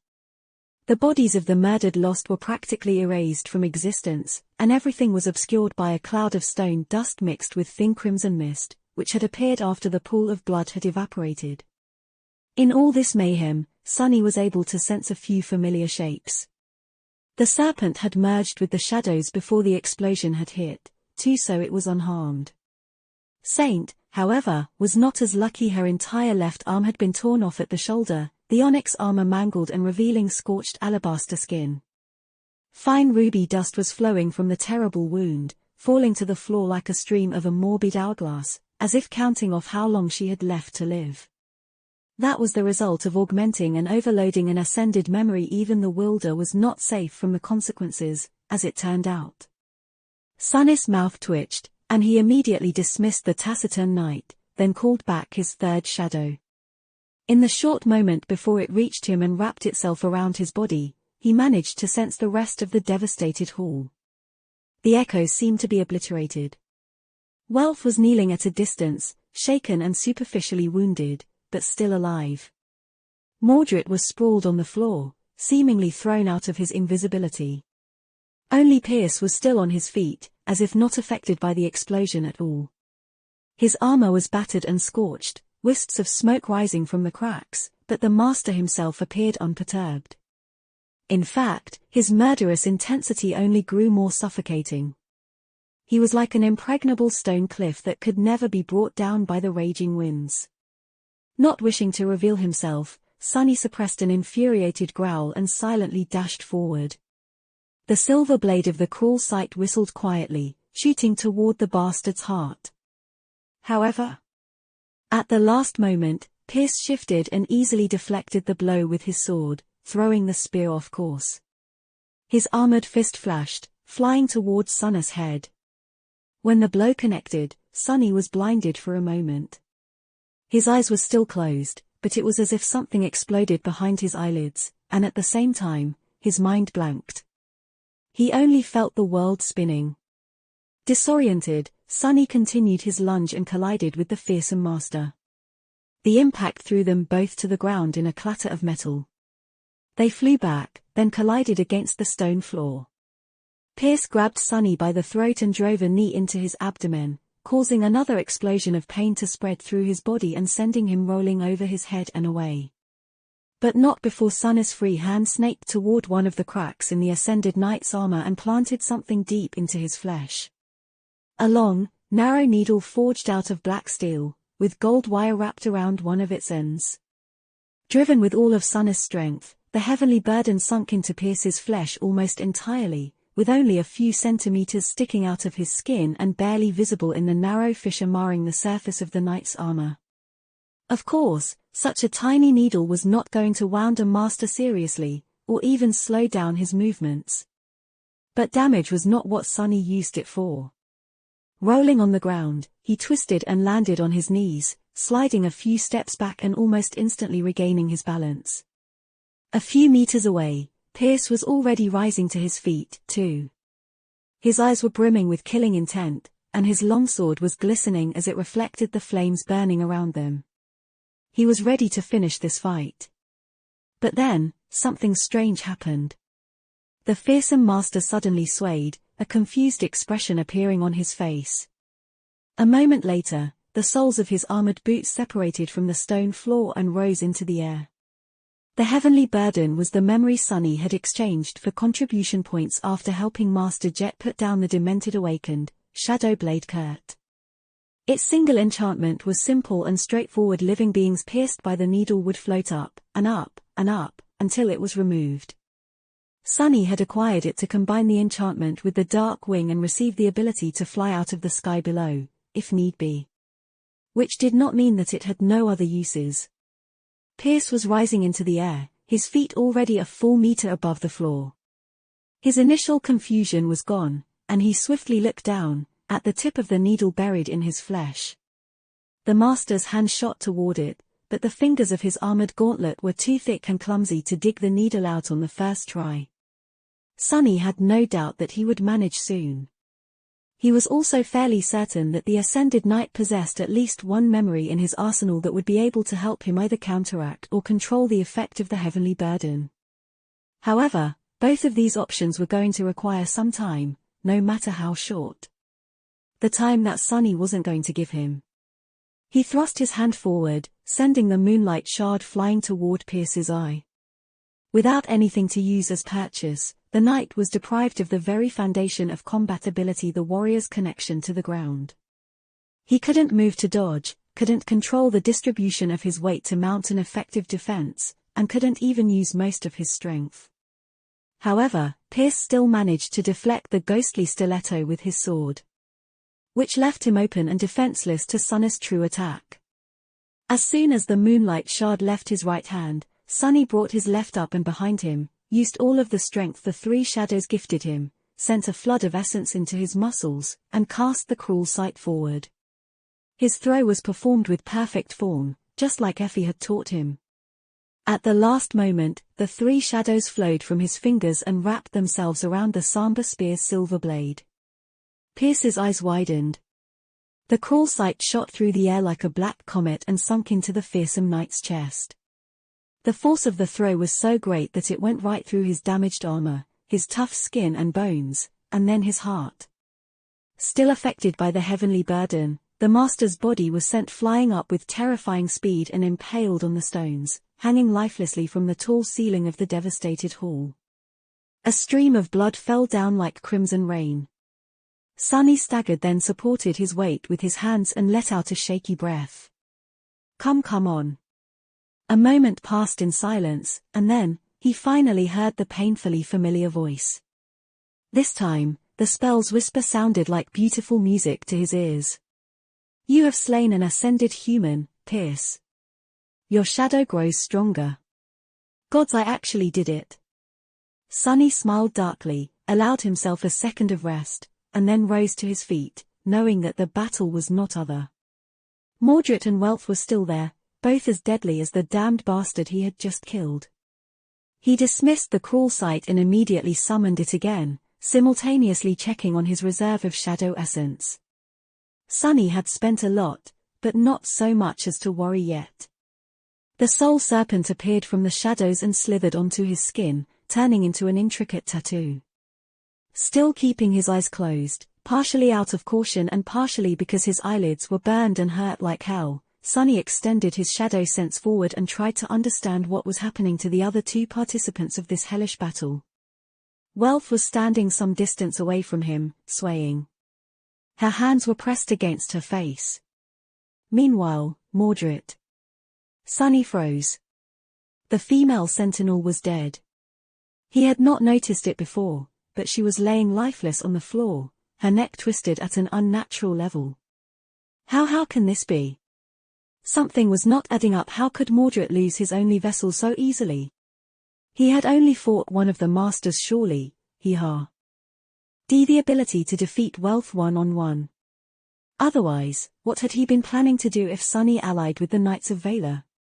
How had he planned to resist both of them, let alone with a third enemy added into the mix? The Prince of Nothing could not have been that weak. Suddenly, a small detail attracted Sunny's attention. One of the sentinel's hands was clenched in a fist, something dangling from it. A piece of a torn chain. Didn't that chain feel awfully familiar? A cold, uneasy feeling appeared in Sunny's chest. He turned his head slightly and concentrated on the last survivor of the Valor forces, searching for. Wealth suddenly laughed. Her voice sounded strange and different. And her amulet, the anvil amulet, was gone. The master lowered her hands and smiled. Ah, that is much, much better. Chapter 588, Trust LSUSU. Mordred, he has taken Wealth. Sunny shifted, lowering the cruel sight and slightly turning its blade. His heart was full of unease, his mind in the throes of a dark premonition. The banished prince had already been monstrously powerful. How much more deadly would he become in a body of a master? A few things were now clear, at least. Out of the two ascended knights, Wealth had been the more powerful one. Her aspect possessed abilities that could debilitate her enemies, all the while enhancing her own physique. That was why she had been the one to sap Mordred of a large portion of his strength and attack him. And yet, it was strange to see that the Prince of Nothing had struggled to defeat her so much, and for so long. If he couldn't win against one of the masters, how had he ever planned to face both? However, if he had decided to take Wealth's body and thus couldn't harm it too much, that would explain his tardiness. Fighting an ascended elite while not being allowed to wound her was a dreadfully harsh task. Had Mordred been aiming for Wealth's body from the start, or had he changed his plans on the fly when the opportunity presented itself? Was his intention to take Sunny as his vessel just a ruse, a misdirection, or was Sunny still in danger? No way, he already has a body of a master. There is no reason to abandon it for the sake of mine. Right? Ah, that is much, much better. Mordred straightened, then stretched, looking at his own arms with curiosity. He clenched Wealth's fists, then grimaced slightly and let his hands relax. Finally, the Prince of Nothing turned slightly and looked at Sunny with a smile. Wouldn't you say, Sunless? Sunny lingered for a moment, then nodded cautiously. I guess. How does this work, exactly? Are you an ascended now? Mordred's smile widened a little. So curious. Your inquisitive nature is truly worthy of an academy researcher. Dodging the questions like always, huh? Sunny sensed the slender saber laying by the former master's feet, then concentrated on the corpse of the female sentinel for a moment. So what now? How are we going to escape this place before the saint arrives? The Prince of Nothing bent down, picked up the saber, and sighed. Oh, that don't worry. I do have a plan. It's just I am not sure that you are going to like it very much, Sunless. Sunny felt cold shivers running down his spine. Mordred's tone was still friendly, but the implication behind his words did not promise anything good. Bastard has going to double-cross me, isn't he? Well, it's not like Sunny had not been planning to do the same. He gritted his teeth, then said somberly. We don't have to do this, you know. It is just like you said, there's no quarrel between us. We can just go our separate ways. Maybe even work together, for a bit. Let's be friends. Mordred chuckled. Oh, I would like that very much. But, Sunless, if you really want to be my friend, why do you still have your eyes closed? He took a slightly awkward step forward, as if not yet entirely used to his new body. It's hard to trust someone who refuses to look you in the eye, you know. Why don't you look at me, huh, Sunless? Sunny paled, then backed away a little. I'd rather not. My eyelids hurt. Mordred grinned. That is a pity. But oh well, to tell you the truth, we wouldn't have become real friends, anyway. Sunny took another step back, then asked tensely. Oh yeah? Why is that? The Prince of Nothing stopped smiling. When he spoke, Welf's voice sounded cold and insidious, full of endless darkness. Do you take me for a fool? Did you really think that I would not smell the stench of Dreamspawn on you? Huh? You better tell me, Sunless, why did Astaion send you to the Chained Isles? Why hunt down my beast? What is that abomination scheming now? Sunny scowled. What? He was genuinely confused. If his eyes weren't closed, he would be blinking in surprise right now. Did Mordred really lose his mind? I have no idea what the hell you are talking about. What stench? Why would I be sent by Astaion? I've never met anyone by that name, let alone knowing anything about their schemes. Are you hearing yourself, you lunatic? Wait a minute, the Dreamspawn, could it be? Mordred froze, then tilted his head a little. Ha, how curious. You can't lie, so this must be the truth. But if you never met Astaion, why do you reek of Dreamspawn? Sunny grimaced, not wishing to answer. However, he had no choice. Surrendering to his flaw, he uttered through gritted teeth. I may have met another Dreamspawn. The Prince of Nothing raised his eyebrows, surprised. Really? Who? Goddamn. Sunny clenched his fists, then said darkly. Nephis. Mordred frowned. Nephis of the Immortal Flame clan. Wait, she is still alive. Sunny nodded, and the banished prince threw his head back, laughing. Oh my, so there is another Dreamspawn walking the dream realm, and she is the daughter of Smile of Heaven and Broken Sword. This must be fate. I wonder if the old bastard knows. While Mordred was laughing, Sunny was feeling cold all over. Not because of this sudden outburst, but because of what the Prince of Nothing had said right before. You can't lie, so this must be the truth. How does he know that I can't lie? Since when had Mordred known about his flaw? Had he simply figured it out after watching Sunny for a few months? No, that wasn't possible. Sunny had not spent that much time in the dream realm after escaping the sky below, and especially not communicating with a lot of people outside of selling them real-world items. He had not done anything to compromise himself. What was going on? Chapter 589, Dark Mirror. For a moment, Sunny's heart grew heavy, his mind consumed by murderous darkness. He thought that he had been betrayed again. There were very few people in the two worlds who knew the secret of his flaw. Nephis was one, but she was far away. Kai and Effie probably had their guesses. However, they chose to remain silent out of respect for his unwillingness to speak about this matter. That left only Cassie. Cassie, who was right here in the Night Temple and had already turned on him once.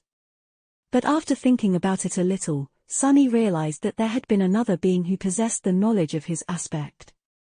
The problem was that it had been dead for a long, long time. The Mirror Beast. The ascended reflection had mirrored his aspect, so it had to have glimpsed it somehow. And it was connected to Mordred far more thoroughly than Cassie ever could be. The Prince of Nothing had not known everything about the Shadow Slave aspect before, Sunny was sure of it. Back in the abyss of the sky below, Mordred had expressed genuine curiosity and surprise about things that he would have already learned otherwise. Which meant that he had most likely only received that information after the mirror shard was brought into the Night Temple. It also meant that he was only informed about what the mirror beast had learned, and what had been true then. If this guess was correct, maybe Sunny would be able to use a gap in Mordred's knowledge to his advantage. Or he was wrong, and Cassie had really betrayed him again. A lot of things depended on whether or not he was ready to trust her again. His very life, most likely. Sunny frowned, then said, his voice even. You seem to be having fun. So now that you know that I have nothing to do with Astalion, whoever that might be, are you going to rethink your previous plans and leave me be? Mordred chuckled. What do you think?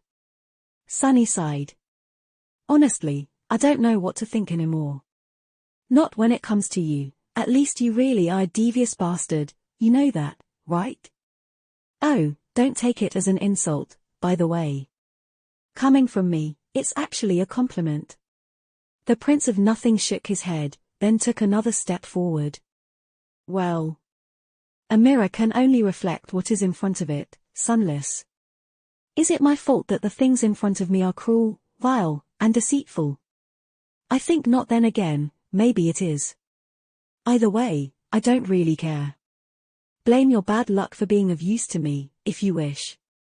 His eyes ignited with a hypnotic scarlet light, and although Sun's own were closed, he suddenly felt slow and sluggish, strength draining from his muscles. He swayed, and used the cruel sight to support himself.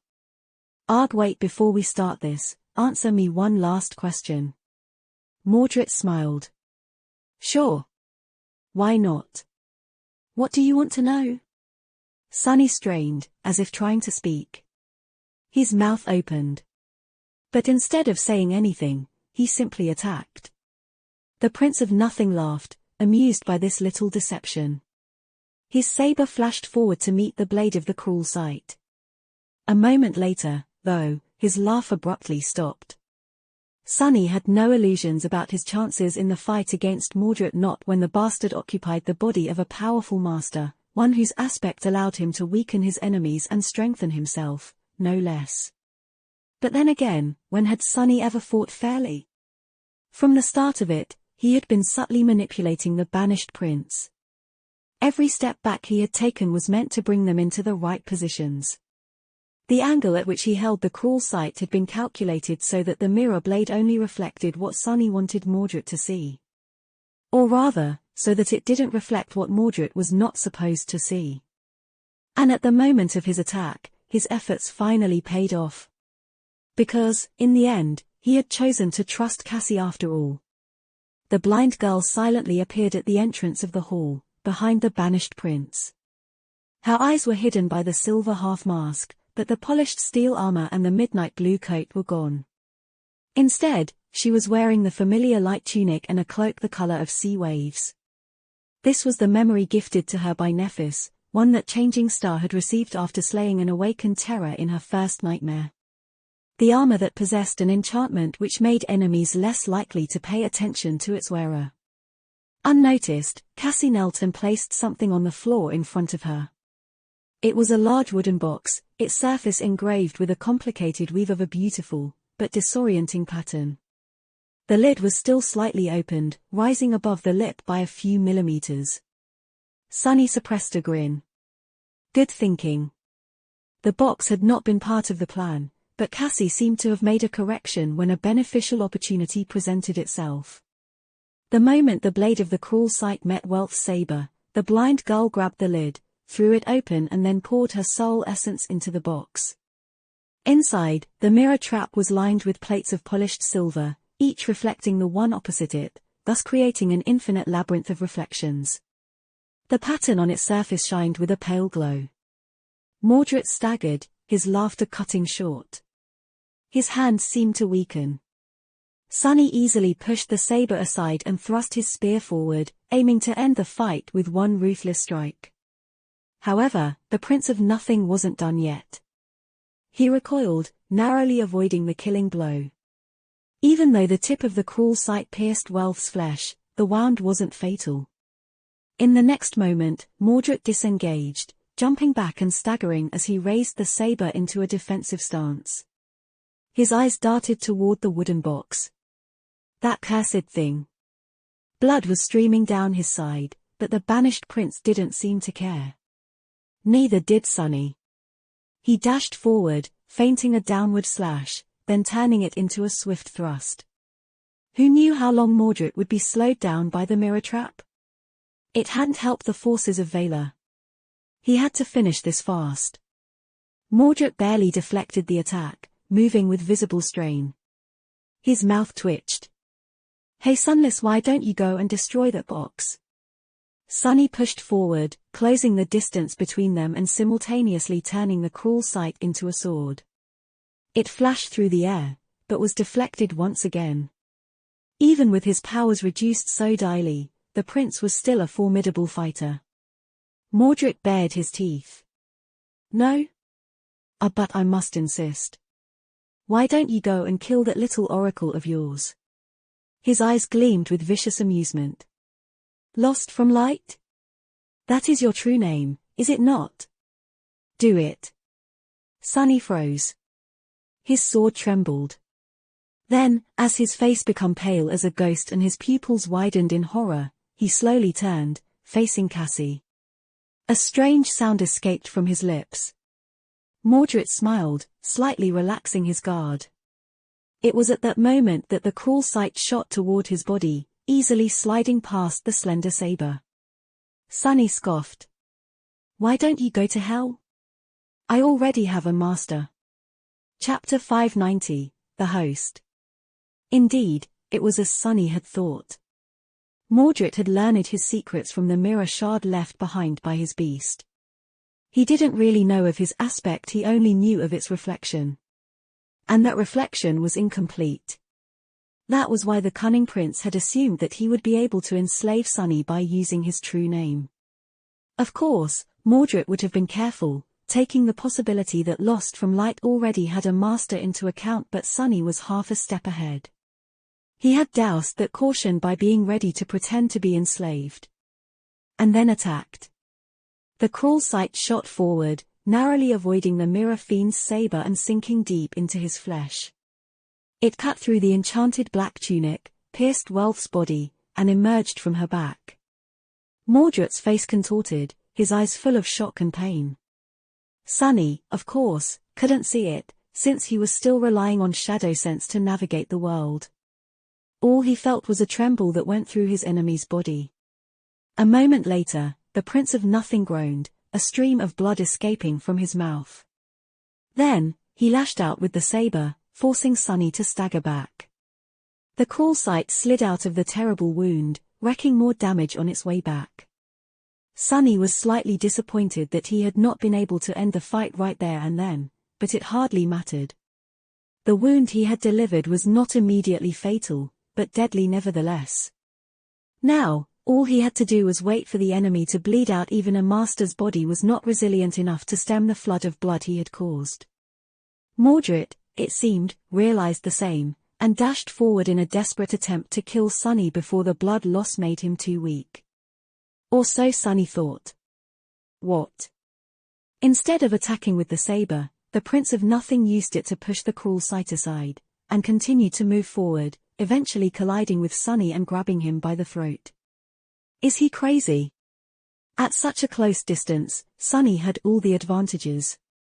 Mordred couldn't slash with the saber, but he could easily bring his short sword back for a killing thrust, long before anyone would have been able to strangle him. This attack made no sense. However, in the next moment, he felt that something was wrong. And then, his chest was pierced by a blinding explosion of pain. Sunny screamed and staggered back, falling to the floor. Somehow, against all logic, the Prince of Nothing seemed unscathed again, the bloody gash on his torso gone. Instead, it was as though Sunny had run himself through with a sword. He could feel a deep wound in his chest, even though the surface of the undying chain remained unbroken. Curses! Fighting through the pain, he rolled away, dodging the descending saber. Luckily for him, Mordred did not pursue, instead choosing to dash toward Cassie and the mirror trap. Damned Wealth! Although Sunny was not entirely clear on what had happened and how he had ended up with a hole in his chest, he had an inkling. Wealth's aspect seemed to be all about devoiding the enemy of their power while enhancing your own, almost as if transferring it. A master had 3 aspect abilities. Was her third ability capable of transferring wounds from her body to that of others? If so, was he going to die by his own sword? No, he wouldn't. Unlike Mordred, Sunny was not going to bleed to death. In fact, he was barely bleeding at all. His body was pierced and heavily damaged, but fortunately, blood loss was one of the 2 causes of death he was practically immune to. The other being broken bones. The evolved weaves of his body would not allow such a thing to happen. Arg! Growling from pain, Sunny stood up and swayed slightly. He didn't feel too well, in fact, he felt pretty terrible. Every breath was torture, and his heartbeat was strange and irregular. Every contraction sent a pulse of suffering rolling through his body. It's all right, I've been through worse, I think. Sunny willed the Midnight Shard to manifest itself into existence, and tried to assess what was happening around him. Mordred was already upon Cassie, his saber flashing toward her neck.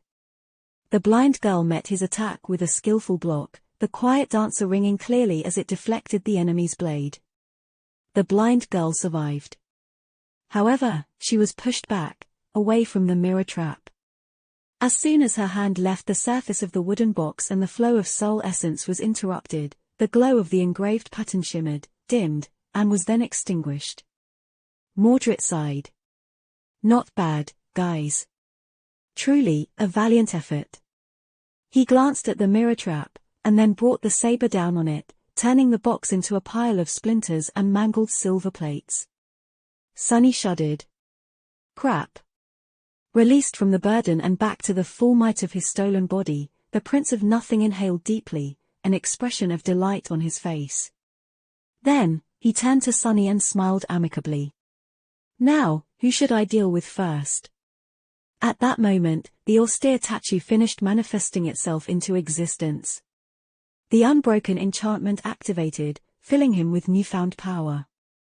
Its effect wasn't as incredible as when he had been a mere sleeper, but still quite pronounced. Holding the Midnight Shard in one hand and the cruel sight in another, Sunny willed the mirror blade to ignite with the incandescent light of the divine flame, and grimaced. Come here, your royal highness.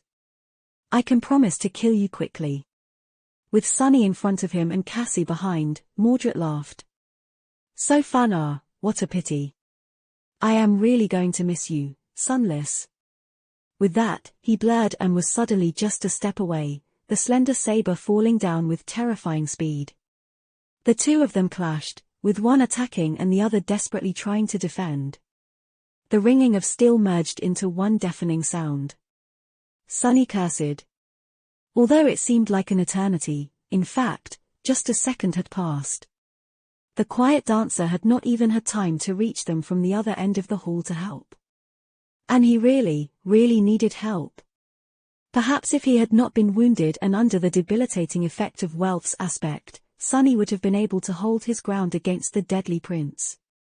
With 3 shadows wrapped around his body and the gift of the Unbroken, his prowess would not have been much less than that of a master.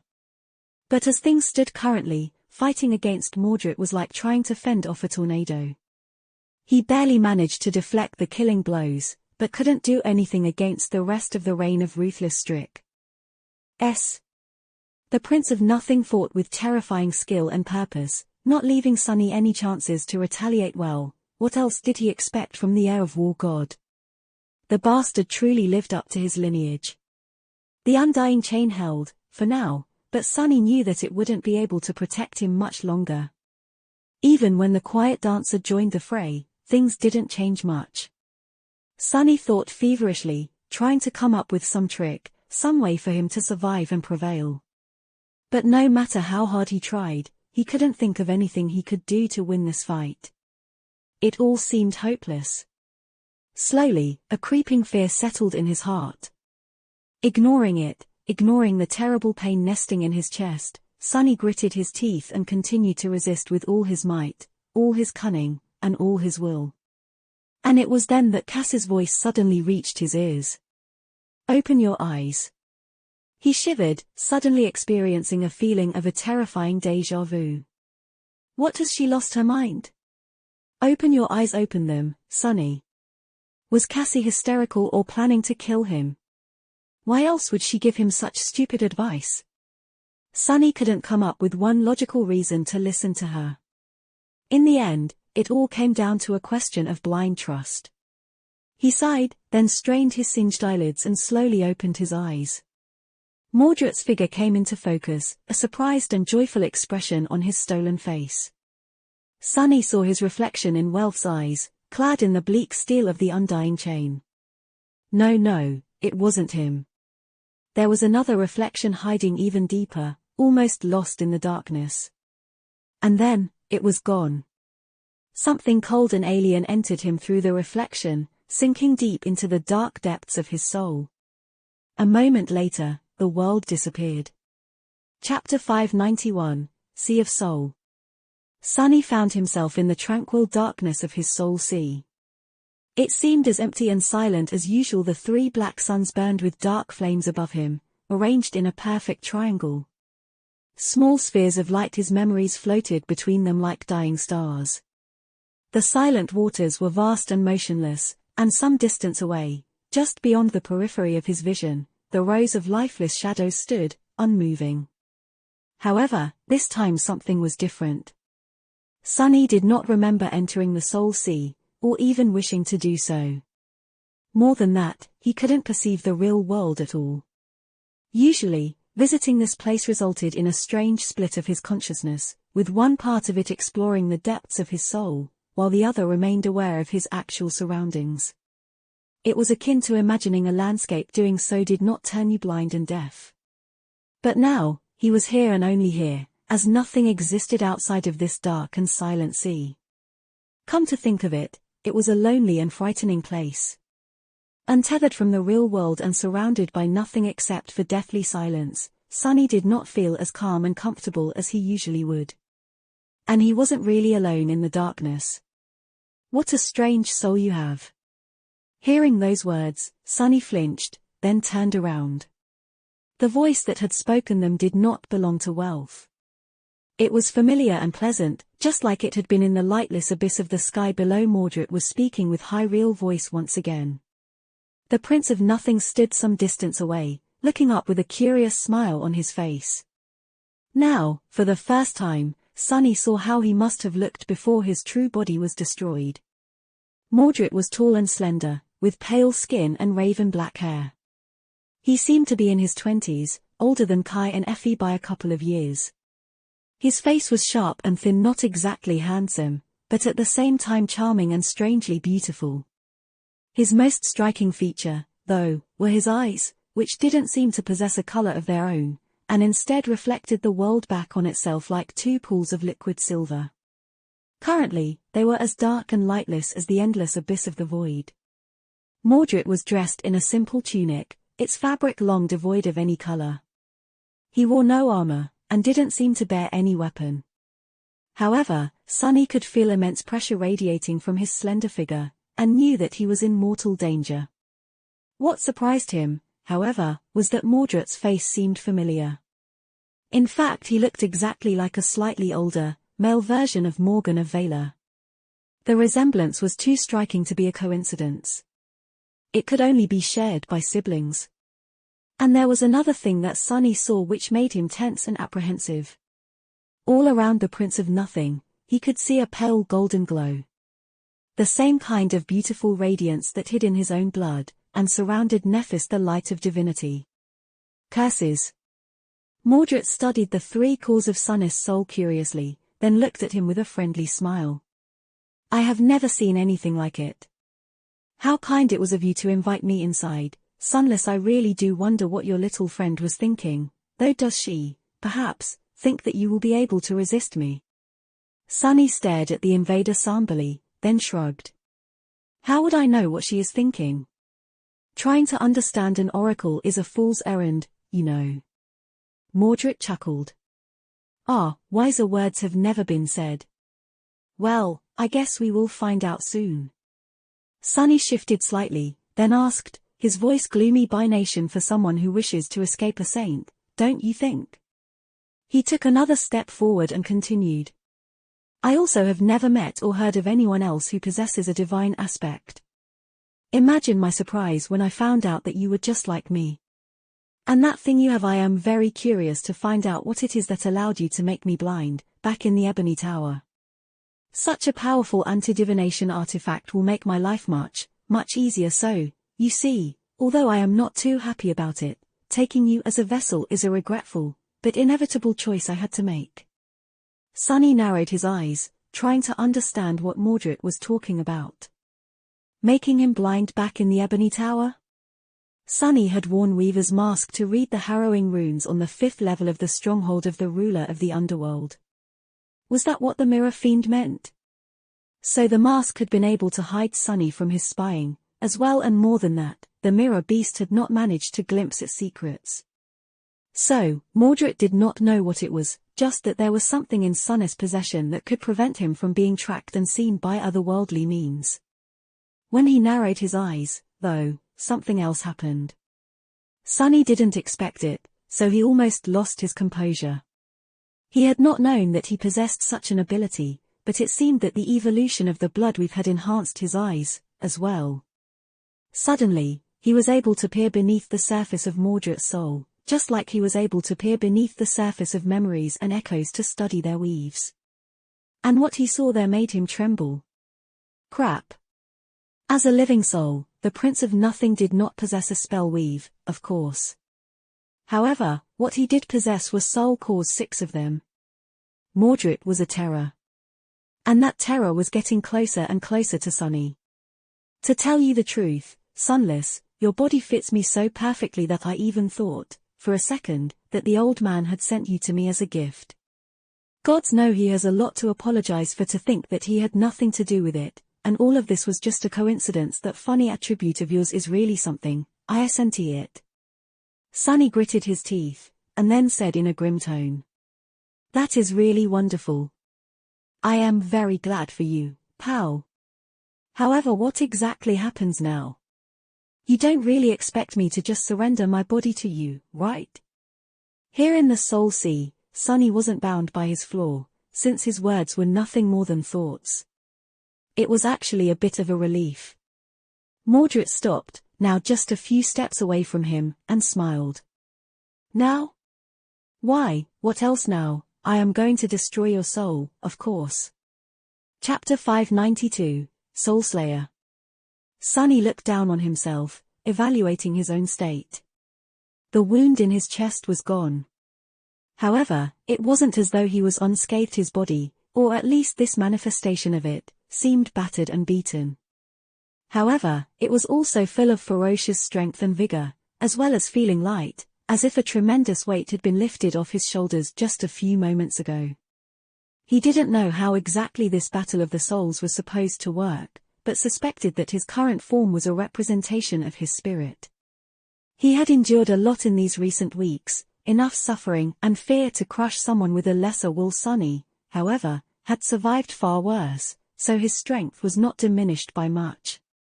He was still clad in the bleak steel of the Undying Chain, and holding his weapons. 3 shadows lay at his feet, and he could feel the presence of the Soul Serpent nearby. His enemy, meanwhile, was alone and unarmed. This was Sunny's soul, after all. Here, he was bound to have the ultimate advantage. Let's see who will destroy whom, you bastard. With a smirk, Sunny commanded the shadows to rise and wrap themselves around his body. Instantly, his strength, speed, and resilience were enhanced manifold. In the next moment, however, his expression froze. Mordred looked at him, then smiled. As he did, 6 shadows descended upon him like a dark mantle, making the pressure that the Prince of Nothing exerted feel almost suffocating. You didn't think that it would be that easy, did you? A split second later, he was beside Sunny, his fist crashing into the breastplate of the Undying Chain. As pain exploded through his body, Sunny flew back and fell onto the still water, sliding across it into the darkness. What? Before he could even rise, Mordred was already upon him, his foot slamming into Sunny's ribs. Sunny yelped as he was thrown into the air, then felt another blow landing on his chest, pushing all air out of his lungs and sending him plummeting back down. Knowing that he had to escape somehow, Sunny dove into the shadows and emerged from the darkness behind the Prince of Nothing, the blade of the cruel sight shooting forward. However, it pierced nothing but air. Mordred had turned into a shadow himself, and disappeared without a trace, his laughter echoing across the surface of the silent sea. Weak too weak. Something struck Sunny in the back, sending another explosion of pain rolling through the very core of his being. He groaned and tried to slash with the midnight shard, but the enemy was already gone. A moment later, he was kicked in the abdomen, then ruthlessly slammed across the face. Mordred's fist felt like a sledgehammer, no, like a mountain descending. Half-blinded and disoriented, Sunny fell to his knees, spitting blood. What the hell? This was not how he had imagined things going. The damned mirror fiend clearly had to weaken his prey before attacking, so his victory was not set in stone. There was a way to defeat him, somehow, and since Sunny's spirit had not been broken, he had expected to be able to prevail. However, the bastard was just too powerful. How was he supposed to resist such terrifying force? Worse than that, Mordred seemed to be able to mirror all of his powers. Bastard lost from light, stop. The Prince of Nothing laughed again, then struck Sunny in the side of his head, almost blinding him. Sorry to say this, but that trick is not going to work. This is an entirely different situation, you know. Hurting and hoping to escape the next blow, Sunny turned into a shadow again. This time, however, he wasn't in a hurry to attack and remained incorporeal, thinking. Before he could form a single thought, however, another shadow lunged at him from the darkness, and suddenly, he was in the throes of indescribable agony, his very soul damaged and cracked. With a stifled shriek, Sunny escaped the shadows and assumed his human form again, only to be ruthlessly struck down a moment later. He fell on his back and desperately gulped for air, but his lungs seemed to be paralyzed. All he could do was try to block the next blow, only for it to fail and another wave of pain spread through his body. Goddammit. Sunny used Shadow Step to disengage, but his enemy simply followed. He deflected one strike, almost managing to cut Mordred's forearm open, but the mirror fiend was just too fast, strong, and skilled. No matter how hard Sunny fought, it was all useless. No matter what strategy he tried to implement, Mordred saw right through it. Fighting against the Prince of Nothing was like fighting against death itself. He was terrifying, inevitable, and final. There was no escape. But Sunny was not going to give up. At this point, he wasn't even sure that he knew how. He gritted his teeth, endured the pain, and fought. Painy, at least. The mirror fiend chuckled nervously, then slowly brandished the reflection of the cruel sight. In the next moment, the horde of shadows surged forward, descending upon him like an avalanche of darkness. And Mordred suddenly vanished without a trace, as if he had never existed. Chapter 593, One Step Forward. Sunny opened his eyes, disoriented. The orange glow of the fire and the dancing shadows on the shattered walls, the smell of blood, the tearing pain in his chest. He had escaped the Soul Sea and returned to the scorched heart of the Night Temple. He had prevailed, but what was going on? It felt as if he was falling. Why was he falling? Sunny crashed onto the cracked stone plates of the floor and heard Welth's body falling somewhere nearby. A tortured groan escaped from his lips, and then a stifled curse. What the hell? Although his battle with Mordred had lasted for a while, it seemed that just a single moment passed in the real world. That time had not even been enough for Sunny to properly fall down. The quiet dancer was still in the same position, and Cassie was still rushing over, dagger in hand. I survived. However, why did it feel like he was forgetting something? Sunny strained his wounded body, trying to sit up. He felt exhausted and weak both from his physical injuries and the damage his soul had sustained in the harrowing battle against Prince of Nothing.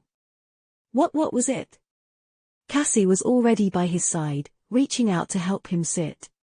Her rapier hovered in the air, and then turned, the tip of its blade aiming at Welf's unmoving form.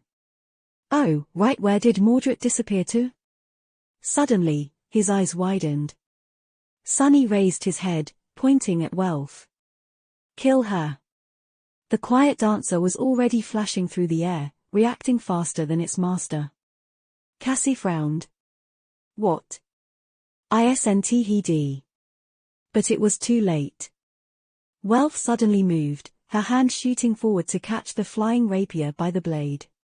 The sharp point stopped just a few centimeters away from her throat. No, Mordred wasn't dead. He had simply run away, retreating from a fight that he knew he wouldn't be able to win. Back to his previous vessel.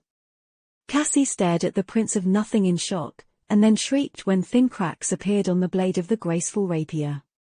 She hurriedly dismissed the echo, saving it from the crushing grip, and pulled Sonny to his feet. What do we do now?" Sonny saw the body of the ascended knight stirring, as if slowly coming back to life. Her hollow eyes suddenly glistened, becoming full of dark will and lethal intelligence once again. His heart skipped a beat. Now that Mordred had failed to both enslave and possess Sonny, there was only one use for him left. Torture the Weaver's mask out of him, and then dispose of what was left. With that fiend wearing a master's body, what were they supposed to do, indeed? Actually, Sonny had a perfect answer. He glanced at Cassie with a determined expression, and then screamed. "What else?" "Run." Mordred wasn't the only one who knew when to remove himself from a hopeless situation. Pushing the blind girl toward the large hole in the wall of the former stronghold of the Valar forces, Sonny turned his back on Welf, who was slowly rising to her feet, and sprinted away as fast as he could. His eyes were tightly shut, so that the bastard couldn't spy on them through the reflections. The Night Temple was a large place. With some luck, they would be able to play cat and mouse, or rather, mice and tiger with the damned prince for a few days. Hopefully, Saint Cormac would arrive soon. As he was diving through the breach in the wall, a mocking voice assaulted him from behind. "What, leaving so soon?" Feeling Mordred taking a step forward, Sonny dismissed the heavenly burden. Pierce's corpse, which was still pressed against the ceiling, suddenly plunged down and crashed right in front of the mirror fiend, forcing him to jump back and slow down a little. Without turning his head, Sonny threw the broken oath behind him, then sent the ordinary rock flying into the depths of a random corridor, and ran in the opposite direction with Cassie.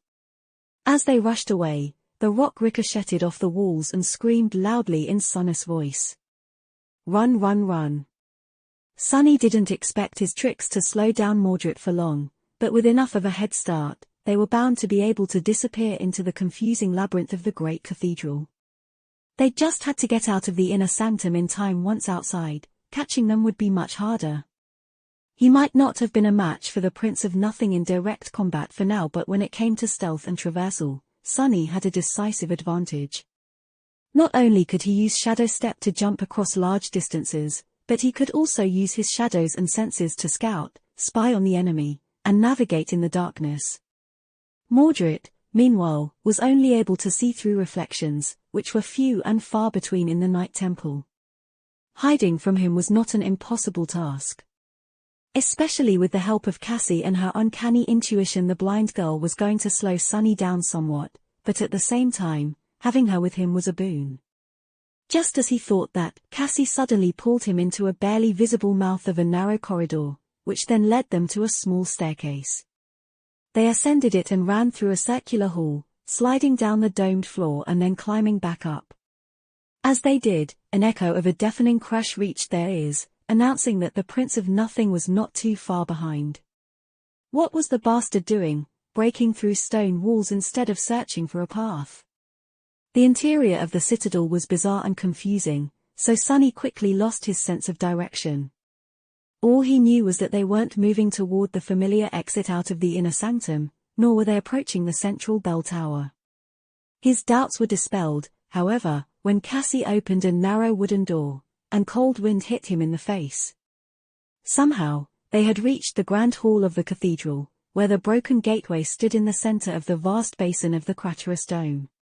Instead of entering it through the tall gates of the inner sanctum, Sunny and Cassie appeared on a hidden gallery circling the hall's perimeter high above.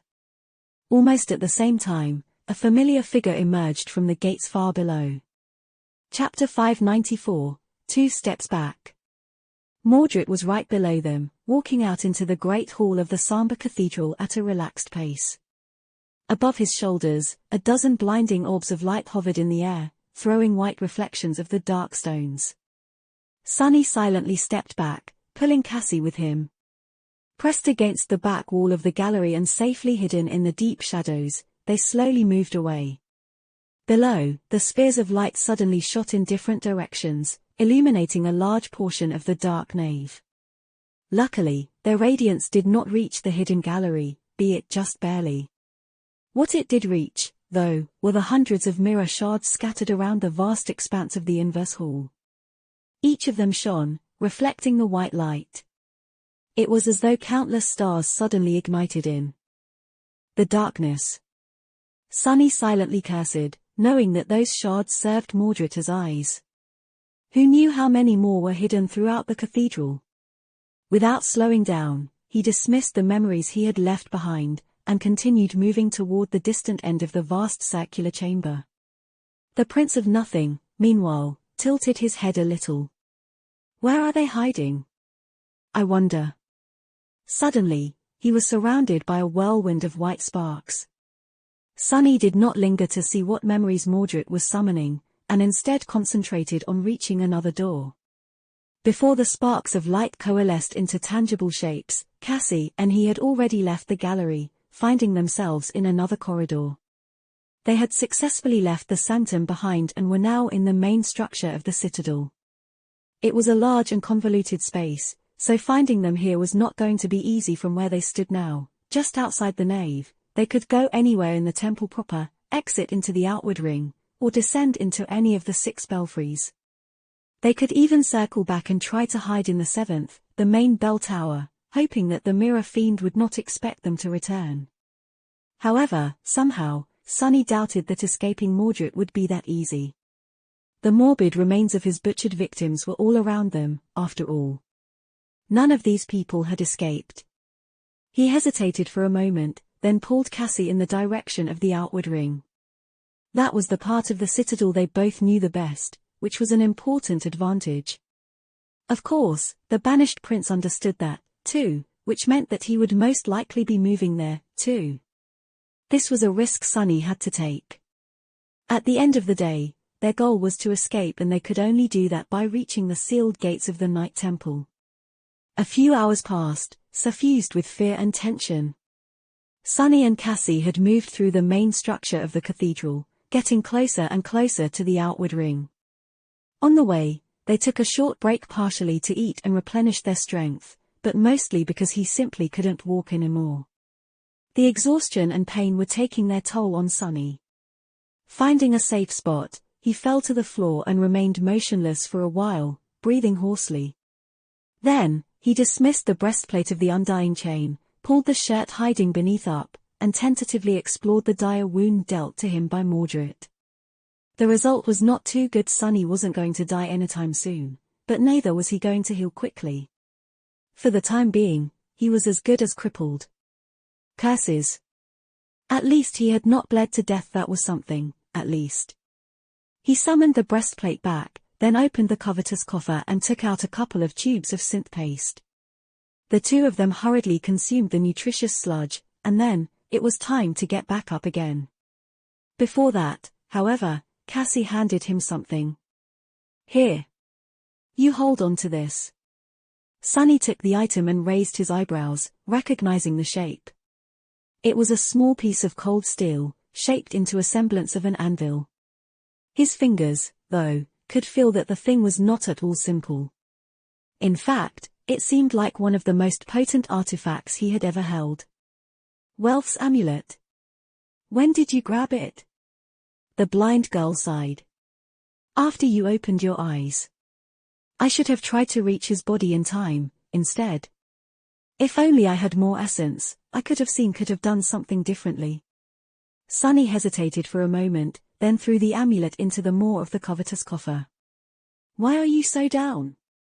"Yeah, we might have failed to get rid of that bastard, but then again, we've done better than 100 Lost and 2 Knights of Valor did. That's not too bad of an achievement, I assent to it. Plus, Mordred's plans are also ruined. He might seem in control, but trust me, that guy is in as much trouble as we are." Things didn't exactly go his way, either. The blind girl remained silent for a few moments, then nodded and helped him stand up. Somewhat rested, but not at all free of exhaustion, they continued moving forward, soon crossing into the outward ring. When they did, however, Cassie suddenly froze, then trembled. Sunny tensed. What? Then, he heard it too, the insidious sound of approaching footsteps. And a second later, Wealth's familiar voice. "There you are." Gritting his teeth, Sunny grabbed Cassie's hand and ran in the opposite direction. Damn it, damn it, damn it. His chest was burning, pulsating with excruciating pain. They moved with all the speed they could muster, but what was the point? A master was so much faster than an awakened. Even though Mordred didn't seem to be in a hurry, the sound of his footsteps was growing closer and closer. Before he could reach them, however, the whole Night Temple suddenly shook, throwing Sunny to the floor. An explosion of pain radiated through his body, and a moment later, his shadow sense was not constrained by the outer walls of the citadel anymore. It pierced the black stone and easily reached into the vast emptiness beyond. Sunny clenched his fists. The sealets lifted. The saint had arrived. Chapter 595, The Saints Are Coming. At that point, Sunny and Cassie weren't too far away from the gate chamber, where they had made a morbid discovery soon after escaping from the cage. Back then, the heavy gates had been closed and sealed now, however, it seemed that they were finally opened. Saint Cormac had returned from his expedition to the Hollow Mountains a few days sooner than expected. For a moment, Sunny was overcome by fierce joy. Then, however, the cold and rational part of his mind took over. Yes, the arrival of the saint created a path of escape, and was bound to solve their Mordred problem most likely. But who was to say that the transcendent warrior would not turn out to be an even deadlier threat? The first thing Saint Cormac was going to see after entering the citadel was a pile of mutilated corpses. After that, he would most likely kill anyone who appears in his way. After all, any survivor would either be a potential vessel of the banished prince or a witness. Sunny gritted his teeth, then rose to his feet and pulled Cassie into a side corridor. There, they hid in the shadows, wrapped her cloak around themselves, and waited. He didn't dare to extend his shadow sense toward the gates or send his shadows forward to scout, fearful to draw the saint's attention, so neither of them knew what was going on. A few seconds passed in terrifying silence, and then, Sunny heard something rustle through the corridor they had just left.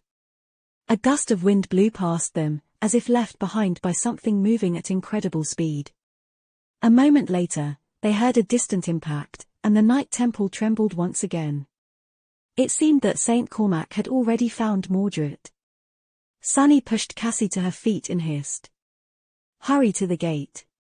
They ran toward the exit.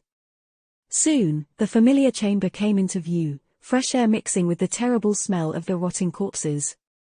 The gates of the Night Temple stood wide open, the impenetrable darkness of the sky below stretching into eternity beyond them. The tall doorway seemed like a portal into the endless night. Now slowing down even for a moment, Sunny and Cassie dashed toward freedom, passed through the gates, and finally escaped the cursed cathedral. After a month of suffering, bloodshed, and harrowing dread they had experienced in this ghastly stone trap, the air of the lightless abyss seemed sweet like nectar. Just as they left, the Night Temple shuddered once again, dust falling from its ancient walls. Far below, the bells rang somberly, their usually melodious song sounding strangely staggered and frantic. The saint was battling the Prince of Nothing, the whole citadel suffering the burden of their furious clash. Hurry, it's not over yet. The two of them dashed across the rickety bridge that swayed above the chasm of the sky below on rusty chains, and soon reached the treacherous stairs that skirted the slope of the northern island. Running up the narrow steps, both of them knew that one wrong step can potentially cost them their lives. But Sunny was unwilling to slow down. They had to reach the surface, cross the island, traverse the heavenly chain, all before St. Cormac was done dealing with the escaped prisoner. Too long, this is taking too long. Sunny hesitated for a moment, then summoned the heavenly burden. Climb onto my back. Cassie lingered, then did as she was told. He drove the black needle between the plates of the undying chain, cursed, and then threw his hand forward, the triangular blade of the prowling thorn shooting into the overhanging stone slope. With the blind girl's weight added to his own, the speed of their ascent wasn't too fast. However, with the help of the kunai and its invisible string, Sunny was able to increase it somewhat. It was an arduous and nerve-wracking journey. The two of them were like a spider scaling a mountain with the help of a single thread of silk. The difference was that the mountain was steeper than vertical, and there were furious winds threatening to either crush them against the stones, or throw them away into the darkness of the sky below. However, after a dozen torturous minutes or maybe an eternity, they still managed to reach the surface of the island, alive. Sunny dismissed the needle and fell onto the soft ground, gripping his chest. There were disturbing, wheezing sounds coming out of his lungs with each breath. He lay motionless for a few moments, then allowed Cassie to pull him to his feet. I know. We need to move. It's not time to rest, yet. They ran across the field of flowers, the hollow mountains towering behind them. White mist was flowing down their slopes, and there was something white dancing in the air in front of them, too. Sunny felt a pleasant cold spreading across his burning face. His heart contracted painfully. It's snowing. Was it December already? Or did the first snowfall arrive ahead of time, as well? There was no escaping fate. The northern island trembled beneath them.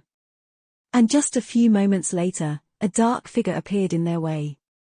Sunny had never met St. Cormac, but he recognized him almost instantly. Only a transcended could have such a deep, unfathomable shadow, and a presence that seemed to affect the very world around him. The saint looked to be in his 30s, with a cold face and dark, ruthless eyes. His black armor was battered and worn, barely holding together after a month of exploring the death zone. Surprisingly, it wasn't too impressive, as far as armor-type memories went. Neither was he wielding a terrifying weapon.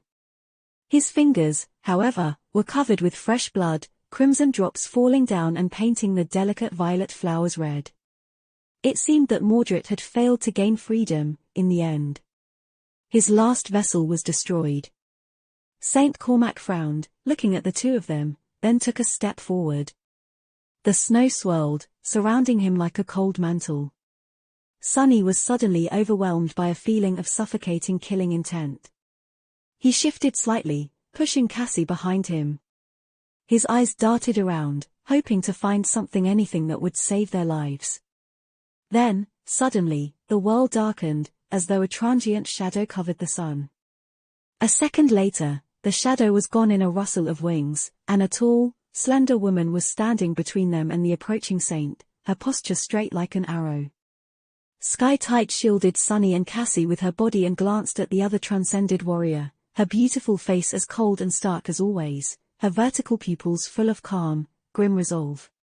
That is enough, Cormac. Turn back.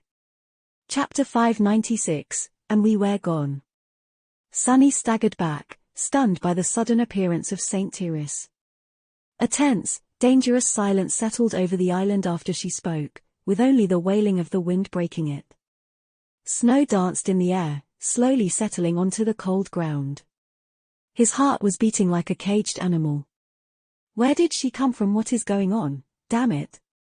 Cormac scowled and looked at the slender woman with a dark expression on his stern, weathered face. The saint did not seem amused by the sudden appearance of the leader of the White Feather clan. Sky-Tight, stay out of this. Saint Tyrus didn't move, still shielding Sunny and Cassie with her slender body.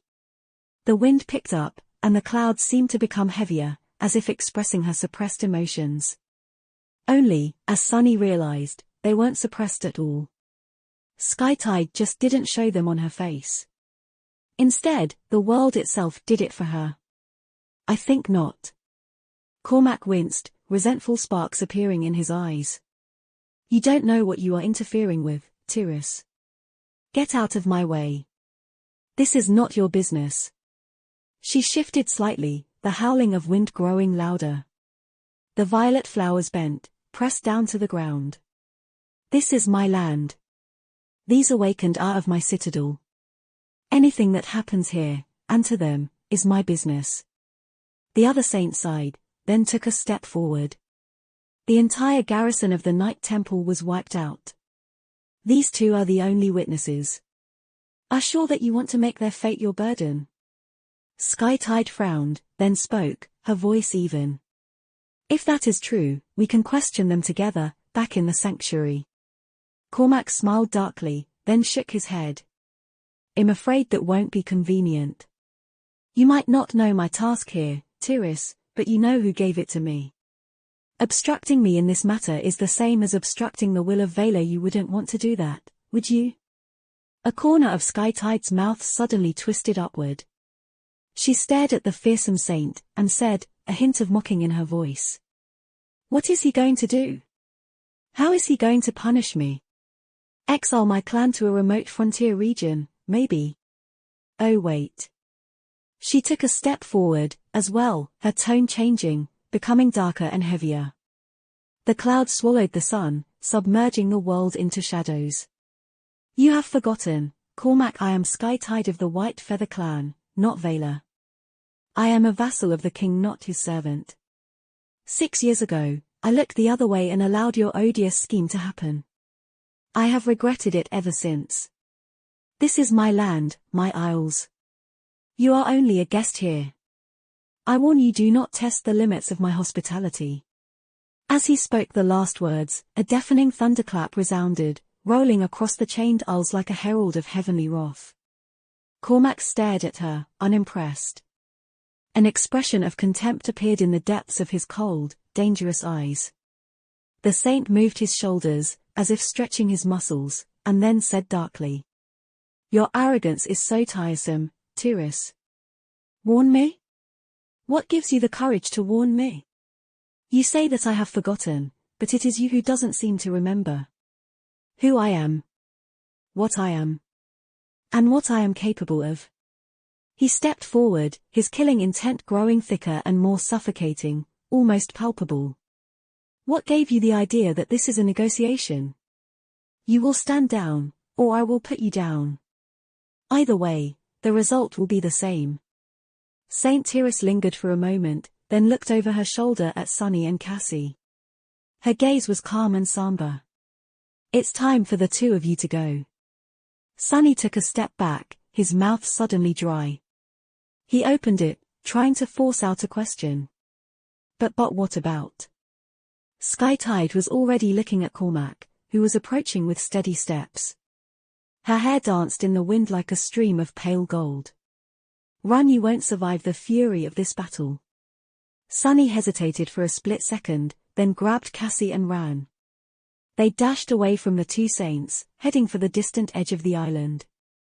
He didn't know what a fight between transcendents would look like, but had no doubt that mere mortals like the two of them had no place in the middle of it.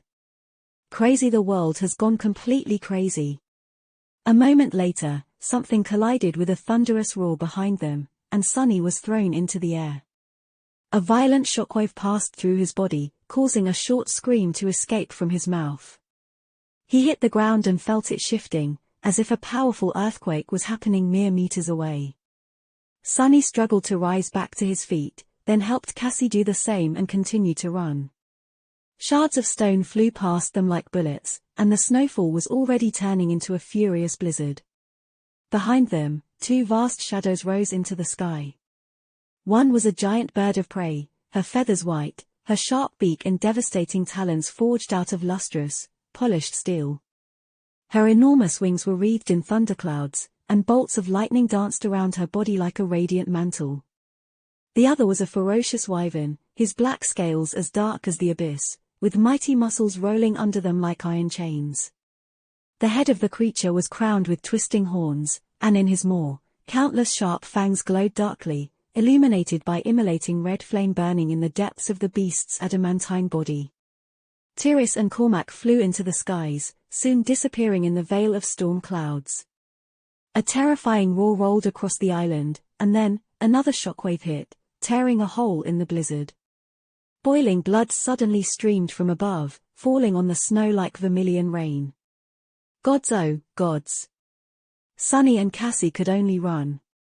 From time to time, a violent tremor threw them to the ground.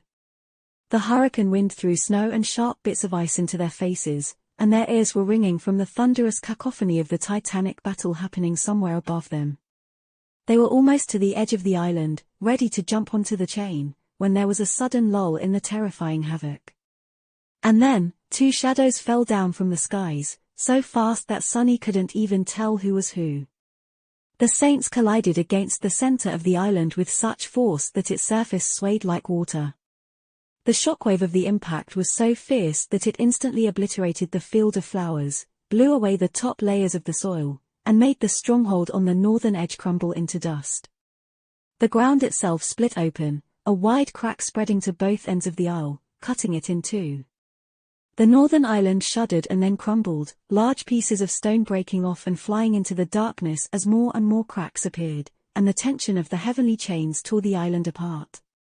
Sunny, of course, could not appreciate the full scope of the disaster.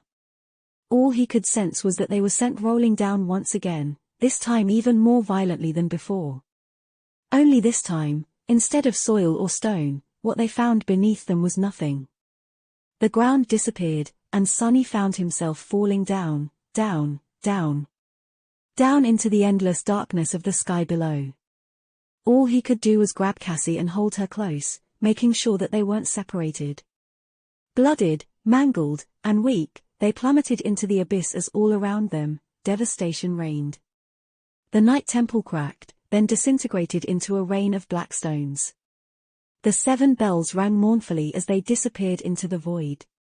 The colossal chain that served as one of the anchors of the chained isles shot toward the hollow mountains, colliding with their slopes with enough force to make the ancient slopes shatter and create a momentary hole in the veil of flowing mist.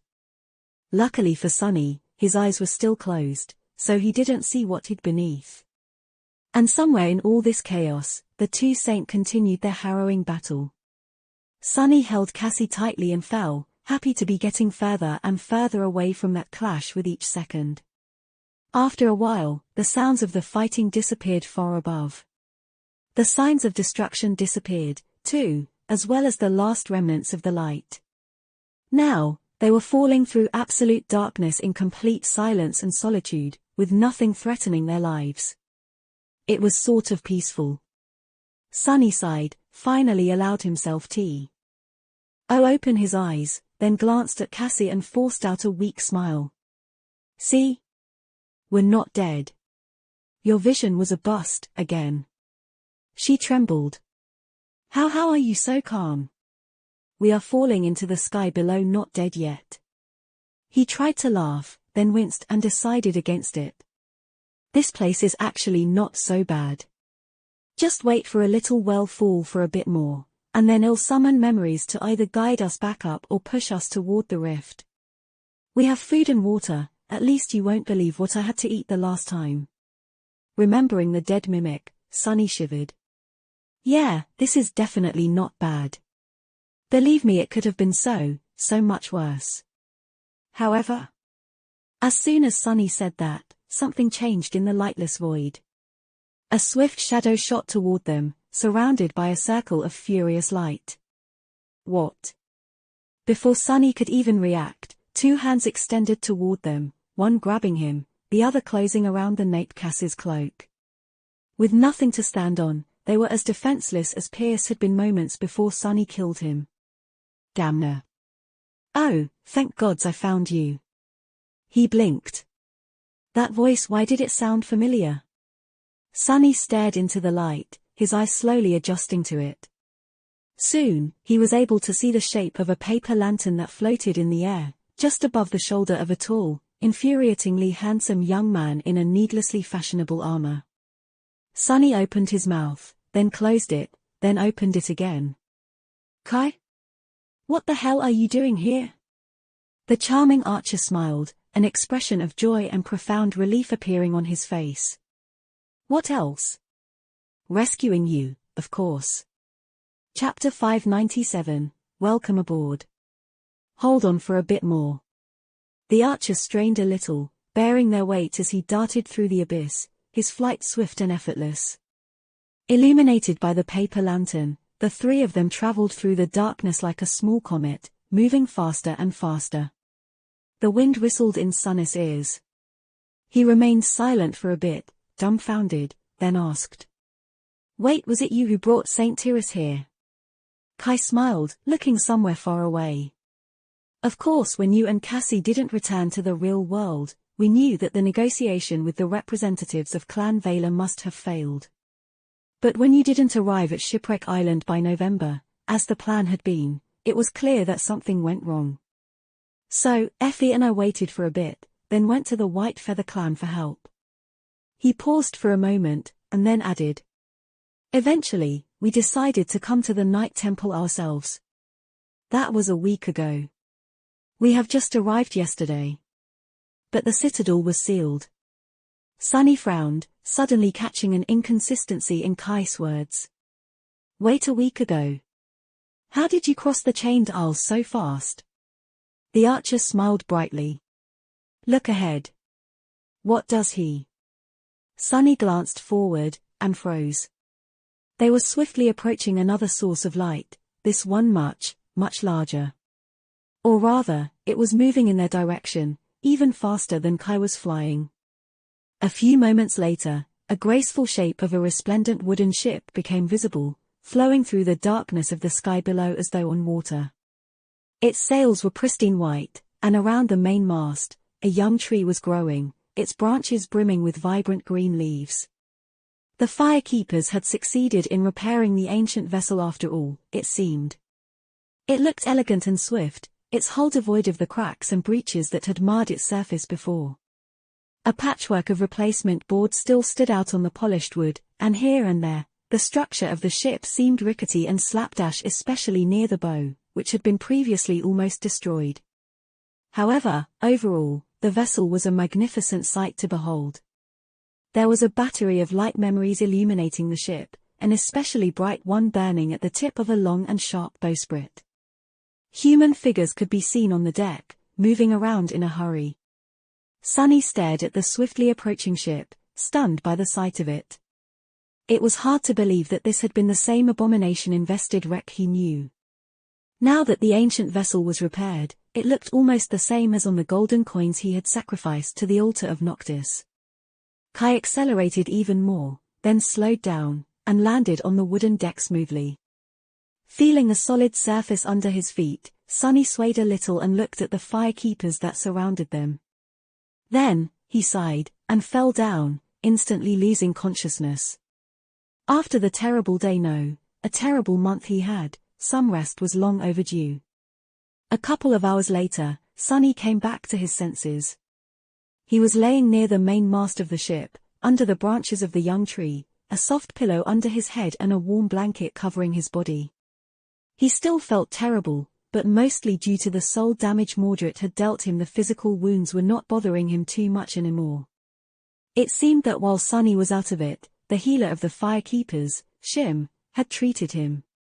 I am actually alive. What a miracle. He grimaced and sat up, then stared into the darkness for a bit. The ancient vessel was swiftly flying through the abyss, descending into its depths. Due to that, his body felt nice and weightless.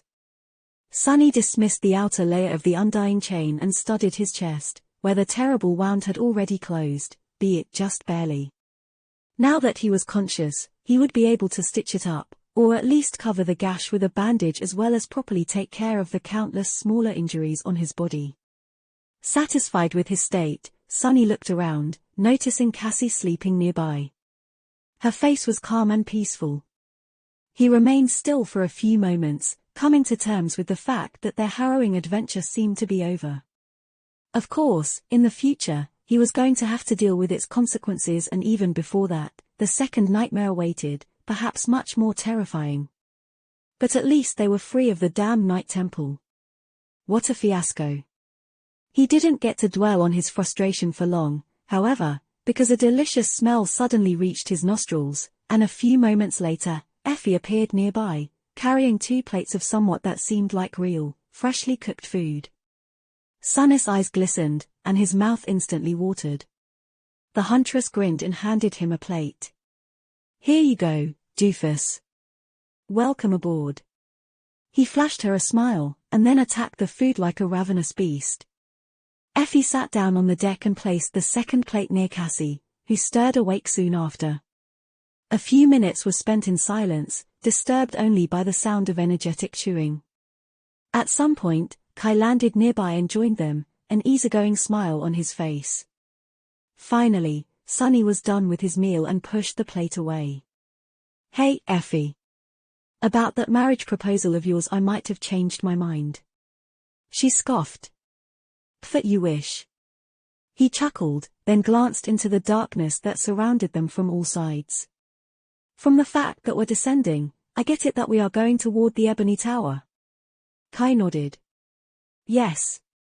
We are moving down and toward the tear, as fast as we can. You will have to guide us to the rift in the flames once we reach them. Whatever had happened in the Night Temple, we thought that ascending should take priority. Not to mention that facing the fallout as masters might change everything."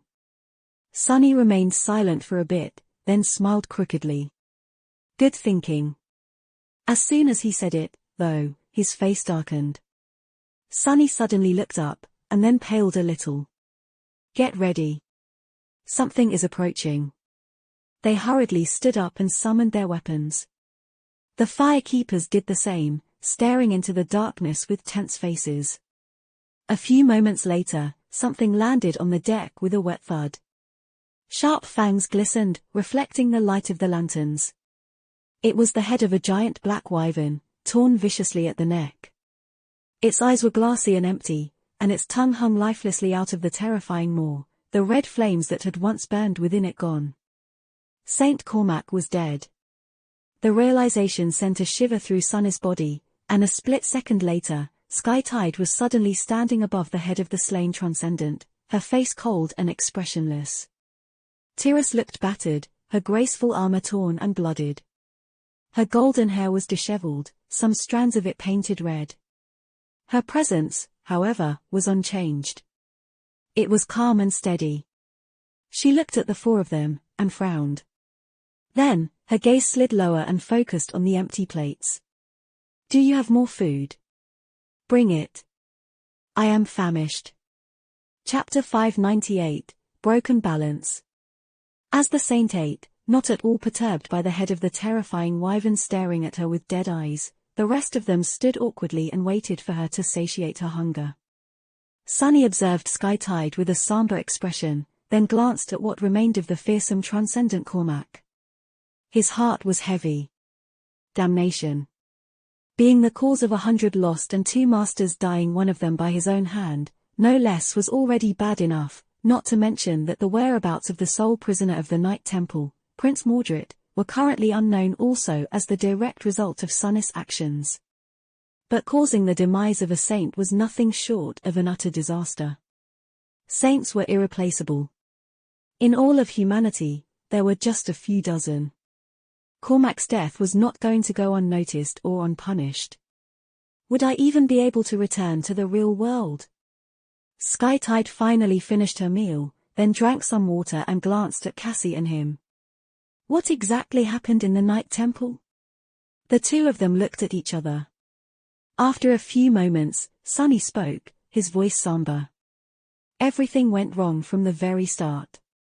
As soon as we arrived, one of the masters discovered a piece of mirror in my belongings.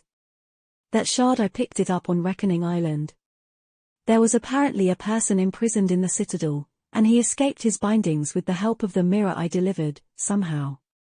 He paused and studied the saint's face, trying to ascertain if she had known what would happen. Tiras certainly knew of the mirror beast, however, She could not have known that Sunny used to carry the mirror shard the creature had left behind.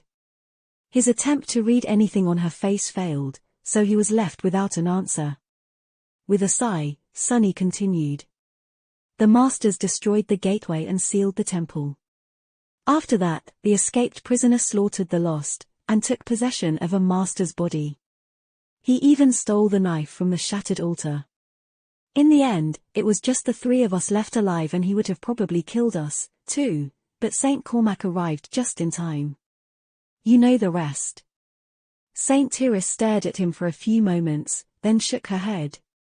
So the prince still lives? How could this be? She frowned and looked straight at him. Where is he now? Sunny shrugged. That we don't know. Saint Cormac must have destroyed his body, but as to where his soul went, your guess is as good as mine. He is probably hiding in one of the mirror shards, falling into the sky below with the rest of the Night Temple as we speak. Skytide remained silent for a while, then sighed. I see. You did well to survive. Don't worry about the rest, there are no witnesses left, and even the citadel itself is gone. I will deal with the fallout, as well as I can. However, it will be good for the two of you to disappear for a while. Proceed to the Seed of Nightmare as you have planned, and challenge it. By the time you return, if you do, the worst part will be over. The situation will be different, too. She rose and glanced into the darkness of the sky below, a somber expression on her face. Now that the Hollow Mountain's anchor is no more, the chained isles will shift and change position. That will cause a mass migration of the nightmare creatures, both those from the surface and those from the dark side. Even some of the corrupted abominations might move to new hunting grounds. I will have my hands full for the foreseeable future, so we won't see each other again for a long time. Good luck to you. Sunny stared at the beautiful saint, then at the head of the wyvern. He cleared his throat. I am sorry, Lady Skytide, but won't you be in trouble? Killing a saint is not something that can be simply forgiven, no matter your status. Right? Tyrus lingered, then shook her head. I will be punished, sure. But not too severely. Do you understand why? Sunny glanced at his friends, who had the same confused expressions. Not really. She sighed.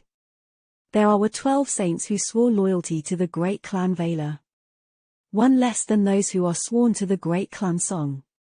Now, there are 11, while Song still has 13. With Song Seishan back from the Forgotten Shore, that number will soon increase even further, while Lady Morgan is still too young and lacks the experience to challenge the third nightmare. The balance of power will be broken.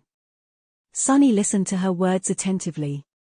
So the great clans are at odds with each other, two strongest are, at least.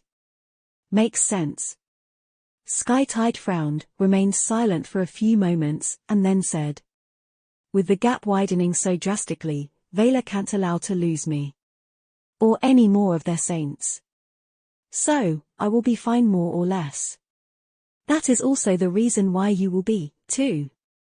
He raised an eyebrow. Us? What do we have to do with any of this?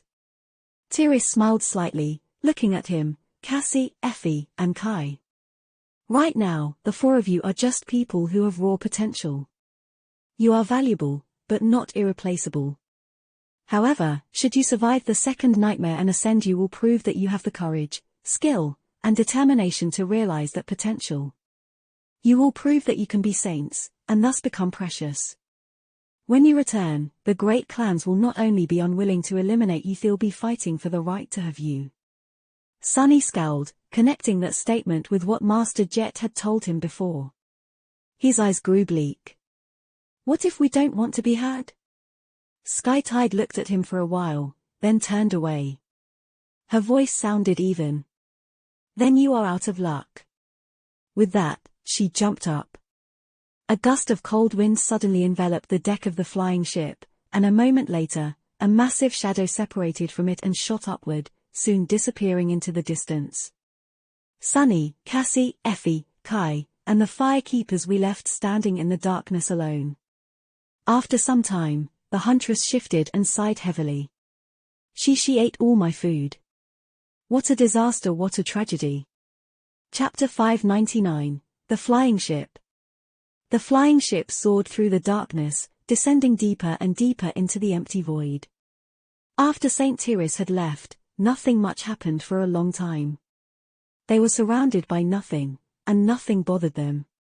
This was the oppressive nothingness that Sunny was familiar with all too well. However, now, things were different.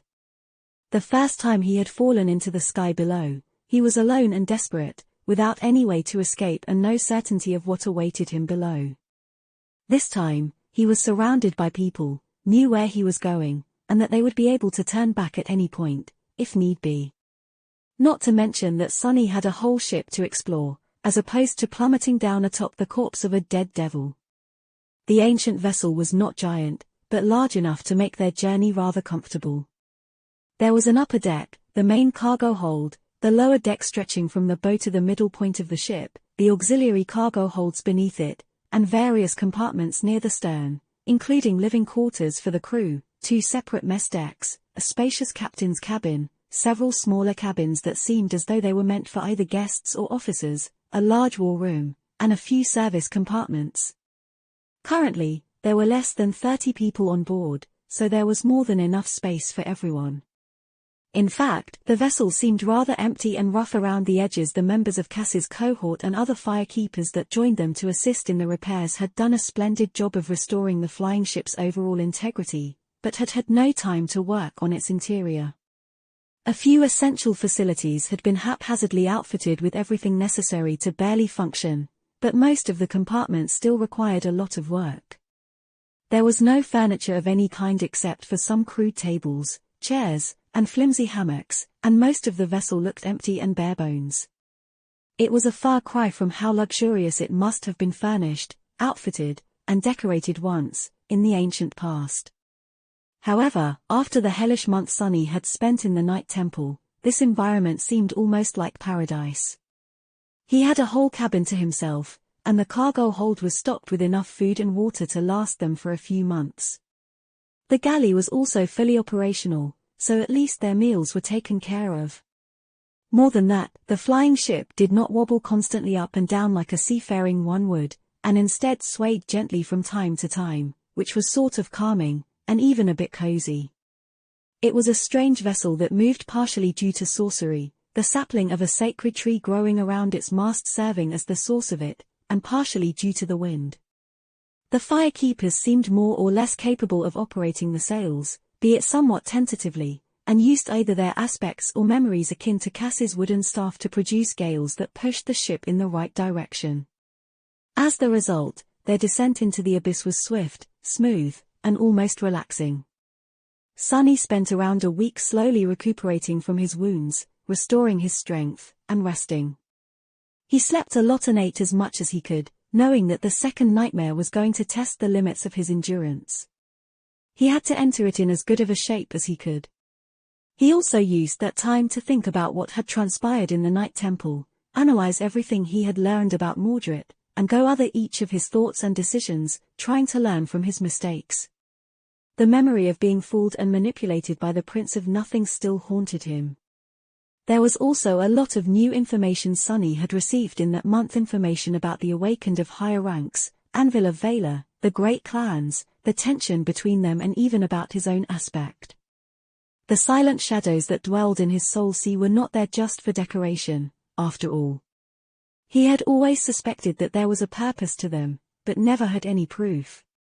Well, now, there was proof. Sunny just had no idea what it all meant, and what he was supposed to do with them. No matter what he tried after the battle with Mordred, the shadows refused to react.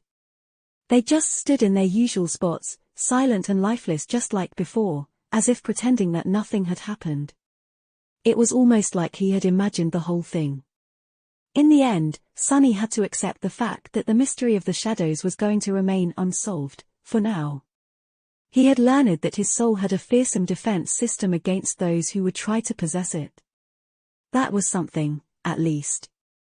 After the first week, when his injuries healed enough, Sunny started training, slowly conditioning his body for the deadly trial ahead. This was somewhat of a useless process, really, since he would be inhabiting a different vessel entirely inside the nightmare. But training the body helped him put his mind in order, as well. For that reason, Sunny practiced with the same ferocious determination as back in the Dark City. Kai, Effie, and Cassie joined him, too, working on improving their own condition, as well as learning how to work together as a single unit again. It had been a long time since the four of them fought side by side. All of them had grown since then, both in terms of power and experience. They were awake. And now, possessed new abilities, and had improved in their understanding of combat, technique, and skill.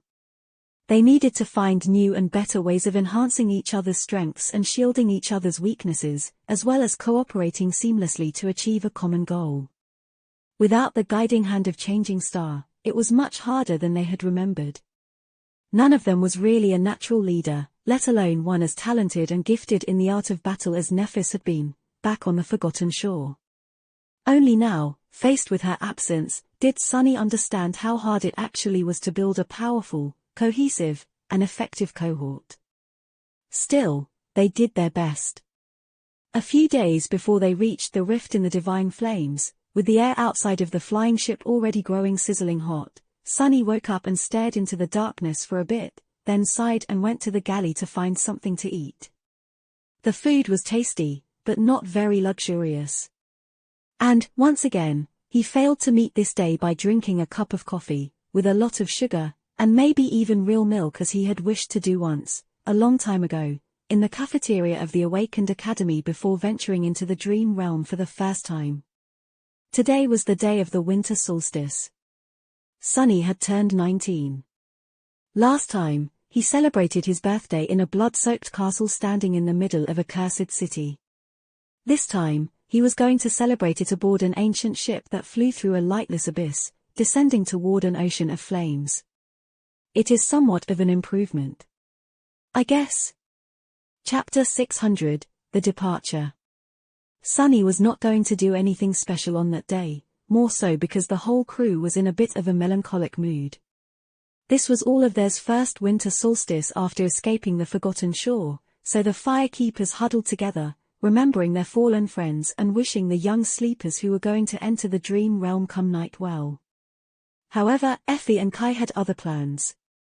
It seemed that Cassie had told him that this was his birthday, so the Huntress cooked up something special, and the four of them had a comparatively lavish dinner on the smaller mess deck, sharing the tales of what had happened to them in the past year and laughing about this and that. Laughter was much better than sorrow. Especially considering that none of them knew when they would have an opportunity to laugh again. On the next day, the dark void around them was already hot enough to make moving on the upper deck hard. All of them dismissed most of their armor and worked the sails, their bodies glistening with sweat. Everyone worked together to keep the ship afloat and moving in the right direction, divided into two shifts. One would control the vessel, while the other retreated inside to cool off and drink water. Luckily, with the hot air blowing from below, they didn't need all of the sails to achieve their goal, which made things easier. It had taken Sunny almost a month to reach the Divine Flames before, but the flying ship made the journey faster. Using several aspect abilities and ingenious tools, they were also able to navigate the abyss with a sufficient level of precision, quickly reaching the tear and continuing to descend in a wide spiral. The memory of the golden string of fate was still burned into his mind, so, by knowing where the twisted rock had been located in relation to their position, Sunny was able to guide the ship toward the rift in the ocean of Divine Flames. By the evening, it was already visible, looking like a tiny black hole in the incinerating tapestry of furious light. However, the rift wasn't really that small. It just appeared so because of the distance. Sunny had almost missed it the first time, flying through the very edge of the rift and being burned by the Divine Flames. This time around, they were going to keep to the very middle of it, separated from the immolating orbs of white fire by many kilometers of empty space. Hopefully, that would be enough to keep them from dying of heat. The sails were hoisted, and the ship continued to plummet toward the flames, supported only by the sorcerous power of the sacred tree and the ancient enchantments permeating the whole. Sunny was left alone at the helm, the rest of the crew seeking shelter in the main cargo hold, where the air was coolest. He had summoned the undying chain and the memory of fire, augmenting the protective charm with all three of his shadows. As the flying vessel came closer and closer to the rift, the leaves of the young tree rustles above him, and ghostly runes suddenly appeared on the surface of the ancient ship. Slowly, the heat retreated a little. Standing on the upper deck was still hard and uncomfortable, but at least tolerable, especially with the help of his charm. Sunny carefully guided the vessel into the rift, keeping to the very center of it, as far away from the walls of divine fire as he could. It was as though he was guiding the ship through a vertical tunnel that twisted slowly, moving left and right, forward and back. Luckily, descending didn't require a lot of skill from the helmsman. Sunny was barely acquainted with how to steer a boat, let alone a flying one the size of a frigate, so he wouldn't have been able to do much if things went wrong. But they did not. Some time later, the ancient vessel left the rift and submerged into the darkness once again, the skies above burning like a sea of flame. He sent the ship flying toward the island that loomed in the void, not too far away, and let out a relieved sigh. They had made it. They moored the ship to one of the horizontal stone masts protruding from the island, and disembarked. Walking across the obsidian pillar, everyone reached the solid ground and stopped, staring at the somber landscape in front of them in stunned silence. The ebony island was just as the last time Sunny had visited it.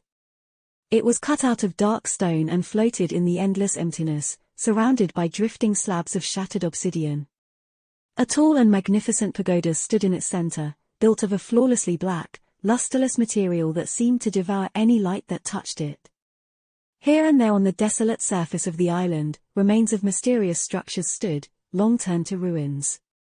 Several obsidian pillars protruded horizontally from its edges, stretching into the empty void like strange wharves.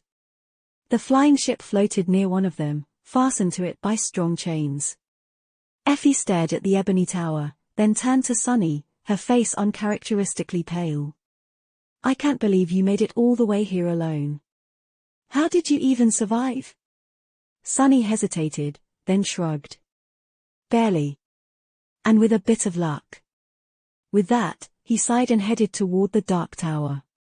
Near its doors, it was time for the four of them to say goodbye to the firekeepers. Cass's cohort, and the rest, were not going to follow them into the nightmare. Some would maybe challenge their own in the future, when they felt ready, but 1 year was really not enough to prepare most of Awakened for this harrowing trial. Instead, the firekeepers were going to remain on the Obsidian Island. Some were going to establish a temporary base there, while others would guide the flying ship back to the sanctuary of Noctis, and then return with more supplies and enough materials to continue working on the vessel itself. In that manner, they would travel between the sky below and the Chained Isles, awaiting the return of the challengers for as long as needed. The farewell was a bit emotional, at least on the part of the members of Cass's cohort. She entrusted the command of it to Shim, the healer, and turned away, the silver half-mask obscuring her expression. No one knew if they were going to see each other again. For the survivors of the Forgotten Shore, parting with those who they cared about was nothing new. However, it never became easy. Sunny opened the gates of the Ebony Tower and guided the others into its dark halls, ascending one level after another. Effie and Kai were looking around, curiosity mixing with fear on their faces. Cassie paled terribly on the second level, where the harrowing rot had once grown from the severed arm of a deity, but did not say anything. The Hall of Runes affected her even worse. Kai and Effie were guided through it by Sunny, their eyes tightly shut, but the blind girl could not do the same. Her keen intuition and enhanced senses, sometimes, were akin to a curse. However, for that very same reason, her mental resilience was also unmatched. She gritted her teeth, and persevered. Finally, they reached the last level, and drowned the stone arch of the portal with divine flame, taking turns feeding their soul essence to the cruel sight. With their combined efforts, activating it did not take as long as when Sunny had tried to do it alone. Soon, they were standing inside a graceful white gazebo, the portal disappearing behind them. In front of them, though, was the tranquil haven of the Ivory Island. Slates of shattered marble floated around it. There was a beautiful meadow near the gazebo, and a peaceful grove of trees, their branches rustling under the gentle wind. Some distance away, connected to the gazebo by a stone path, stood the magnificent pagoda built out of pristine white material that was neither stone nor wood. It was beautiful, graceful, and slightly surreal, as if too sublime to exist in the mortal realm. And around it, the bones of a dead dragon lay, reflecting the radiant light of the sun. They walked past the clear lake and through the jaws of the great beast, finally entering the solemn darkness of the ancient Hall of Chains, where hope had once been bound. Once inside, the four of them froze, suddenly overwhelmed by fatigue. 7 chains lay on the pristine white floor in front of them, each ending in a broken shackle. The shackles were marred and torn, their mangled surface inscribed with a myriad of runes. A strange shimmering rose from their surface in ethereal wisps, coalescing into a chaotic, ever-changing mass of pure darkness that pulsated in the very center of the great hall. But it wasn't darkness, not really. Instead, it was a rift in the fabric of reality, one that could devour even light itself. Hypnotized by the visage of the seed, Sunny felt it, deep in his soul. The magnetic, insidious call of the nightmare. This time, finally, he was going to answer it. Sunny sighed, and then looked at his companions. They had already said everything that needed to be said, discussed everything that could be discussed. There was no reason to linger. "Are you ready?" Effie, Kai, and Cassie remained silent for a while, staring at the pulsating darkness. Their faces were pale and vulnerable, devoid of the usual masks of confidence. Finally, the blind girl whispered, "What are we waiting for?" It is just the second nightmare." Sunny smiled, then suddenly laughed. "Indeed." With that, he gripped her shoulder for a moment, and then stepped forward, heading toward the pulsating rift in reality. With each step, the world seemed to dim a little, turning darker and darker. Effie, Kai, and Cassie followed. A few moments later, they were gone. The Hall of Chains was gone, too. Sunny found himself standing alone in complete darkness, surrounded by utter nothingness. In this nothingness, he heard the voice of the spell. "Awake and prepare for your second trial." He smiled darkly. "Just like the first one, well, let's see where I land this time. I doubt that it can be any worse than before." The voice of the spell thundered again, making him shiver. 5 brave ones welcome to the nightmare. The darkness moved, turning into something else, something different. Sunny, however, was not paying attention. "Wait, 5. Did it say 5? Who's the 5th one?" "What?" He didn't get to finish that thought, though. His vision cleared, revealing. End of Volume 3, Chained Isles. Chapter 601, Kingdom of Hope. Sunny dreamt of boundless blue skies. Beneath them, a patchwork of islands floated in the air, laid on the backdrop of velvety darkness like a beautiful mosaic. Some islands were verdant and green, some were desolate and empty, and some were covered by ancient ruins, the weathered stones overgrown by moss. All of them were bound by colossal iron chains that rattled loudly as the islands rose and fell, hovering above the abyss, a scattering of pale stars shining somewhere far, far below them. In the center of the mosaic, an ugly wound gaped, a vast tear in space where nothing but emptiness remained. A lone island soared above that tear, 7 torn chains hanging from its slopes, a beautiful white pagoda standing on its surface in a mantle of clouds. Suddenly, the sun rolled backward, soon disappearing behind the eastern horizon. The skies darkened, and then were illuminated again as a radiant moon streaked across them, swift enough to turn into a blurry trail of light. A moment later, it was day again, and then, it was night once more. The skies grew torn between light and darkness, time flowing in reverse with terrible speed. Sunny watched as the islands beneath him slowly changed their shapes, as ruins rose from the ground and assembled into unwavering structures, as the stars burning in the abyss grew brighter and brighter, new ones igniting each moment, until the whole void was suffused with a furious white light. One after another, fallen islands rose from that annihilating light, the chains that had tethered them to the rest of the mosaic repairing themselves. Soon, the tear in its center was no more, and instead, a vast ashen wasteland of scorched isles appeared in its place.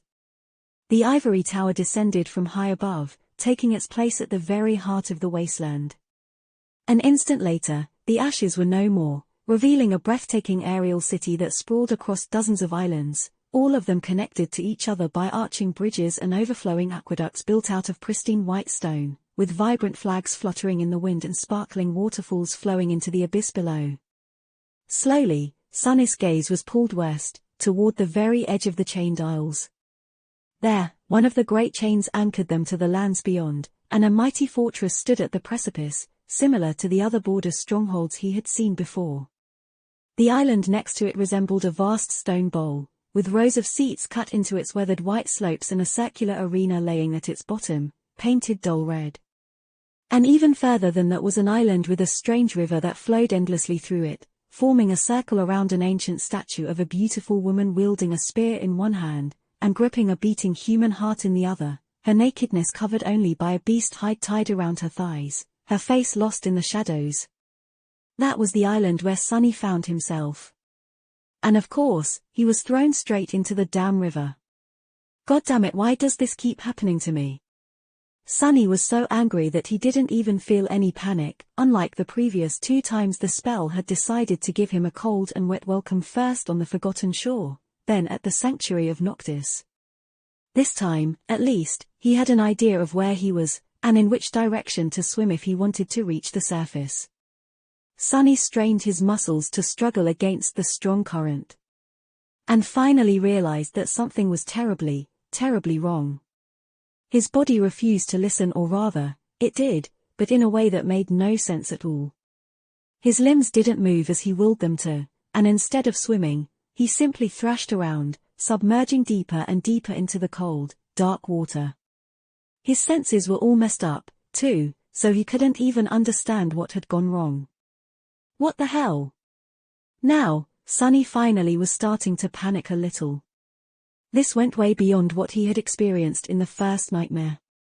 Back then, the body given to him by the spell had felt almost the same as his own this time, however, it was way too unfamiliar. Was this what Master Jet had warned him about? Sunny tried to keep calm and swim ashore, but moving through water, especially with such a strong current, was not an easy task. It required a lot of coordination and a fair bit of balance, which he simply lacked right now. No matter what he tried to do, his efforts only made things worse. He fell deeper and deeper into the river, drowning slowly. His lungs were already starting to burn from the lack of oxygen. They also felt as weird as the rest of him. His vision was already darkening. Sunny gritted his teeth, which suddenly sent a wave of pain through his mouth and jaw, and then stopped struggling, letting the current pull him down. Then, he concentrated on his shadow sense and, as soon as his body struck the rocky bottom of the river, stepped through the shadows to appear near the stone statue. Sunny fell into the grass. Coughing violently, he tried to suck in a breath of fresh air, only to find out that even that was a struggle. His lungs were refusing to work as they were supposed to, and even though he managed to inhale, it was still not enough to chase the sensation of suffocating away. What is going on, damn it? Sunny sprawled on the ground and closed his eyes, cutting off all of his senses to concentrate on trying to take control of the mess of his new body.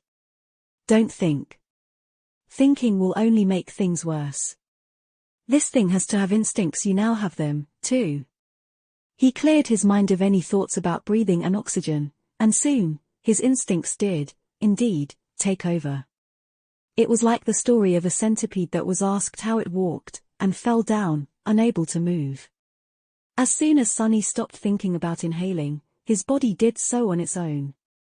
Suddenly, his lungs were full of sweet air, and he was strong and vigorous once more. Oh, thank gods.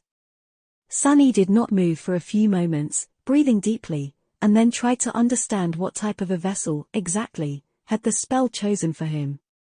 Before he could, however, a beautiful voice suddenly sounded above him, full of curiosity and amusement. "What a strange thing you are." Sunny opened his eyes and struggled to rise to his feet, turning his head swiftly in the direction of the speaker. When he did, he froze. In front of him, kneeling near the statue, was perhaps the most beautiful woman he had ever seen. She had soft skin and a delicate, exquisite face, her chestnut hair streaming down her shoulders like lustrous silk. Her eyes were suffused with light and shone gently, like two silver stars.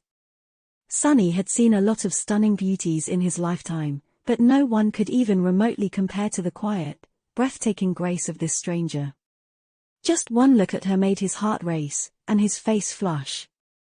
She was more like a fairy than a mere mortal. And, maybe, she was. The beautiful woman was wearing a simple red tunic that left her shoulders bare, and wielded no weapons. Despite that, her presence was vast and permeated the whole island. It was as though the blades of grass bent slightly to be closer to her, the rays of sunshine changed their path to caress her skin. As if she didn't exist in the world, but instead, the world existed around her. And something about her felt strangely familiar.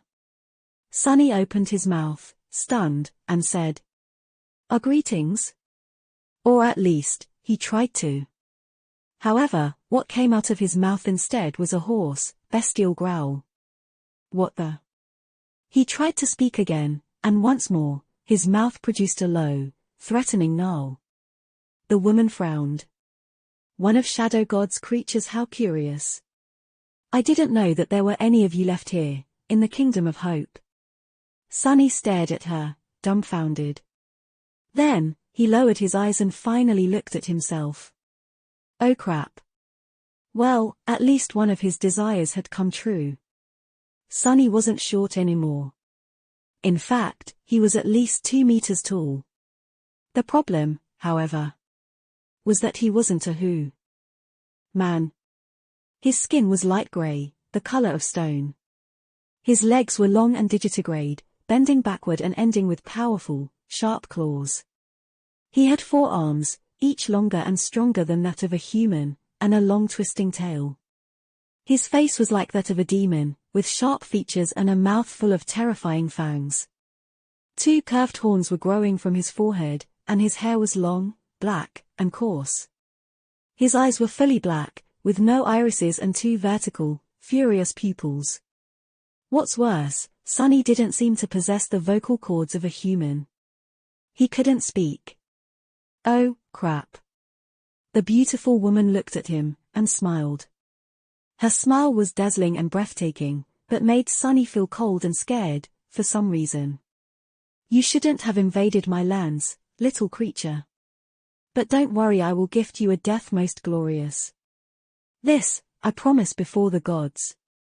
She rose, standing tall in front of the ancient statue. After all, Solvain, am nothing if not merciful. Chapter 602, Swarm of Shadows. Slow down there, lady. Sunny tried to take a step back, but ended it staggering and almost falling down. Somehow, he managed to keep his balance, crouching as his talons dug into the ground. His 4 arms rose, sharp claws aimed at Solvain. All that talk of glory and death made him very, very tense. "Solvain, wait." "Solvain?" A low growl escaped from Sunny's mouth as he realized who was standing in front of him. So this beautiful, graceful woman, she was the ghastly living corpse he had destroyed in the cargo hold of the crashed ship. Or rather would be. He had traveled into the past of the Chained Isles, after all, or at least an illusory reenactment of it. It made sense that Solvain had not succumbed to her harrowing fate. Yet. Sunny shivered, remembering the silent pleading and boundless torment in the empty eyes of the Wormvine's host. How could those terrible eyes be the same as the radiant ones looking at him right now? Suddenly, he was overwhelmed by pity, compassion, and sorrow. And fear. Because if he was right and this was really the same Solvain, then this dazzling stranger who had just promised to gift him a glorious death was a saint. And a saint promising to kill him was not something Sunny had ever wanted to hear. He peered beneath the surface of Solvain's lovely figure, and saw a single sphere of light burning brightly in her chest, so radiant as to appear almost blinding. Her soul core, the soul core of a transcendent. His vertical pupils narrowed, a single thought ringing in his mind. Run. Sunny felt that his body was much more powerful than his own, inhumanly so, but without knowing how to properly control it, outrunning a saint was out of the question. If it had ever been. So, his only hope was Shadow Step. He already started to fall into the shadows when a beautiful silhouette suddenly appeared near, a graceful hand falling from above to grasp one of his arms into an iron grip. If not for Boneweave, his wrist would have shattered like glass. The hold of a saint was as inevitable and inescapable as death. Sunny couldn't escape into the shadows anymore, and summoning any memory would have taken too long to be of any use. All except for one. A ghostly stiletto suddenly appeared in his trapped hand and awkwardly shot upward, leaving a thin scratch on Sylvain's perfectly smooth, silky skin. She glanced at the scratch, which was slowly welling with blood, a single crimson drop falling on the verdant grass. Her luminous eyes glistened. Is this fate, then? A sacrifice of blood was made, on the altar of war. Little shadow spawn, how special you are, so be it. With that, she smiled radiantly. In the next moment, her other hand moved forward, and before Sunny could even feel fear, the world exploded with pain, and then turned utterly dark. Shadows, shadows. Sunny was surrounded by shadows. Some were close to him, and some were far. Some were small, and some were large. Some moved, and some were still. He was one of the shadows, too. No, not one. A swarm of them. A legion of shadows, all hidden in one vast and lightless soul. Silent and tranquil, free of all burdens. Free of all desires, free of reason and will. For now. My head hurts. Slowly, Sunny regained his senses. The first thing he felt was pain, and then, the steady beating of his hearts.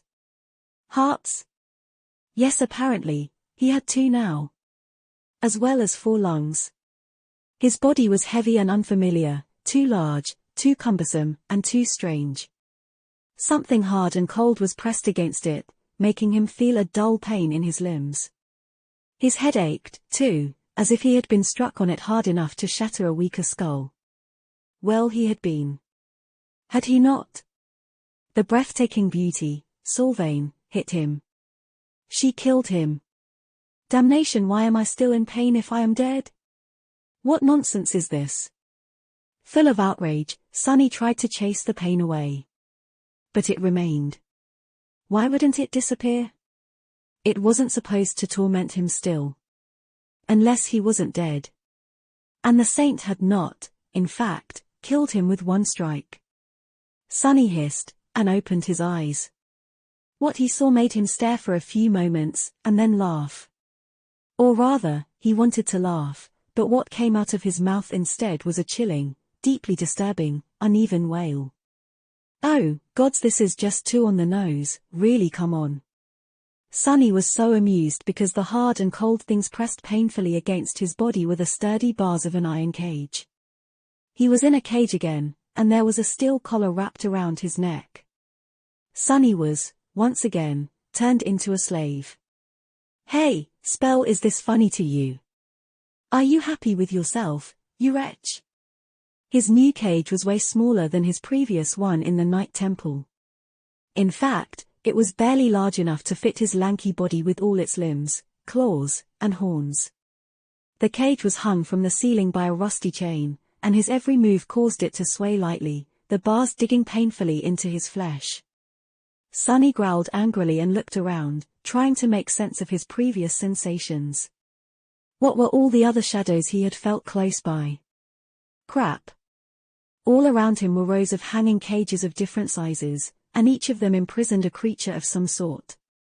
There were monstrous wolves, stone gargoyles, giant slithering worms, bulging mounds of flesh with gaping circular maws, and all kinds of abominations, some of which he had seen and fought before, and some that he had never even heard of. There were closed metal boxes that produced the sound of hundreds of small feet rustling against their surface, and cages large enough to fit a chainworm. In fact, there was a chainworm trapped in one not too far away from Sonny. There were even cages that contained humans. Sonny stared at this dungeon of horrors for a bit, and shivered. What the hell is this place? Chapter 603, Menagerie of Monsters. Sonny stared at the menagerie of monsters for a bit, getting used to the fact that his eyesight was different now, too. His eyes seemed to be much keener and were naturally able to see in utter darkness as opposed to being gifted this trait by his aspect but had trouble differentiating colors. The world was basically black and white, or rather consisted of various shades of gray, similar to how he used to see the world through shadows. His sense of smell was also enhanced, overloading his mind with an avalanche of new information. It was hard to concentrate on any one thing, let alone make sense of all this mess. Who cares? Let's just get out of here. Just like in the Night Temple, the cage limited his shadow sense. However, this one did not sap him of shadow essence, which was a pleasant surprise. Sonny's joy was short-lived, however. As soon as he tried to shadow step away, he realized that he couldn't teleport through the iron bars. What's more, even his shadows couldn't slide through them, as though there was an invisible barrier blocking their way. Sonny gritted his teeth, and felt a sharp pain as his fangs sunk into the soft flesh inside his mouth. He tried to curse, and produced a furious growl instead. After that, he simply remained motionless for a bit, staring at the other prisoners of the dungeon with gloomy resentment. Curse it all. Finally, he shook his head and awkwardly knelt at the bottom of the cage, grasping the iron bars with all four of his hands. Moving twice the amount he had possessed previously was a bit of a challenge, but he did manage after a couple of attempts. Fine. There are other methods. I'll melt this whole damned cage, if necessary. He stretched one hand through the bars, and summoned the cruel sight. And then nothing happened. The only thing that changed was that his steel collar turned a little colder for a moment. Sonny frowned, his black eyes growing even darker, then tried again. The somber weapon did not appear. There was no tenebrous mist shrouding his hand, and no feeling of a small portion of his shadow essence disappearing to grant the memory of physical shape. Feeling unease, Sonny lingered for a second, and then tried to summon the Midnight Shard. Once more, his collar grew colder for a moment, and nothing happened. What is going on? One after another, Sonny tried to manifest all of his memories, to the same result. His memories refused to appear, and not even a single spark of ethereal light ignited in the darkness of the dungeon. It was almost as if they were all gone. Stolen. Even Weaver's mask. Panicking, he hurriedly summoned the runes, hoping to see that he was wrong, that the list of his memories did not turn empty. No. But the familiar shimmering runes did not appear. There was nothing in the air in front of him, just cold and dark emptiness. Wait, what? Sonny called the runes forth again and again, but they were inexplicably gone.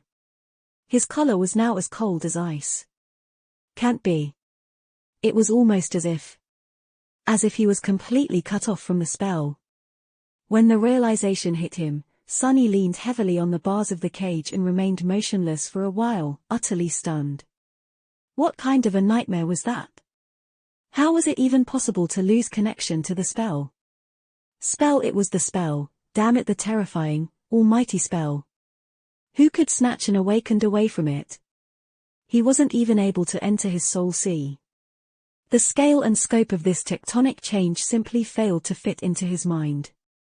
Sonny had spent so long living with the spell that he almost didn't remember what existing without it felt like. It was as though an integral part of his being was suddenly taken away, leaving him hollow and incomplete. I don't understand. He was still trying to cope with this new reality when heavy footsteps suddenly resounded in the ghastly dungeon. Raising his head, Sonny saw a giant of a man walking between the hanging cages, his powerful figure radiating a sense of vast, solemn strength. The man was wearing a worn leather armor and a tattered red robe, its edges frayed and torn. On his back, a barbarous curved blade hung, wide and heavy enough to split any abomination in half, and on his belt, heavy chains rattled with each step. The giant's face was hidden beneath a hood, but Sonny didn't need to see it to know that he was looking at an Ascended. And that Ascended was walking straight to his cage. Now is my chance, but, to do what, exactly? Sonny was not accustomed to his new monstrous body, and was devoid of the ability to summon memories. He was unarmed and defenseless. He didn't even know if his aspect still worked. What was he supposed to do? Try to fight a master with his bare fists, claws, or whatever, or wait and see what happens? In the end, the cautious part of his mind won. Sonny silently stared as the man in the red robe approached the cage, glanced at him, and then somehow made the iron bars disappear without a trace. One moment they were there, and the next, they were gone, throwing Sonny to the ground. The giant cruelly slammed his massive fist into Sonny's head, and before he had a chance to shrug off the disorientation, a thick chain was already fastened to his collar. Then, Sonny was dragged somewhere, sliding across the dirty floor as the collar dug painfully into his neck. Not too long after that, bright sunlight suddenly blinded him. A sharp pain pierced his black eyes, and a moment later, Sonny was thrown ruthlessly to the ground, landing on it in a graceless heap. Still unable to see, he felt the chain being removed from his collar. Slowly, his eyes adjusted to the light, and even though his vision was not as good as it had been in the darkness, Sonny was able to see that he was sprawled on the stone floor of a circular arena. All around him, rows of seats rose, cut from pristine white stone to form a vast amphitheater. The theater was not crowded, and yet there were a lot of humans seated in it, looking down at him with joy and excitement. They were dressed in simple tunics and other kinds of archaic garments, most of them of some shade of red. The arena itself was not white like the rest of the amphitheater. Instead, it was dull red, too. Or rather, it might have been pristine once, but now, its stone surface had absorbed too much blood and changed color. Sonny looked up and saw another monster being let off its chain some distance away. A cold shiver ran down his spine. Yes, he was a slave again. But it seemed that, this time, fate had made him a very different kind of slave. Wait, don't tell me. As the crowd of spectators cheered, the other monster roared, spun around and fixed its bloodthirsty eyes on Sonny. It's a damned Colosseum. Chapter 604, Shadow Gladiator. There were wooden fences built throughout the arena, partitioning it into many small enclosures, each connected to a next one by a rusty iron gate. Currently, Sonny was at the very edge of the Colosseum, with one of its stone walls behind him. 3 sturdy fences formed the rest of the killing box, sharp spikes mounted on them to prevent the combatants from trying to escape. And that was unmistakably where he found himself, a Colosseum. A theater of death where slaves fought each other for the entertainment of the crowd, unless they wanted to be slaughtered by the other gladiators or their own masters. Granted, this one was rather strange. For one thing, the slaves were predominantly wild beasts and monsters of all kinds, as opposed to captured humans. The crowd was behaving weirdly, too. After his experience in the dreamscape, Sonny expected to see the spectators overwhelmed by bloodthirst and dark, cruel fascination. Instead, these people seemed to be joyful and proud, almost solemn. It was as though they were genuinely happy for the gladiators, even a little bit jealous. The crowd was undulating and shifting, singing one word over and over again. Glory, glory, glory. Their voices merged into an echoing, thunderous roar. What the hell is wrong with these bastards? Sadly, Sonny didn't have a lot of time to think about the weirdness of the audience. He had bigger problems on his plate.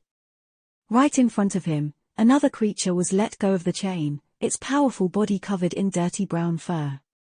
For mighty paws, a long muzzle with terrifying fangs, and 6 eyes burning with madness, it was very similar to the dread wolves he had fought at the island covered by strange, twisted trees. And it wasn't alone. 2 more beasts appeared from behind the first one, falling low to the ground as guttural growls escaped from their maws. Damnation. Sonny shifted his gaze, trying to discern the rank and class of the murderous beasts. They seemed a lot smaller than the fallen monster he had killed before, at least simply the size of a bull instead of a full cargo vehicle. His newfound ability to peer into the souls of living things and see their soul cores was going to come in handy. However, what he saw beneath their tough hides left him confused. Instead of spheres of radiant light, the creatures had hideous masses of swirling darkness at the center of their beings, veins of it spreading throughout their souls like cancerous growths. In the depths of that darkness, something unclear seemed to be moving, as if trying to break free. The sight of it was both frightening and repulsive. It reminded him, somewhat, of the harrowing rot he had witnessed in the Ebony Tau, growing from the severed arm of Weaver. So this is what soul cores of the nightmare creatures look like. Sunny had no idea how to judge the rank of such cores, since he only knew to measure the usual ones by their size and luminosity. The growths of darkness in the dread wolves seemed to have 2 swirling nods each, which at least told him that they were mere monsters. Not that it helped him very much. How was he supposed to fight against 3 monsters while barely being able to stand upright in this new, unfamiliar body? Curse it. He was also not at all happy with the fact that this gaunt and powerful body was standing more than 2 meters tall, devoid of any fat and stark naked, with all his stuff hanging loose for everyone to see.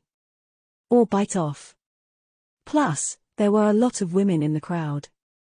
Hiding his discomfort, Sunny stared at the wolves, his black eyes full of menacing resentment. His lips parted, revealing sharp fangs that were in no way inferior to that of the monstrous beasts. A low growl escaped from his mouth. Come on, look how big and scary I am. You wouldn't want to fight a scary demon like me, would you? One would have to be insane to attack such a monstrosity. Sadly, this was exactly what nightmare creatures were. Insane. The wolves lunged forward, madness burning in their bloodshot eyes. Their maws opened, foam glistening on jagged fangs. The crowd roared. Damn it all. Sunny commanded the shadows to wrap themselves around his body, which suddenly turned black and lusterless, as though cut from obsidian. Thankfully, at least that part of his aspect still worked almost instantly. His might quadrupled, and so did his speed. He dashed through the darkness and appeared from the shadow of one of the wolves, his 4 hands shooting forward to grab the beast, sharp claws sinking into the soft flesh. Sunny was still struggling to control his body, and for that reason, his movements were much slower and messier than they could have been. But, embraced by the 3 shadows, he simply used brute power to overcome that disadvantage. Raising the massive monster above his head, he hissed and pulled with all his might. Lean muscles moved like steel cables under his onyx skin, and in the next moment, a river of blood flowed onto his horned head from above as the body of the wolf was mercilessly torn apart. The crowd went wild, their voices growing loud and triumphant, at least of those spectators who were close to his enclosed box. What are you screaming for, idiots? Sunny was more than a little startled by the violent strength of his new body. It was much more powerful than his human one, however, it was also much taller, and his center of gravity was much further from the ground. For that reason, Sunny miscalculated his posture completely, lost his balance, and toppled over as soon as the dread wolf's body lost its integrity. He crashed onto the blooded stones, instinctively raising 2 of his 4 hands to cover his throat. Almost instantly, one of the remaining 2 monsters was upon him, its maw opening wide before closing around his neck like a crushing bear trap. Luckily, Sunny's arms were already in the way, so instead of tearing his throat open, the wolf only managed to bite into them, sharp fangs burrowing through tough skin, piercing flesh, and scraping against bone. Overwhelmed by the explosion of terrible pain and the sudden fall, Sunny momentarily forgot how to control his limbs and operate the shadow demon's body. The second wolf jumped on him, tearing his abdomen with long claws. Ugh. Not good. This was not good. He was pinned to the ground, defenseless, seconds away from being disemboweled and having his head torn off. And he couldn't even remember how many hands he had, and what to do with them. Sunny shuddered, then opened his mouth and roared. His bestial scream washed over the wolves, momentarily stunning them. Then, he moved his two upper hands, grasping the first wolf by the jaws, and simultaneously threw his lower arms around the second one. Twisting his body, Sunny threw the monster digging into his abdomen off and pinned it to the stones, at the same time pushing the maw away from his neck. Growling menacingly, he pulled the jaws of one of the monsters apart, while crushing the other in a devastating embrace. The three of them struggled furiously for a few moments, more and more gashes and lacerations accumulating on Sunny's body. The pain flooded his mind, clearing it of all unnecessary thoughts. All that remained was a cold and murderous will to kill. He strained the muscles of his demonic body to the limit, and finally felt the spine of one of the wolves snap in his embrace, and at the same time, the lower jaw of the other one separate from its skull. A pitiful wail assaulted his ears, and he threw the paralyzed monster away, ripping the other's jaw off entirely. Both wolves fell to the ground, while Sunny was finally able to rise. His fists came down like sledgehammers, crushing the skulls of the abominations into paste. The massive bodies of the nightmare creatures shuddered, and then grew still. Sunny was left kneeling, his chest rising and falling heavily. His naked body was covered in deep lacerations and blood, most of it not his own. His eyes were as black as the bottomless abyss of the sky below, and his forehands hung low, claws marred with strands of brown fur, bone dust, and disgusting greyish sludge. The crowd cheered loudly, more spectators starting to pay attention to his box with disturbingly joyful and sincerely pleased expressions on their faces. Sunny sucked in the air into his full lungs, his two hearts beating wildly, and slowly rose to his feet. He scowled, painfully aware of the absence of the familiar voice announcing his kills. The spell was silent. Now what? As though to answer his question, a rattling of chains resounded from somewhere up ahead. And then, the rusty iron gate in the front fence of the box rose, opening a path to a new one, this one closer to the center of the arena and permeated with the smell of death even more. Sunny stared at the newly opened path with a bleak expression, then let out a low growl and walked toward it, now acquainted with his towering body a little bit better. Damn Sylvain, that witch, I am going to kill her again, I mean. Anyway, she's going to answer for everything before the nightmare is over, this, I promise before the gods. Radiating a menacing aura of anger and resentment, Sunny passed beneath the rusted gates and entered the second box. Chapter 605, Hideous Demon. As Sunny was walking toward the next enclosure, he had a few seconds to think. The first thing he realized was that, despite the fact that the spell remained silent, he had in fact received the shadow fragments from the three dreadwolves. The feeling of his cause, and thus body, growing a tiny bit stronger was there, even though it was hard to sense the minuscule change in all the chaos. Strange, this is all so strange. His connection to the spell seemed to be gone, cut by the steel collar on his neck, and yet not all of his powers disappeared. Sunny couldn't access his soul sea and summon memories or runes, but he still possessed the ability to absorb fragments. He was also able to command his shadows to augment his body, as well as use Shadow Step even though its range seemed to be limited by the walls of the arena. What did it all mean? Well, from the look of it, while the spell was gone, his aspect remained.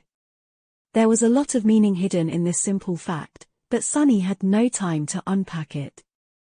What else was his aspect capable of? Walking under the rusty gate, Sunny hesitated for a split second, and then summoned the Soul Serpent. A moment later, almost unnoticeable on his obsidian skin, an intricate tattoo of a coiling serpent appeared, wrapped around his arms and torso. When Sunny sent shadow essence coursing through it, the coils shone with dark radiance, revealing themselves for everyone to see. His lips moved, revealing powerful fangs in a frightening grin. So you are here as well, buddy. What did it mean? It meant that Sunny didn't have to fight unarmed anymore. It also meant that Saint was with him, as well. He might not have been the most deadly of creatures at the moment, still unaccustomed to this new lumbering body. But the two of them. Together, Sunny and Saint were a duo most fearsome. Full of new confidence, he entered the second killing box, sending his shadow sense forward to encompass it. What he saw there made him squint a little. There was already a battle going on in the enclosure, a pair of humans desperately trying to fight off a swarm of small, swift lizard-like creatures. Both of them wore white tunics, the younger one unarmed, while the older one had a simple sword in his hands and a leather cuirass protecting his torso. There were several human corpses laying on the ground, terribly disfigured by the sharp claws and triangular fangs of the abominations, with their once white clothes soaked in blood. Sunny shifted his gaze and saw the vile darkness spreading through the souls of the lizard-like gremlins. From the look of it, they were all awakened, the same as the wolves he had fought. Sunny measured the strength of the monsters during the battle and judged their rank to be the same as his. The younger man was an awakened, as well, with a single radiant soul core, while the older one had none at all. He was a mundane human. As Sunny watched, the older warrior was finally overwhelmed and fell to the ground, the gremlins easily tearing through his cuirass and sinking their claws and teeth into the soft flesh beneath. The young man screamed and dashed to help him, but it was already too late. Even though the awakened youth managed to kill several beasts with his fists and pushed the others away, his partner was already mortally wounded. He shuddered, a river of blood flowing from a ghastly gash in his neck, and weakly pushed the hilt of the sword into the younger man's hands. The crowd went wild, happily chanting the same damned word. Glory, glory, glory. The last surviving human raised his head, pain and sorrow mixing with hatred in his light blue eyes. He didn't get to dwell on his loss for long, though, because the remaining gremlins were already rushing to tear him apart. Some, however, found a new target. Sunny grunted and tried to control his body as precisely as possible. He didn't command the soul serpent to assume the form of a weapon or summon Saint yet, preferring to keep his cards hidden, for now. The lizard-like abominations did not seem too dangerous anyway. At least not with their remaining numbers and their attention split between two targets. Curses.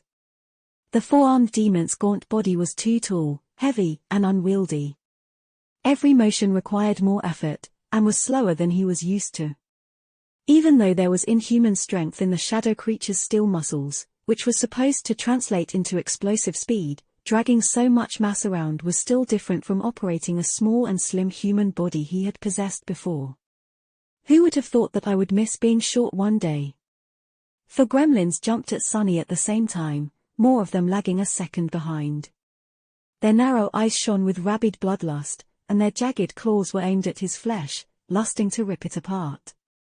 Wrapped in shadows, with the coils of the soul serpent shining darkly on his skin, Sunny took a step forward and caught all four creatures from the air, then slammed their skulls against each other, crushing them.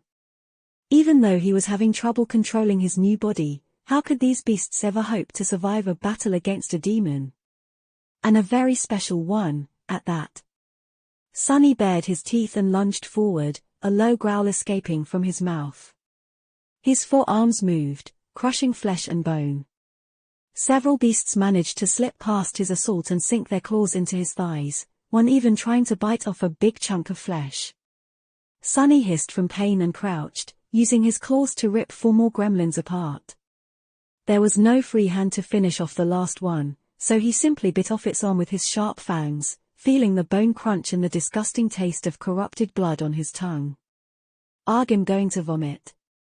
Sunny spit a mouthful of fetid, dark blood and silenced the shrieking creature with a bone-shattering backhand slap. Suddenly, the box became deathly silent. He groaned, overwhelmed by pain for a moment. The damned abominations had died rather easily, but not before doing a lot of damage.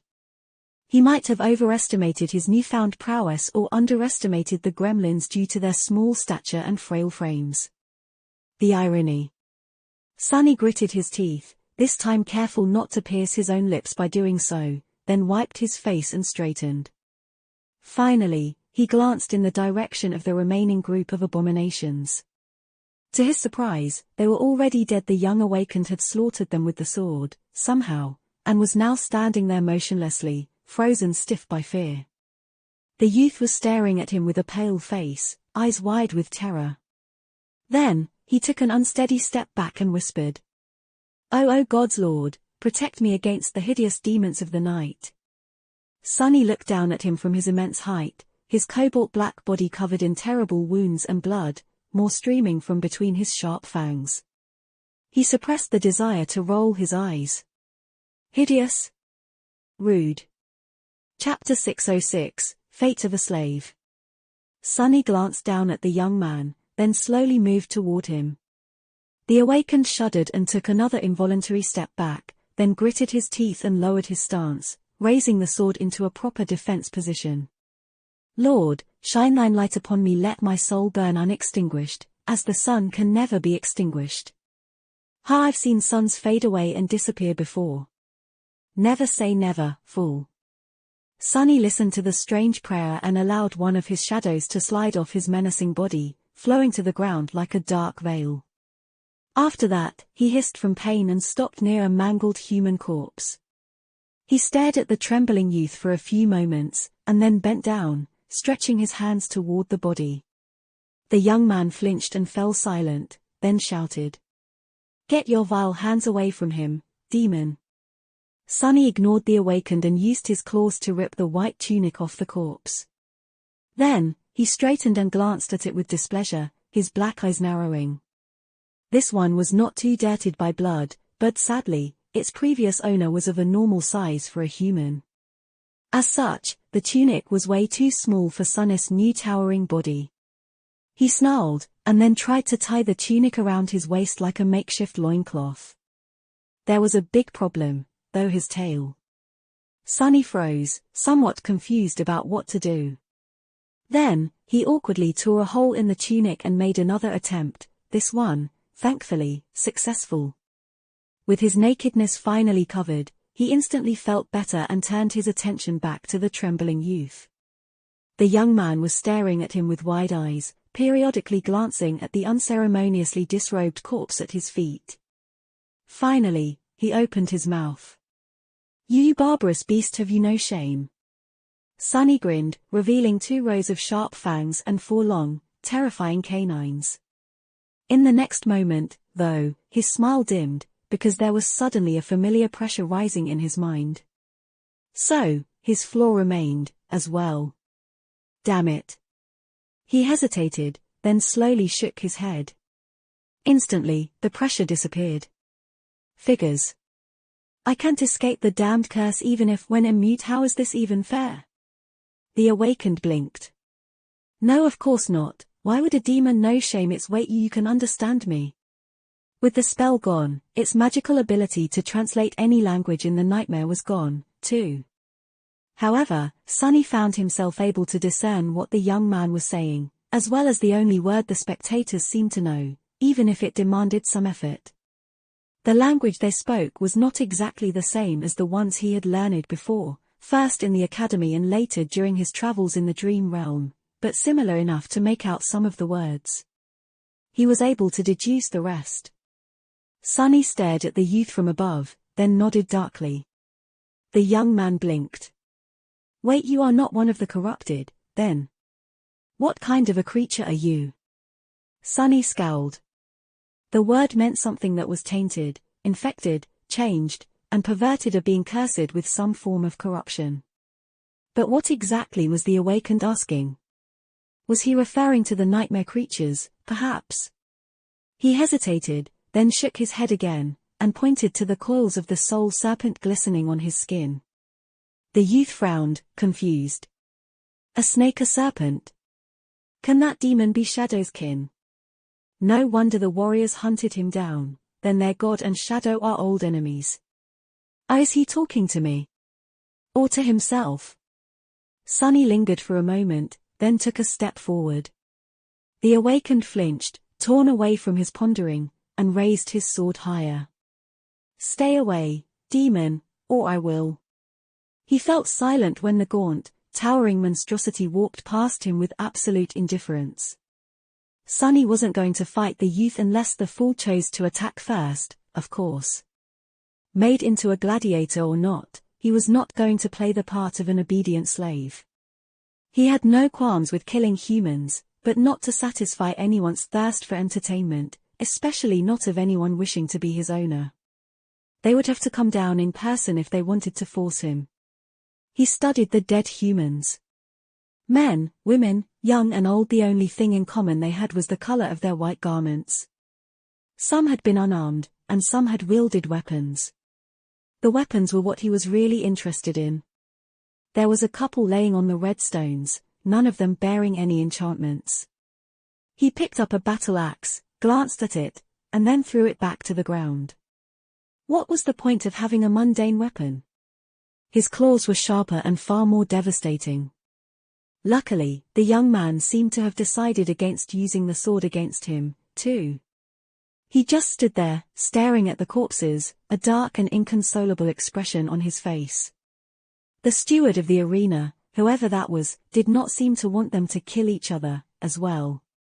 With a sound of scraping metal, another rusty gate rose, opening the path to the third box, this one even closer to the center of the Colosseum. Sonny and the young awakened glanced at each other warily, and then walked toward the gate together.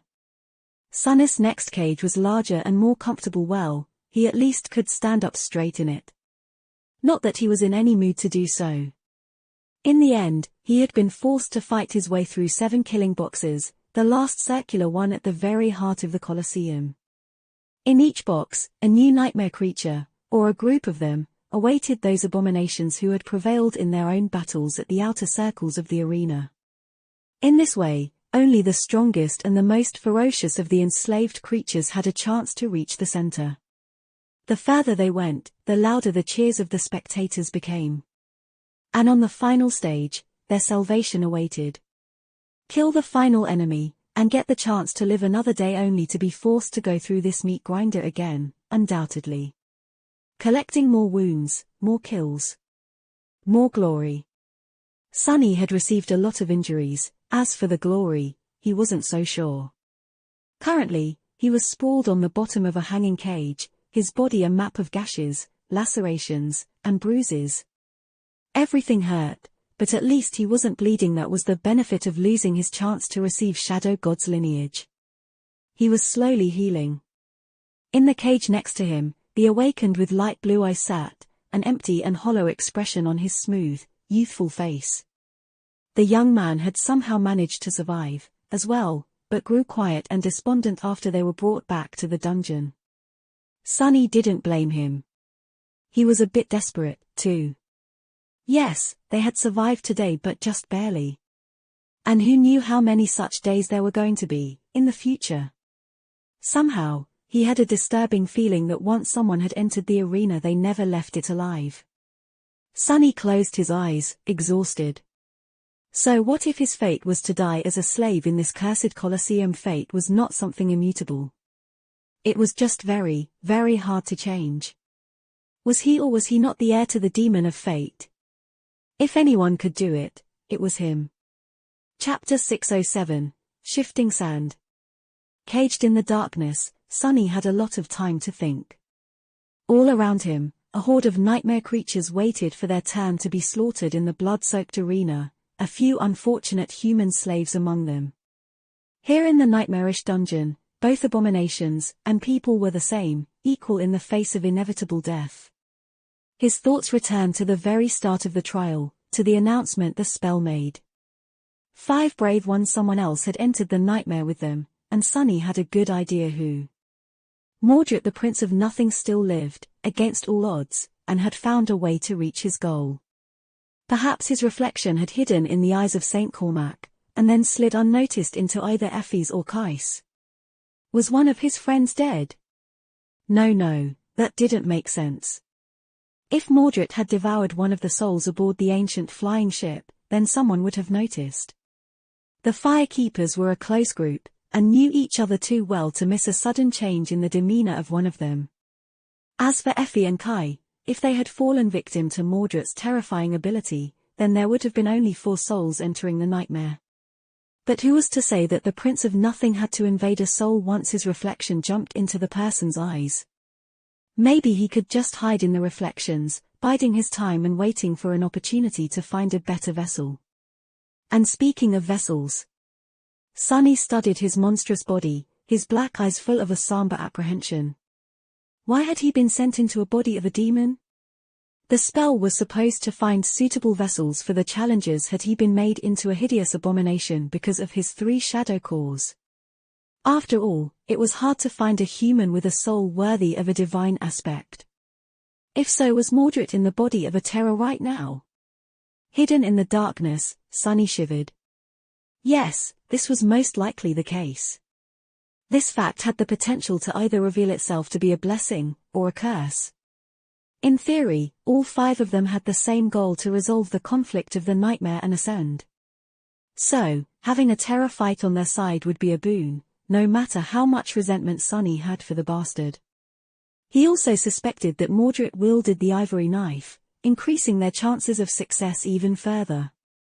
But Sunny also remembered what Master Jet had told them: not all of the Awakened trying to conquer the trial of the spell had to pursue the same goal.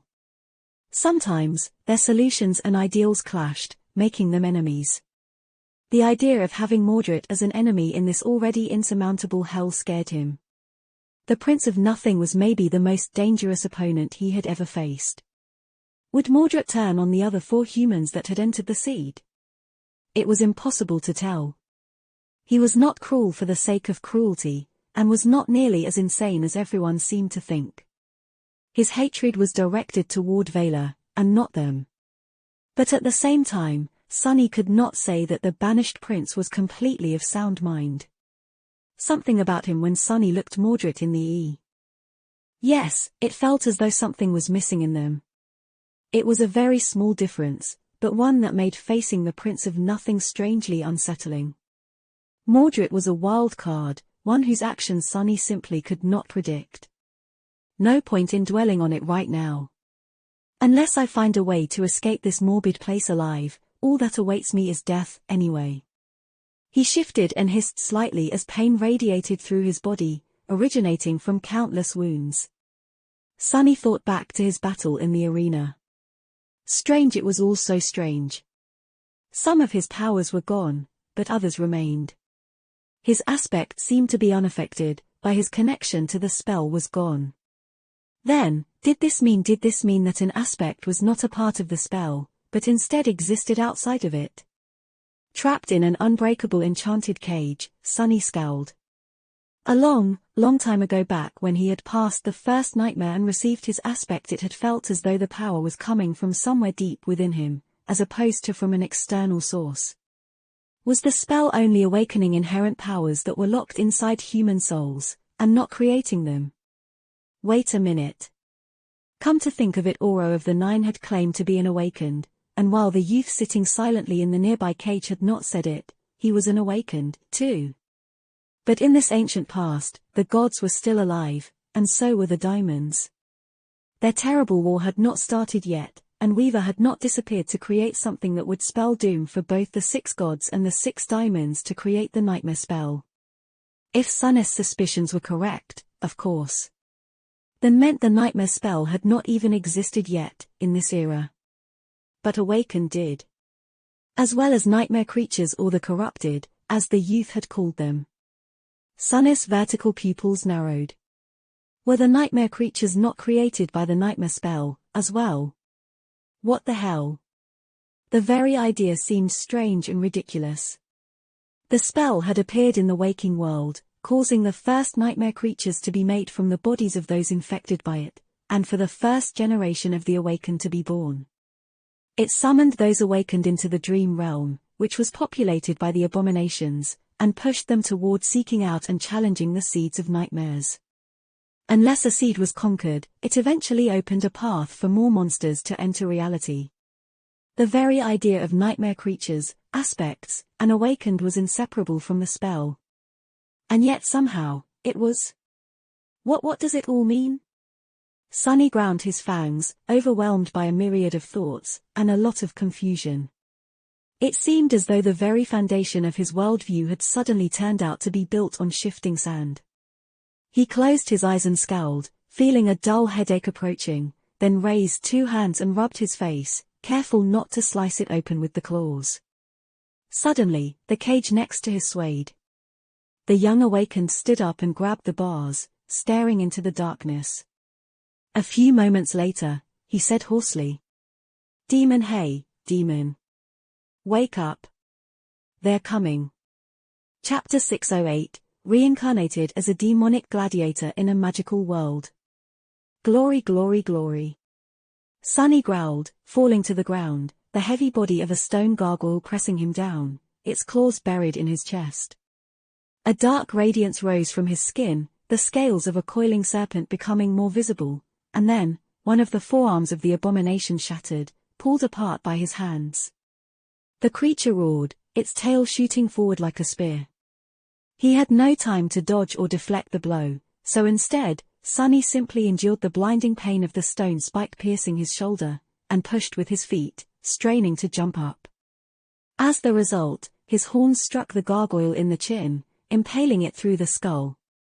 Something cold streamed down his face, and, momentarily blinded, Sunny struck the abomination in the chest with all his might, sending the stone Goliath flying back. The gargoyle exploded into a rain of stone shards when its body struck the floor of the arena. Sunny breathed heavily, his torso a mess of torn flesh, and then tiredly searched for the remaining enemy, which was supposed to be fighting the awakened youth if he was still alive. His second day in the Colosseum had been both easier and more harrowing than the first. It was easier because Sunny was slowly growing accustomed to his new inhuman body. For someone else, this process might have taken longer, but he had always put adaptability and control of his physicality first. Both the flowing battle-style Nephis had taught him and Shadow Dance were meant to make the practitioner as flexible and versatile as possible, the latter especially being the pinnacle of malleability. So, he had plenty of practice to prepare himself for waking up in the body of an actual demon, ironically. Who would have thought? But this day's battles were also much more lethal. At first, Sunny had thought that his luck was just this bad, but after he and the young awakened had barely survived the first 2 boxes, the youth shared a bit of knowledge that put everything into perspective. Apparently, by surviving the previous day's slaughter and making their way to the center of the arena, the 2 of them earned the privilege of being added to the main herd of gladiators. In other words, everyone and everything they faced today had won 7 consecutive fights in the past, as well. This was the cream of the crop of the enslaved combatants, more or less.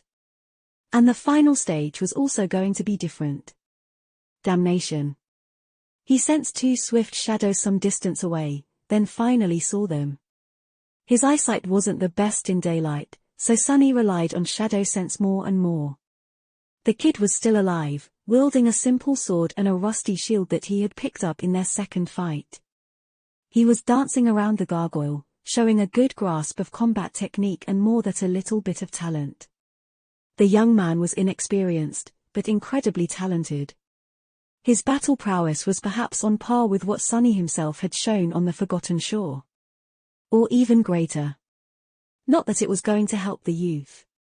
What was the point of knowing how to wield a sword, when that sword had no chance of piercing the enemy's stone skin? Demon, I can't hold it off much longer.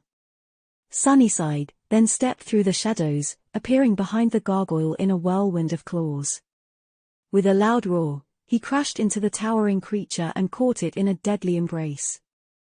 The steel cables of his muscles moved under the obsidian skin, and with a low growl, Sunny lifted the heavy abomination into the air. Gods, is this how much Saint weighs? Even for his demonic body, the burden of a monster of similar proportions, made entirely out of stone, was almost too much. Almost.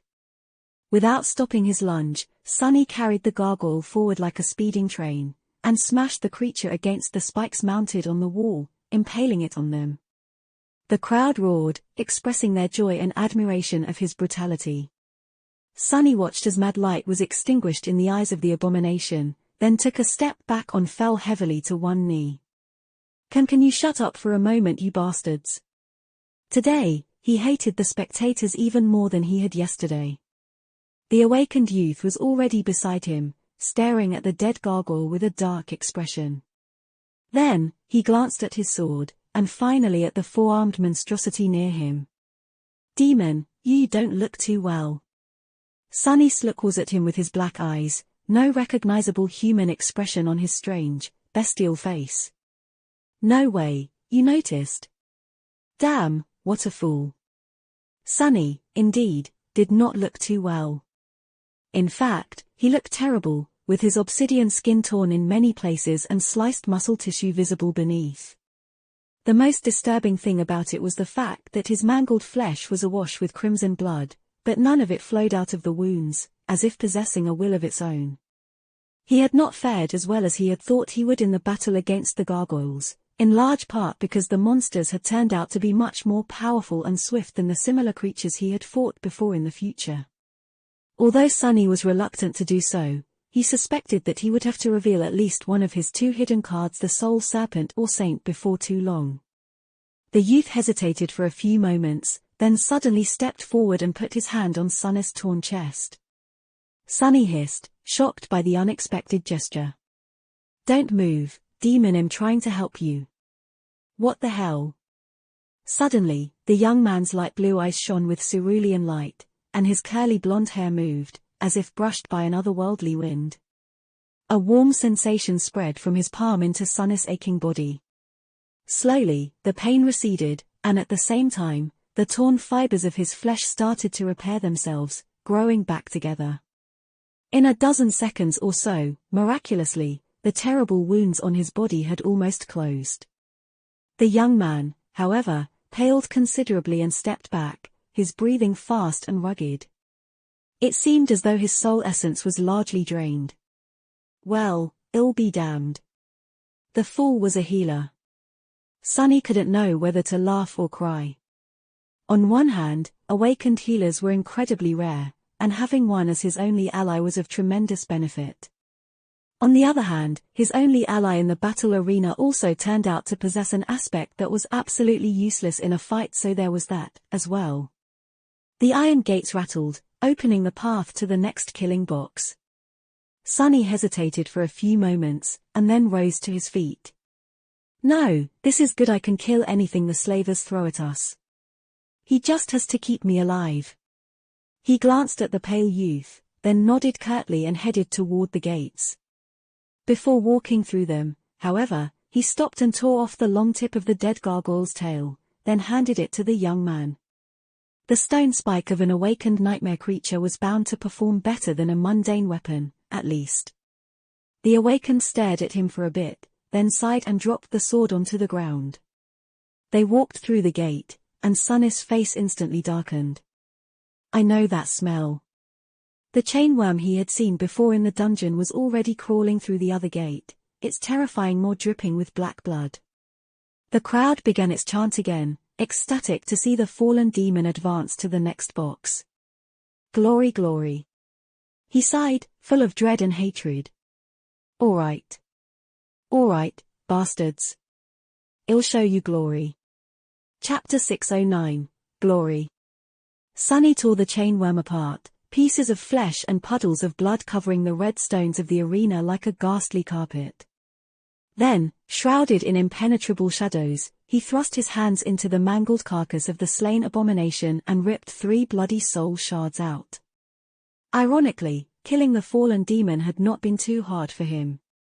A long time ago, Master Roan had described these vile creatures as incredibly formidable and deadly opponents, someone that even he would not have wanted to face alone. But that was because Master Roan was a human. Chainworms fed on metal, and as such, steel weapons and armor were useless against them. Sunny would have been in trouble if he was still in his human body, and most of his arsenal of memories suddenly became ineffective. However, he was a demon now, one of the Shadowspawn, or Shadow's kin, or whatever it was he had been turned into. His claws, his fangs, and his shadows were the perfect weapon to destroy such abominations. Of course, fighting against a creature 1 rank higher than him was not easy. But, augmented by 3 shadows, he had managed to dismantle the massive abomination without too much trouble. In fact, killing the chain worm had been much easier than killing Master Pierce. He wasn't even wounded, at least not seriously. The crowd grew silent, shocked by his display of ruthless brutality, and then exploded with cheers. Glory, glory! It seemed that they enjoyed seeing someone triumph against a stronger opponent much more than anything else. Crazy bastards.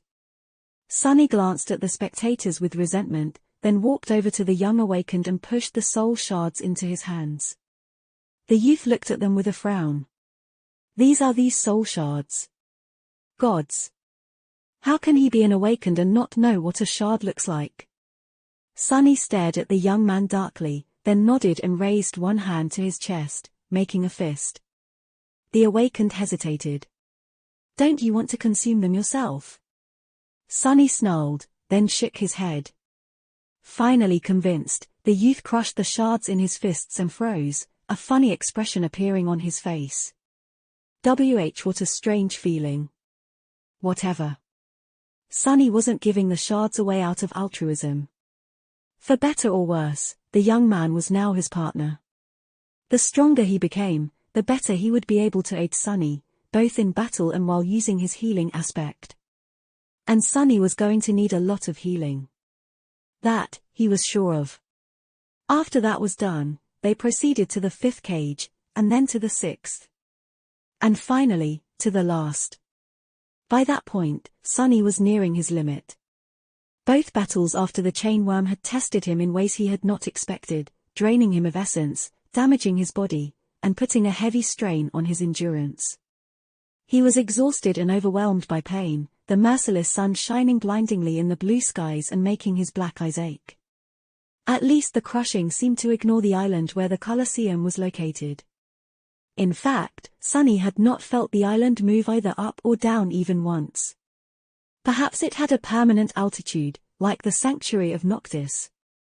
The 7th battle, the last one they had to survive today, was, indeed, different. The central stage of the arena was circular in shape, with 6 gates in its walls. 4 were already opened, and 2 still stood closed. Corpses of several terrifying creatures were laying on the red stones, steam rising from the pools of blood surrounding them. And in the middle of the killing stage, 2 humans stood, their faces hidden behind the helmet visors. Both were tall, strong, and clad in archaic armor. Their garments were painted bright red, and so were the plumes of their helmets. One was armed with a spear and a shield, while the other wielded an axe and a sword. These were worshippers of War God, just like the spectators singing from the stone seats of the great amphitheater. The young man shivered. Warmongers, these mad dogs. Sunny tilted his head, paying no attention to the raging crowd as he studied the 2 humans. Both were awakened, and from the look of it, of sufficient power and skill. They were calm and solemn, their eyes empty of even a hint of fear, and instead full of confidence and savage joy. Glory. That was what all of them were here for, willingly or not. The masters of the arena wanted their slaves to fight for it, but they also wanted to achieve it themselves. After the initial culling had taken place, the final obstacle the gladiators had to overcome each day was to kill some of their slavers. And the slavers had to survive the onslaught of the slaves, if they wished to live. In fact, all of the battles in the arena served a singular purpose: to deliver the best and the most formidable opponents for the worshippers of war to temper themselves against, or die trying. Mad dogs, indeed. All these people were insane. Sunny was now more sure of it than ever. It didn't change anything, though. He still had to kill the 2 awakened warriors, if he wanted to survive. Or rather, if he wanted to earn the chance to be killed in the arena some other day. With a low growl, Sunny sent one of the shadows to the ground. In this fight, being aware of his surroundings was going to be more important than raw strength. No awakened human could challenge him in terms of raw might, after all, unless their aspect was solely focused on it. But such an aspect was the least dangerous an enemy of his could possess. It was easy to understand and predictable, at least. It was the versatility and unpredictable nature of aspects that made awakened so dangerous. Without much fanfare, the 4 of them lunged at each other, an almost palpable killing intent permeating the arena. The 2 warriors fought with tremendous skill and combat prowess. The 2 warriors fought bravely and furiously, moving like 2 parts of a single organism. The 2 warriors fought with incredible insight and cunning, both wielding clarity like a deadly weapon. Truly, they were worthy of being the followers of war. But in the end, both of them died. How could they resist a creature that could turn their skill against them, who had faced terrors so vast that most humans would have been driven mad by a mere glimpse of them, and who lived his life wearing countless lies like a mantle. Sunny watched as the corpse of the second human fell to the ground, awash in blood, light dimming in his unbelieving eyes, and sighed. "Here's your glory, poor fools. How does it taste? Is it sweet? Is it bitter? Or does it taste like nothing at all, like the empty lie that it is?" Turning away from the dead men, he glanced at the crowd, expecting to finally see sorrow and displeasure on the faces of the spectators. He had just killed two of their own, after all. But his hopes were instantly crushed. The people gathered in the amphitheater were not at all perturbed by the death of their brethren. Instead, they were even more excited, pride and joy gleaming on their faces. Laughing and smiling, they pointed at him and yelled one word, "Other," and "Other." Only this time, it was a new one. All of them were shouting. Shadow. Chapter 6:10, Mind of a Beast. Shadow, shadow, shadow. Sunny swayed, looking at the broken sword in his hand. When did it break? He didn't quite remember. This was one of the first weapons he had picked up in the arena, right after killing Wait. Who had he killed for that sword? Dead faces spun in his mind, staring at him with empty eyes. There were so many that he couldn't even tell whether all of them had once belonged to real enemies or were simply created by his imagination. No, that one was real, the first human he had killed in the Colosseum. That had been the battle where he took the sword. These days, he was having trouble remembering things. Sunny threw the broken sword away and looked at the crowd that was chanting his name. Shadow, right, that was him. "What is wrong with you, fool? Since when was that your name?" He growled, wishing that he had thrown the broken weapon at one of the humans. Not that it would have done any good, there were powerful enchantments permeating the ancient stones of the Colosseum. Some of them were meant to prevent the fighters from escaping, others protected the audience from their ire. Some, he had no idea about. All his attempts to break free of this cursed place had failed for now. "Demon, are you all right?" Sunny lingered for a few moments, then glanced at Elias, slowly returning from the bizarre state of mind the battle had sent him into. The young man was looking at him with a strange expression on his face, a bit of apprehension hiding deep in his light blue eyes. The youth had grown considerably stronger in the weeks they had spent fighting all kinds of monsters, both of the nightmare and humankind, in the arena. All those soul shards had not been wasted on him. His healing ability was now much more potent, and his skill as a warrior blossomed. His face also changed, becoming gaunt and angular, almost mature. One had no choice but to grow up quickly in hell. The pain of the floor washed over Sunny, finally shattering his strange trance. He gritted his teeth, and nodded. "Well, good.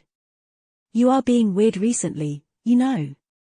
I have some essence left, so let me heal you before they take us back to the cages." Sunny allowed the youth to approach and activate his aspect ability. Staring at the warmonger they had just killed. This one was a bit of a challenge. The bastard had almost taken one of his arms off. The slavers they fought were growing stronger lately. Something is wrong. Sunny was not thinking about the warmongers. He was thinking about his own state. At the start of all this, he had been in very bad shape day after day. He had fought in the arena, receiving terrible wounds and being beaten down, time after time, just to claw his way to survival, somehow, and be thrown back into the cage. At first, he had kept his spirits high despite all the horror of his situation.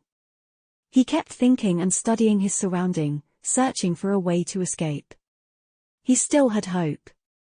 But after a while, when nothing had worked, the weight of pain, torment, and hopelessness had grown heavier and heavier, and then heavier still. A seed of despair had taken root in his soul. And once there, it grew uncontrollably, threatening to break him into pieces.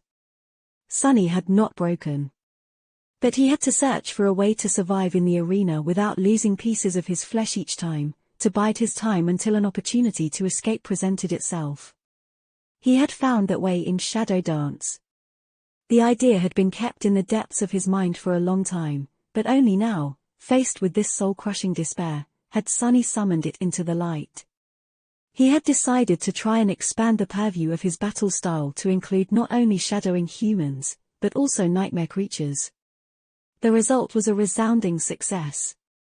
Armed with a demon's body, Sunny had found it surprisingly easy to peer into the very essence of how the mad abominations carried themselves in battle, how they used their monstrous bodies and vile abilities to tear, ravage, and obliterate everything in their path. And then, he had stolen it. He had claws, too. He had fangs and horns, too. He had plenty of hatred and cruelty burning in his heart, too. Not that having a demon's body mattered, in the end. It was the willingness to shift the way he thought that was needed. Why couldn't he learn how to ravage, rip apart, and obliterate from these creatures? He had done exactly that, and slowly, his performance in the arena started to improve. Being able to shadow the nightmare creatures not only enhanced his battle style, but also made them more predictable, and thus less dangerous. Of course, the task had not been easy. In fact, understanding how the corrupted fought and what impulses guided them was, in a sense, much harder than deciphering even the most sophisticated battle style. Their minds were perverted, bizarre, and alien to everything he had ever known. And yet, he had nothing else to do but practice, as if his life depended on it. Because it quite literally did. And eventually, his efforts bore fruit. Sunny couldn't quite remember when he had made a breakthrough, but at some point, he found himself being able to understand the nightmare creatures much better. From that point onward, his mastery of shadow dance, which had been stagnating since the Dreamscape tournament, finally started advancing once again. And with frightening speed. Now, Sunny was able to use shadow dance to assume the shape and form of all his enemies, at least in his mind, and thus know how they were going to try and destroy him. By knowing that, he had been able to anticipate and kill them first, instead, one after another, day after day, week after week. And here he was. Barely remembering who he was. As Elias healed his wounds, Sunny stared at the dead warmonger, his scowl growing deeper and deeper. Am I becoming a nightmare creature? The thought sent a cold shiver running down his spine. How did one become corrupted, anyway? Some time later, back in the cage, Sunny stared into the darkness, scared. This was not a danger he had anticipated. Thrust into the terrible meat grinder of the arena, he had been so focused on surviving the terrifying battles that the possibility of having his very self annihilated, piece by little piece, had never occurred to him. What, exactly, was happening to him? Sunny stared at the unbreakable bars of his cage, and shuddered.